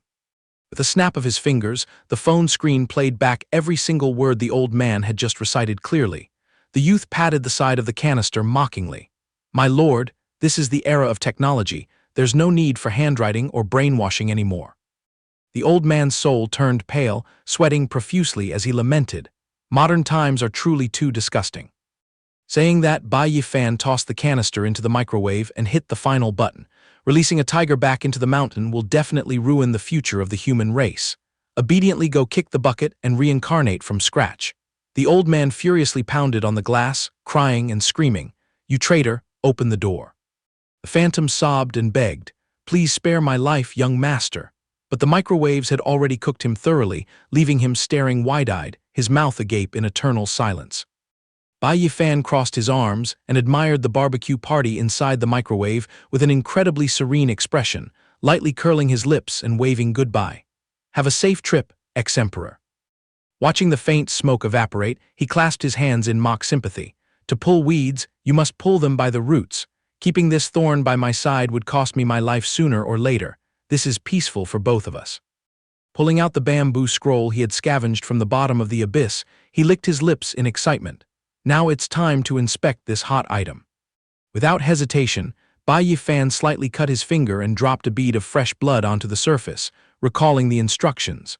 According to that old geezer, a blood seal is all it takes to claim ownership. A radiant golden light erupted, swallowing him whole. Bai Yi Fan's eyes bulged in shock as he blurted out, "What the hell, is this a teleportation into a chaotic space? Is this divine weapon so domineering that it forces the sea of consciousness into a spiritual illusion? Is the fusion process really this easy?" Floating in the internal world of the magical artifact, surrounded by tens of thousands of golden ancient characters shining brightly, he analyzed in awe. Here is the encyclopedia. Not only does it clearly record the history of demonic species, but it also provides all the ultimate demon-slaying techniques. Raising both hands to stroke the phantom text, Bai Yi Fan gasped in admiration. Absolutely top-notch, it automatically engraves the knowledge directly into the brain without any strenuous studying. An automated system like this is truly relaxing. An incredibly dark smile bloomed on his lips, and he licked his chops. This domineering power has finally fallen into this young master's hands. I need to hunt a few preys to test its sharpness. Returning to the battlefield on the 8th floor of the myriad antiquity demon pit, a monstrous beast roared madly, sweeping out a fiery red shockwave that blew all the cultivators away in all directions, agonizing screams echoing around. Disciple fell to his knees on the ground, leaning on his sword as he struggled to get up, panting out a warning. "Senior brother, this pack of demon wolves has multiplied too much. I'm afraid we won't be able to hold them off." The leading man gritted his teeth, wielding his sword to protect his junior, roaring to boost morale. "Hold on a little longer. Do you want to throw your life away in this shithole?" But glancing at the bottomless void behind them, he groaned in despair. "It's hopeless. Behind us is a bottomless abyss. We have no way out, brother." Saying that, he threw his head back and cried out, begging, "Ancestors, please manifest and protect me. I'm still a virgin. I haven't tasted the pleasures of life yet. I've always strictly followed the sex rules, and I've never been involved in gambling or women. I don't want to die meaninglessly like this." Amidst the encompassing despair, an ear-splitting roar echoed, making everyone turn pale as they frantically searched around. What in the world is that bizarre sound? It was unclear when, but a whole legion of pitch-black predators had formed a line, marching forward aggressively. A terrified cultivator screamed, "We're dead for sure. We haven't even cleared the old pack of demon wolves, and now fresh reinforcements have arrived." The two senior and junior brothers looked at each other with helpless bitterness. "It's over. It's all because of our bottomless greed. Our cultivation levels were nowhere near enough, yet we eagerly rushed down to the 8th floor. Now we've dug our own graves." Suddenly, a ferocious demon wolf leaped into the air, lunging straight at the neck of its own kind, tearing it apart. That twisted sight left everyone in absolute shock. "Hold your breath, it looks like something has changed." Everyone widened their eyes, staring blankly at the bizarre scene. What the hell is going on? The legion of wolves that was as disciplined as an army just moments ago was now madly biting and tearing at their own side in a bloody frenzy. A person rubbed his eyes and shouted, "Those beasts are slaughtering their own kind." Staring intently at the berserk beasts, a sharp-eyed cultivator noticed an anomaly. Look closely, every single one of the dark blood demon wolves that just arrived has golden eyes. Far away on a rocky outcrop, Bai Yi Fan crossed his arms and admired his masterpiece, nodding smugly. That old demon wasn't lying after all. Holding the scepter of this treasure, all monsters and demons must bow their heads and accept their fate as lackeys. Memories flooded back. Remembering when he borrowed the golden light to crush the vicious flying beast in the sky, he smirked. "After returning to save my life, it only took a snap of my fingers to cleanly wipe out that stubborn alpha bat." But thinking of the evil dark aura, he frowned and calculated inwardly. The only problem was that when I broke out of the demon cave, Wang Teng and the others had completely vanished without a trace. Shaking off the stray thoughts, Golden seal patterns lit up on Bai Yi Fan's wrists, and his eye sockets flashed with a blinding aura. Let's see what to do next. As for the group of disciples, seeing the golden-eyed demon wolves tilt their heads back to let out a long howl, they started making wild guesses. Incredible, the ones blocking our path earlier have all been wiped out cleanly. Are they celebrating their victory? In the distance, Bai Yi Fan waved his hand, ordering the curtain to close. Cleanup is done, retreat. Receiving the command in unison, the entire pack of wolves simultaneously snapped their heads back and stared intently, terrifying the cultivators into stepping back. Oh crap, they've shifted their target to us. But instead of lunging, the wild beasts dove headfirst straight into the bottomless abyss. The whole group cried out in confusion. Wait, they weren't targeting us, they're committing mass suicide to erase their tracks. Leaving the group with their jaws dropped as they approached the cliff to inspect, Bai Yi Fan turned and walked straight away. Cleanup is done, let's head down another floor to wreak more havoc. Peering down into the completely empty abyss, the cultivator from earlier cried tears of joy and kowtowed. What kind of earth-shattering event is this? The ancestors must have shown mercy on this devout child and granted a miracle to save my life. Time flew by in the blink of an eye, and the scene shifted down to the 9th floor. A demon bear swung its arm, swatting down a giant beehive, making someone jump and yell. Watch out. Bai Yi Fan leisurely held up a cup to catch the thick, dripping honey, smacking his lips. Good thing I ordered it to hold back in time. If it had smashed it to a pulp, where would I get this royal jade bee honey to sip on? Glancing at the dopey bear wildly flailing its arms to dodge the stinging bees, he pouted triumphantly. Over the past 2 days, using the strength of 3 demon wolves to ambush, I've recruited as many lackeys as I've caught. The luckiest catch was bagging these 2 hulking bears that have reached the peak of the Purple Mansion realm. Mentally tallying his supersized lineup of pets, he nodded. With this overpowered mercenary legion, I have more than enough power to flatten the ecosystem of the 9th floor and wipe out all the beasts blocking my way. Quick roll call already included black armored boars, 3-headed dogs, highly poisonous spiders, and abyss monster bugs. The overpowered part is that if old soldiers die, new ones are immediately recruited to take their place, preserving an endlessly abundant combat force forever.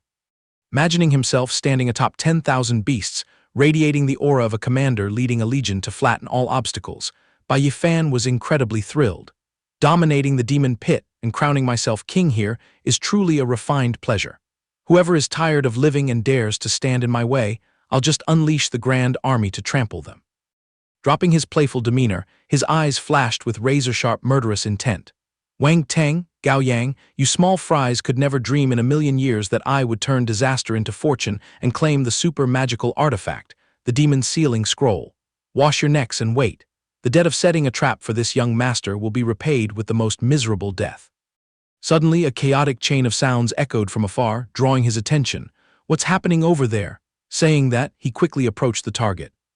Hiding on a high rock ledge and looking down, what caught his eye was a spectacular battlefield with continuous lightning strikes.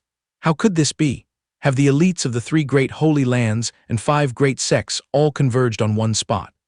Below, countless disciples from various sects flew on their swords, unleashing a barrage of skills at the horde of alien monsters, their cheers echoing like thunder. Fight to the death. No one is allowed to retreat. The lair of the Huo Yun demon macaque is only a breath away. Witnessing that scene, Bai Yi Fan's jaw dropped in fear, breaking out in a cold sweat. He guessed inwardly that this must be the lair of the Huo Yun demon macaque. It seemed the mission of eradicating evil that the elders entrusted to the inner sect disciples was precisely this place. Without hesitation, he leaped down the bottomless cliff with immense excitement. You don't get to see a grand spectacle like this every day. I definitely have to drop by and watch the show. In a flash, time had passed. The flying yakshas and 2 purple mansion beasts flew above Bai Yi Fan's head, laughing triumphantly, while he trudged along, silently complaining. The moment his feet touched the flat ground, he bumped into demonic beasts again. The density of monsters on this 9th floor is truly suffocating. Suddenly, the piercing laughter of a purple mansion beast made Bai Yi Fan stop in his tracks. His expression darkened instantly, muttering inwardly, "Since we had the bad luck of crossing paths, you guys better prepare yourselves to work like dogs for me." Right as he raised his voice to order, "Demon wolves, charge forward and beat those yakshas to a pulp for me." The pack of beasts instantly shot into the air, madly tearing at the flock of purple mansion beasts. Realizing they were completely outmatched, The flock of monsters quickly turned tail to flee, but Bai Yi Fan just sneered. You're still dreaming of escaping at a time like this. Blooming a bright smile, he casually waved his hand and instructed, Abyss demon bears, drag them down to the ground for me.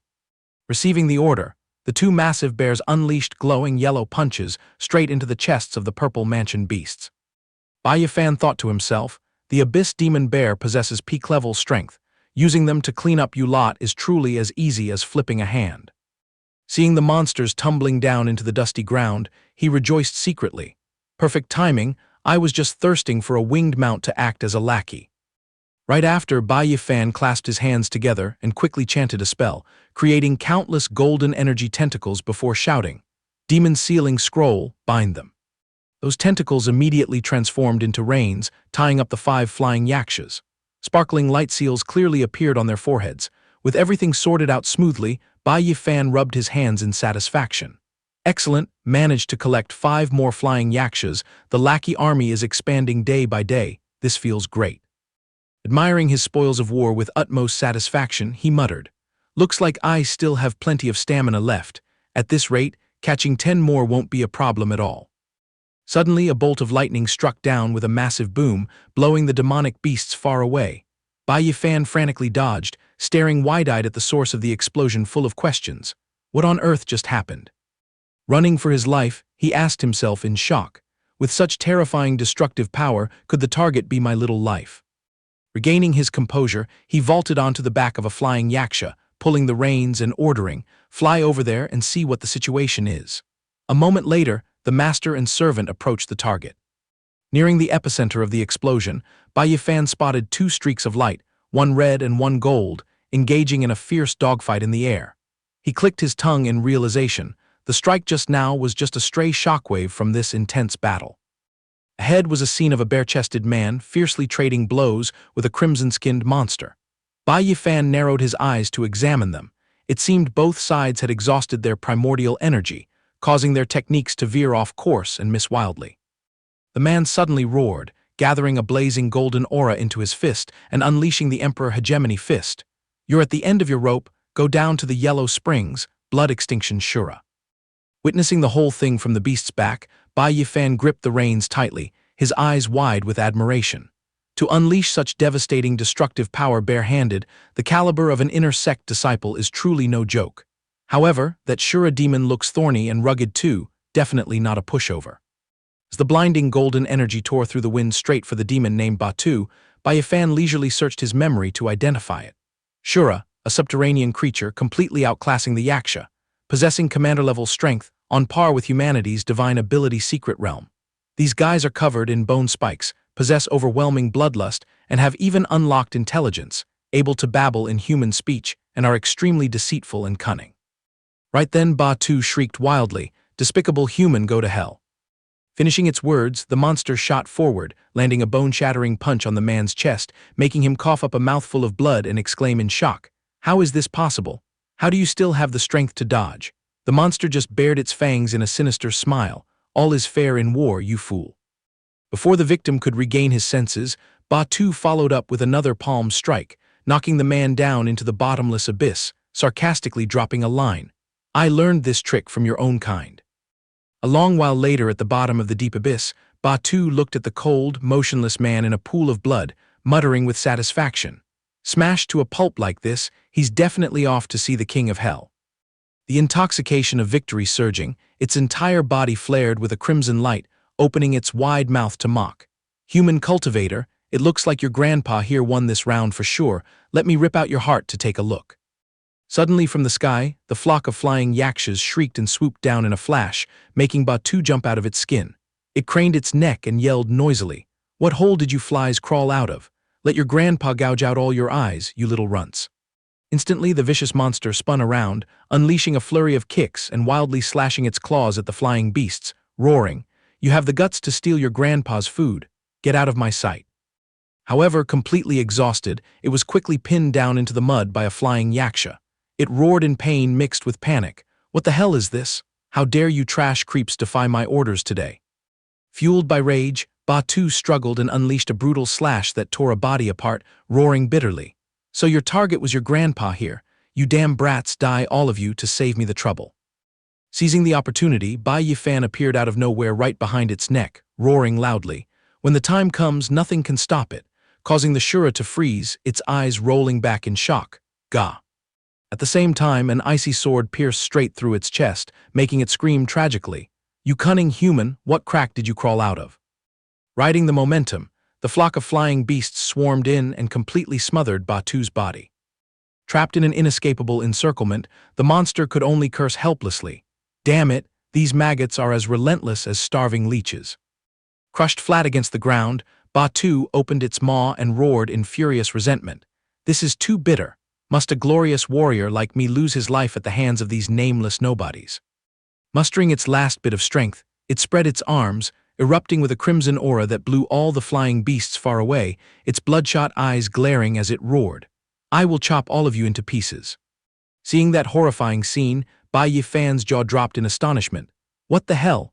Just one move sent 20 purple mansion realm monsters to the western paradise. A commander's strength is truly not just for show. With lightning-fast reflexes, he clapped his hands together, condensing an energy chain and hurling it straight forward, sneering. Strong as you are, your battery must be dead by now, right? Stop struggling, demon-sealing scroll. The chain slithered like a snake, pouncing on Batu and making it flinch, turning to sneer. How the hell is this a slave seal? A tiny physical body realm brat like you wants to put a ring through your grandpa's nose. Stop daydreaming. On the flip side, Bai Yi Fan laughed mockingly. Save your breath, if you know what's good for you, bow your head and act as a pet dog to run my errands. As soon as the words fell, the chain coiled tightly around Batu's entire body like shackles. In excruciating pain, it shrieked tragically. What kind of demonic heresy is this anyway? Noticing the prey was still trying to exert force to resist, Bai Yi Fan's eyes flashed with a cold glint. He gritted his teeth and shouted, "Still stubborn, huh? Let's see how long you can last." Then he tightened the binding even further. Immediately, a blazing golden seal lit up the center of Batu's forehead, plunging it into absolute terror as it trembled and stammered. How did it turn out like this? A long while later, Bai Yi Fan finally slumped onto the ground exhausted, letting out a breath of relief. That's a wrap. Forcing a commander-level boss to submit with my current level is truly playing a deadly game of Risk. He looked at his spoils of war with immense pride. Even though I fell flat on my face, the result is pretty sweet. On the opposite side, the giant monster sullenly knelt on one knee, bowing respectfully. Shura Batu pays his respects to the master. That sight made Bai Yi Fan laugh with amusement, clapping his hands in praise. Oh my, Batu, is it? A monster actually having a proper name is quite interesting. Then he glanced at the cold corpse of the man nearby, signaling, "Go over to our fellow countrymen and check things out."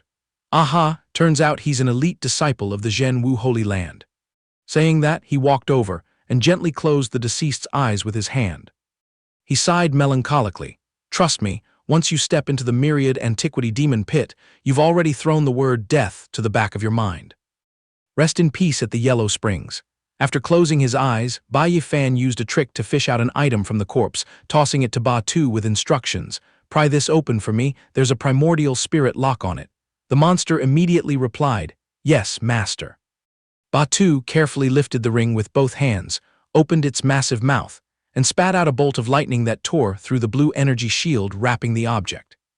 A moment later, Bai Yi Fan twirled the glowing ring on his finger, rubbing his chin and nodding.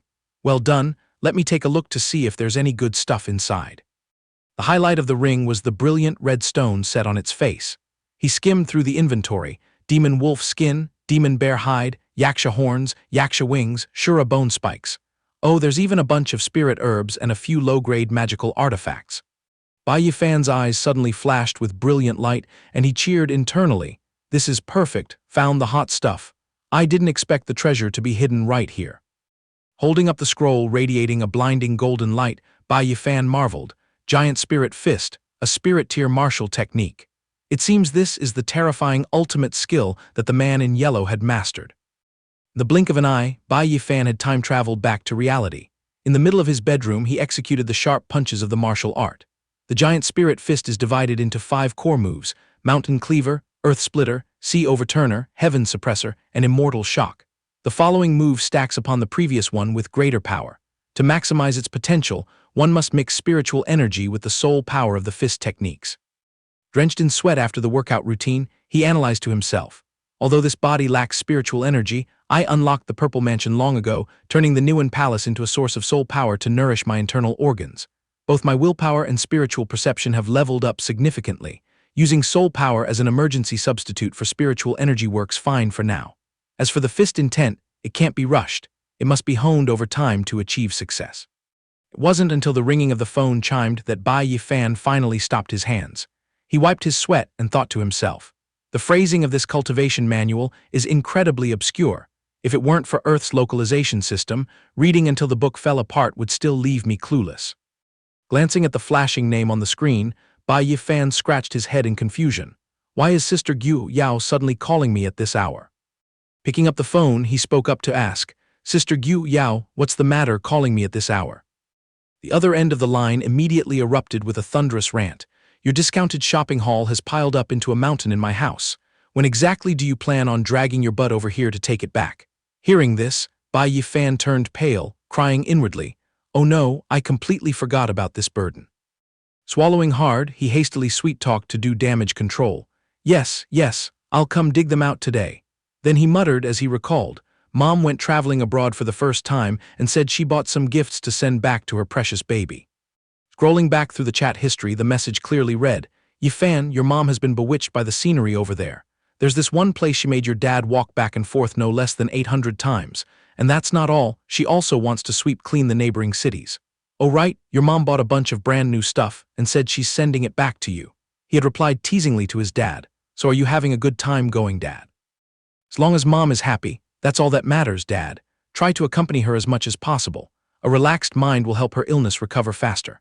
I'll pump in another 30 million later so you two elders can go all out. At that time, he was so busy plotting his way into the myriad antiquity demon pit to slaughter monsters that he accidentally asked Sister Gu Yao to receive a few boxes of goods for him, and then his goldfish brain completely let it slip away. So in the late afternoon, he shamelessly clasped his hands and pleaded, Beautiful Sister Gu Yao, I'm a bit tied up. If a package arrives, please have mercy and receive it for me. Seeing Bai Yi Fan's pitiful expression, even though she wasn't keen on it, she clicked her tongue and let it slide. All right, fine, a single dog like you could only have a few packages at most anyway. Time flew by to the present. Bai Yi Fan, holding an umbrella, strolled leisurely next to Gu Rao in the drizzle, making an excuse. It's been so long since I saw Sister Gu, who knew the stuff would pile up this much. I sincerely apologize. Gu Rao turned to him and waved her hand magnanimously. I'm not that petty. Looking at you, it doesn't seem intentional anyway, so I'll let you off this once. Walking a bit further, she reached out to turn the wooden doorknob, lifting her chin to say, Here's my turf. As soon as the door creaked open, Mother Gu hurriedly stepped out, greeting warmly. Rao you finally showed your face, I've been waiting forever. Suddenly noticing a strange silhouette, she paused to scrutinize him. Oh my, where did this boy pop out from? Being called out, Bai Yi Fan awkwardly scratched his head and gave a forced smile. Hello Auntie, I'm Sister Gu's tenant, named Bai Yi Fan. I'm taking the liberty to bother you a bit today. Her eyes swept over him, full of scrutiny and disgust. Just a tenant? What kind of tenant sticks to the daughter of this house like glue? His face might be somewhat passable, but his clothes are so sloppy and cheap, definitely a leech clinging on. Catching that prejudiced look, Gu Rao frowned and nudged her. Mom, don't look at him like that. He can be considered my friend too. Ignoring her, the mother maintained her bitter and sarcastic tone. What kind of friend? Getting close to this sort will only bring trouble one day. The harsh words made Gu Rao flare up, shouting loudly in rebuttal. A flash, Mother Gu flipped her attitude faster than flipping a pancake, smiling warmly and hospitably.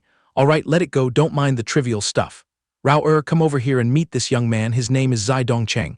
You two should get to know each other. Standing nearby was an imposing man in a sharp blue suit, casually putting his hands in his pockets and smiling charmingly. Hello, nice to meet you. Despite her annoyance, Gu Rao forced a polite smile. Ah yes, hello. Having said that, she gritted her teeth and hissed into her mother's ear. You are really something. Didn't we agree no more matchmaking and bringing strangers home every few weeks? Why act up again today? But the mother was no pushover, straining her neck to argue back. Oh please look in the mirror, you're 30 already, an old maid. If I don't worry for you, who's going to take you? Rest assured, I've investigated this catch thoroughly. His character is miles better than those weirdos from before. Catching Zai Dongcheng staring with greedy eyes, practically drooling, Gu Rao flushed red with anger and hissed for her mother. Bai Yi Fan stood nearby, sweating bullets, hurriedly averting his eyes and muttering, With such an obviously perverted face, you call him reliable. A moment later, as the group settled around the hot tea table, Mother Gu immediately took the lead. I'm telling the truth, young Zai here is a perfect 10, absolutely flawless. Just barely past 30 and he already owns a booming company. Money flows in like water, my child. Sitting pompously next to them, Zai Dongcheng falsely scratched his head, smiling with narrowed eyes to feign modesty. Auntie, you flatter me too much. My humble factory is nothing to fuss over. Seizing the momentum, the mother pointed directly at her daughter's face and lectured. See that? He's so talented yet humble, placed next to you, it's truly a match made in heaven. Hearing this, the girl turned purple with rage, waved her hand and stood up abruptly. Bai Yi Fan, you take your time sipping tea, I'll go out back to move the stuff. He could only agree loudly. Yes, I'll leave it all to Sister Guo. As soon as her silhouette disappeared, Zai Dongcheng immediately pulled out a gold-foiled business card and held it out in front of Bai Yi Fan, acting superior. I wonder what field you work in, little brother. Just keep my contact. Bai Yi Fan politely waved his hand in a tactful refusal. Forgive me, I'm currently unemployed and drifting around. I'm afraid I don't have a business card to socialize with a big boss like you. Hearing this, he pushed up his glasses, casting a half-lidded look of pure mocking disdain. Tusk, that's no good, little brother. A grown man without a career in his hands is no different from trash, who would respect you out in the world. You're young and strong, stop living in an illusion, get your ass up and find a job to make life less miserable. Mother Guo, sitting beside them, hastily chimed in to flatter him. Young Zai is absolutely right. With such mature thinking, no wonder you became a boss so early. I deeply admire you. Being praised, his ego inflated as he tilted his chin with a fake smile. Auntie thinks too highly of me. I'm just slightly luckier than those wage slaves earning pennies. Oh, by the way, if Auntie is interested, in a few days I'll drive over and take you to my factory for a tour. If you like anything, just take it all home to use. Thrilled as if striking gold, the old auntie smiled from ear to ear, eagerly changing the subject. Earlier I glanced at your car parked in the yard. Is it a BMW or a Mercedes? Zai Dongcheng casually twirled his car keys that reeked of wealth, smirking boastfully. Just a trifling 10 billion, auntie, I wouldn't dare compare it to a luxurious Mercedes. Besides, at the end of the day, it's just a machine to shield from the rain and sun instead of using my legs. Finishing his sentence, he threw a snide remark at Bai Yi Fan. A youngster like you must be obsessed with brands like Mercedes, right? He narrowed his eyes and replied with a faint smile. Coincidentally, I'm completely blind when it comes to cars, and I don't care about the brand logo either. As long as it rolls, I'll use it. That indifferent attitude made Mother Guo even more annoyed. She silently cursed. As expected, my intuition is never wrong. This brat has nothing but a handsome face. His insides are completely empty. House, job, car, he lacks all three, and he's even clueless about famous brands. Suddenly, Zai Dongcheng glanced at his watch, pretending to exclaim exaggeratedly. Oh no, is it this late already? My company is in a mess right now. I suppose I must ask to excuse myself first. Hearing this, Mother Guo narrowed her eyes and craned her neck to fawn over him. My, Auntie vaguely remembers seeing the watch on your wrist proudly displayed on TV. I think it's called a Rolex. This thing easily costs billions, no joke. Scratching right where it itched, he stuck out his chin smugly. Oh my, it's just cheap second-hand goods, Auntie. Saying it out loud might just make you laugh. Right at that moment, Guo Rao awkwardly carried a huge stack of carton boxes out and called softly, Bai Yi Fan, I threw all your giant boxes out in the backyard. Seeing the high-value labels on them, you should go check if anything is damaged. They look like imported goods from abroad. He nodded and replied, Yes, let me take a look. Suddenly, because the cardboard boxes blocked her vision, Guo Rao slipped and tripped over the edge of the table, falling flat and crying out in pain. Her whole body stumbled and pitched forward, the stack of boxes in her hands flying wildly into the air. She screamed in panic, It's over. Bai Yi Fan reacted like lightning, reaching out his arms to catch her, shouting in panic, Sister Guo, watch out. Wrapping his arms firmly around Guo Rao's waist, he frantically asked, Are you okay? Did the fall hurt? Seeing her stammer and blush as she thanked Bai Yi Fan, Zai Dongcheng stood nearby, his eyes sore and trembling with rage, cursing inwardly. Damn it, suddenly got beaten to the punch by this little brat. Right after, Guo Rao scrambled up, looking guiltily at the battlefield scattered on the floor. Poor things, if anything is dented, I'll go broke paying you back. But Bai Yi Fan just waved his hand nonchalantly. Just a few scratches on the outside, let me open them and check. Zai Dongcheng took a small sip of hot tea, full of irritation, and snorted coldly in contempt. If the cheap trash of this broke loser breaks, just throw it in the garbage. It's not worth a few pennies. Why make such a fuss? As for Bai Yi Fan, just as he peeled off the plastic wrap of the gift box, he raised his eyebrows in surprise. So it's this manual winding time machine. Normally, I don't even like wearing these burdensome things. Catching Zai Dongcheng's eyes, he choked on his tea and coughed violently, rolling his eyes in horror. Oh my God, that is a Patek Philippe, isn't it? Hearing the unfamiliar name, Mother Guo frowned in curiosity mixed with disdain. What kind of tacky brand is that? Never heard of it. Zai Dongcheng turned pale and snapped loudly. Tacky my ass, that's a masterpiece worth tens of billions, Grandma. Looking at the spiderweb crack on the sapphire glass of the brand new watch, Guo Rao hissed and groaned. Oh no, the glass is cracked. 1,000 apologies, Bai Yi Fan.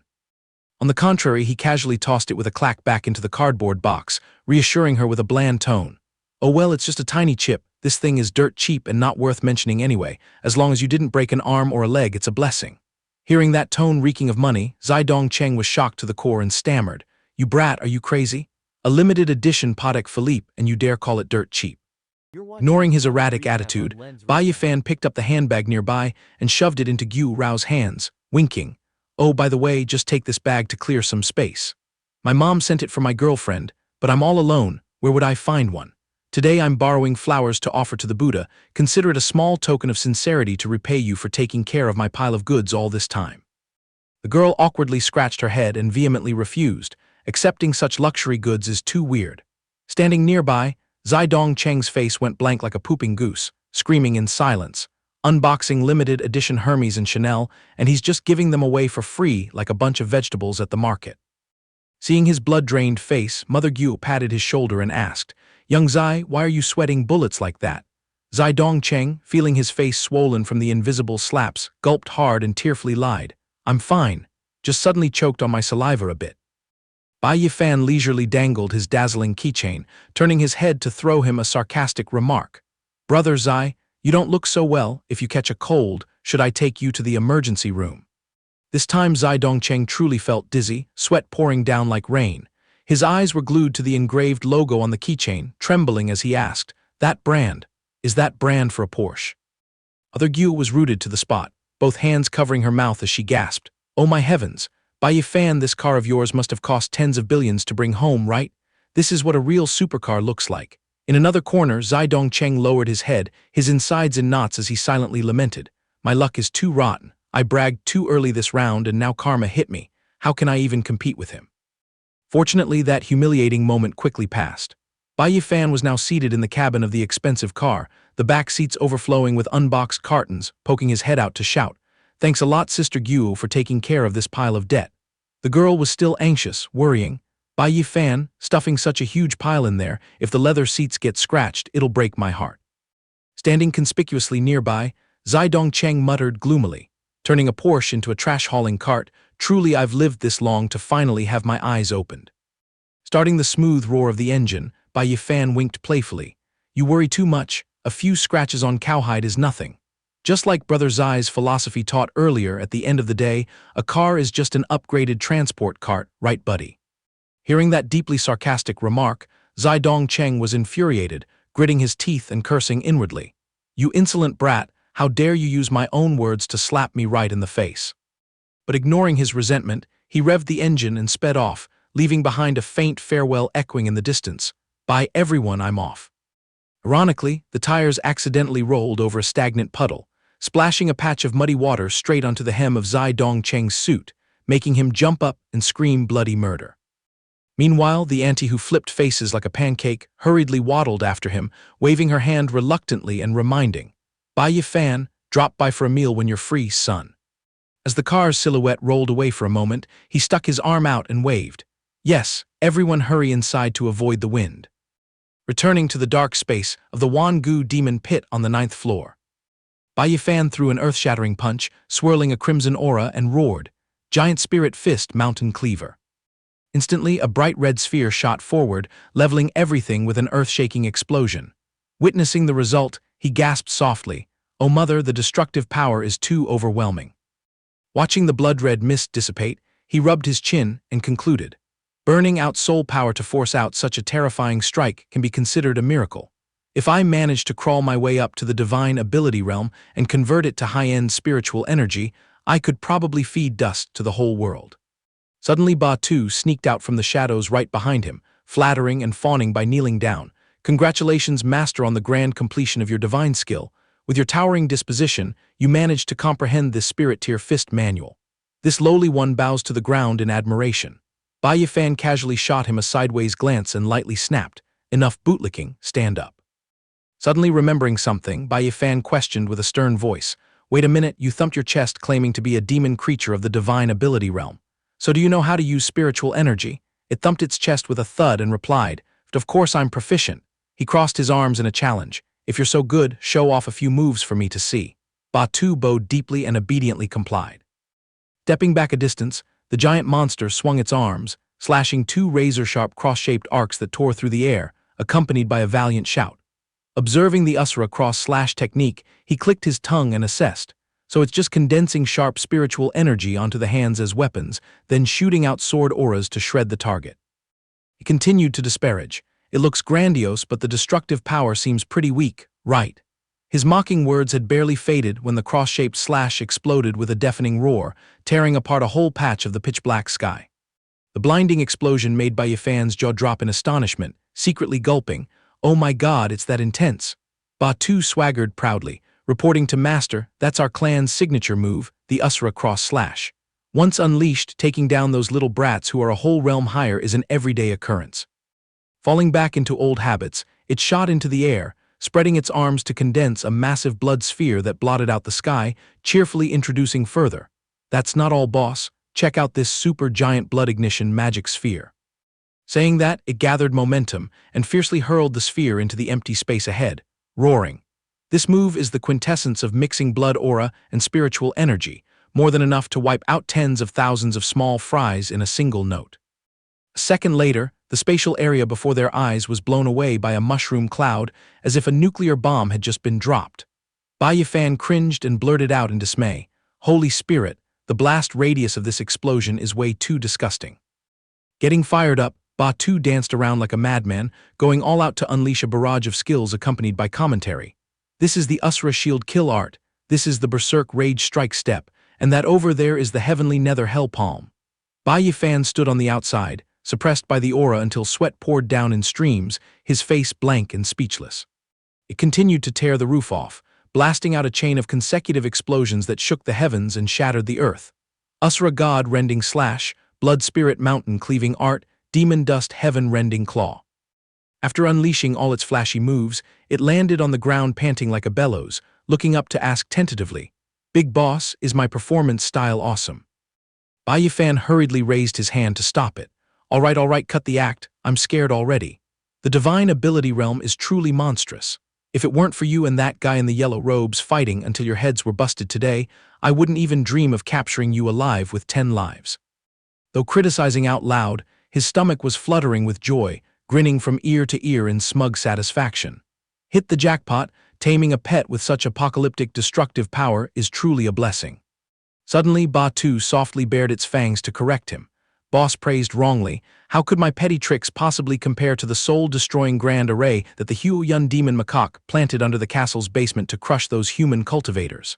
The shocking news made Bai Yi Fan jolt, widening his eyes and snapping. "What? Batu, say that clearly again." Memory of that oxhorn demon with blood-red eyes suddenly resurfaced. He strung the events together. Wow, for 3 whole months the Yun demon macaque retreated to his lair. It turns out he was plotting to set up the myriad soul, world-destroying grand array. Waiting for the naive disciples to dive headfirst into the blade soul or mine, and then boom, wiped out in one shot. How vicious, only an expert touching the 5th layer of the divine ability realm, holding the unity realm that converges spiritual energy into a golden core, would even have a chance of barely keeping their pathetic life. Bai Yi Fan was drained of blood, sweat pouring down in extreme panic. The Holy Ground factions teamed up to plot the destruction of the Yun demon macaque, loudly thumping their chests and proclaiming to exact justice on behalf of heaven, demanding blood debt for the 100,000 commoners of Yan country. But the lucrative motive they hid away was to carve up the giant soul stone or mine buried beneath that castle. Recalling the stone emitting a blinding azure light in the cave the other day, he pondered and concluded. The Soul Stone is definitely an extreme treasure nurtured from the belly of the Wan Gu demon pit, containing an abundant amount of soul power inside. It's a tonic for the Nuan Palace, nourishing the divine soul of the Violet Prefecture to grow astonishingly. Even those at the divine ability realm chew on these like daily meals. This scarce commodity hidden deep underground is priceless, roughly equivalent to 1,000 spirit stones per piece. Ling himself back to reality, Bai Yi Fan turned his head and shot a sharp glare at Ba Tu, probing. So as for the Huo Yun demon macaque, is that old guy planning to play suicide bomber and die together with them? The monster shook its head vehemently in denial. Not at all, boss. Lord Demon Macaque is worldly wise. How could he play so stupidly? He already hid a teleportation array in the city. The moment he smells danger, he'll slip away instantly. A cold, murderous glint flashed in his eyes as he calculated in his head. So profound, laying out a feast just waiting to massacre all the core disciples of the holy grounds. This exact trick of throwing stones and hiding the hand, couldn't it be the dirty hands of the mole pulling strings from behind? Then Bai Yi Fan jutted his chin, throwing it a side glance, and ordered, "Ba Tu, carry me up, put on a show of chasing prey and bring me straight into the combat hotspot." The monster obediently roared, "Yes, sir." The scene shifted quickly. At the bloodiest clash point, the human legion and the demon beasts threw themselves into a fierce brawl, tearing each other apart. A furious roar ripped through the mist, "Hack them all to death for me." A graceful feminine silhouette glided through the air, her sword slashing down heavily to pin right into the center of a giant spider's head, shouting, "Filthy demon beast, surrender your life." In a dull, hidden corner, Bai Yi Fan was being carried dangling in the air by Ba Tu, pretending to struggle and howling pitifully. "Senior sister, save my little life." Catching the familiar voice, Yi Zio Chai was startled and turned her head back, full of question marks. That brat Bai Yi Fan, how did he drift along to become a hostage in this dangerous place? Without overthinking, she immediately ordered her two teammates, Luo Sen and Xing "Cover me right now, I'm going over there to snatch him back." The two disciples quickly replied in unison, "Understood." Instantly, Luo Sen and Xing unleashed their dual sword combination ultimate skill, deploying the wind-riding wooden leaf array, swirling up a verdant green energy tornado, shouting loudly as they aimed straight ahead. Riding the tornado, Yi Zio Chai rode the wind and broke the waves to soar forward, pointing the tip of her sword straight at the enemy's face and yelling, "Monster, do not run wild. If you know what's good for you, spit out my person." Seeing the sword tip tearing through the wind towards it, Ba Tu unceremoniously dropped Bai Yi Fan to the ground, secretly marveling, "Wow, this little girl shoots out some fierce sword aura." As for our male lead, he experienced the feeling of free falling without a parachute, landing with a thud on his butt which made him hiss and wail, "Oh my God, my precious rear is crushed, it hurts to death." Having perfectly completed its acting role, Ba Tu quickly flapped its wings and escaped, leaving behind a cliché line, "You vulgar and despicable humans, I shall return for revenge." Yi Zio Chai ran over to his side to help him up, anxiously inquiring, "Bai Yi Fan, you didn't break any bones, did you?" He awkwardly scratched his head and replied recklessly, "Yes, I'm still fine." While in his heart he was relentlessly cursing, "That blind Ba Tu's stiff acting, this time I really need to train it properly." Just then, a female disciple cast her eyes on the mangled corpses of the spider demons lying everywhere, stretching and letting out a sigh. "Dusting is done, sent the last monster in our designated area to heaven." Trying to save face, Bai Yi Fan cupped his hands and bowed with a bright smile. "I was careless earlier and got pounced on by that vicious beast by mistake. Thank you, Senior Sister Yi, for saving my life." She chuckled warmly and lectured, "The monsters in this area are all top tier and vicious. You better stick close to us carefully, or you might lose your life without even knowing." From out of nowhere, Luo Sen emerged, storming over with a scowl to bitterly nitpick. "Zai Chai, you caused such a huge commotion in the entire area just to scoop up the life of this useless outer sect disciple brat. Don't you see you're wasting everyone's sweat, effort, and spiritual energy?" Seeing this, she frowned and retorted, "Luo Sen, he is also from our five elements holy ground. Why do you speak so heartlessly?" He gritted his teeth, putting on a toxic, sarcastic tone. "Ridiculous, an outer sect disciple dares to call himself a disciple. In the end, they are just trash that wastes rice and food, brought in just to polish the sect's face." Standing with crossed arms to observe, Bai Yi Fan slightly smirked and let out a provocative laugh. "Oh my, speaking like this senior brother here, does that mean all the surrounding brothers and sisters were also considered useless trash when they first joined? Well, turns out in your eyes everyone is such an eyesore. It seems this senior brother here is a towering prodigy, who climbed straight into the inner sect disciple seat the moment he stepped foot inside. The moment these precious words were uttered, they ignited the powder keg to explode. The fellow disciples gathered around, glaring holes into Luo Sen's face and jabbing, "Hey Luo Sen, don't spit blood on people." Everyone here climbed up from the mud of the outer sect. "You there, what kind of nonsense are you spouting? If you're smart, swallow those reckless words back down right now." Being ganged up on, Luo Sen was dumbstruck and bitter as if he had chewed rotten ginger, only able to resentfully point at Bai Yi Fan's face and hiss, "You snot-nosed brat, you're mocking me, aren't you?" Suddenly Ding Mao clasped his hands behind his back and leisurely parted the crowd, waving his hand to quell the chaos. "Enough, all of you shut up. Luo Sen, the person has already been rescued safely, shut your trap and stop acting presumptuously." Seeing the figure of the elder, Zai Chai respectfully bowed in greeting, paying respects to Elder Ding. Hindered by an elder, Luo Sen had to swallow his anger into his stomach, turning away and leaving while muttering resentfully, "Consider yourself lucky this time." Ding Mao stroked his beard, cleared his throat, and spoke strictly to Bai Yi Fan. "This seat is Elder Ding Mao, commander of the inner sect disciple army for this sweeping operation.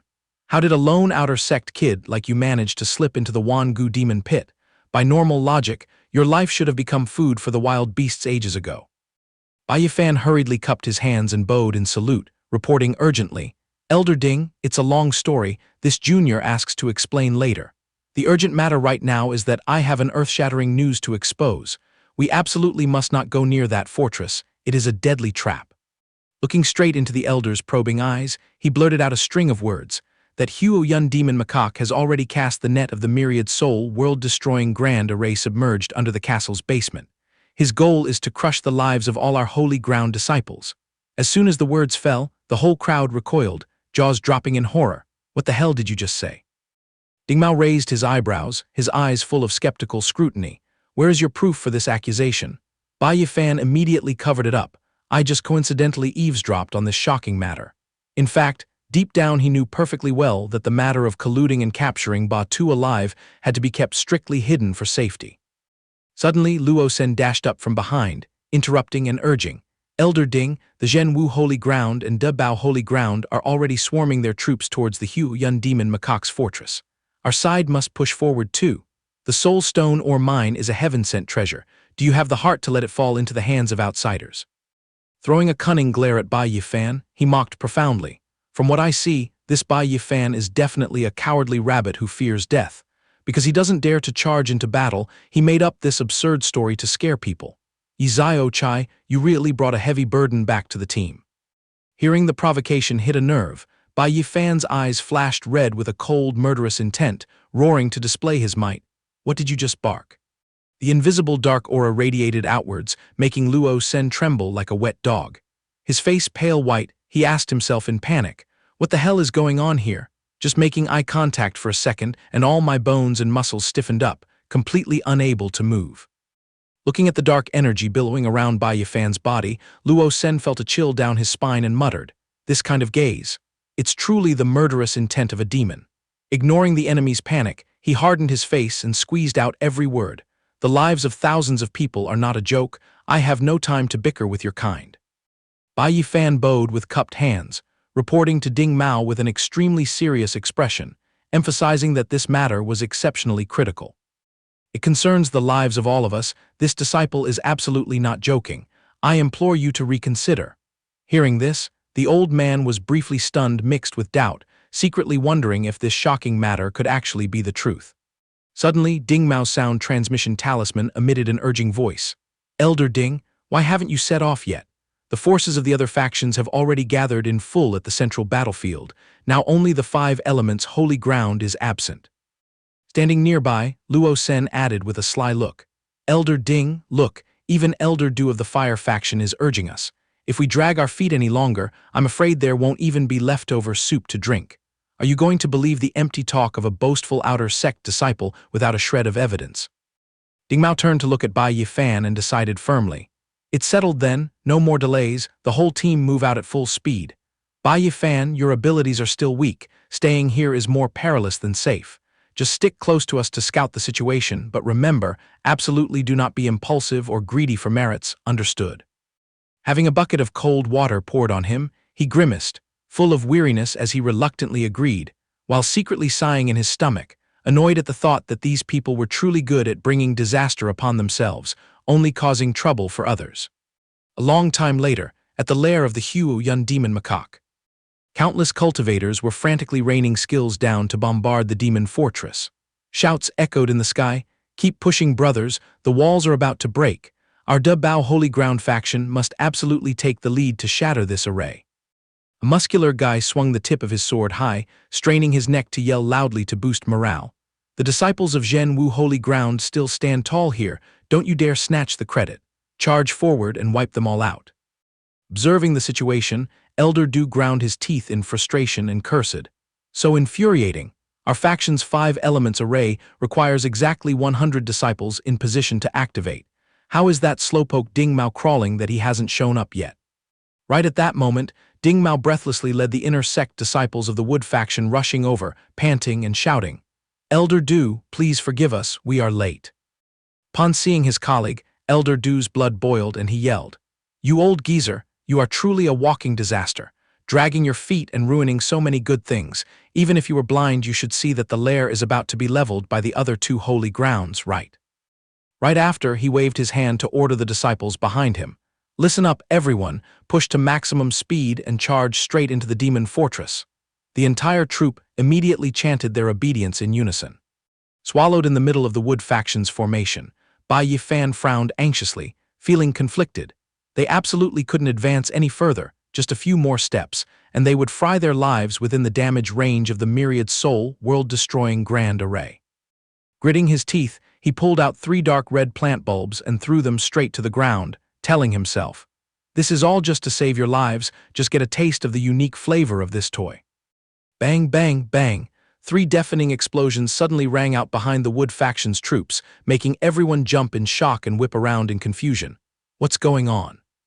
Elder Du turned pale, screaming in terror, "We're doomed. It's the heavenly punishment 7-stringed beans, everyone halt immediately." He furrowed his brows tightly, cautiously warning, "Although this thing doesn't have high damage and isn't enough to take lives, if the aftershock hits your meridians, you won't be able to gather spiritual energy or soul power for a short period of time. The whole team stay highly alert." Next to him, Ding Mao wiped his sweat, grumbling irritably, "Damn it, it might just be a dirty trick from the other sects trying to block our path." In the midst of this boiling water and burning fire, Bai Yi Fan calmly crossed his arms, chuckling smugly, secretly mocking that fancy name.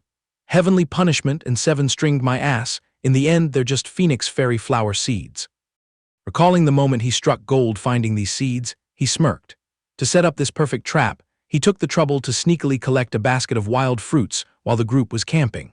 After tasting it on himself countless times, he finally grasped the full secret to creating a barrier just enough to cause panic and trip them up without killing his fellow disciples.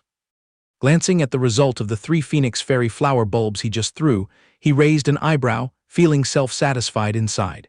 "This much firecrackers should be enough to stall you guys for a moment." He told himself silently, he has to wait until the myriad soul world-destroying grand array displays its might before these idiots truly appreciate his magnificent kindness. Then, he conveniently gifted a few more popping explosions, making the cultivators frantically dodge and cry out noisily. The chaotic scene made Elder Du's face turn completely black, furiously roaring, "Everyone hold your formation, do not panic. The enemy is deliberately stalling for time, absolutely do not let their despicable plots succeed." At that exact moment, a pillar of blood-red spiritual energy violently erupted straight into the sky from the peak of the Huo Yun demon macaque's tower.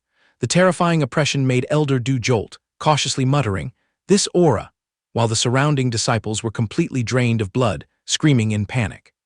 The fiery red power wrapped around the tower began to riot madly, mixed with an eerie voice echoing from the realm of death. "You bratty cultivators, offer all your lives right here." At the same time, the ground beneath their feet shook violently and then cracked open into giant ravines, scaring the disciples of the various sects half to death, screaming miserably for help. The more tragic the wailing, the more fiercely that bloody red halo exploded.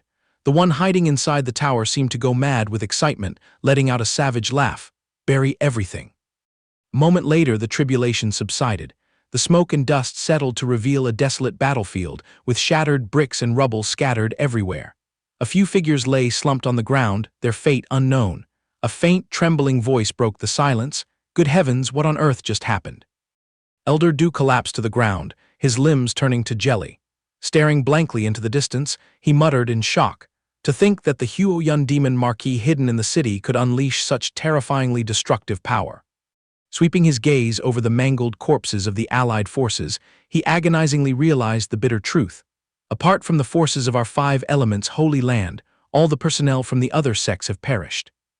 Luo Sen weakly slumped to the ground, his eyes wide and lifeless, his mouth hanging open as he trembled. What kind of demonic power is this? This is absurd. How is it that only our people are still breathing? Standing in a corner, Bai Yi Fan secretly observed the scene, silently patting his chest in relief for seizing the right moment. The corners of his mouth curled into a satisfied smile as he praised himself inwardly. This young master has truly accumulated some massive good karma today. Suddenly, Xia Qingkang manifested amidst a ring of emerald light, striding toward Ding Mao and Elder Du. He spoke sternly. You too, I sensed an extremely ferocious fluctuation of spiritual energy from this place. Exactly what kind of disaster has struck? Elder Du bowed slightly and reported in detail.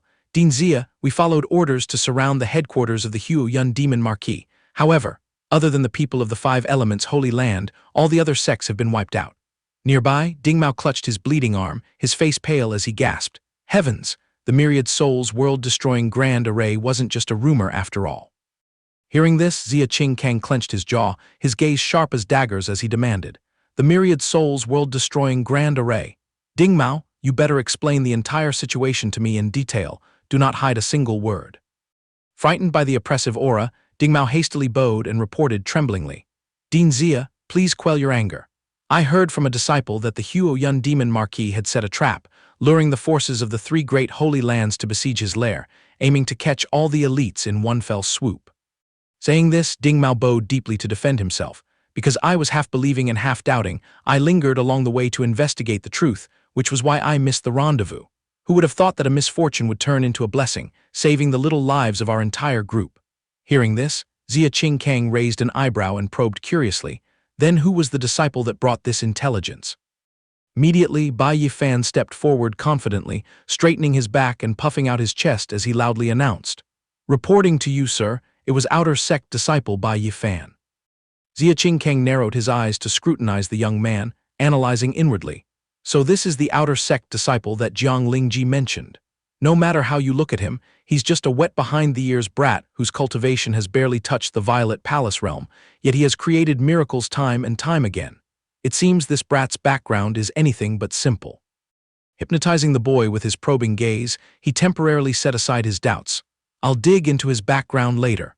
Right now, I can't detect the corpse of the Huoyun Demon Marquis anywhere. I fear that wicked beast has already fled far away.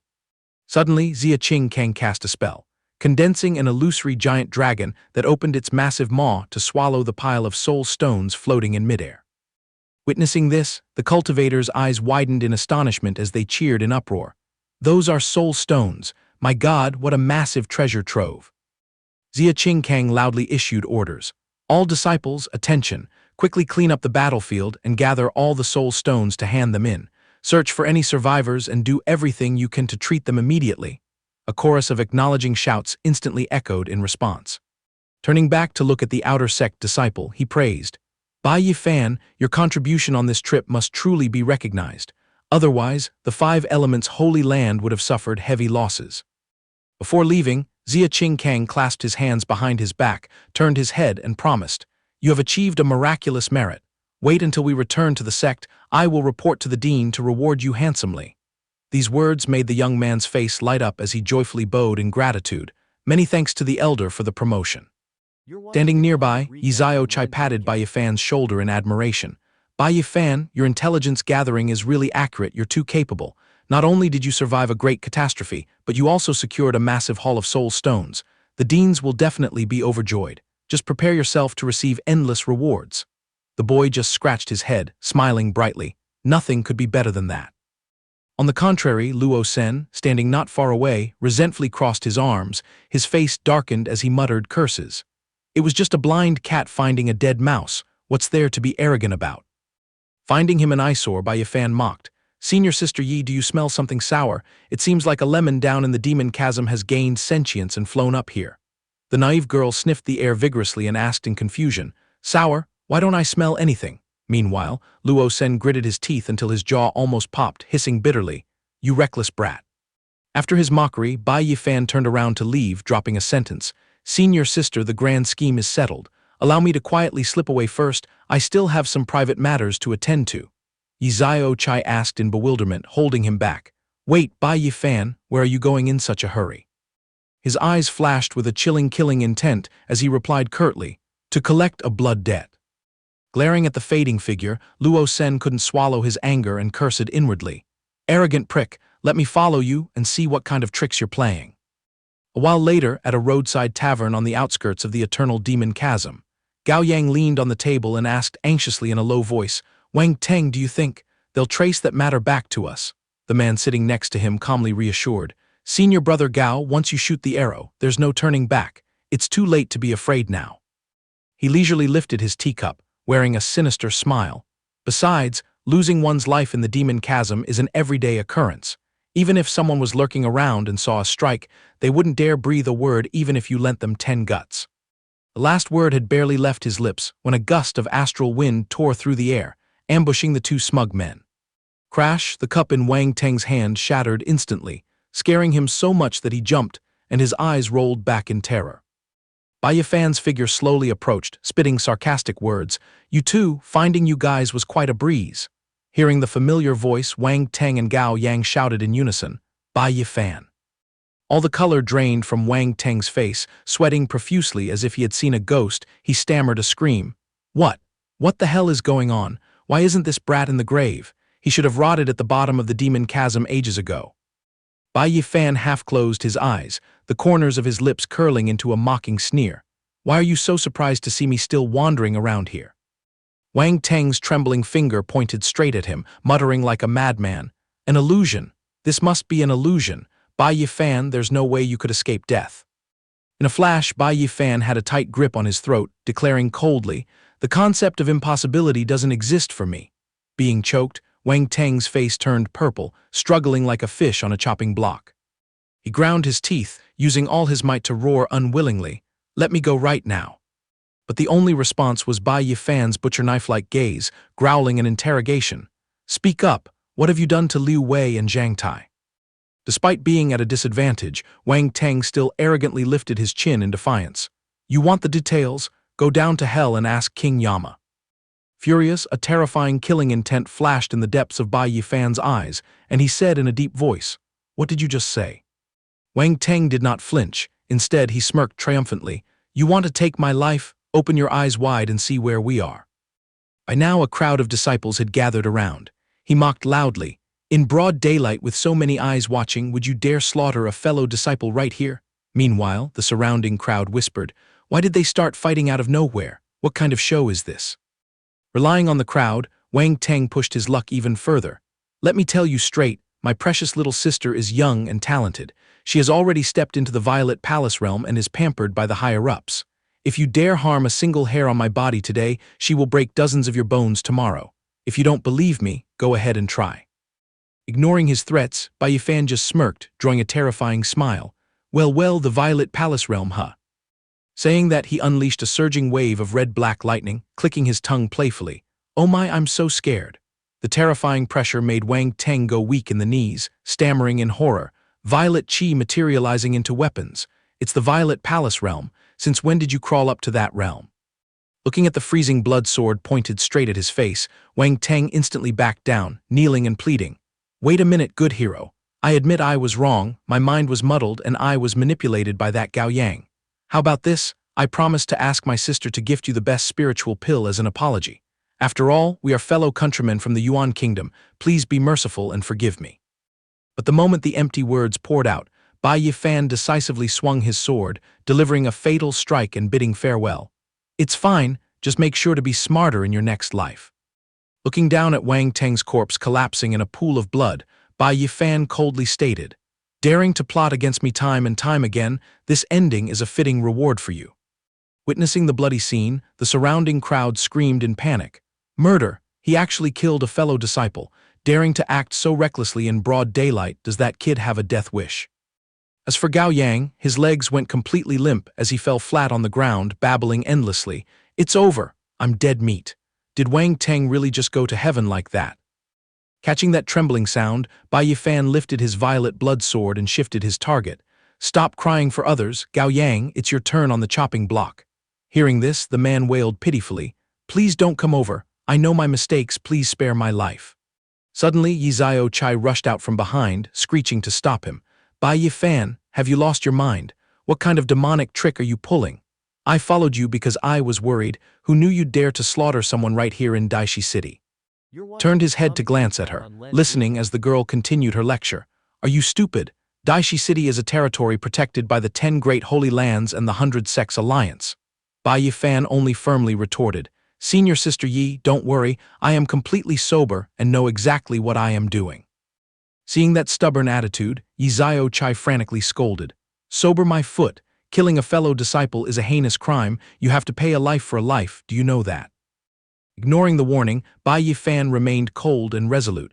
Is that so? Then wait for me to send off this piece of trash before we figure out the rest.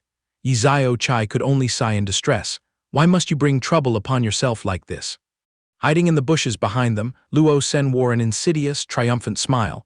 What an idiot! He probably thinks just because he made a tiny contribution, he now holds a death exemption gold medal, defying the heavens and ignoring the sect rules. Let's see how the elders skin him alive this time. Returning to Gao Yang, he dragged himself on the ground with his elbows, his eyes rolling back as he begged miserably. Bai Yi Fan, it was absolutely my fault, please, for the sake of our camaraderie as fellow disciples, be lenient and spare my life. With a face devoid of emotion, Bai Yi Fan shot him a deathly glare and interrogated. Answer me, what did you scumbags do to the 3 of Liu Wei, and where are their bodies thrown? Profuse sweat poured down due to the immense pressure, but Gao Yang still stubbornly tried to deny it. No, there's nothing. We wouldn't dare do such a thing. The denial was shattered as one of his arms was severed and sent flying, causing Gao Yang to clutch his bleeding stump and scream in piercing agony. Ah, my arm. Bai Yi Fan blazed with fury, loudly rebuking. We are all brothers of the same sect, yet you had the heart to leave them to rot in the wilderness, not even bothering to dig a hole so that demonic beasts would gnaw their bodies until not even bone fragments remained. Facing the sword emitting an eerie blood-red mist, Gao Yang tightly gripped his bleeding shoulder, crying tragically. I admit my guilt, I truly regret it, please let me go. Ignoring his desperate pleas, Bai Yi Fan brought his sword down like an underworld judge delivering a verdict. Take those words of repentance down to the underworld and explain them to their faces. Just as the tip of the sword was about to take his dog life, a streak of pink spiritual energy shot over and struck the blade heavily, accompanied by an authoritative shout. Stop at once. Elder Du and another senior elder stepped out, majestically ordering, Bai Yi Fan, this is not a place for you to run amok, obediently come with us. A moment later, at the judgment platform suspended amidst the clouds, witnessing bolts of lightning tearing through the space and crashing down noisily, Bai Yi Fan swallowed hard and thought in awe. So this is the punishment platform. Looking up at the endlessly stretching stone steps, he imagined to himself, I remember seeing in the Eternal Grand Codex, it said that the elders always drag criminals to the center of this deadly platform for interrogation. Taking a deep breath, he strode boldly up each step, keenly analyzing. The stone material composing these stairs is absolutely extraordinary. With every step, I can clearly feel an oppressive force as heavy as 1,000 caddies enveloping my legs. Seated high on the platform were 3 elders hiding behind majestic masks. They cast their gaze down at the person standing below the dais and coldly interrogated. Disciple below, do you admit your guilt? Bai Yi Fan raised his head high, his back as straight as a pine tree, and firmly countered. Reporting to you, sirs, disciple Bai Yi Fan is completely innocent. Hearing the insolent reply, Elder Hong turned purple with rage and bellowed. Audacious Bai Yi Fan, in the blink of an eye you slaughtered 2 fellow disciples, yet you dare stand here and speak such nonsense. Do you even have any regard for the law? He slightly raised his eyebrows, his gaze as sharp as a sword as he pierced back. The law? When Wang Teng and Gao Yang set a trap to trick me into the demon bat cave, where did your law disappear to? When those 2 beasts went mad and slaughtered Liu Wei's trio, where was your law hiding? Sweeping his gaze across the 3 elders before him, he firmly concluded, Today, I carried out justice on behalf of the heavens, cleaning up the trash and purging the rotten seeds for the Holy Land. Yet you people bring out this nonsense law to interrogate me. Isn't that utterly ridiculous?" Struck in his weak spot, Elder Hong was so frustrated he choked on his words, only managing to roar a single word: "You." Right at that moment, Gao Yang peeked out from behind, launching a barrage of accusations. Reporting to the esteemed elders, Bai Yi Fan is actually a lunatic. It was clearly him who was blinded by greed for treasures and bit back at Liu Wei's group. Wang Teng and I witnessed with our own eyes as he personally ended the lives of Liu Wei's group of 4 and Su Chun. The man continued to cry and play the victim. To kill people and silence the witnesses, he took the risk to boldly murder his fellow disciple right at the relay station. Thanks to the great fortune of the esteemed elders arriving in time to save me, I managed to keep this little life of mine. Casting a sharp, disdainful glare at him, Bai Yi Fan sneered mockingly. "Gao Yang, your trick of turning black into white has truly become more masterful." Behind his emotionless mask, Elder Hong turned to ask his colleagues for their opinions. What do the two elders think? The elderly elder seated on the left immediately spoke up. Although Bai Yi Fan is guilty, the merits he just brought back for the Holy Land are not small either. In my opinion, making up for his mistakes with his merits is the most reasonable course. On the contrary, Elder Long, seated on Elder Hong's right, completely dismissed it. Absolutely not. Paying a life for a life is the natural order of things. How can merits be used to cover up a heinous crime? Seeing the tug-of-war situation, Gao Yang immediately put on a show and fell to his knees, displaying a miserable appearance and crying loudly. "This Bai Yi Fan is pushing people too far. I beg the 3 of you to investigate clearly and uphold justice for this disciple." Elder Hong, sitting majestically on the main seat, pronounced his verdict. "Enough, Bai Yi Fan. The fact that you massacred a fellow disciple in public is glaringly obvious. As for the deaths of the 4 people, Liu Wei and Su Chun, the dead cannot testify, and you yourself have no evidence to wash away your false charges." However, just as the sentence was declared, a resonant voice from afar interrupted. "Who says the dead cannot testify?" This audacious statement startled Elder Hong, who shouted angrily, "Who dares to make such a racket?" Right at that moment, Liu Wei walked in shoulder to shoulder with Zhang Tai, stepping forward bravely to petition. Reporting to the elder, "We disciples have come to testify for Brother Fan regarding the 3 dead people." Following behind, Shenzhen Yu cheerfully waved her hand in greeting. "Yi Fan, long time no see." Seeing the 3 suddenly appear out of thin air, Gao Yang's soul left his body as he screamed, "Ha, how are you guys not dead?" His face lost all its color, his mouth hanging wide open in disbelief at what he was seeing. Impossible! How could this happen? On the other side, Bai Yi Fan glanced at the group of fellow sect brothers who had just arrived, smiling as he teased. Well, you guys arrived quite late, didn't you?" From the high platform, Elder Hong looked down in sheer astonishment and blurted out, "Liu Wei, Zhang Tai, Shenzhen Yu, the 3 of you are really not dead." Liu Wei patted his chest heroically and boasted, "Not only did we not die, but us disciples even successfully broke through our realms while cultivating at the bottom of the eternal demon chasm." Suddenly, Elder Long spoke up to interrogate Bai Yi Fan. "Exactly what is the hidden truth behind this matter?" Hearing this, the boy's lips curled into an evil smile as he replied ambiguously, "That is the truth." Then he let his thoughts drift back to the incident from a few days ago. At the bottom of the eternal demon chasm, the trio of Liu Wei, Zhang Tai, and Shenzhen Yu were tied tightly back to back. Liu Wei was so furious his eyes widened, straining his neck to yell, "I didn't expect those 2 beasts to actually dare commit the act of murdering fellow disciples." Shenzhen Yu softly calmed him down. "You should save your strength. Screaming so loudly will attract demonic creatures, and we will all undoubtedly end up buried here." Out of nowhere, from the gloomy forest echoed eerie rustling sounds. That sound sent chills down their spines. Zhang Tai yelled in panic, "What is that sound?" A moment later, a snow-white rabbit hopped out from the bushes. Seeing this, someone patted their chest and sighed in relief. Thought it was something else, turns out it's just a normal rabbit. But the careless words hadn't even dispersed in the wind before the tiny rabbit swelled into a giant monster. Its blood-red eyes stared bizarrely at its prey as it lunged with sharp claws at the 3 of them. Shenzhen Yu screamed in terror. "Damn it, the rabbit turned into a giant. This is completely wrong. How could normal rabbits exist in the eternal demon chasm?" As for Liu Wei, his eyes rolled back in despair as he gave up and wailed, "We're really going to bite the dust this time." Suddenly he was stunned to see the rabbit demon getting knocked tumbling through the air and mumbled, "Huh, The others, whose vision was blocked, asked anxiously, What happened to that monster? Did something just explode? At the same time, as the thick dust settled, Bai Yi Fan leisurely walked out and asked, I didn't arrive too late to save you guys, did I? The group acted as if they had caught a lifeline, joyfully shouting, Brother Fan, Bai Yi Fan. His hands nimbly untying each person, he asked caringly, Su-chun has already told me the whole story. Are you guys missing any pieces? Shen Xinyu replied with relief. We only suffered superficial wounds. It's just this stubborn Liu Wei who refused to submit, so he was tortured the most severely. Liu Wei quickly waved his hand to reassure. I'm fine, it's great enough that Brother Fan is safe and sound. Having freed everyone, Bai Yi Fan stood up straight, his face as cold as ice as he declared, Leave it to me to clean house and deal with those scumbags. You all find a way to retreat first. I'll scout ahead and take care of them all at once. Shen Xinyu panicked and quickly decided, What, you plan to risk going even deeper? Then we will go with you. Zhang Tai beside her also clenched his fists, grinding his teeth in agreement. That's right, I want to follow you too.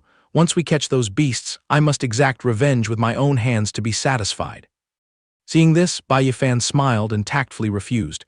You guys are covered in injuries. It's not suitable for you to take any more risks. Only then did Shen Xinyu sadly admit. He's right, let's not mention following him. With the battered states the three of us are currently in, just dragging ourselves safely back to Haiyao City is already a difficult problem. Then she proposed, how about we find a way to recover our injuries first and figure out everything else later?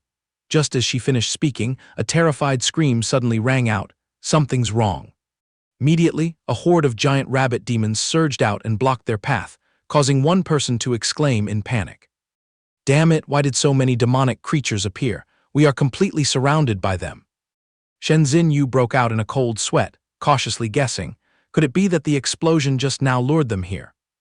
Liu Wei boldly drew his sword and stepped forward to block them, saying, Don't worry, Brother Fan, we still have the strength to fight again, we absolutely won't drag you down. Zhang Tai and Shen Xinyu on both flanks also chimed in with burning fighting spirit. Exactly. Once you step foot into this demon chasm, you must be prepared to die in battle. That's right. Witnessing the righteousness of his fellow disciples, Bai Yi Fan laughed and joked. You guys are really something, always hanging the words life and death on your lips whenever you open your mouths. It sounds incredibly unlucky. Saying that, he reached into his robe and spoke arrogantly. Rest assured, with me suppressing things here, even King Yama wouldn't dare summon your souls away even if he begged. Looking at the horde of rabbit demons glaring with their red eyes, ready to pounce and tear them apart, someone trembled with anxiety. But Brother Fan, from their strength to their numbers, they hold a complete advantage over us. All of a sudden, the ferocious pack of rabbit demons rampaged and dashed forward to attack, frightening the three of them out of their wits as they screamed loudly, Brother Fan, maybe we should retreat to preserve our lives first.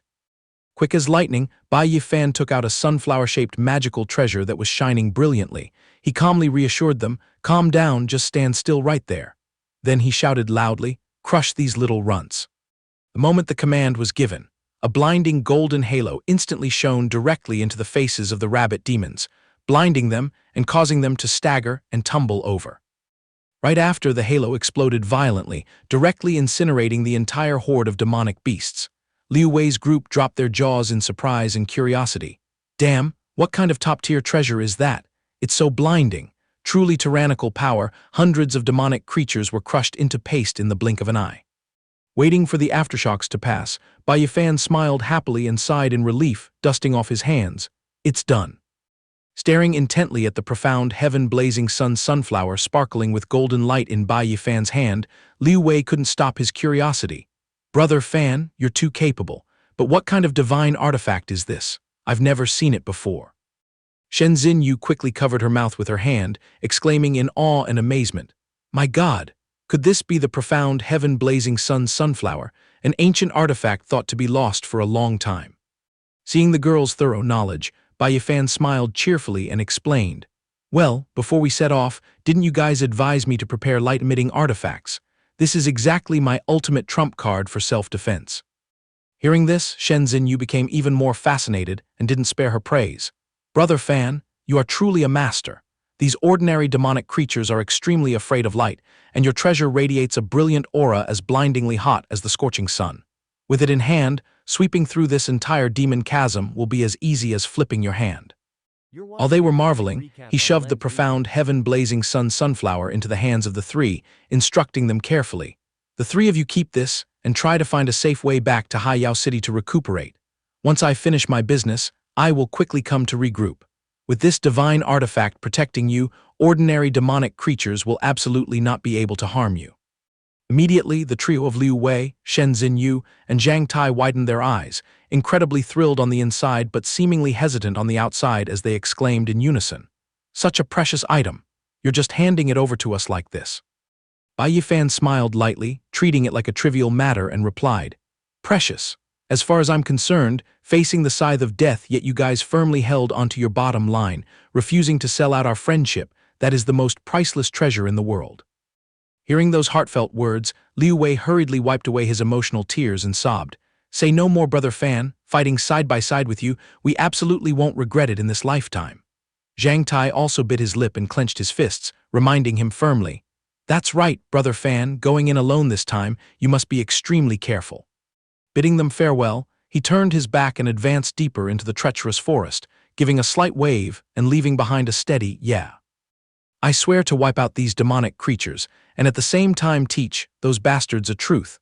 Those who help me will naturally be repaid with all my heart, and those who harm me will definitely take their regrets to the grave. Time flew by, returning to the present reality on the punishment platform. Standing before the three elders, Bai Yi Fan calmly concluded, the truth of the story is exactly like that. Having heard the situation, Elder Hong, half believing and half doubting, interrogated the group. Regarding this matter, what do you all have to say? Is his story the truth?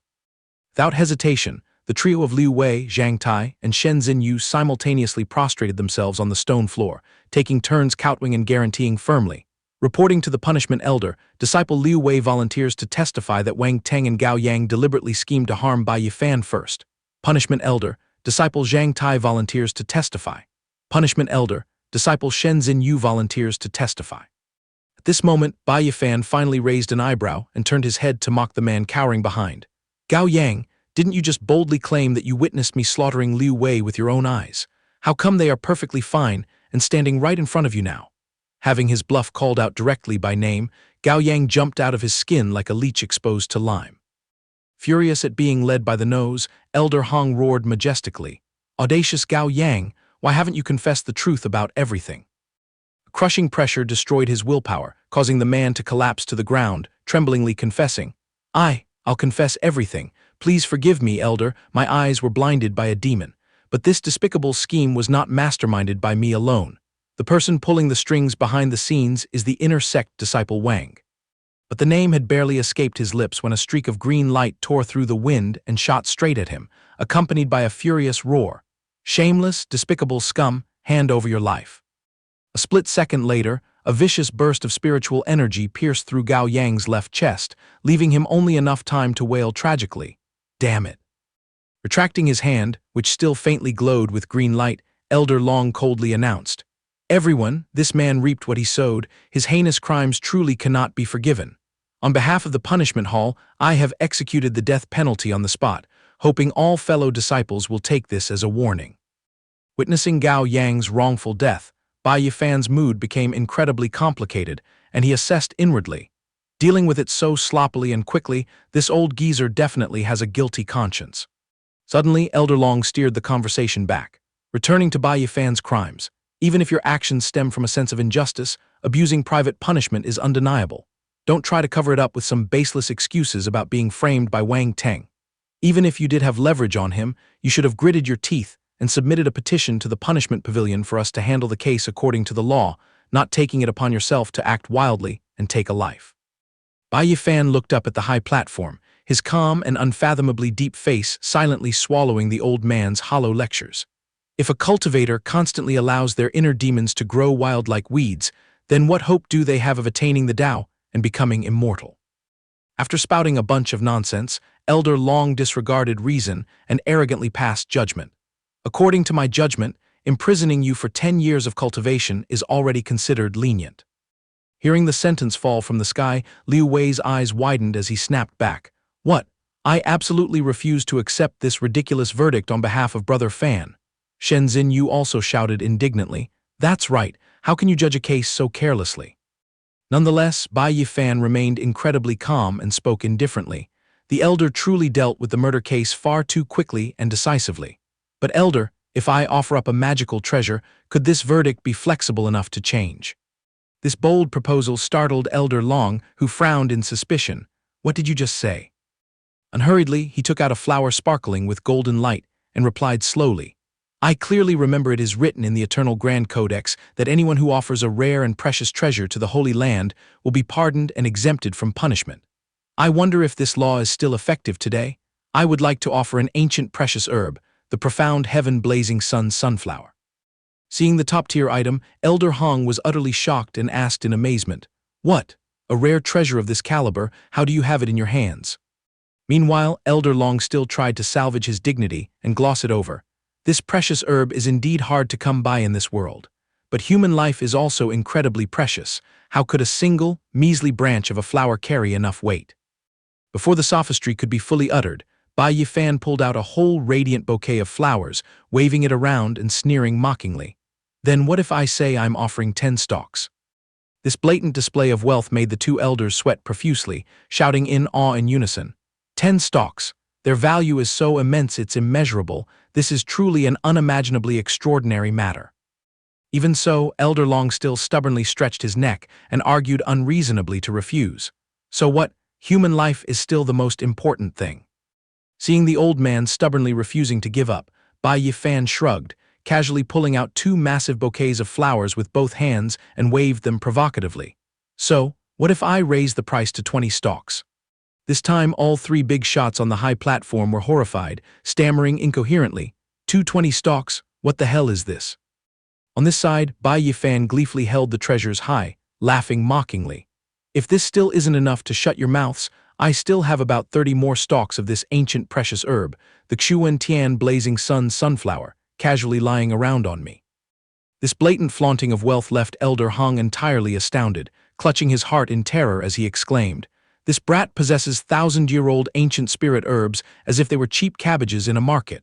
Pooling all of this together could easily buy out 10, no, 20 cities.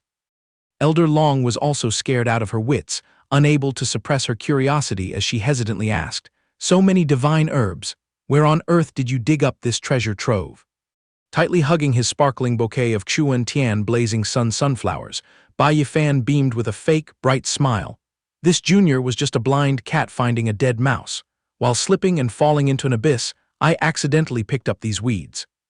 On the high judgment platform, Elder Hong leaned toward Elder Long, awkwardly whispering, This is getting tense, how should we handle this now? Meanwhile, Bai Yi Fan leisurely continued to fuel the fire. It seems the elders don't really care for these things. What a pity. Then these ancient precious herbs will just have to be buried with me in the underworld. Saying this, he slowly pulled out a mountain of exotic treasures and rare artifacts, piling them on the ground, then clicked his tongue. These equipments were originally meant to be handed over to the Sect Affairs Hall for contribution points. But now they'll have to share the same fate lying in a coffin. Sooner or later, I'll be dead anyway. Might as well be buried with them for peace of mind. The old elder sitting to the left of Elder Hong hurriedly spoke up. Old Hong, ancient precious herbs are incredibly valuable. Not to mention he still holds dozens of demon beast materials. If we let this brat destroy everything, the Wu Xing Holy Land will suffer a massive loss. We must stop him immediately. After finishing his words, the old man leaned closer to Elder Hong to speak on his behalf. The little kid Bai Yi Fan bringing back 30 stalks of Xuan Tian blazing sun sunflowers is already a massive merit. Plus the Huo Yun demon macaque battle that wiped out other sects, helping the Wu Xing Holy Land monopolize the underground soul stone mine. This achievement is absolutely not small. Hearing this, Elder Hong softened his tone and pondered, counting it out. Bai Yi Fan has established 3 great merits for the Wu Xing Holy Land. With extreme luck, if we still punish him now, the 120,000 outer sect disciples will definitely be dissatisfied. The elder beside him immediately added, the way I see it, not only should he be pardoned, but he also deserves to be heavily rewarded.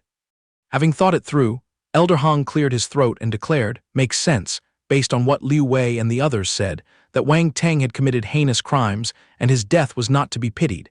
It's better to let Bai Yi Fan redeem his faults with his merits, bringing these treasures into the Wu Xing Holy Land's possession. By then we will have plenty of face in front of the other sects. He turned to look at the woman beside him to probe her opinion. Does Elder Long have any objections? She coldly gave an ambiguous reply. You two have already directed and acted out the whole play. Why even bother putting on a fake smile to ask for my opinion? Having finalized the penalty, Elder Hong looked down majestically at the pile of Dharma treasures and announced loudly, Bai Yi Fan, you offering 10 Chuan Tian blazing sun sunflowers to the Wu Xing Holy Land is the first great merit at the Wangu Demon Abyss. Thanks to your intel, the disciples of the 5 courtyards escaped death. This is the second great merit. Hearing this, he cleverly cupped his hands and shouted, the elder is indeed wise. Liu Wei's group standing behind burst into happiness upon hearing the old man reward him with an additional 3 Zhen Yuan pills and 50,000 spirit stones for those 2 great merits. The whole group cheered joyfully. We're set for life this time. However, Bai Yi Fan maintained a calm demeanor and said, thank you for the grace, but this disciple still has one request, hoping the elder will grant it.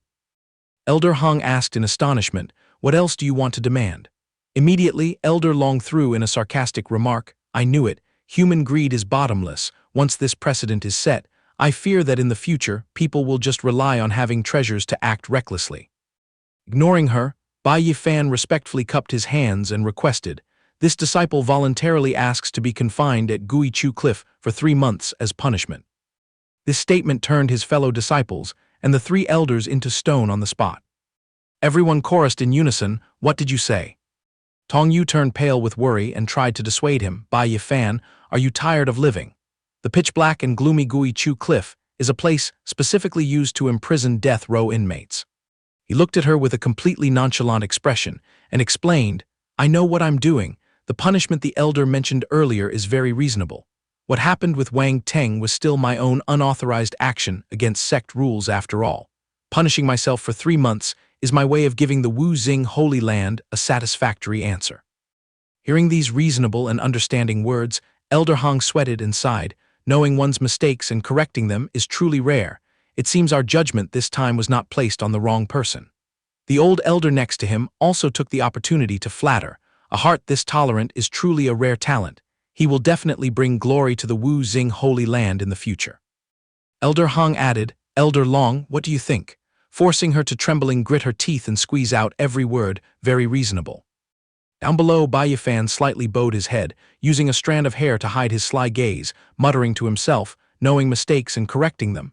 Ridiculous, if given the chance, I'd still chop that bastard Wang Teng into 100 pieces. The reason I asked for confinement is simply because this Wu Xing Holy Land is a mix of gold and dirt. I am holding countless rare treasures right now. A tall tree easily catches the fierce wind. I will inevitably be eyed by malicious people. Just then, 2 guards were whispering to each other, exactly how many treasures does this brat Bai Yi Fan have tucked away on him?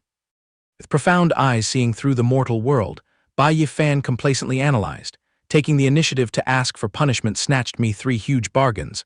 The first is stroking the egos of the Wu Xing Holy Land's leadership to scoop up all the rewards. Imagining the scene of thunder and lightning roaring in the prison, he secretly nodded. The second is that Gui Chu Cliff is desolate and secluded. I can freely enter closed-door cultivation without fearing anyone interrupting. Next, Bai Yi Fan recalled the silhouette of the mysterious cloaked figure with cold eyes, telling himself. The third is having the opportunity to secretly investigate the seeds of spies within the Wu Xing Holy Land and bring the real culprit to light sooner rather than later. Suddenly, Elder Long raised her hand and loudly proclaimed the verdict. Bai Yi Fan, since you have the heart to reach enlightenment, then do as you wish, face a 3-month confinement punishment at Gui Chu Cliff. Having achieved his goal, he smiled and replied, the elder is wise. The 2 guards immediately stepped forward to urge him, Senior Brother Bai, please go this way. Standing in a corner, Liu Wei frowned deeply with anxiety and called after him, Brother Fan. Walking alongside the guards, Bai Yi Fan looked back to reassure them, don't worry guys, I'll just use this time to quietly nurture my cultivation. Perhaps I'll even level up by the time I come out. Everyone outside, remember to train diligently and don't fall behind. Hearing that, Liu Wei forced a smile and promised, rest assured, we will definitely exhaust ourselves cultivating. Please take care of your health, Brother Fan. Time flew by. At a mountain villa hidden beneath the clouds, an ear-piercing scream suddenly rang out. What? Changed to a 3-month confinement at Gui Chu Cliff. Wang Meng trembled with rage, hissing through her teeth, "Master, have you gone senile? Bai Yi Fan chopped off my brother's head in broad daylight, showing contempt for sect rules, and only got such a light sentence. Didn't you promise that he would lose his life?" Elder Long took off her mask, coldly reprimanding, "You brat. Who could have foreseen that the kid would continuously run into fortuitous encounters, and even establish 3 earth-shattering merits at Tyre? If your master hadn't read the room and decisively finished off that scapegoat, do you think you'd still be alive to stand here screaming?" But Wang Ming seemed to go mad, her eyes bloodshot as thick black qi poured out. She cursed nonstop, damn him, what right does that bastard have to be so lucky?" Seeing her disciple losing control, Elder Long furrowed her brows and shouted, "Shut up. You'd better keep yourself in check. If you cause trouble one more time, no one in this world will be able to save you." She hurriedly bowed low and agreed, "Your disciple knows her mistake, master."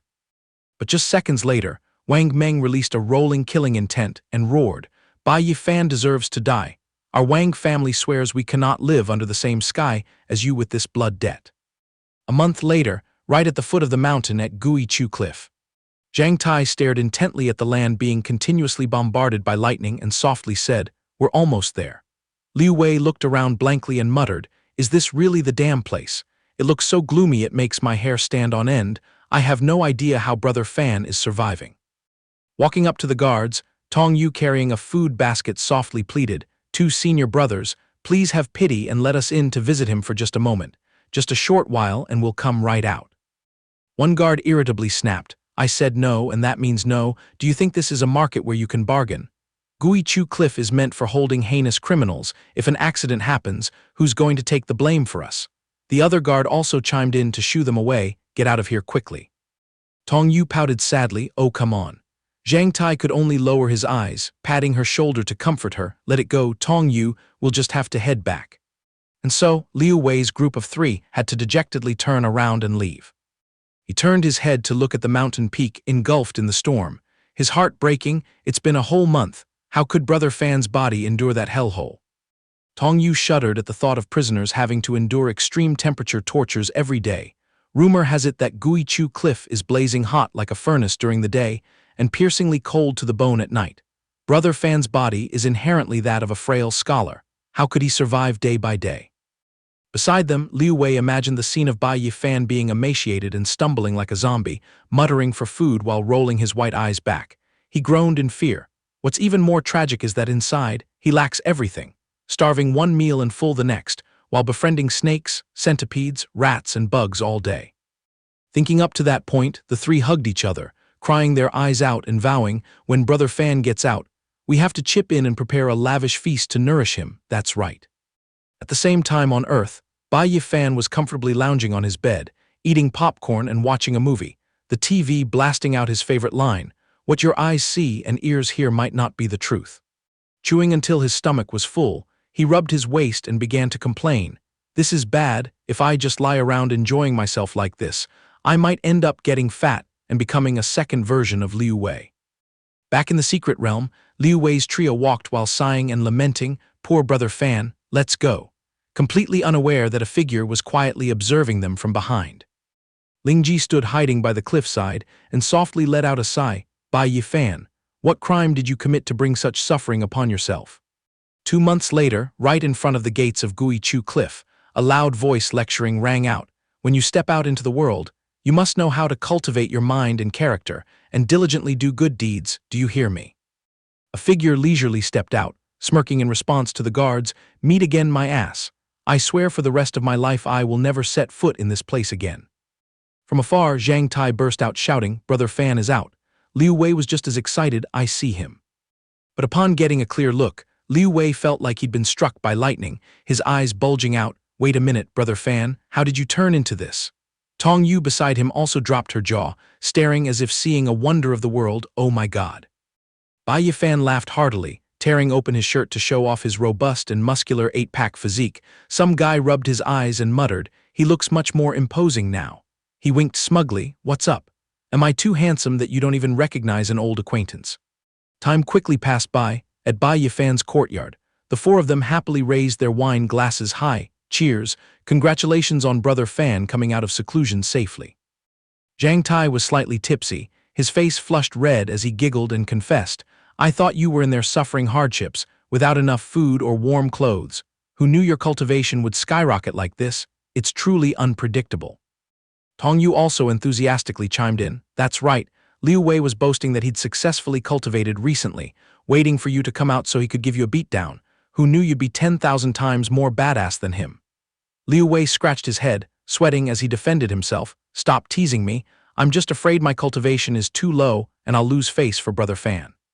Liu Wei turned to look at Tong Yu and Zhang Tai with a mocking smile. Wow, you two are quite something. Wanting to skip the breakthrough stages, you secretly became Dao companions. Bai Yi Fan's eyes widened in curiosity as he asked, what does becoming Dao companions mean? Zhang Tai blushed and awkwardly explained in a roundabout way. Well, anyone who cultivates respects the four words wealth, companion, method, and land. Companion ranks second. It's also a shortcut to advancement. When two people harmonize spiritually, the one with lower comprehension can tag along with the better one, and they can share cultivation methods with each other, so the cultivation speed just skyrockets. Listening to him babble on, Liu Wei got bored and interrupted. Why drag it out so badly? It's just dual cultivation, what else? Before the word cultivation could even leave his mouth, Tong Yu, blushing furiously, shoved a whole bun into his mouth. Eat up so your mouth stops itching. Completely ignoring the second half, Bai Yi Fan clapped his hands in excitement. I see, as expected, it's an excellent shortcut to cut down cultivation time. Tong Yu shyly picked up a tiny piece of meat and said softly, but with Brother Fan's abilities, you don't need to struggle to find ways to increase your cultivation like us. The way I see it, you're more than capable of participating in next month's Outer Sect Martial Arts Tournament. Bai Yi Fan looked bewildered. What's the Outer Sect Martial Arts Tournament? Zhang Tai eagerly opened his mouth to explain. It's a large-scale event organized by the Wu Xing Holy Land once a year to provide an arena for Outer Sect disciples. The rewards are extremely generous. Many people use the heat of the matches to clear their meridians and charge straight into the Shen Tong realm. His gossip blood boiled up. He clicked his tongue in delight. Sounds fascinating. When the time comes, we'll all go join the fun, but first, I need to finish up some minor chores. Some time later, in front of the doors of the sect affairs hall, Bai Yi Fan stood pondering. The moment I popped my head out of the Wan Gu demon abyss, I was thrown right into Gui Chu Cliff. This pile of loot is still backlogged here. Striding through the large doors, he announced loudly, Greetings, Elder. I am here to hand in the materials collected from the Wan Gu demon abyss. The elder rested his chin on his hand, yawning endlessly, and lazily pointed his finger, just throw it on the table. In his mind he thought, just another random outer sect nobody. With such meager cultivation, he probably only picked up some trash at best. Bai Yi Fan scratched his head, smiling foolishly, and said, My stuff is a bit much. I'm not sure how many contribution points it will convert to.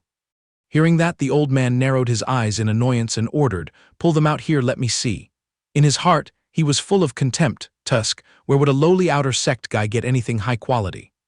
Before he even finished speaking, Bai Yi Fan had inverted his spatial bag, pouring out a sparkling mountain of items, and politely said, These are 800 yaksha horns I accidentally picked up.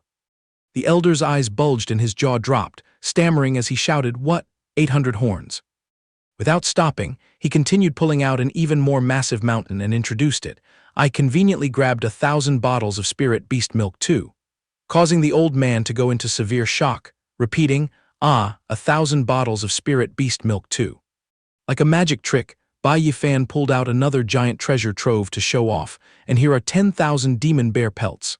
This time, the elder's eyeballs nearly popped out of their sockets. He cried out in terror, How many did you just say?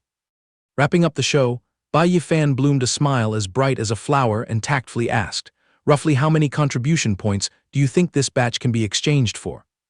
The managing elder sprang up like a spring, his mouth gaping wide in secret panic. Did an outer sect nobody really bring back this fortune? Everyone else hands things in one by one, yet this brat dumps them in piles counting by thousands and tens of thousands. Seeing the old man turn to stone, he waved his hand in front of his face to call his soul back. Elder, wake up, hey hey hey. Instantly the elder snapped back to reality, plastering on a flattering smile as he pulled out an abacus and clicked away. Yes, yes, yes, let me carefully cross-check the ledger first. This sharp turn in attitude made him sweat, so he just clicked his tongue and said yes. In a flash, the elder loudly announced, The total comes out to 240,000 contribution points. The surrounding disciples hearing this were shocked dizzy, chattering in uproar. Is there something wrong with my ears? 240,000 points. How could an outer sect disciple grind out such a terrifying number? Holding the jade token containing the points, Bai Yi Fan cupped his hands and turned to leave. Thank you, Elder. I have received the points in full. This disciple will take his leave. In his heart, he was secretly calculating. Actually, I still have a few dozen sharp Usra bones stashed away. If I pull them out, it might attract the attention of the higher-ups. I'll just hold on to them and wait for the right moment. As he walked, he stroked his chin in deep thought. The giant spirit fist is almost trained to its peak. I need to find a higher-tier cultivation method to match my status. I might as well drop by the weapon pavilion to buy some new toys. Now, I must use premium weapons to show off my class. Suddenly, an arm reached out to block his path. Startling him, Bai Yi Fan, hold on a moment. Lingji blocked his way and straightforwardly proposed, I have a matter to discuss. Let's find a quiet place to talk. He raised an eyebrow in surprise. Sure thing, senior sister, follow me. Moment later in Bai Yi Fan's room, Lingji enjoyed her tea, looking around and nodding. First time visiting an outer sect disciple's room. I didn't expect the spirit chi here to be even denser than in my own mansion. He called out from inside, I just patted the place with some spirit-gathering herbs. Later, when you leave, grab a handful to take with you. Bringing the tray of water to the table, he said considerately, sorry to keep you waiting, senior sister, please have some tea. She smiled and nodded, thank you. Lifting the teacup to her nose, Lingji closed her eyes to enjoy it. The tea smells so good. Taking a sip, her eyes lit up as if she had just tasted fairy wine, absolutely delicious. What strange tea leaves are these? I've never drank anything this wonderful. Sitting across from her, he replied casually, it's just milk tea, just mortal tea mixed with spirit beast milk. If you like it, I'll brew some for you another day. He thought to himself, indeed, the charm of milk tea can make any girl fall for it. Lingji suddenly retracted her smile, speaking solemnly, right, the reason I came to find you this time. She sequentially laid out a sword, a secret manual, a small potted plant, and 2 porcelain bottles on the table is to give you a gift. Bai Yi Fan was amazed, giving me this much. He curiously toyed with the gleaming golden sword while Lingji explained, this is a half-spirit artifact flying sword named Chun-Li, activated by soul power. Just releasing a thought will easily take an enemy's head even from 10,000 miles away. He stroked it, praising, truly premium goods. Next, she pushed the secret manual over, and this is the spirit-grade Zhengjin sword art. I personally picked it out for you from the inner sect's Shen Tong Pavilion. This technique is perfectly suited for cultivation when you touch the threshold of the Zaifu realm. He took it, flattering her, senior sister went out of her way to pick a martial skill for me, that's far too thoughtful. She then hugged the lovely little potted plant with a smile. This is golden needle grass, a specialized herb to aid in cultivating the Zhengjin sword art. Finally, she pointed to the 2 porcelain bottles. Here is the most important part. Inside are the God-devouring pill and the Wang Chen pill. Both are treasures to help you leap directly into the Shen Tong realm. His eyes instantly lit up as he exclaimed in awe, wow, to think there are wondrous pills of this caliber in the world. Lingji widened her eyes, looking proud, of course, but their effects are completely different. This God-devouring pill, once swallowed, will take 1 year at the fastest or 3 years at the slowest, and the success rate of breaking through to Shen Tong is 100%. He sweated, half believing it, 100%. Is it really that overpowered? She held up the bottle, looking distant. That's right. This pill squeezes your primordial spirit's potential dry to forcefully shatter the Shen Tong barrier. To put it bluntly, it's forcing a premature ripening. But after using it, your future path of cultivation is considered severed. Trying to surpass the 3rd layer of Shen Tong would be a pipe dream unless you stumble upon a massive serendipity. Bai Yi Fan blinked curiously, so what about the Wang Chen pill? Her voice was tinged with melancholy. The Wang Chen pill is the absolute finest spoil of war from the Wan Gu demon abyss trip. Its medicinal properties are gentle, helping cleanse the mind. It won't force an immediate level up, but focuses on tempering a solid foundation. Hearing this, he felt guilty and stammered, senior sister, did you really gather all these treasures just for me? Lingji took a sip of tea and said decisively, that's right, the day you left Guichu Cliff I intended to visit, but my master suddenly assigned me a mission so I missed the chance. You saved so many lives of the Wu Xing Holy Land, instead of suffering a punishment, you completely deserve to receive this reward. These words moved him to tears, crying out, Senior sister treats me too well. Seeing Lingji staring blankly at him, he jolted and waved his hands. Why are you looking at me so passionately? She sighed and reminded him with a strict expression. Bai Yi Fan, I have to be frank, with your Huangtier aptitude, trying to reach the Shen Tong realm is truly like finding a needle in a haystack. That tier is originally only fit for chores. The history of the Wu Xing Holy Land has never recorded a case of a chore disciple crawling up to the inner sect. He just waved it off, confidently smirking. Senior sister doesn't believe in me. Dare to make a bet. She was dumbfounded. A bet on what? He stared straight into her eyes and spoke boldly. With my Huang grade nine-tailed heaven talent, I have more than enough power to step into the Shen Tong realm without using the god-devouring pill. Then he tilted his chin proudly. If I successfully break through within half a year, senior sister must obediently become my Dao companion. How about it? As soon as the words came out, Lingji's face turned as red as a boiled shrimp, stammering, What? You want to be my Dao companion? He acted completely innocent, being Dao companions to boost cultivation speed. Is there something wrong with that? Or do you look down on me? Lingji questioned her existence as she retorted, Bai Yi Fan, do you even understand what the words Dao companion mean? His eyes shone brightly, innocently replying, Of course I do. It means holding up together in a room researching secret arts and getting stronger together. Senior sister has profound cultivation. I just want to learn a little bit. Hearing this, she sweated bullets, left speechless and thinking to herself, how is anyone supposed to deal with a definition of Dao companion like this? She narrowed her eyes, scrutinizing him. Then what if you lose? He heartily patted his chest. If I lose, this little life of mine is handed over for you to deal with as you please. Utterly helpless, Lingji rubbed her forehead and clicked her tongue. You cunning brat. I feel like I'm taking a huge loss on this bet, but fine, I accept. He was overjoyed. Really, senior sister? Lingji pursed her lips and nodded. A gentleman's word is his bond. She told herself, I know full well you often get lucky, but wanting to break through to the Shen Tong realm in a short time with a Huangtier aptitude is the funniest joke in the world. Seeing him smiling from ear to ear, she softened and clicked her tongue. Considering your kind nature, I'll just treat it as setting a small goal for you to strive towards. Meanwhile, he clenched his fists and cheered, This is too awesome. Before stepping away, Lingji looked back and instructed, The Outer Sect Martial Arts Tournament starts next month. You'd better make it into the top 10. Rumor has it the rewards this time are very lucrative, especially for the top 3. He smirked condescendingly. The top 10 is nothing, just wait. I'll snatch the championship title to show you. Stroking the Zhang Jin sword art manual, he muttered, I should research this thing first. Goods carefully chosen by senior sister Jiang are definitely no joke. Flipping through a few pages, he marveled, I didn't expect this to be a sword art secret manual. An illusory image of a sword glowing with green spirit chi appeared in his mind. He analyzed, ordinary sword paths merely borrow a flying sword to slash people. Purely physical without mixing in elements, while sword arts cram in additional forces of nature like metal, wood, water, fire, earth, wind, thunder, light, sound, and poison.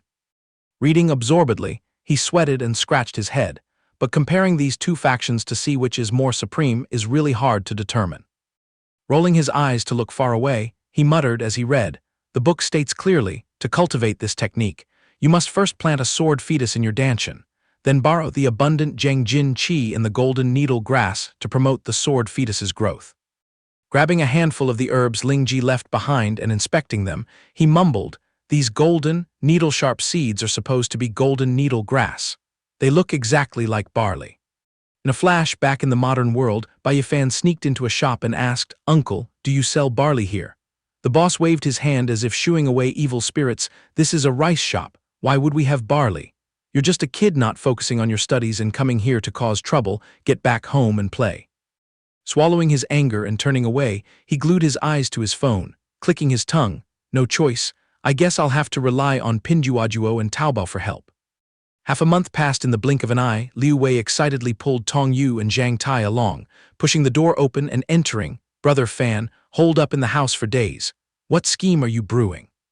Bai Yi Fan, holding 2 huge bundles of barley and wearing a farmer's conical hat, squinted and greeted them. You guys are here. Stunned by his fresh look, Liu Wei scratched his head and asked, Wait, Brother Fan, we just haven't seen you for a few days. Did you attain enlightenment and switch professions to farming? He brushed it off. Farm my foot, open your eyes wide and look carefully at what this is. Liu Wei widened his eyes at the golden patch of swaying barley in the yard, screaming at the top of his lungs, "Holy spirits! You planted a whole field of golden needle grass." Zhang Tai stammered in horror. Golden needle grass is a rare spirit herb of the Wu Xing Holy Land. Even elders sweat trying to scrape together 10 stalks, yet you planted a whole acre of it here. Liu Wei gave a thumbs up in admiration. Brother Fan is the peak of the peak. An idea suddenly sparked in his mind. He dusted off his hands and said, "Since Ah Wei is conveniently here, it's been a while since I checked your homework. Throw a punch and let me see." Tong Yu, worrying the power gap between the two was too massive, spoke up to remind him, "Bai Yi Fan, did you forget Ah Wei possesses the Taoti giant spirit great art bloodline? Since the time you were imprisoned at Guichu Cliff, he's been eating like crazy to level up. Now no peer in the Zaifu realm can withstand a single punch from him. Be careful not to regret it." He merely gave a faint smirk, standing with his arms crossed and legs apart, provoking him, "Cut the chatter if you're good, then bring it on." Liu Wei's hot blood rushed to his brain, pushing Zhang Tai aside. "Since Brother Fan has asked, I shall oblige." Zhang Tai hurriedly stepped back and obediently replied, "All right then." Rubbing his hands together menacingly, Liu Wei flexed his muscles and warned, "Brother Fan, don't underestimate your enemy." Saying that, he roared and executed the Taoti giant spirit great art, and a massive golden phantom exploding with energy appeared. The colossal phantom swung a fist, tearing through the wind as Liu Wei yelled, "Watch out, Brother Fan." However, Bai Yi Fan simply used one light hand to easily catch the berserk stream of spirit power, yawning and saying, "Ah Wei, why are your moves as slow as a turtle?" Seeing his deadly strike neutralized so effortlessly, Liu Wei exclaimed in shock, "You blocked it." He clicked his tongue in criticism, "This kind of power is garbage, didn't you eat breakfast?" Twisting his ankle at a perfect 90-degree angle, Bai Yi Fan mocked, "You probably couldn't even block a mosquito-level move of mine." Before he could finish his sentence, he ruthlessly countered, beating Liu Wei until he saw stars, his massive body flying backwards as he let out a miserable shriek. Tong Yu stood watching from the sidelines, her eyes rounding in panic as she pointed, "Everyone look," in his dantian. A brilliant orange stream of spirit power wrapped around Bai Yi Fan like a miniature galaxy. She was astounded. "Is that a sword fetus?" Liu Wei fell flat on his back on the ground, sweating profusely, crying out, "You even condensed a sword fetus. Brother Fan, please leave your brothers a way to live." Seeing this, Bai Yi Fan got even more hyped, raising his hand to gather the gold-shattering finger to threaten him. "Don't let your guard down, it's not over yet, try taking this move of mine," making Liu Wei turn pale with fear.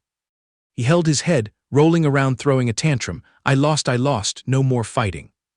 Glancing at the smoking holes puncturing the ground, Liu Wei swallowed hard, thinking to himself, "If I took that hit head-on, I'd probably have 5 giant bloody holes on my body." He scrambled to his feet, cupping his hands and bowing deeply. "I concede wholeheartedly. Brother Fan is indeed a monster. Your cultivation speed is far too demonic." Hearing the flattery, he spread his hands and chuckled, all right, dial it down before you send me flying up to the clouds." He thought to himself, "The beauty of a sword fetus is burning blood and chi to convert into Zhang Jin's sword chi. I frantically swung my sword for 3 days and 3 nights just to form this sword fetus. If senior sister Jiang knew, her jaw would definitely drop." Finishing his train of thought, Bai Yi Fan happily returned to his farmer life, mumbling, well, back to refining golden needle grass to nourish the sword fetus. Making Liu Wei shout angrily, "Brother Fan, will you let us live or not?" Period of time later, at the sect's vastly expansive martial arts arena, disciples gathered in droves like a festival. As soon as they saw Bai Yi Fan's silhouette, the crowd gathered around pointing and mocking, "Look, it's that Bai Yi Fan. He dared to openly chop off Wang Teng in the middle of the street in Haiyao City and only did 3 months of time. It makes my blood boil. We just have to accept it. Who told him to pick an ancient precious herb and ruin the Hu Yun demon macaque's plans to earn merit? The Wu Xing Holy Land pardoning him is only natural." Listening to these idle gossipers, he sighed in exasperation. "I guess this kind of notoriety counts as being famous. I've become quite the prominent figure in the outer sect now." Suddenly, a voice calling out from behind interrupted his thoughts. "Junior brother Bai, hold your steps." The person approaching was Zai Yuan Bai, the 5th-ranked expert at the peak of the Zaifu realm, carrying a blood saber on his shoulder. He eagerly greeted him, "Long time no see, you're still as carefree as ever. With your abilities in this martial arts tournament, you can definitely squeeze into the top 20. This statement hurt his pride. He pouted and retorted, 20. Senior brother Zai, are you joking with me? Zai Yuanbai raised his eyebrows, a trace of disdain flashing in his eyes. Everyone saw your performance at the Wangu Demon Abyss. Cut the fake modesty. He arrogantly corrected him. Senior brother misunderstood my meaning. I meant you can throw that 20th place to the dogs. You evaluate me that low. Right at that moment, another guy stomped heavily out and interrupted. Zai Yuanbai, you're inflating this brat too much. Without reaching the late stage of Zai Fu, even grabbing the bottom spot in the top 30 is hard, let alone top 20. The guy, Zhao Rui, with a blade of grass in his mouth, arrogantly put his hands on his hips and sneered. Just barely stepping into the Zai Fu realm and you want to sit at the high table. Go home, pull up your blanket, and keep dreaming. The crowd buzzed loudly, recognizing them. It's Zhao Rui ranked 7th, and Yu Min ranked 5th on the God ranking board.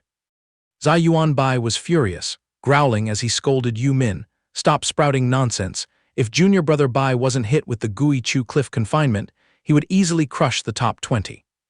Yu Min laughed uproariously, exposing him. Zai Yuanbai, don't think I don't know exactly what's in your gut. Pretending to be a good person protecting this brat is just because you're drooling over the Wang Chen pill in his hands, isn't it? She glared sideways at Bai Yi Fan, mocking him, a Wang Chen pill, and a mid-grade spirit pill at that. If we at the peak of Zai Fu swallowed it, we'd have a guaranteed shot at reaching Shen Tong. Zhao Rui also snorted in agreement. What a pity, a fairy pill falling into the hands of a trash with Huang-tier aptitude. At this point, Bai Yi Fan leisurely shoved his hands into his pockets, raising an eyebrow and asking, What's wrong, senior brother Zhao Rui? Are you thirsting for this? Following that, he slowly pulled out a small porcelain bottle, leaving the entire arena with their jaws dropped in astonishment. That's a Wang Chen pill. Yi Fan's eyes were sharp, a mocking smile tugging at the corners of his lips. I don't have many virtues, but I do dote on my son immensely. If you kneel, kowtow 10 times, and call me father 10 times, I'll reward you with this Wang Chen pill right now. Deal. Hearing this, Chu Yuan flew into a rage, clenching his fists and rushing forward to curse. Bai Yi Fan, do you have a death wish? But Wu Min quickly grabbed his shoulder to stop him. Chu Yuan, that brat is just trying to provoke you. If you make a move now, you'll be disqualified immediately. He resentfully shook off her hand, snapping, Of course I know that. Then Zhao Rui pointed straight ahead, his face fierce as he threatened. Little brat, you'd better pray you don't run into me on the arena. Otherwise, I'll beat you so badly even your mother won't recognize you. I'll be waiting to see your little comedy show. On this side, Yi Fan stood perfectly straight with his arms crossed, completely unfazed as he mocked. A comedy show? A guy with a yellow-grade aptitude like me taking down a top 10 expert. Wouldn't that be much more thrilling? In professional terms, that's called an epic comeback. Then he threw him a disdainful look, casually adding, and that happens to be the kind of drama the whole world loves to watch the most. As soon as he finished speaking, Zhao Rui was seething with anger, grinding his teeth as he shot a deadly glare at his opponent. Standing nearby, Wu Min crossed her arms and coldly said, Keep up that arrogant attitude and glib tongue. Sooner or later, you'll be beaten to a pulp. Just bring that arrogance to the arena and show it off. This was exactly what Yi Fan wanted to hear. He decisively turned and walked away, tossing back a single sentence. If you want a match, I, Bai Yi Fan, am always ready to entertain you. At the same time, lounging on a tree branch and watching the whole ordeal, Yi Zio Chai commented, What an arrogant kid, not even afraid of those peak Zai Fu realm experts playing dirty. Standing beside her, Jiang Lingji nodded. I have to admit, he is really cocky. But then she smiled faintly, her eyes fixed on his silhouette, and added, However, I actually quite like that personality. Seeing this, Yi Zio Chai immediately put on a face ready to enjoy a good show. With a teasing glance, she asked, Lingji likes him? Senior sister, don't tell me you and that kid. Making Jiang Lingji blush furiously, she quickly covered her cheeks and shouted in embarrassment, Don't let your imagination run wild, I meant it as admiration. Even so, Yi Zio Chai didn't let it go, continuing to tease, Then why is your face so red?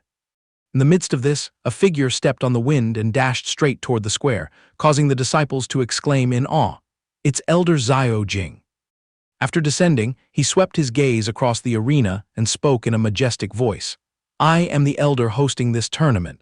The purpose of the outer sect competition is to recruit talents and encourage the spirit of cultivation. The entire square instantly fell silent to listen as Zio Jing announced loudly, Here are the rules.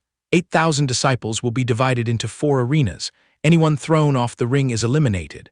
The last 20 standing will draw lots for one-on-one duels. Remember, only when you experience the thin line between life and death. The disciples held their breath, listening intently to his lecture. Can you forge an iron will, conquer your fears, and achieve true enlightenment? Only then will you have enough strength to break through the barriers into the divine ability realm and build a solid foundation. Xiao Jing clasped his hands behind his back, his demeanor like a cold immortal, and added, because of this, swords and blades have no eyes on the arena. Severe injuries or even death are common unless your opponent surrenders. Speaking of rewards, he stated that the tournament would grant generous prizes to the top 10 outstanding figures. Among them, the champion would take home a Waterfire attribute spiritual treasure. Next, Xiao Jing pointed to a glowing golden manual and introduced, the runner-up will receive the spirit-grade movement technique, Blood Burst. After that, he announced the prizes for the lower ranks, such as Precious Pills for 3rd place and the Zai Yang Pill for 4th place. Below, Yi Fan stood with his arms crossed, eyes half-closed, nodding in satisfaction. The bait is quite lucrative. Having finished listing the rewards, Xiao Jing channeled his inner energy and roared. The Outer Sect Martial Arts Tournament officially begins.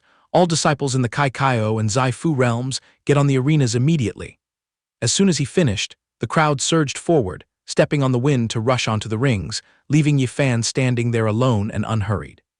In the blink of an eye, a guy aggressively bared his claws and lunged straight at the lone boy in the center, roaring, Bai Yi Fan, I Luo Mai Chang, have wanted to settle the score with you for a long time. Unfortunately, before he could even touch the hem of his clothes, the guy was kicked away, spitting out saliva. Yi Fan sneered disdainfully, oh, then come and get it. Seeing the guy knocked out cold from just one kick, he scratched his chin and muttered awkwardly, so weak, I haven't even finished warming up and you're already flat on the ground.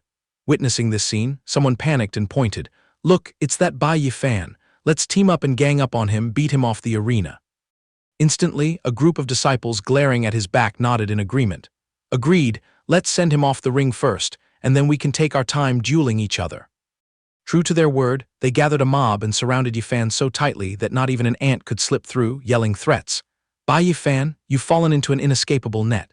If you're smart, raise your hands and surrender to keep your miserable little life. Yeah, obediently roll off the arena so you don't get beaten to pulp. Why waste words, just punch him off the ring and be done with it. Hearing a flock of lambs clamoring to slaughter a wolf, Yi Fan casually picked his ear and mocked in response. I'm afraid you guys are having delusions of grandeur. As soon as he finished speaking, he unleashed a beautiful sweeping kick, sending the mob flying in all directions with miserable screams. Without breaking a single drop of sweat, Yi Fan crossed his arms again and smirked sarcastically. It's obvious that you trash are the ones being surrounded by me alone. Looking at the thick dust, the audience's eyes widened in shock as they murmured, good heavens, everyone look at Bai Yi Fan's side. Just one move and he cleared more than half the area. That's nothing, check out Zhao Rui's side. In that corner, he stood coldly on a mountain of bodies piled high, his murderous aura reaching the sky, making everyone shiver. Damn it, in a flash, he sent over 100 people to meet their maker. One disciple, seeing the bloody scene, ran for his life in terror. Damn it, what rotten luck to be grouped with this madman. I forfeit. Seeing someone take the lead, others hastily followed suit. I forfeit too. Moment later, two men completely free of any worldly dust stood growling at each other, listening to Xiao Jing announce. Bai Yi Fan excellently enters the top 20, Zhao Rui successfully advances to the top 10. Suddenly, Zhao Rui pointed his thumb at the ground in provocation. See that battlefield? That's going to be your future in a moment. These words successfully provoked Yi Fan. With dangerous eyes, he curled his lip and sneered. Is that so? I advise you to stop spouting nonsense and save your energy, senior brother. Keep those skills for the actual match. After a while, the roster for the next round was finalized. Bringing out a bamboo cylinder filled with wooden tags, Xiao Jing declared loudly, the next phase, we will proceed with the drawing of lots for the matchups. Yi Fan stared straight ahead, holding his breath as he waited for the elder to call his name. Tag number 17, Bai Yi Fan will face. On the opposite side, Zhao Rui tilted his head to the sky and laughed smugly when he heard the rest. Tag number 18, Zhao Rui. He secretly gloated in his heart. Little brat, you've finally fallen into my hands. Soon as the matchup list was announced, the crowd broke into a commotion. Bai Yi Fan's luck is so terrible, running into a top 10 monster in the second round. He's definitely going to get a severe beating. Hearing this, Liu Wei immediately jumped up and scolded. Severe beating my foot. My brother Fan is the true number one of the outer sect. On the arena, Zhao Rui drew his magic weapon, sparking with lightning, and threw his head back in a loud laugh. Bai Yi Fan, running into me in the second round, you probably didn't expect this, right? Rest assured, out of respect for your earlier humiliation, I promise to go especially easy on you. Those words were extremely grating to Yi Fan's ears. He frowned impatiently and snapped. Done talking nonsense? Bottom line, are we fighting or what? Zhao Rui immediately launched an attack, planting one hand on the ground and roaring. If you're so eager to roll off the arena, I'll send you on your way. Taste my family's demon-slaying sword. With that said, he shot forward like an arrow cutting through the wind, bellowing, Divine Bow Shadow Bullet. On this side, Yi Fan nonchalantly extended a single finger, glowing with radiant golden light, muttering, Are all the disciples on the expert rankings as weak as you? At that very moment, Zhao Rui took a direct hit to the center of his chest. Fresh blood began to seep out as he stared in absolute shock. He looked down at the wound on his chest, his face turning pale as he heard Yi Fan softly call out, Shattering gold finger, and couldn't help but feel bewildered. What the hell is this? From the top of the tree, Jiang Lingji gasped in horror. Unbelievable, just one strike pierced through his solid spiritual defense. That guy has actually cultivated his entire right hand to the perfect realm. Squatting next to her, Yi Zhao Chai yawned and wondered, where did he dig up so much wild, desolate gold sand? Hearing this, Jiang Lingji frowned in confusion. What's going on? I was the one who personally taught Bai Yi Fan the shattering gold finger technique. Then she explained in a stunned voice. To cultivate this martial art to its peak, one must consume a massive amount of wild, desolate gold sand, which equates to a huge sum of money. For an ordinary person to get just one finger to the perfect realm is extremely difficult. Yet Bai Yi Fan successfully cultivated his entire right hand. Down in the arena, Yi Fan pointed his sword straight at his opponent's face, his eyes full of confusion. Could it be that this fool is a hidden wealthy tycoon? You seem to cherish this sword very much. Saying that, Yi Fan used his bare hands to crush Zhao Rui's sword into pieces, curling his lip in disdain. All right, just a piece of trash. Then, with eyes filled with overwhelming contempt, he leaned down and mocked. Didn't you brag about beating me so badly that my mother wouldn't recognize me? So your strength is only at this level. As for Zhao Rui, his eyes widened as he screamed miserably. My family's demon-slaying sword. I'm going to risk my life against you. As soon as he finished his sentence, Yi Fan immediately swung a blast of spiritual energy straight at his head, shouting loudly, Risk your life, let's see if you even have the capability first, causing Zhao Rui's brain to spin, silently crying out, Wait, who am I? Then he rolled his eyes back, taking a direct punch that twisted his jaw, sluggishly wondering, Where am I? By the time he took the third hit, Zhao Rui had completely lost consciousness, muttering, What exactly am I doing? Dusting off his hands and pausing, Yi Fan clicked his tongue in assessment. I didn't expect senior brother Zhao at the peak of the Zaifu realm to be so durable, truly impressive. Meanwhile, the guy lay flat on the floor, groaning, It hurts to death. Even so, Yi Fan still had no intention of sparing him. He followed up with a high kick that sent Zhao Rui soaring into the air. Even your weapon is shattered to pieces, so just obediently fly off the ring and spare us the trouble. A moment later, sitting slumped on the ground and holding his swollen face, he cried miserably, My precious sword. The disciples watching the drama from the sidelines all stared in bewilderment, gossiping. Bai Yi Fan is absolutely terrifying, to actually beat Zhao Rui to a pulp. Leaping from 46th place straight into the top 7, this is an unprecedented record. Suddenly, Xiao Jing stepped out coldly to announce the result. The winner, Bai Yi Fan. As soon as he stepped off the arena, he kindly asked his fellow disciples, How is everyone doing? And heard Liu Wei reply, I only managed to take down a guy lagging behind at 38th place. I'm not like Brother D, who proudly marched straight into the top 10. As for Zhang Tai, he squinted his eyes, scratched his head, and reported, We stopped at 50th place and got cut off. Standing nearby, Shen Xinyu also shyly chimed in, This is already our best achievement. Suddenly seeing a figure flying high into the sky, Yi Fan asked curiously, Who is that, looking so miserable? At the same time, all four of them glued their eyes to the person who had just landed right in front of them, exclaiming in doubt, Looks familiar, I think it's Zai Xixing. Shen Xinyu quickly bent down out of kindness to ask, Is senior brother all right? While the crowd around them shrieked, Look, Zai Yuan Bai has fallen too. What the hell is going on? A dignified top 3 powerhouse actually got knocked off his horse. Impossible. Then they all stared in shock at the young man fanning himself with a paper fan on the arena, looking effortlessly elegant. Zai Oshi, the one who fought Zai Yuan Bai, was actually the #1 outer sect disciple Zai Oshi. Beaten until he was covered in dirt, Yuan Bai clutched his aching shoulder, frowned, and roared. Zai Oshi, very well, just you wait, one day I will surpass you and get my revenge. Hearing the provocation, Zai Oshi merely released a terrifying coercive aura, indifferently uttering every word. The delusional ambition of a lowly wretch. At this moment all the blood drained from Liu Wei's face. He trembled and stuttered. Zai Oshi. It's really Zai Oshi. Wasn't there a rumor that he was in closed-door cultivation and would be absent from this year's tournament? Why did he suddenly show up? Standing next to him, Yi Fan crossed his arms and asked curiously, Is he that domineering? Immediately earning an angry reply from Liu Wei, he has been the outer sect champion for 4 consecutive years. Ask yourself if he's strong. Hearing that, Yi Fan slowly turned his head to look at the arena, nodding in assessment. Seems like he has some real strength. On the ring, Zai Oshi cast a cold, scanning gaze down. So you are Bai Yi Fan. However, he just put on a fearless face, showing absolutely no dread as he curiously replied, Does senior brother Zio have any brilliant pointers to teach this little brother? That attitude made Zai Oshi frown. Shooting a deadly glare, he said coldly, I recently came out of the secret realm and heard about your glorious achievements.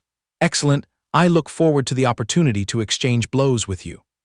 All of a sudden, a person carrying another disciple on his shoulder casually approached, roaring resoundingly, Zai Oshi. Then his face darkened and he loudly declared, In this outer sect your only opponent is me, Zia Hu Zhen. Then he turned to scold the crowd, Are you all blind? Everyone get out of my way.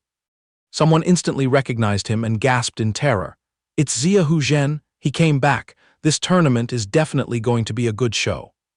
Zai Oshi, however, calmly opened his paper fan to greet him. Oh, Zia Hu Zhen, rumor has it that after your defeat last year, you've been wandering outside, exclusively hunting down dangerous criminals to train madly. I wonder what level your strength is at now. On the opposite side, Hu Zhen threw the body on his shoulder onto the ground and arrogantly replied, You can try and find out. Seeing this, the disciples couldn't suppress their curiosity and whispered, Whose body is this? Getting a clear look at the person's face, they all jumped in shock and screamed, I remember. This is the iron-headed lion Shi Gang, ranked 105th on the Holy Land's wanted list. Zia Hu Zhen actually managed to kill the iron-headed lion. Immediately, the people around cast looks of awe and fear at him, discussing, This old man has long been a notorious peak Zai Fu realm expert. With a bounty of up to 20,000 spirit stones, Zia Hu Zhen actually took Shi Gang's life.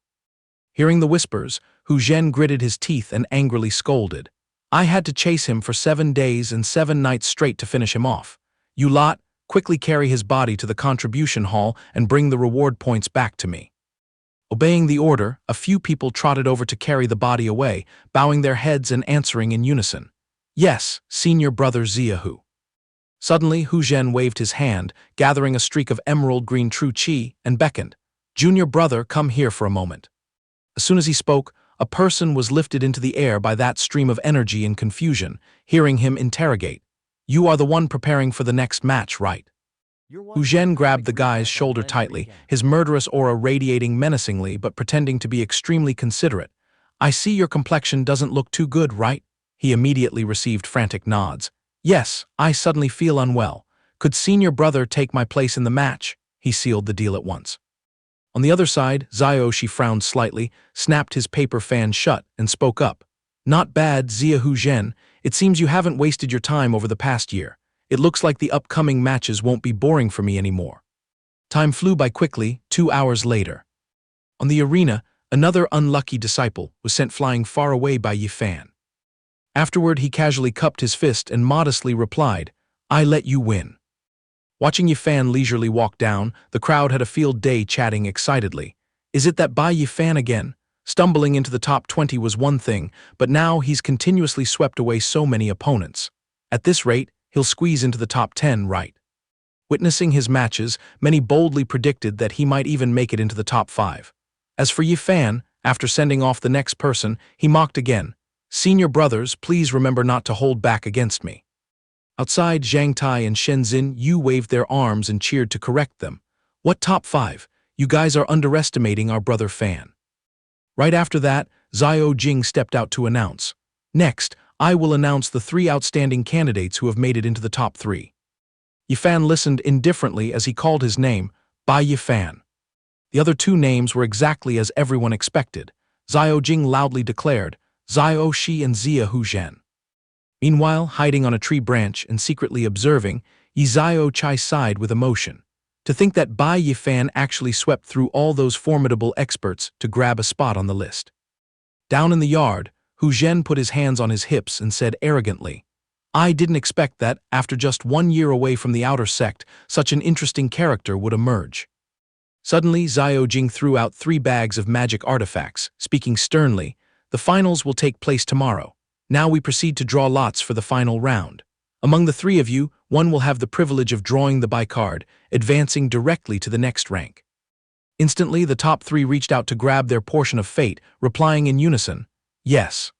Holding the wooden tag carved with the word battle, Yi Fan smacked his lips in secret regret. What a drag! I originally planned to save my energy and be the fisherman who reaps the rewards.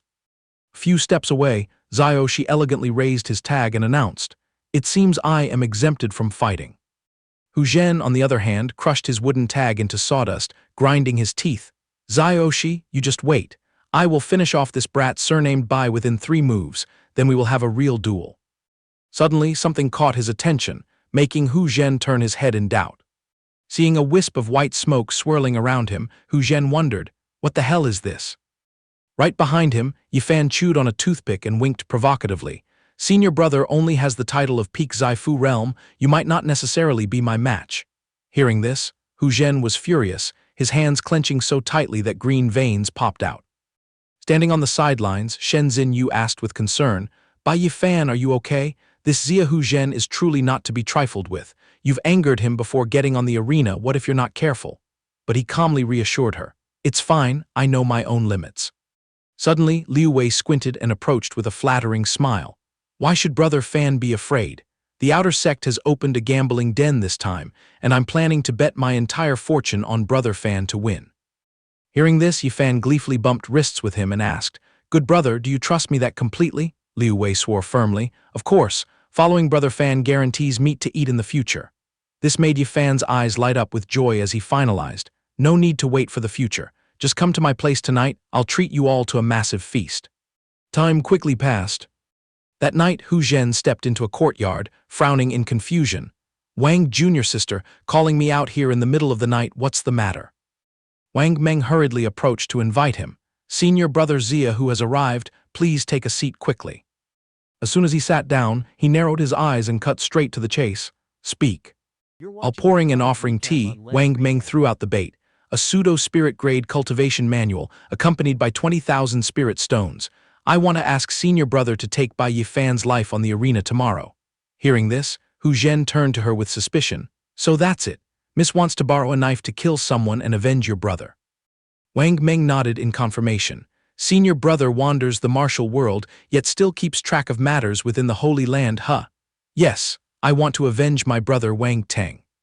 These words seemed to align with Hu Zhen's interests. He smiled smugly and replied, A spirit-grade manual is precious indeed, but after all these years surviving in the martial world, I'm not lacking in these things. I don't even put those items in my eyes. Taking a sip of tea, a dark glint flashed in his eyes as he continued. Junior sister Wang, if you want to make a deal, you need to show some more practical sincerity. Wang Meng gritted her teeth and produced a glowing red ring, pressing, Then what about this? The ring of divine strength, a true inheritance treasure given to me by my master, more than enough to significantly enhance your vitality. How about adding this item? Fondling the ring in his hand, Hu Zhen narrowed his eyes to assess it. Good stuff, but still not enough. Hearing him bargain, Wang Meng glared and cursed inwardly. This bastard Zia Hu Zhen is really taking advantage of the situation. But outwardly, she still had to force a fake, friendly smile. Then what exactly does senior brother want? Unexpectedly, Hu Zhen reached out and scooped Wang Meng up in his arms, smiling lecherously. To be honest, for the past 3 months, because I was accumulating pure energy to fight Xiao Shi to the death, I had to practice abstinence. It's been a long time since I've touched a woman, especially a hot beauty like you, junior sister. This brazen action startled her, and she panicked, about to scold him. But then, as if accepting her fate to be at the mercy of others, she sweated and shyly stuttered a promise. As long as senior brother helps me get my revenge, once everything is done, I will let you arrange things as you please. Waiting just for that, Hu Zhen gleefully slapped his thigh, laughed loudly, and sealed the deal. Then he released spiritual energy to grab Wang Meng's two little junior sisters, pulling them over and coaxing, "Little beauties, come play with this lord," scaring the two girls into falling flat on the ground. Seeing this scene, Wang Meng stared in shock and shouted, "Wait, what are you trying to do?" Hu Zhen calmly threw the two girls over his shoulder, turned around, and casually replied, "Enjoying the appetizers junior sister went through the trouble of bringing, of course. I need to have a starter first." Hearing him say this, Sun Xing cried out for help. "Senior sister Wang, save us, please don't know." So angry that veins popped on her forehead, Wang Meng had to swallow her pride and remind him, "Zia Hu Zhen, take it easy, you still have to fight in the arena tomorrow. Don't drain your energy and ruin the grand plan." Hearing her warning, he still grinned from ear to ear, waving his hand to reassure her. "Don't worry, a little brat like Bai Yi Fan doesn't have the qualifications to make me break a sweat." Carried away like sacks, the two pitiful girls continued to scream in terror, "Senior sister, please save us." Next morning, Yi Fan and Hu Zhen were already glaring at each other on the arena. The audience surrounded them in multiple thick layers, gossiping. "Brothers, do you think Bai Yi Fan can win? Is there even a need to debate? Zia Hu Zhen is someone the Earth faction set their eyes on 3 years ago. Rumor has it he's practiced a pseudo-spirit grade technique to the minor completion stage." Other groups huddled together to analyze. Bai Yi Fan only transformed so rapidly because he popped a Shenxi pill. His foundation isn't stable. Zia Hu Zhen will beat him like a father beating his son. Look quickly, the representatives of the elders have come out. At this moment on the viewing platform, the top elders had gathered to oversee the semifinals. Someone commented, "This year's outer sect tournament is much livelier than previous ones, isn't it?" The person who just spoke carried a look of anticipation. It was the representative elder of the Wood faction. Sitting next to him, the Earth faction elder chimed in, "That goes without saying, I heard a lot of outstanding rookies have emerged this time." The Water faction elder covered her mouth to boast, boldly calling dibs, "Let me state this beforehand. That kid Zio, she is already on the red list of my Water faction. None of you are allowed to fight over him with me." However, the Metal faction elder didn't show any courtesy in the competition. "Junior sister, you must be joking. The Water faction is good, but you also have to respect the disciples' own wishes in choosing their destination." Seeing the noisy scene, the disciplinary elder and representative of the Fire faction Long Que darkened her face and interrupted. "The match is about to begin, could you two please stop arguing?" Then she stood up abruptly and declared the opening. "Everyone, this year's tournament is the largest scale competition in the history of the Five Elements Holy Land in many years. In order to increase the excitement and encourage everyone to cultivate, through a unanimous agreement. The rules for the top 3 this time will be modified. On the arena today, we only judge victory and defeat. We do not care about life and death. Everyone is allowed to use any means necessary." Yi Fan quietly listened to everyone's comments and muttered softly, "We can go all out this year. How thrilling." Below the stage, Wang Meng was overjoyed, secretly thinking, "Bai Yi Fan, this is the special favor I begged to have the rules changed for you. Wash your neck and wait for death."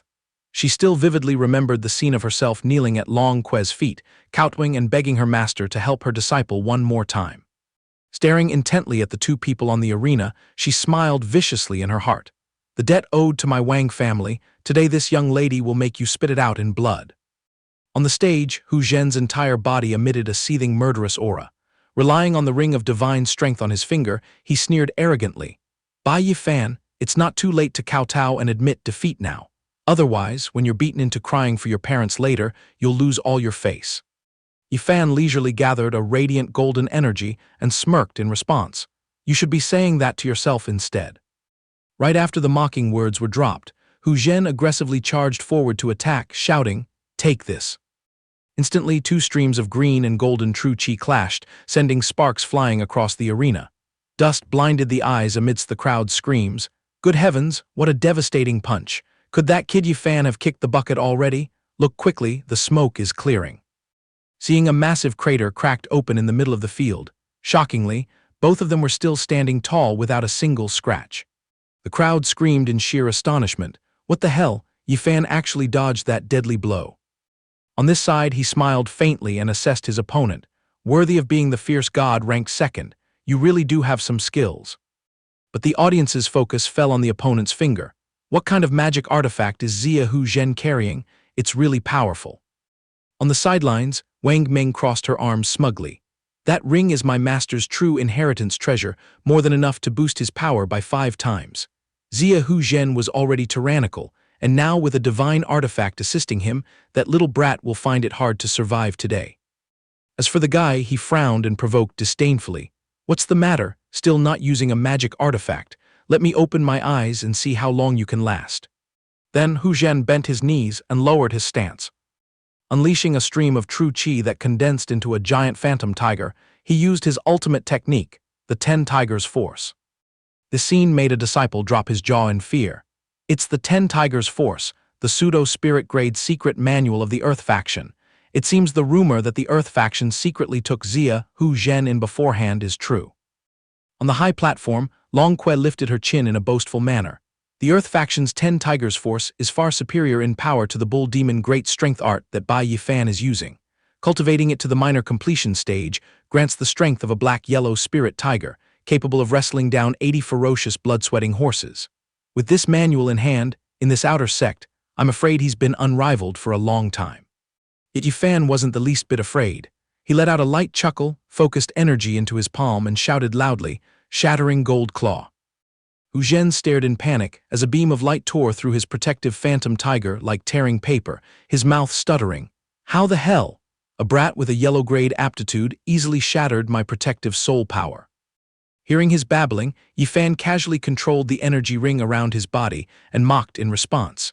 Senior brother has wandered the martial world for so long yet still hasn't experienced the real world.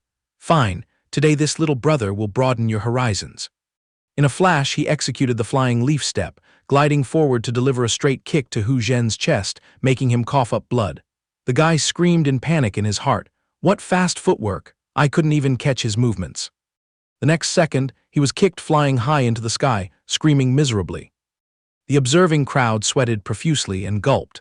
Is this Xia Hu Zhen high on something? Getting beaten to a pulp by a yellow-grade rookie. Absolutely terrifying. Who would have thought Yi Fan could execute such bizarrely fast footwork? Suddenly, Hu Zhen pulled out a spirit pill, swallowed it, and growled. It was because I underestimated the enemy. I didn't expect you would force me to use this trick. Seeing that scene, Yi Zio Chai cried out in panic. We're doomed, that's a qi ignition pill. Jiang Lingji frowned in worry. To snatch the championship, this bastard dares to resort to any means. Rumor has it that swallowing this pill drains half of one's vitality in exchange for an instant burst of power. It was listed as a forbidden drug a long time ago. How does he have it? On the arena, Hu Zhen flexed his arms, purple energy rising vigorously. He gritted his teeth and roared. If you don't want your guts ripped out, kneel down and beg for mercy right now. But before the storm could even rise, Yi Fan teleported and appeared right in front of him, shouting loudly, "Mountain cleaving," causing him to turn pale and scream, "What the?" It was at this moment that Hu Zhen truly tasted the flavor of despair, his face drained of all blood as he cried out, "I'm dead." When he realized Yi Fan's giant golden glowing fist was smashing straight down on the top of his head.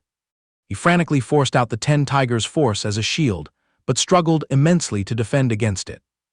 Looking at his protective true qi barrier cracking apart, Hu Zhen's illusions shattered as he panicked in his mind. Crap, this is definitely a spirit-grade martial skill. My life cannot withstand this terrifying pressure. And in just a blink of an eye, Bai Yi Fan's giant spirit fist crashed straight down, sending him flying far away like a kite with a broken string. Seeing Hu Zhen lying flat on the edge of the arena, the crowd screamed in shock. Unbelievable! Xia Hu Zhen actually couldn't withstand a single move from Bai Yi Fan. Oh my god, how could this be? Standing on the martial stage and looking down with full contempt, Bai Yi Fan tilted his chin and asked mockingly, "So in the end, whose fist is harder?" A gossiping group of disciples kept scratching their heads in confusion. How could this be? The strike Bai Yi Fan just unleashed was clearly a top-tier spirit-grade martial skill. Isn't a spirit-grade martial skill only meant to be activated by experts who have reached the divine ability secret realm? That brat Bai Yi Fan has no spiritual power. How on earth could he use it? On the treetop, Xiao Chai frowned and turned to ask Lingji, "Wait a minute, this martial skill is completely foreign. I've never seen it before. Do you recognize it, sister?" She then heard Lingji hesitantly reply, "This move is entirely unique. I'm afraid it doesn't belong to the cultivation system of the 5 elements Holy Land." At the same time, on the observation deck, the elder of the water faction leaned over to look at the elder of the wood faction and inquired, "Senior brother, do you know it?" The elder stroked his beard and firmly confirmed, "That's right, it is the secret ultimate technique of the true martial Holy Land." Meanwhile, Wang Meng was infuriated, gritting her teeth and hissing, "How did it turn out like this? Was that trash Xia Hu Zhen knocked out?" At this moment down in the square, seeing the dead silent atmosphere, Liu Wei anxiously asked, "What's going on? Brother Fan won, so why hasn't the elder announced the result yet?" Suddenly Xiao Jing glided onto the arena, strictly questioning Bai Yi Fan. "If this old man is not mistaken, the ultimate technique you just used is the giant spirit fist of the true martial Holy Land. Explain yourself at once." Seeing the old man display an extremely tense attitude, Yi Fan straightened his back and seriously faced Xiao Jing. Below the grandstand, the disciples gasped in panic. "What? It's a cultivation method of the true martial Holy Land. Did this brat eat a bear's heart and a leopard's gall?" Another person spoke up to confirm. "That's right, that is a martial skill of the true martial Holy Land." A guy standing nearby immediately cupped his hands toward the elders and shouted loudly, "Reporting to the elders, this brat is definitely a spy planted by the true martial Holy Land. I request that you immediately interrogate him strictly." On the opposite side, Bai Yi Fan calmly explained to Xiao Jing, "Please allow this disciple to explain thoroughly, elder. The situation is that during the training trip at the Demon Abyss, Wang Peng and Gao Yang joined hands with Su Chun to maliciously frame me, kicking this disciple down to the bottom of the deep abyss." Then recalled the scene of a man engaged in a bloody battle with a demonic beast in the middle of the secret realm and continued, "Apart from finding the profound heaven-fierce sun, this disciple also accidentally witnessed an evil Asura fighting fiercely with a yellow-robed inner sect disciple belonging to the true martial Holy Land." Right after that, Yi Fan began to cook up a story, painting a picture of himself fighting side by side with that person to eradicate the monster despite his own meager cultivation base. Aiming to join forces to take down the evil Asura, that yellow-robed disciple wholeheartedly taught a few moves of a spirit-grade cultivation method so that this disciple could easily coordinate. Mapping out in his head the scene of the demonic beast falling and that inner sect disciple gasping for breath on the ground, he boldly fabricated more. Unfortunately, the power of the Asura was too terrifying, and the yellow-robed disciple had suffered a fatal wound early on. Right before his death, he mournfully passed on the entire essence of the giant spirit fist secret technique to this disciple. Xiao Jing pensively listened to Yi Fan's explanation. Although lacking spiritual qi to make up for it, my innate soul power was extremely abundant, and by fusing it with blood qi, I could barely activate the move. This disciple had to exhaust all my strength to destroy the Asura, luckily keeping this little life intact. The elder silently evaluated in his heart, recalling the siege of the fire cloud demon macaque at the myriad antiquity demon abyss 4 months ago. The true martial Holy Land indeed lost a yellow-robed inner sect disciple. It seemed this brat Bai Yi Fan was not lying. Standing below the arena, Wang Meng pointed straight up and sarcastically mocked, "Even if you are innocent, as a disciple of the 5 elements Holy Land, the abuse of a martial skill from the true martial Holy Land is still unacceptable." Hearing this, Yi Fan calmly raised a finger to refute. Before the opening of the competition, didn't the elder clearly announce that no matter what tricks were used, it would only determine victory or defeat, and the methods would absolutely not be pursued? Being retorted to the point of speechlessness, she choked with anger but was helpless, only able to grit her teeth and squeeze out one word, "You." Surrounding disciples began to whisper and gossip about the two on the stage. "This kid is truly favored by fate. How can his luck be so red-hot, even bagging a spirit-grade martial skill from the true martial Holy Land? Then again, luck is sometimes also considered a type of strength. Exactly, it's someone's serendipity, so we just have to accept it." A moment later, Xiao Jing finally voiced his verdict. "The rules of the arena were set as such, so your action is not considered a violation." Meanwhile, Long Que was so furious that he gritted his teeth, cursing inwardly. "That damn brat, why do all the good fortuitous encounters fall into his hands?"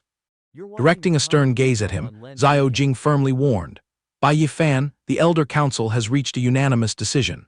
As a disciple of this sect, you should focus your mind on honing the ultimate techniques of our own sect. The Giant Spirit Fist secret technique is only granted a special exception to be executed within the framework of this tournament. Once the competition concludes, I advise you to limit unleashing it, especially when wandering the martial world, otherwise you might invite disaster upon yourself without even knowing. Do you understand? Without any hesitation, Yi Fan cupped his hands and bowed respectfully, calmly obeying. This disciple will engrave your teachings in my heart. At this point, Xiao Jing finally waved his sleeve, officially announcing the winner's name as Bai Yi Fan. As soon as the words fell, the entire stadium seemed to explode in roaring cheers, praising his formidable strength while commending the extremely spectacular match. As for Liu Wei's group, they excitedly screamed aloud. Brother Fan is invincible, absolutely the peak of the peak. In contrast to the crowd, Wang Ming glared at Yi Fan with sheer jealousy, constantly cursing in her heart. Damn it, who would have thought that the little brat Bai Yi Fan would accidentally master a spirit-grade martial skill? It's all just a blind dog finding a bone. Let's see how long you can stay lucky. Sooner or later I will personally take your life to pay respects to my brother's spirit in heaven. At the same time, at a distant tree branch, Lingji let out a relieved sigh. That was close, truly lucky. Noticing that tense expression, Zai Chai immediately nudged her elbow, teasing, is senior sister caring that much about him? Having her secret thoughts hit, Lingji embarrassedly changed the subject. Stop talking nonsense and focus on watching the match. Turning to the center of the arena, Xiao Jing glanced over the two standing on the stage and raised his voice. Next will be the final match to determine the champion. Bai Yi Fan versus Xiao Shi. Seeing that both sides were already burning with fighting spirit, the elder kindly instructed. This old man has personally used a spirit talisman to reinforce the martial stage. You two can just unleash all your strength and freely display your strongest ultimate techniques without needing to hold back anything. Finishing the instruction, Xiao Shi leisurely fluttered his paper fan, smiling provocatively. Junior brother Bai, the power of your giant spirit fist is indeed shocking, but to be my opponent, you are still far too green and inexperienced. Being goaded, Yi Fan immediately erupted with power, instantly throwing a giant spirit fist strike straight at the opponent, arrogantly replying, "How strong or weak we are, we just have to compete to find out clearly." Gently using his fan to block the punch, Xiao Shi frowned and analyzed. A spirit-grade martial skill having the power to move mountains and fill seas is true, but the catch is that it consumes spiritual power like water. According to my judgment, you can only throw a few more punches at most. If you don't believe it, just try. Right when he dropped the challenging phrase, "So let's wait and see," the fan in his hand suddenly flew up, spinning rapidly in midair. Seizing the opportunity, Xiao Shi waved his hand to condense a stream of jade-green Dharma power, aiming straight at Yi Fan and shouting loudly, "Spirit-driving art, vanish from me." Witnessing the strange scene, the disciples below the stage dropped their jaws in bewilderment. What the hell is going on? Xiao Shi's weapon was originally a fan, why throw it away? Open your eyes wide and look carefully, that is clearly genuine spiritual power. I can't believe that Xiao Shi guy has quietly broken through to the spirit channeling level. Observing from the high tree branch, Zai Chai slightly frowned full of worry. It's really over. The gap between the divine ability realm and the purple mansion realm in the martial world is truly a chasm of despair. Bai Yi Fan has absolutely no chance to resist unless he has strictly hidden a trump card to turn the tide, otherwise defeat is guaranteed. On the arena, Xiao Shi instantly manifested a longsword, shooting a sharp, mocking gaze toward his opponent. Admire it, this is the unbridgeable class difference between the two of us. Let's end this. Immediately, the sword wrapped in a stream of deep blue spiritual power shot forward at lightning speed. From below the grandstand, a sharp-eyed person exclaimed, "Sword control art. This is definitely an inner sect ultimate technique that only those who reach the divine ability secret realm have enough strength to wield." Another disciple hurriedly pointed at the martial stage, yelling out, "Open your eyes wide and look, that sword is absolutely a first-grade Dharma artifact." Watching the scene of Yi Fan being forced to retreat step by step with great difficulty, that person sighed and asserted that everything was settled here. Meanwhile, Liu Wei was so scared that his eyes widened, murmuring Brother Fan's name in immense anxiety. However, Yi Fan still maintained an unusually leisurely demeanor. He crossed his arms, firmly blocking Xiao Shi's vicious sword tip, and at the same time smirked and asked back, "Class difference, you say?" As soon as he finished speaking, he flicked two fingers, releasing a stream of fiery orange spiritual power like a hurricane, coldly commenting. It seems that senior brother Zio's manipulation of the sword control art is just so-so. Before the moment of attacking, Yi Fan calculated in his head. Originally, I planned to hide this decisive move for a little longer, but the situation forces me to bring it out and show it off. It's fine too. I'll take this chance to test just how terrifying the power of my trump card really is. Then he erupted his spiritual power, tossing the attack back towards Zio and roaring. Then how about you taste this move of mine? That overwhelming power made the opponent retreat in panic, stammering in shock. What the hell is this? Secretly watching from the tree canopy, Lingji widened her eyes in astonishment. Gold sword art. That brat actually mastered it. Clearly I only tossed him a single gold needle herb at first. With such a measly amount it should basically be impossible. On the arena, Zio hurriedly created a green spiritual power shield wrapping his body, sneering sarcastically. Junior brother is indeed good at putting on a show to bluff the world. What qualifications does that trivial sword chi, drifting like duckweed and floating clouds, have to block my Dharma artifact? Right after he finished speaking, the two streams of deep blue and fiery orange power violently collided with each other, and Zio continued to drop words of contempt. You dare to show off your slight skill before an expert with these few trifling tricks. But just a split second later, his proud longsword was cracked by the orange force. Witnessing the horrifying scene, Zio screamed in utter terror. How is it possible, my Dharma artifact? In his heart he howled, it's over, my magic treasure is about to be shattered to pieces.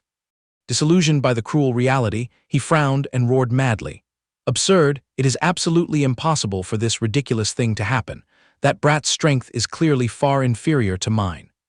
When he discovered countless orange sword afterimages constantly surrounding and bombarding his precious treasure, he flusteredly shouted, Spirit Essence Sword, return to your position immediately. Grasping the familiar sword back in his hand, Zio wiped away his cold sweat and told himself, luckily I withdrew it in time. Unfortunately, the defensive wall around his body had completely shattered. Painfully caressing every crack on the blade, Zio's entire body broke out in a cold sweat, emitting a towering aura of resentment, and ground out every word. Damn it, I underestimated the enemy, I can't believe your move is this domineering. On the flip side, Yi Fan gently floated in midair, looking down condescendingly and giving a subtle reminder. Senior brother Zio, if you still hide your skills and refuse to unleash all your strength, the price to pay will be a miserable defeat.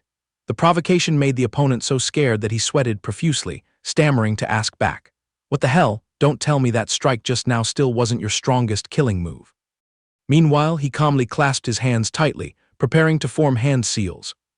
Gathering strength for the next total assault to feed the opponent a crushing beatdown, he calmly declared, Senior brother, the true power of this sword art has not been revealed at all up until now. Just as the words dropped, tens of thousands of sword afterimages like a heavy downpour crazily dashed straight toward Zio, making him panic and cry out in alarm. How is it possible? The amount of this sword chi is multiple times denser than before. On the high platform, the elders simultaneously widened their eyes and dropped their jaws, stunned as they exclaimed. That brat can actually delicately manipulate such a massive amount of sword chi, he is truly a rare genius. Below the grandstand, Liu Wei squinted his eyes in a joyful smile and yelled out. Brother Fan, looking overwhelmingly stylish, Zhang Tai standing nearby also chimed in to flatter. Totally spot on, absolutely badass. The center of the arena, Zio gritted his teeth and manifested a giant azure dragon, confining himself inside a protective sphere and roaring. Lingering dragon sword art, dragon scale sword armor suppress for me. He frantically analyzed in his head. The spiritual chi wrapping around that blade looks fragile and faint at first glance, but all the essence is sharply condensed at the sword tip. Such a domineering ability to control breath, it is indeed too evil and unorthodox. On the opposing side, Yi Fan coldly stretched out his finger, pointing his seal and shouting loudly, Gold sword art, sword-breaking stance. Instantly, a giant sword glowing with brilliant gold tore through the void, thrusting straight toward Zio's head. With murderous intent boiling over, he shouted loudly, slash. That suffocating power made the opponent's face turn pale green, terrified as he thought inwardly. What the hell is this? Compressing all the spiritual chi into a single point, just how brutal is this stream of spiritual pressure anyway? In just the blink of an eye, Zio's sturdy protective shell exploded into pieces. He was thrown backward in the extreme astonishment of thousands of spectators. Truly peak, How the hell did senior brother Zio suffer such a miserable defeat? Yi Fan still maintained his calm and quiet demeanor, as if everything was in the palm of his hand, smiling faintly and saying, "The chess game is over here, senior brother Zio Shi." On the other side, staring wide-eyed at the razor-sharp blade placed right next to his pupils contracted violently, and he frantically waved his hands and yelled, "Stop, take it easy." Right after that, Zioshi collapsed on his knees onto the floor, clasping his hands tightly and roaring cowardly, "I surrender." Witnessing the life-and-death moment, Zai Chai felt a cold chill down her spine, sighing endlessly. My eyes aren't playing tricks on me, right? If Bai Yi Fan hadn't shown mercy and withdrawn his stance just now, that guy Zioshi would have become a one-eyed man at this very moment. Retracting his oppressive aura, Yi Fan politely cupped his hands and bowed respectfully. "Thank you for yielding, senior brother Zio." Immediately he heard the opponent kissing up to him. "Junior brother Bai's martial arts are peerless, truly living up to your reputation. You don't need to be modest." Liu Wei's squad immediately jumped up cheering to celebrate. "We won the match. Brother Fan is invincible in the world. Such magical power, it was truly an excellently breathtaking comeback." At the same time, the entire square simultaneously erupted in waves, shouting the winner's name. "Bai Yi Fan, that brat really won. My guess was absolutely right. This kid has a meticulous mind, hiding his skills so perfectly. Even defeating Zioshi to monopolize the outer sex champion throne. This time the gang ranking board will have to undergo another major blood exchange." The VIP seats, the elder of the Wood faction stroked his beard, his eyes filled with astonishment, marveling at his evaluation. There has never been a precedent showing that the champion of the martial arts tournament is a greenhorn newcomer who joined the sect less than half a year ago. Zioshi dominated the throne for 4 consecutive terms, but now also has to swallow the bitter pill of losing the #1 spot on the gang ranking board. It seems that our 5 elements holy land is about to welcome a stormy tempest. Stepping down the stage, Yi Fan was immediately swarmed by the trio Liu Wei, Zhang Tai, and Zhang Yu like a broken beehive to praise him. "Brother Fan, how could you serve such a brutal beatdown?" The excessive fanaticism made him helplessly wave his hands to remind them, "You guys, stop clinging to me so much." A moment later, the honoring ceremony also officially began. Zio Jing solemnly lifted an item in his hand, facing the champion and declaring, "Bai Yi Fan, this Waterfire Dharma treasure is a worthy reward for your efforts. Please accept it." Respectfully receiving the treasure, he bloomed a joyful smile, profusely thanking him. "Thank you for your grace, elder." His heart bursting with joy like firecrackers, Yi Fan began to fantasize. Rumor has it that the top 3 positions on the gang ranking board will be directly recruited into the 5 Elements factions. These old elders will definitely bash their heads and fight fiercely to pull me in as their disciple. Just wait and see. However, life is not a dream. Dignified as the champion, yet he was completely ignored. The lineup of elders simultaneously turned their cars around, swarming together to tightly surround Zioshi to pull and coax him. "Zioshi, stay and chat with me for a bit. Don't be so hasty. Take it easy, everyone just calm down." Elder of the Earth faction quickly made the first offer. "Zioshi, join the Earth faction. Your physique is still very weak. Come to my place to temper your physical body so your future cultivation path can be wide open." Next was the sweet talk from the Elder of the Water faction. "It's best to join my Water faction. My place is overflowing with beautiful confidants waiting for you." Immediately, the Elder of the Metal faction jumped in to snatch him using arguments reeking of expertise. "Zioshi, you are a sword cultivator, and my Metal faction is the pinnacle cradle of the sword Tao." Unwilling to be outdone, the Elder of the Wood faction also enthusiastically coaxed. "The doors of the Wood faction always open their arms wide to welcome talents like you." The fiery scrambling scene made Zioshi completely freeze, not knowing how to open his mouth. Standing in a corner watching his defeated general being sought after like an A-list star, Yi Fan wiped his cold sweat, gloomily complaining, "Wait a minute, the champion throne of this tournament clearly belongs to me. Are those senile old geezers all brain-damaged or something, ganging up to coax a defeated loser?" Suddenly Hu Zhen, with his right arm in a cast wrapped in stark white bandages, stepped forward, dropping sarcastic words. "Bai Yi Fan, you feel very shocked, right? Let me make it clear to you, the recruitment criteria of the 5 Elements factions inherently always put aptitude first. Zioshi holds a top-tier profound-grade aptitude, while you can only scrape by at the yellow grade. Considering the long run, you surely can never compete with him." Finding it an eyesore and earache, Zhang Yu immediately walked over and patted his shoulder to console him. "Brother, don't mind his words, he is just intentionally mocking to provoke you. Hearing that, Hu Zhen curled his lips in contempt and argued back. Humph, the truth is plain as day right there. When did I ever make things up? Then he frowned and put on a lecturing face. Luck in this world is a finite thing. No one can bathe in serendipity for a whole lifetime. However, a world of difference in aptitude can permanently never be erased. Throwing a resentful glare full of jealousy toward him, Hu Zhen gritted his teeth and added, "Furthermore, you only popped pills, sucking on the spirit-devouring pill, so your cultivation base broke through so rapidly. That cheap trick of burning the stages, no wonder the elders find it an eyesore and wouldn't even bother to care about you." Being falsely accused, Yi Fan folded his arms and leisurely retorted, "When did I ever pop a spirit-devouring pill that you're barking so fiercely?" That joking expression made Hu Zhen's blood boil even more. He leisurely picked his ear, continuing to rant his conspiracy theory. "Stop being stubborn, I can read you like a book. If you didn't pop pills, on what basis could a piece of trash like you have your cultivation base soar so wildly?" Eavesdropping on the verbal battle all this time, the surrounding crowd of disciples started to gossip. No wonder Bai Yi Fan's cultivation base upgraded like a storm. It turns out he used the spirit-devouring pill. I doubted it from the beginning. How could a yellow-grade trash have any chance to climb into the top 3? No wonder the elders despised him so much. If it were me, I would also kick the ass of someone who abused unorthodox paths and greedily burned through stages like him.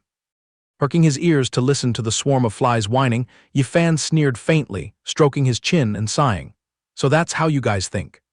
Seeing his nonchalant face, the disciples bewilderingly turned to ask each other inwardly, "Does this guy have a brain problem? He's probably gone crazy from frustration because nobody accepted him, or maybe it's the side effect of the spirit-devouring pill torturing his body." As for Hu Zhen, witnessing that sarcastic smile made his face darken, irritably questioning, "What the hell are you mocking at, Bai Yi Fan?" Suddenly, Yi Fan erupted with an oppressive aura, tilting his face up and pointing straight at his own chest, scolding them to their faces. "I am laughing at the ignorant and narrow-minded appearance of you frogs at the bottom of the well. Senior brother Hu, why don't you open your frog eyes wide and look closely to see what exactly is emitting from my body?" Turntables caused the crowd below to split into factions, some astonished, some suspicious, competing to dissect the matter. "That is the spirit-devouring pill, he actually didn't bother to pop it. Huh, I heard rumors that Goddess Jiang specially bestowed him 2 doses of pills. It was obvious that he held 2 pills before getting on the arena. I bet he kept something else in his mouth to cheat. Wait a minute, if so, is today's championship entirely based on his true strength?" Perching high on the tree, Zai Chai pushed Ling Ji's shoulder to gossip. "Look at that, sister, he didn't even bother to touch the medicine you slipped to that brat." Witnessing that scene, the senior sister also had to sigh wearily, helplessly admitting, "I didn't foresee that this kid would hide his profound depths to this extent either." At the center of the arena, Hu Zhen gritted his teeth, green veins bulging all over his forehead as he heard Yi Fan's steely reply. "You're used to popping pills to be arrogant, so you think everyone is as despicable as you. Sadly, without needing those few cheap pills, I still have more than enough strength to crush you like an ant." Being humiliated in front of a crowd, he was resentfully choked up, only able to blurt out one word, "You." Harboring an indignation he couldn't swallow, Hu Zhen glared with demonic eyes, gloomily firing back. "Stop sticking your face up. Even if you play the gentleman and don't use pills, look around. Is there any elder who bothers to throw you a glance for recruitment?" The words having just slipped out of his mouth, the flock of elders swarming Zioshi suddenly all turned their heads around, their eyes shining bright like night stars full of doubt. What? Breaking through to the divine ability realm without using pills? In the blink of an eye, this group of old folks immediately steered away and zoomed over, completely changing their snatching target. Seizing the opportunity, the flock of elders rushed heavily toward Yi Fan like starving tigers pouncing on prey, competing to coax him. "Bai Yi Fan, how about you kid consider joining my water faction? Don't be foolish, my earth faction is the true love destination. Get out of the way, no one is allowed to snatch the genius of the metal faction." Peeking from behind Hu Zhen, Zhang Yu bloomed a sneer, throwing a mocking remark. "Open your eyes wide and look carefully, now who is the unloved loser being shunned by all the factions?" The profoundly bitter sarcasm left him speechless, so furious that his face turned ashen without being able to utter a word. Facing the fiery scramble, Yi Fan calmly cupped his hands, bowing humbly. "Thank you for the favor of the seniors. I just hope you will generously give this disciple a little more time to consider. Currently, this disciple still hasn't made a decision on which faction to serve. My immediate plan is still to focus on closed-door cultivation and figure out the rest later." The tactful refusal made the entire eavesdropping crowd break into a cold sweat, whispering incessantly. He's really gone mad, a feast served right to his mouth, yet he tosses it away. Meanwhile, Yi Fan maintained a silent attitude, slightly stroking his chin and thoughtfully reevaluating the drama just now. These elders are clearly all just people who bend with the wind, extremely short-sighted. Blindly bowing to them as masters, my future might just stagnate. Oh well, I'll just rely on myself, hone my own strength first, and then improvise as the situation dictates. Finalizing the decision in his head, he stretched his shoulders to relax, carelessly yawning a long one and telling himself, exactly the plan, the most urgent thing right now is grinding to upgrade my own strength.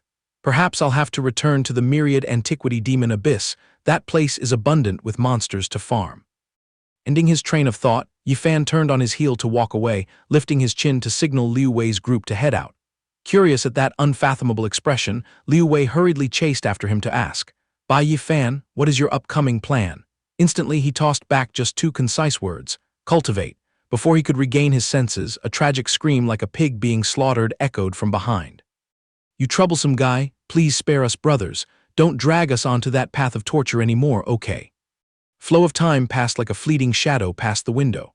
Standing looking up at the foot of a towering building, Yi Fan clasped his hands behind his neck, silently outlining a plan. Wait until I return, I will directly plant myself at the myriad antiquity demon abyss and grind to the limit. If I can't pierce through the door of the divine ability secret realm, I swear I will never show my face outside. Glancing at the bustling and prosperous scene before his eyes, he smiled refreshingly and calculated. This place is the most bustling and expensive commercial center of Hang City after all. I must reward myself with a lavish feast to my heart's content first and figure out the rest later. His train of thought was interrupted by a shrill voice calling his name. Bai Yi Fan, what poisonous wind blew you to this place? The sudden appearance made him slightly narrow his eyes in vigilance, suspiciously muttering in his head, this coquettish voice sounds somewhat familiar. Turning around, seeing the silhouette of a woman tightly hugging her boyfriend's arm and walking over flirtatiously, Yi Fan blurted out in astonishment. Zhou Zuqi. She immediately curved her lips and mocked, Kid, truly ridiculous, who would have thought of bumping into you in this luxurious place? The standard here is very high. Did you crawl here just to look around and know the world or what? Hearing her sarcastic remarks, the man walking beside her turned his head in curiosity. Zuqi, your close friend. At the same time, he also stealthily glued his eyes over, resentfully and jealously thinking to himself, damn it, this brat is actually a bit better looking than me. She languidly rubbed her chest against his arm, flirtatiously replying, just an old college friend, Bai Yi Fan.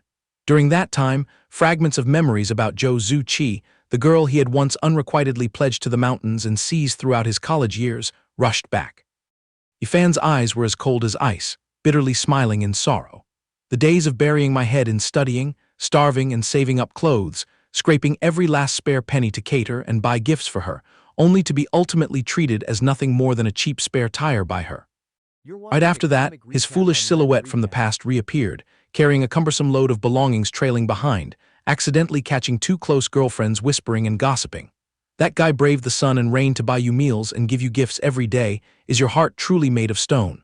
Humph, are you mentioning that Bai Yi Fan guy? That stupid type is just a spare tire I keep around for fun.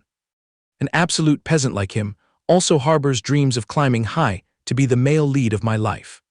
Returning to reality, Zuqi swept her eyes to evaluate his ice-cold attitude, slightly flustered as she commented, Bai Yi Fan, did you get leg-lengthening surgery recently? How come you are suddenly so tall, and your body is even firmly built and dashing like this? In response to that flirting, Yi Fan decisively turned around, leaving behind an icy back and a cursing remark. None of your fucking business. That blunt rudeness left Zuqi choked and staring in surprise, only managing to stammer. You. Seeing his girlfriend humiliated, the accompanying guy's guts churned in anger, rolling up his sleeves and intending to reach out and grab Yi Fan's collar, aggressively yelling, Brat, watch your mouth. I'm talking to you. Stop right there and apologize to your granddaddy at once. But before his limbs could even touch the hem of the opponent's clothes, his entire body was flipped backward, falling flat on his back on the freezing floor. The agonizing fall made him groan, cursing in his head, damn it, is it ghosts at work or what? Some invisible force just tossed me away. The passing crowd, accidentally witnessing this entire comedy act, immediately covered their mouths to laugh and point. Oh, how humiliating, slipping and falling spread eagle looks so ridiculously funny. The surrounding mockery made Zhu Qi lose face, secretly cursing her boyfriend. Truly a piece of trash, only good at making others lose face along with him. Yi Fan sluggishly turned his head back, showing an expression of extreme boredom, dropping bitter words. A good dog doesn't block other people's way. Hearing the opponent's sarcasm, Zhu Qi hurriedly and clumsily pulled her lover up, turning to reproach. Bai Yi Fan, the grudges of the past are our old matters, don't play the game of taking your anger out on others. After all, we've known each other for so long, don't tell me you are even narrow-minded enough to refuse a social friendship. Responding to that sophistry was a gaze as sharp as a razor, as he dropped utterly heartless words of refusal. Cut the crap, I don't dare to climb high enough to be friends with a fame-hungry and profit-seeking thing like you. That piercing remark made the boyfriend's blood rush to his brain, pointing straight at his face and cursing. I remember now, you are exactly that pervert stalker of Zhu Qi during college. Bai Yi Fan, listen carefully, I was the one who banned her from associating with a ragged beggar type like you. From now on you'd better get out of my sight, don't even think about bothering my girlfriend ever again. Sounding like a dull comedy, Bai Yi Fan leisurely crossed his arms, cast a disdainful look from head to toe and sneered. Me harassing her? How ridiculous. Let me remind you, if I were to actually make a move to find a girlfriend, her beauty would have to be at least 10 times better than hers. Zhu Qi, with her naturally tart temperament, refused to be outdone. She stroked her long hair, pouted disdainfully, and said, Bai Yi Fan, stop daydreaming. Someone like you only knows how to rely on a pretty face to get by. You don't even have a proper job. Tell me, what blind girl in this world would ever foolishly get involved with you? The man chimed in, tightly wrapping his arm around her waist, acting arrogant. Let it go, baby. Why dirty your mouth arguing with this kind of bottom-feeding scum? This spa package is very expensive. I had to fight tooth and nail to get it for you. Right at this moment, a graceful figure glided over, calling out in a coquettish voice as sweet as sugar. Honey, that sugary sweet call made Zhu Qi and her boyfriend turn their heads in curiosity. The dazzling figure was none other than Tang Qi Luo. She affectionately patted Bai Yi Fan. I'm sorry, my love, for making you wait so long. The goddess's presence left someone's jaw dropping in disbelief. How could the eldest young lady Tang Qi Luo appear in a place like this? The overwhelming aura of the great beauty immediately attracted the stares of curious onlookers. Wow, what a peerless beauty. Which tycoon's daughter is this? Stepping right out of the premium VIP room, that's the true demeanor of the upper class. Even Zhu Qi's boyfriend stared so intently that his face turned red, praising her with greedy eyes. What a stunning figure. Witnessing this irritating scene, she boiled with anger, pinched his waist and snapped. Have you looked enough? Zhu Qi's vicious pinch made him wince in excruciating pain, breaking into a cold sweat as he cried out. Go easy on me, it hurts to death. Disgusted by the sight of Tang Qi Luo intimately linking arms with Bai Yi Fan, dragging him away while murmuring, Your legs must be tired from waiting. Let's go get some food. Zhu Qi gritted her teeth and muttered. This is so frustrating. I bet this dirt-poor loser doesn't have the capability to snag a beauty of that caliber. I definitely have to get to the bottom of this. The couple had only taken a few steps before being stopped by her shrill, instigating voice. Wait a minute, pretty girl. Are you really the girlfriend of this piece of trash? The brazen question made Tang Qi Luo frown in slight confusion. The elegant girl turned around and calmly asked, That's right, is there a problem? Zhu Qi lifted her chin and crossed her arms, acting like an experienced older sister making a sarcastic remark. As a fellow woman, I'll kindly warn you. This type of skirt chaser is completely hollow inside despite his flashy exterior. He doesn't even have a decent job to put food on the table. Hearing that jealousy-laced tone, Tang Qi Luo raised an eyebrow, gently touched her finger to her lips as if in deep thought, and calmly retorted. A job? I currently hold over a dozen large and small businesses, along with dozens of prime real estate properties in Hang City. Just the monthly rent alone is enough to live luxuriously for a lifetime, so why should my baby work himself to the bone just to make money? That blatant display of wealth made Zhu Qi roll her eyes back, her jaw dropping in sheer shock, screaming internally in despair. What the hell? Dozens of businesses and a bunch of villas. Is this woman crazy, or is she just bragging and blowing hot air? Suddenly, Tang Qi Luo lunged forward to wrap her arms around Bai Yi Fan's neck, deliberately flaunting her affection to provoke her. And one more thing, you criticize Bai Yi Fan for only having a money-making face, but I strongly disagree. Beauty is a priceless asset. Waking up every day just to look at this masterpiece makes my heart flutter with joy. To me, that is more valuable than anything else in the world. This high-quality public display of affection caused the passing men to almost get nosebleeds. their eyes turning into hearts filled with admiration and drooling with desire. I'm so jealous. Having delivered the knockout blow, Tang Chi Luo leisurely pulled his hand to leave, asking affectionately, "Honey, what do you want to eat tonight? Traditional Chinese, romantic European, or luxurious French? Just say the word and it's my treat." Being completely ignored, Zhou Zuqi stood rooted to the spot, her chest heaving with anger as she muttered, "Has this woman's brain been completely blinded by love? She's a world-class simp." Walking briskly beside her, Bai Yi Fan smiled gently and replied, "Whatever you choose." Deep down, he couldn't help but marvel. It's hard to believe that a domineering female CEO who is usually so arrogant and radiates an icy aura could suddenly act so coquettish, shy, and adorable like this. The figures of the two gradually disappeared behind the glamorous street, leaving behind countless jealous and thirsty gazes from the crowd. Zhou Zuqi stood frozen, her face turning dark green veins bulging on her forehead out of frustration as she cursed. Damn that brat Bai Yi Fan, a despicable gigolo who specializes in gold-digging women. This is infuriating.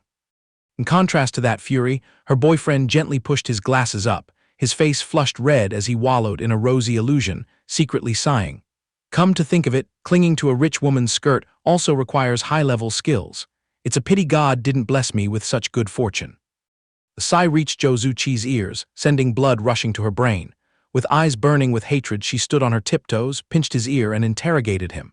"What the hell were you just mumbling? If you have the guts, bark it out one more time for me to hear." The vicious move made him turn pale from the excruciating pain as he shrieked pitifully. "It was a slip of the tongue. I've learned my lesson. It was just some nonsense that slipped out."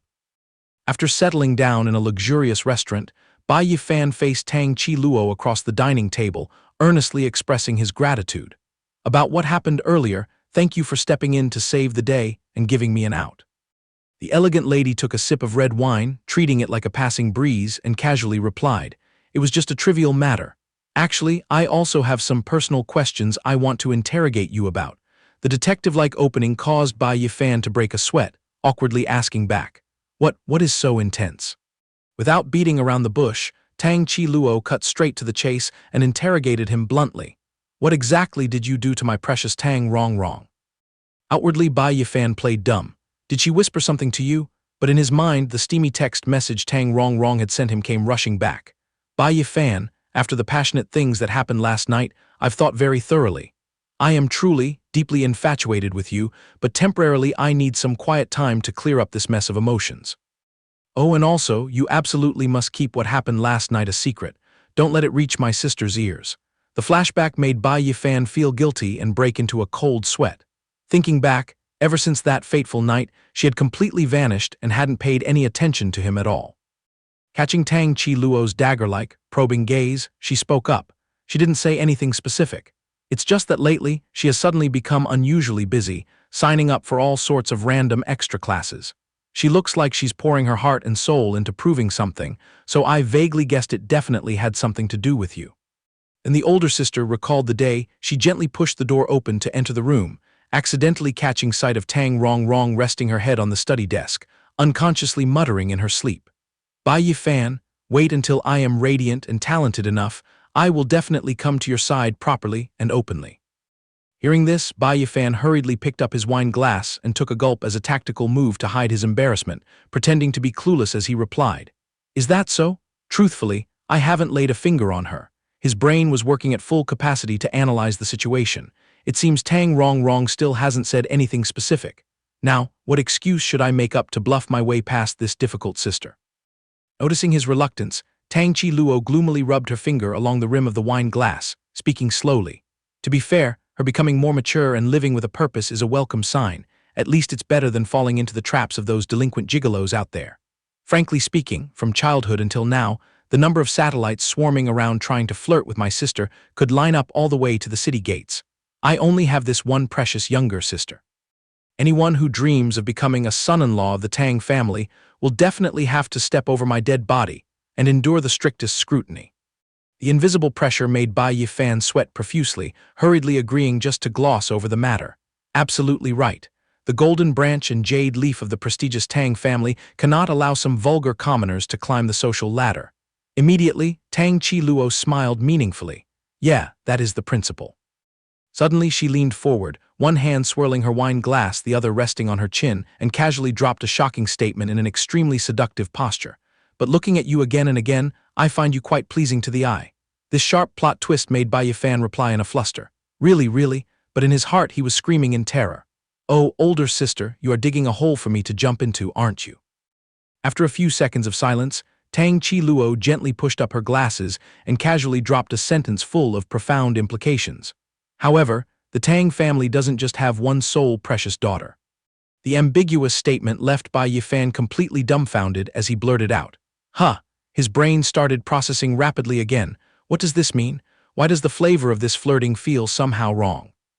However, before he could digest the hidden meaning in her words, Tang Chi Luo stood up abruptly and elegantly signaled. The party's over, let's make a move. Left with no other choice, he docilely nodded and followed along. Your wish is my command, let's go. Walking along the parking lot, Tang Chi Luo thoughtfully offered, let me be your driver and take you home. Bai Yi Fan politely declined. That's too much trouble for you, I can handle. But before the word could escape his mouth, he was interrupted by a harsh barrage of arguing. How do you even function? A car this huge and you were blind enough to sideswipe it. Now it's all messed up. You're going to pay dearly for this, bear the consequences yourself. Both Bai Yi Fan and Tang Chi Luo were startled and simultaneously turned their heads toward the source of the altercation. Tang Chi Luo frowned in suspicion. This ear-piercing voice, isn't it that jinxed couple from earlier? In the distance, Zhou Zuqi was jumping up and down like a cat on hot bricks. It's because your mouth kept shrilly nagging in my ear. If you had just shut up, why would I have lost control of the wheel and crashed into someone else's car? The boyfriend wasn't taking it lying down, arguing back sharply. It was you who stubbornly demanded to take the wheel. You're a bad driver and now you're blaming the circumstances. She continued to scream and shift the blame. It's clearly because you were as loud as a loudspeaker, making my brain lose focus. Witnessing this melodramatic comedy, Tang Chi Luo clicked her tongue and sighed. It really is a small world. Enemies cross paths on narrow roads indeed. Strolling over, she crossed her arms over her chest and coldly spoke. What kind of stunt are you two pulling in front of the hood of my car? Seeing the owner of the car appear, Zhou Zuqi's boyfriend awkwardly stammered. Be beauty, is this car yours? A million apologies to you. Due to our negligence, we accidentally sideswiped it and scratched the paint. We are truly deeply sorry. Meanwhile, Zhou Zuqi scowled, screaming in her head. Why are these lingering ghosts everywhere, crossing paths with these detestable people again? Having stood in silence the whole time, Bai Yi Fan was also helpless, boredly complaining to himself. What bad karma, how on earth did we reunite in this ironic situation? Seeing this, the boyfriend grabbed his sweating hands and humbly pleaded. Beautiful lady, 100,000 apologies to you, please take a look. Looking at his lowly demeanor, Zhou Zuqi flared up and shouted. Why do you have to cower and demean yourself like that? Did anyone say we were going to skip out on the debt? Just call the insurance company to come assess the compensation and it will be over, right? Hearing this, the boyfriend turned pale and roared. You make it sound so easy. Open your eyes and look, this is a luxury supercar. Can you even fathom how terrifying the compensation bill will be? If I sold my entire Tesla Model 3 standing in front of this car, it would probably only cover the taxes. To the side, Tang Chi Luo indifferently examined her fingers and casually said, looking at this level of damage, the repair fee should be around 100,000. That number was like a bolt of lightning striking Zhou Zuqi's ears. Terrified, she stammered, What, 100,000? Suddenly, Tang Chi Luo leaned close to Bai Yi Fan's ear and whispered, Do you want to vent some anger, honey? He raised an eyebrow and asked back, What are you planning to do? Adjusting her glasses, Tang Chi Luo's eyes were icy cold. How about this? Money means nothing to me. As long as this girl bows and apologizes to us 3 times, I will be lenient and let it go. How does that sound? The boyfriend immediately jumped at the opportunity. Is that so? We apologize. Zhou Zuqi, hurry up and apologize to them. But the woman rolled her eyes, angrily pinched his ear and hissed. If you want to, do it yourself. On what grounds should I have to apologize to them? The angry boyfriend shook off her hand and yelled.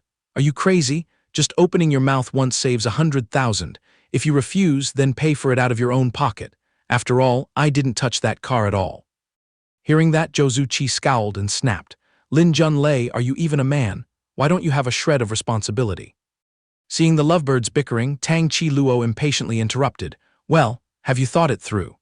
Suddenly, Zhou Zuqi felt a chilling draft down her spine, shrank her neck and mumbled, I'm sorry, I was wrong. But Tang Chi Luo held up her phone, smirking a threat. How reluctant. It seems we have to follow standard procedure and call the traffic police to resolve this. Scared witless, Zhou Zuqi frantically pleaded.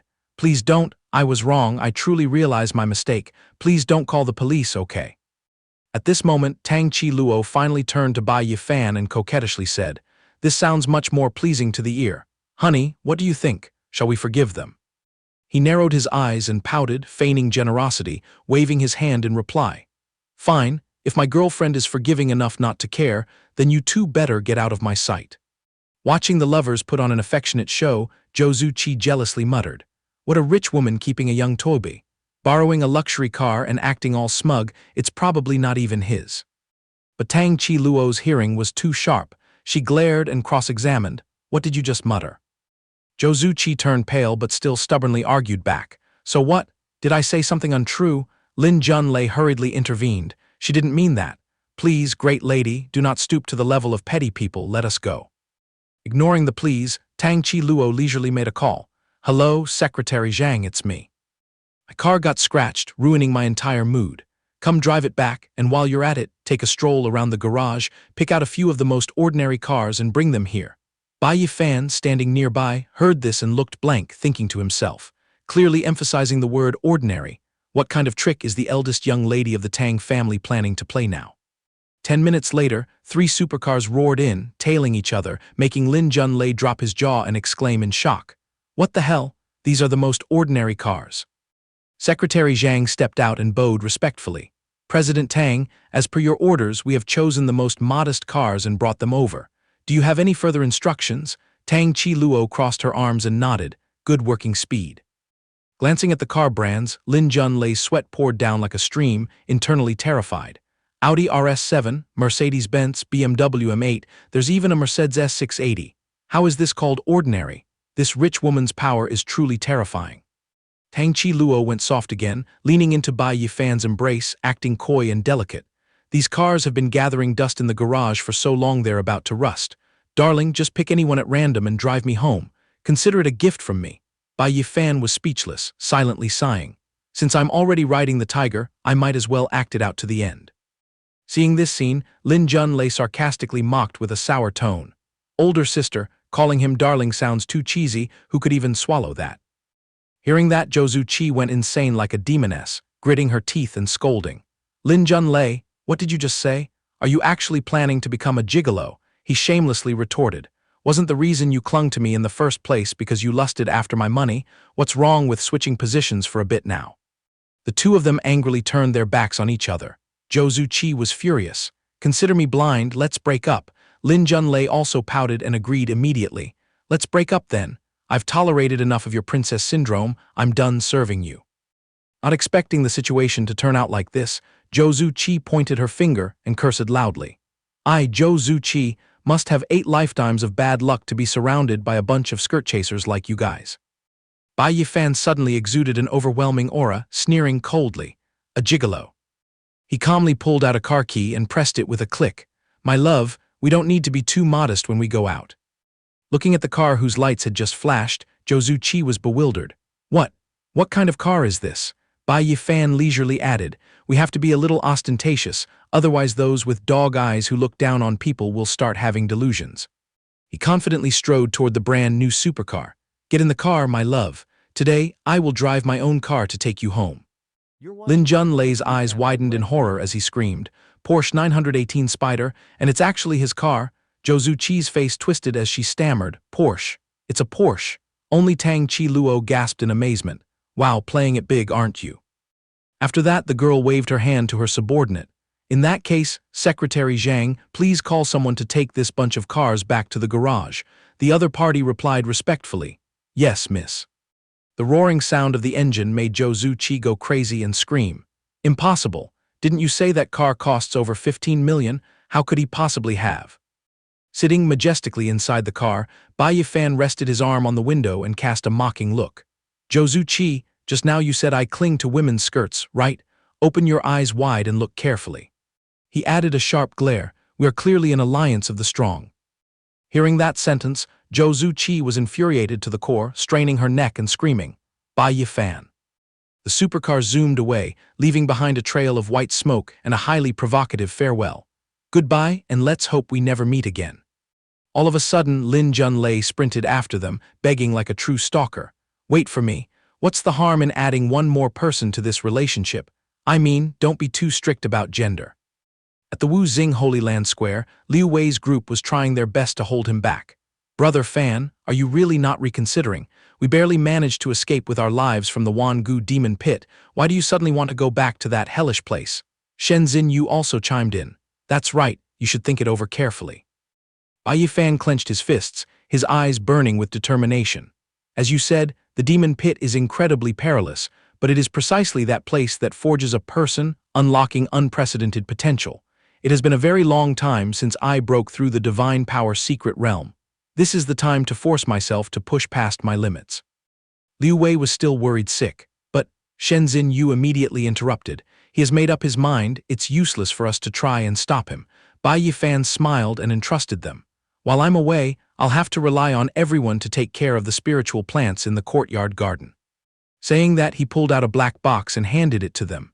Inside here are some pills and treasures, all of them are gifts for you guys. Remember to cultivate diligently, don't let yourselves fall behind me. Watching Bai Yi Fan's figure fade away, Zhang Tai waved his hand resolutely. Rest assured, brother, we will look after it well. Liu Wei sniffled and wiped his tears. Brother Fan, I'm going to miss you so much. Echoing back was Bai Yi Fan's promise. Go back, in 3 months I will definitely return completely transformed. Time flew by. At Black Obsidian City, Bai Yi Fan walked briskly while deep in thought. The Wangu demon pit is 10 layers deeper. For someone who hasn't reached the divine power secret realm to go down there, they would have a 90% chance of dying. I'll rest here for a bit and prepare my gear thoroughly before setting off. Suddenly, a piercing scream rang out. Don't go, causing him to frown in curiosity. On the street, a man lay motionless in a pool of blood. Next to him, a young girl wearing a bamboo hat was struggling to hold onto the murderer's hand, screaming. You stole the fire lotus seeds, murdered my father, and now you plan to just pack up and run away like that. Fang Lin of the Xiangjia sect shoved the girl away, smirking in mockery. Me taking a liking to that item is already giving your family face. The stubborn old fool refused to sell it no matter what, so I just bestowed him with a kick. If you want to blame anyone, blame him for overestimating his own strength. The disciple next to him also chimed in with a thick-skinned laugh. Absolutely right. The young girl cursed in choked anger. You bastards are a bunch of bandits. Hurry up and return the fire lotus seeds. Annoyed, Fang Lin roughly pushed her to the ground, roaring, Stop your nagging. Get out of my sight right now, causing the girl to let out a cry of pain. As the bamboo hat fell off, he still didn't forget to toss out a derogatory remark. A bunch of commoners who don't know the difference between life and death. Yu Kai Huan sat slumped on the ground, clutching her bruised arm and sobbing, You guys, give it back to me. As soon as he saw her exquisite appearance, Fang Lin's eyes lit up with lust. Well, I didn't expect to stumble upon such a city-toppling great beauty. Yu Kai Huan backed away in terror. Don't come over here. What are you planning to do? Licking his lips vulgarly, he smiled a creepy smile. What am I planning? You'll find out soon enough, sweetheart. Then he jutted his chin, ordering his disciples, Hold her down for me. Wait until this old master is done enjoying her, I'll grant you guys a taste. The disciples howled in excitement. Yes, Elder Fang. As Yu Kai Huan desperately screamed for help, Fang Lin smugly stroked his beard. Go ahead and scream loudly, sweetheart. There isn't a single soul around here with the free time to save you. Watching the beasts in human clothing closing in, Yu Kai Huan trembled and cried out, Save me. They took even more pleasure in threatening her. Be a good little girl, resisting will only bring more pain. Tears streaming down her face, she closed her eyes and gave up, awaiting the tragedy. It's over, my life is finished. Lying curled up on the cold ground, Yu Kai Huan's body suddenly stiffened from the chilling air. She whispered weakly, Give me back the fire lotus seeds, but Fang Lin became even more thrilled and agitated. Why aren't you screaming anymore? I love nothing more than watching my prey struggle in despair. He reached his filthy hand toward her, urging, If you stay quiet, you'll ruin all my mood, you know. Swish, a cold flash of light streaked past, accompanied by a razor-sharp mocking remark. If you love hearing screams that much, then howl yourself to satisfy your ears. Bai Yi Fan coldly finished his sentence just as his blade pierced right through Fang Lin's hand. The elder clutched his hand, rolling on the ground and screaming pitifully. Ah, my hand. Disastrously interrupted, Fang Lin cursed in a frenzy. Who is tired of living and dares to stick their nose into others' business? State your name at once." Bai Yi Fan stood behind with his arms crossed, smirking faintly. "I am your father." A disciple recognized him and reported, trembling uncontrollably. "Elder, I think he is Bai Yi Fan of the Wu Xing Holy Land." Fang Lin frowned, grinding his teeth and glaring. "Very well, so you are the one who bullied our sect's disciples in Black Obsidian City the other day." Bai Yi Fan frowned with utter disdain. "So the Xiang Jia sect is just this garbage, a sect rotten from the roots to the top, and you're their master? As expected, when the top is corrupt, the bottom is in chaos." Fang Lin erupted with spiritual energy, fiery blue light wrapping around his body as he growled. "You little brat, throwing your life away. Today I will hack you into pieces to avenge the humiliation of the Xiang Jia sect." The disciple gleefully kissed up and flattered him. "Our elder just broke through the heaven-reaching secret realm and reached the spiritual aura realm. This wet-behind-the-ears punk just threw himself into the jaws of death. Today we must definitely smash him to pieces." But to Bai Yi Fan, those threats were nothing more than a mosquito buzzing by his ear. He casually called out, "Ba-Tu." From within Bai Yi Fan's body, the phantom of Ba-Tu spread his wings and soared up, respectfully bowing his head. "Master," he coldly gave the order, "Kill." The moment he received the order, Ba-Tu swooped down like a ghostly tornado, and in the blink of an eye, turned the Xiang Jia sect disciples into soulless corpses sent to see the king of hell. Just a second later, the screams died down, and they collapsed to the ground, dead in a gruesome manner. Witnessing that scene, Fang Lin was absolutely terrified, his jaw dropping as he stammered, "What, you? You can even command the demon race?" Standing next to the majestic Ba-Tu, Bai Yi Fan sneered, "So what if I can?" Realizing he had kicked a hornet's nest, Fang Lin's face turned pale green. He turned around and fled for his life. "This is bad. This Usra is too strong. I have to find a way to escape right now." But Bai Yi Fan wouldn't let him off the hook so easily. He swung his sword, and a razor-sharp streak of red light sliced through the wind. "Where do you think you're running to?" Thwack, the sword energy slashed across his leg, making Fang Lin tumble to the ground in excruciating pain. Tasting the agony, he frantically turned his head to look at Bai Yi Fan, straining his neck to scream for help. Help in broad daylight. A disciple of Wu Xing dares to commit murder and robbery. Bai Yi Fan rested his chin on his hand, putting on an innocently nonchalant expression. "My memory is quite poor, but didn't you just say there was no one around here, and tearing your throat out screaming would be useless?" Slumped on the ground, Fang Lin trembled like a leaf, hurriedly kowtowing and begging. "Great hero, earlier I had eyes but couldn't see. Please be magnanimous and spare my life.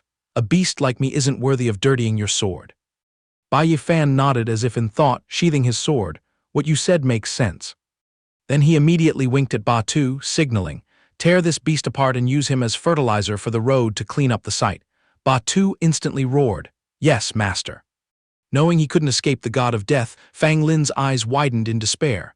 "What? No, don't come over here." In his widened pupils, the ferocious silhouette of Ba-Tu blotted out the entire sky. Fang Lin's final heartrending scream echoed throughout the desolate street, and then faded into silence. Having solved the problem, Bai Yi Fan squatted down and picked up the fire lotus seeds scattered on the road. He approached the shivering Yu Kai Huan and asked, "Hey miss, are you all right?" When he gently touched her, he was startled to find that she was stiffly covered in a layer of frost and blurted out, "What is this about?" A long time later, in a small inn room, warm and gentle sunlight shone through the window frame. Yu Kai Huan groggily opened her eyes, feeling an inexplicable burning heat in her body. "So hot, it's so hot." Sweat forming on her forehead, she squinted and looked around. "Is this an inn? Who brought me here? And where are my clothes?" Realizing her body was naked, she shot up and screamed at the top of her lungs in embarrassment. "My clothes." Right at that moment, Bai Yi Fan walked in holding a bowl of medicine, smiling. "You're awake. Perfect timing, hurry up and eat these fire lotus seeds to warm your body."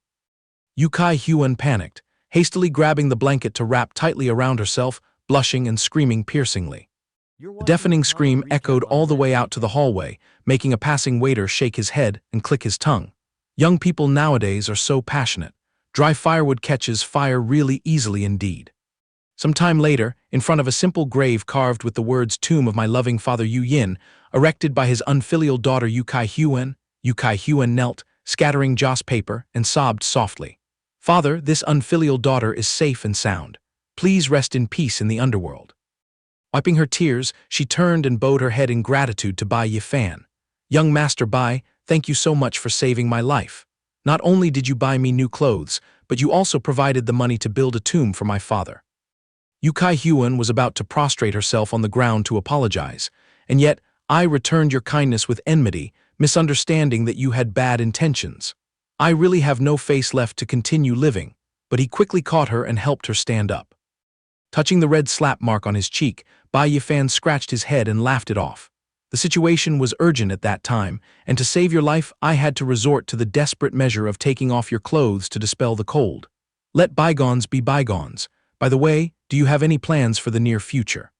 Keeping her head down out of embarrassment, Yukai Huan bitterly replied, My father is gone, and I don't know where to go either. If young Master Bai doesn't mind, Yukai Huan is willing to become a maidservant to serve you for the rest of my life to repay this debt of gratitude.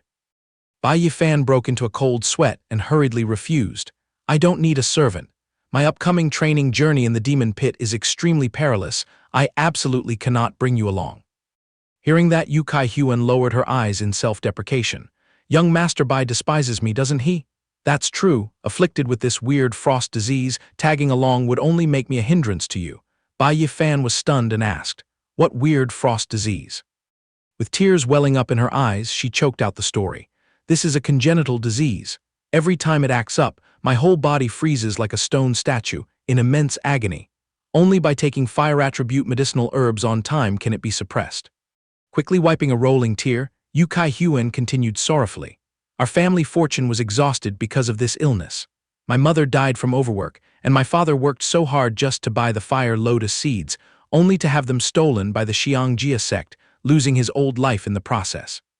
Hearing that tragic situation, Bai Yi Fan suggested a plan. Why don't you apply to join the sects? They usually support with pills and distribute monthly stipends, but the girl hesitated. What's the use of joining a sect? Yukai Huan bitterly recalled the past. Actually, my father once took me to the 7th grade sect, Bai Yao Mountain. But because of this cruel illness that relapses every half a year, they despised me for wasting spiritual herbs, so they just threw me into the outer sect to fend for myself.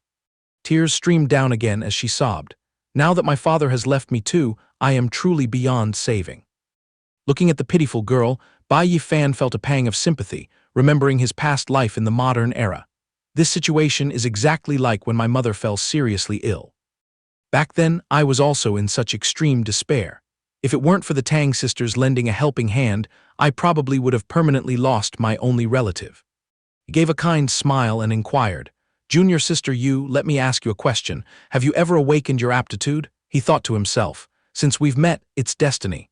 Lending her a hand can be considered accumulating good karma. Yukai Huan shyly shook her head. Never. At Bai Yao Mountain, only inner sect disciples are allowed to awaken. Small fries in the outer sect like me don't stand a chance. Stroking his chin in thought, Bai Yi Fan connected the information. The ancient Grand Codex contains records of special constitutions such as innate divine strength, divine yang spiritual body, and frost spiritual body. The manifestation of the frost spiritual body during awakening is exactly the whole body freezing in pain, identical to her symptoms. He secretly evaluated. If my guess is right, this girl possesses the frost holy body. If I bring her to the Wu Xing Holy Land, it will definitely cure the root of the disease. Thinking that, he immediately spoke up. Junior Sister Yu, asking honestly, are you interested in joining the Wu Xing Holy Land? Yukai Huan's jaw dropped in astonishment, stammering as she couldn't believe her ears. Did I hear that right? Are you talking about the 5 Elements Holy Land, one of the 10 great holy lands that every cultivator dreams of? 7 days passed in a flash.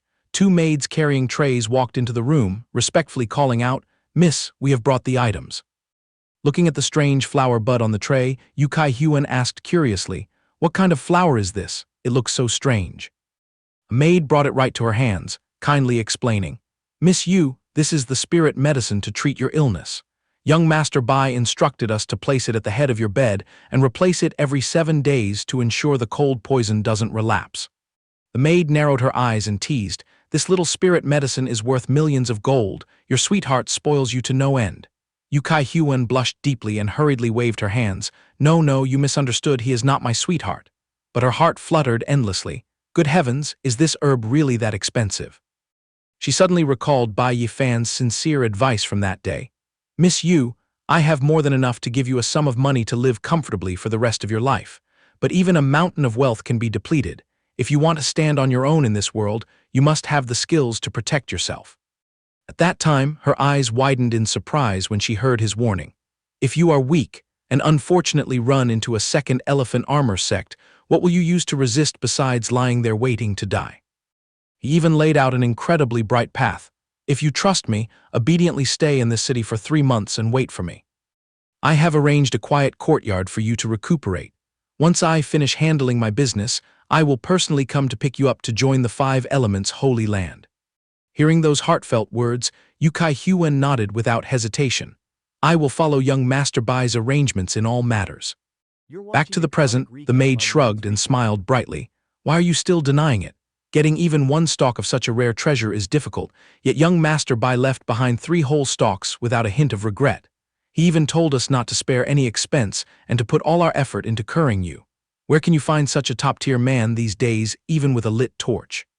The maid enthusiastically added, the young master has already paid the rent for this courtyard in full for 3 months. You can rest and recuperate with peace of mind. If you need anything, we will serve you with all our hearts. Hearing those words, Yu Kai-Huan's eyes pricked with tears as she silently told herself, young Master Bai, I will definitely wait for your safe return. Meanwhile, on the 10th floor of the Eternal Demon Pit, Bai Yi Fan stood majestically with 1 foot resting on a rock, commanding, Ba-Tu, you also hail from the Demon Pit. Tell me, what is the situation like from the 10th floor downwards? The demon drew scribbles on the ground and reported, Master, from the 1st to the 8th floor, it's just mindless, low-level monsters tearing each other apart. He pointed at a drawing of a sharp-pointed tower. The Hu-Yun demon macaque that we killed the other day was the Overlord of the 9th floor. But from the 10th floor onwards is a true dead zone, and the territories are expanded many times over. Imagining the blood-red towers radiating sky-high murderous intent, Ba-Tu shivered and continued. The demon macaques know how to build solid fortresses and deploy armies systematically, making them incredibly tough to deal with. Even within the same floor, it's divided into multiple factions slaughtering each other. Concluding the matter, he advised, with our current military strength, reaching the 12th floor is our limit. Bai Yi Fan frowned and asked, why stop at the 12th floor? Ba-Tu stroked his chin and chuckled honestly, because that is this subordinate's territory. As for the deeper floors, I am completely blind to any information. Bai Yi Fan's eyes widened in disbelief. You have your own territory, why did you keep it a secret all this time? The demon hurriedly defended himself. Well, you never asked, so how would this subordinate dare to speak up? Discussing military matters, Bai Yi Fan questioned, Ba-Tu, how large is your territory on the 12th floor? How many elite troops and potential geniuses do you have? Give me a thorough report. The Yaksha demon kowtowed. Understood, master. Quickly gave a detailed account. This subordinate's territory is about the size of 4 human prefectural cities, with a radius of around 200 miles, subordinated to the demon city of the Grand Usra, Xuanyi. Under my command are 400 flying yakshas and about 30,000 lackeys. As for the demonic commoners, they are as numerous as ants, numbering in the tens of millions. Hearing the massive numbers, Bai Yi Fan was startled. That many? Then he calculated in his head, 1 mile on the continent is equal to 1 kilometer back on Earth. A radius of 200 miles is over 120,000 square kilometers, as big as 7 or 8 Hangzhou cities combined. Subjugating Ba-Tu was truly a windfall from heaven. He asked excitedly, so who is this Grand Usra Xuanyi you just mentioned? Recalling the golden-armored demon cultivator wielding a massive weapon, he trembled as he reported, Xuanyi is this subordinate's former master. His demonic power is overwhelming. He once single-handedly slaughtered an army of hundreds of divine ability realm cultivators. His headquarters sits proudly on the 15th floor. He is also the strongest overlord of the 15th floor. Under his command is an invincible army. Besides this subordinate, there are 3 other notorious Grand Usras. Flattered his old colleagues, we 4 Grand Usras swore loyalty to Xuanyi, establishing fortresses blocking the 11th to the 14th floors. The reason this subordinate was wandering around the 9th floor recently was to carry out a secret mission for him, who knew I'd be unlucky enough to bump into such an overpowered human cultivator. Bai Yi Fan nodded, realizing the truth. So that's how it is. I really found the perfect loophole. Ba-Tu curiously inquired, what move does Master plan to make next? Looking as elated as if he had struck gold, Bai Yi Fan outlined his plan. I will go into secluded cultivation to break through to the divine ability realm, then lead the army to flatten Xuanyi's demon fortress on the 15th floor. Capture all those Usras alive to be my subordinates. It would be best to swallow the entire 15th floor whole.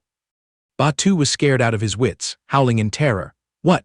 You want to swallow the entire 15th floor? Does Master know how massive one floor is?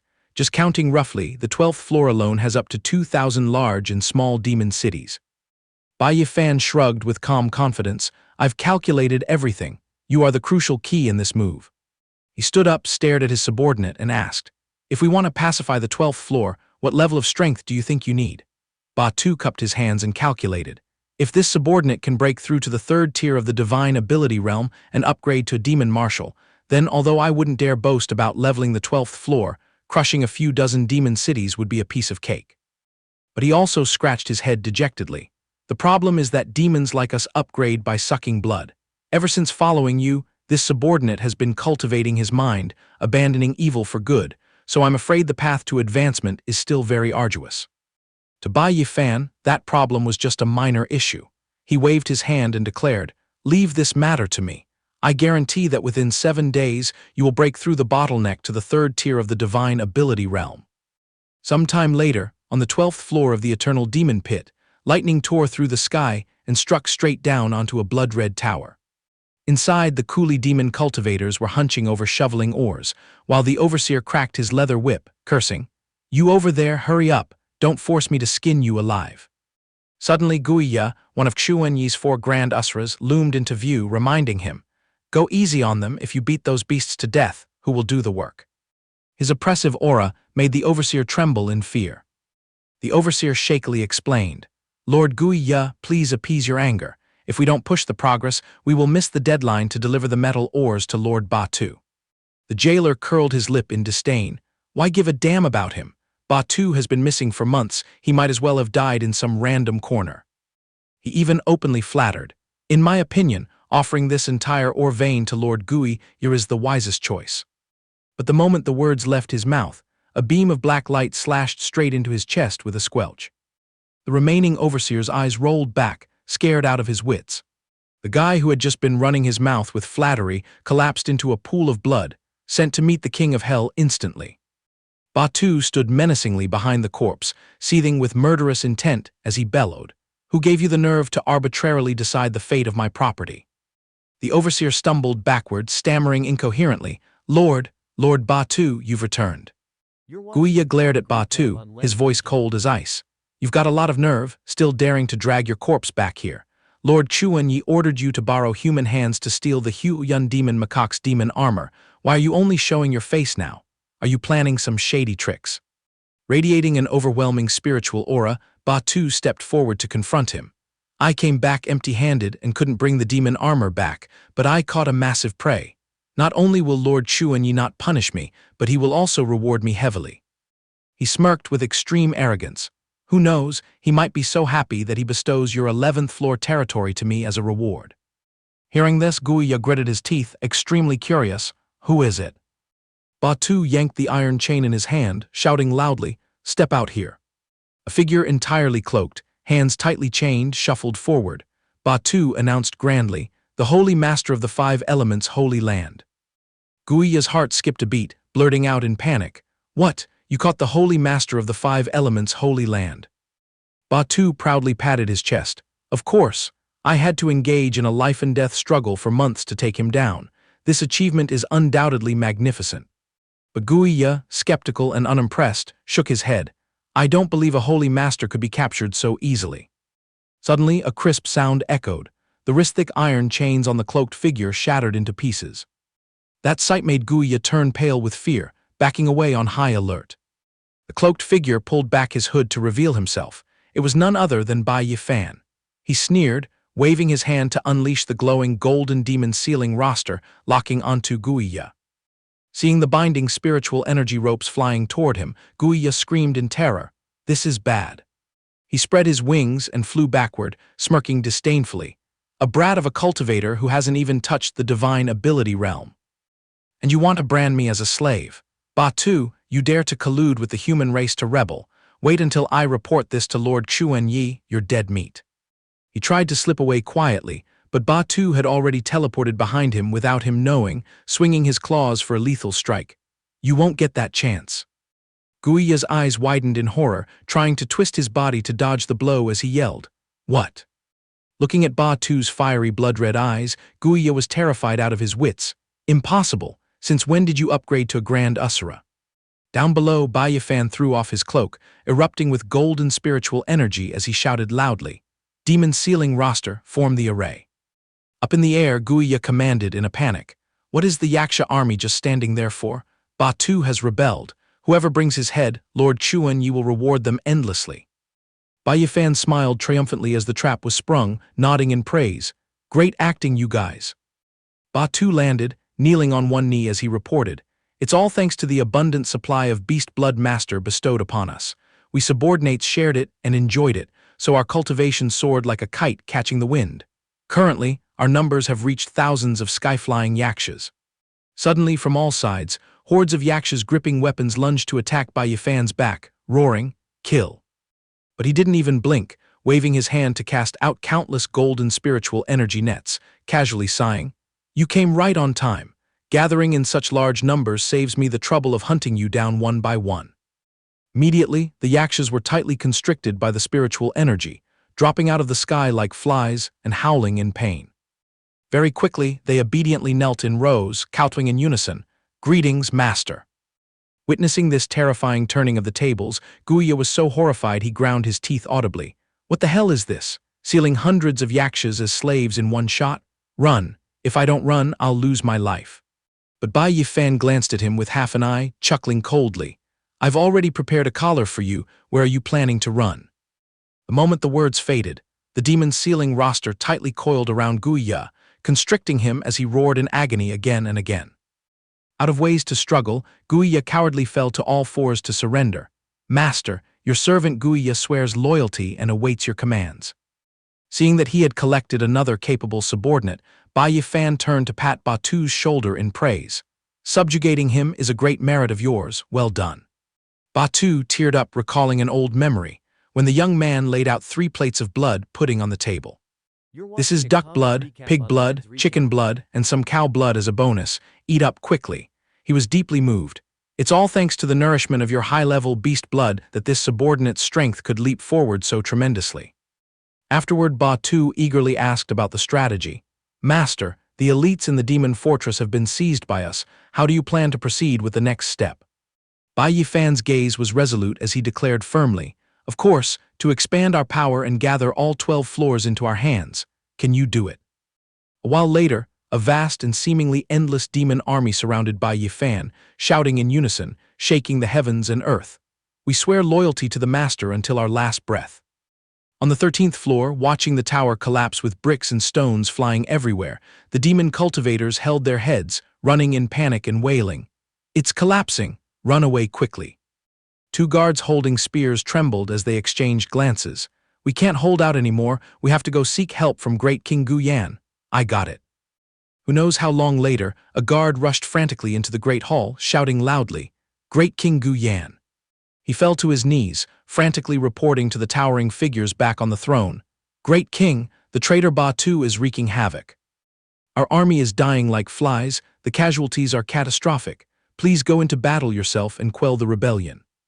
The guard breathed a sigh of relief, thinking to himself, Great King Guyan is the invincible god of war under Lord Chuan Yi. With him taking the field, our side has guaranteed victory. But swish, a golden-shafted weapon with a bat-winged blade tore through the wind and flew over. The blade pierced the ground right in front of the guard with a thud, terrifying him to the core as he stammered, Great King Guyan, why did you? At this moment, Bai Yi Fan was sitting cross-legged and relaxed on the throne, resting his chin on his hand and sighing. What a pity, your unyielding and indomitable Great King Guyan has already surrendered to me. At the same time, the burly Guyan, holding his remaining weapon, stood motionless, biting his lip in patient submission. Lying dying on the ground, the guard gasped weakly, unable to believe it.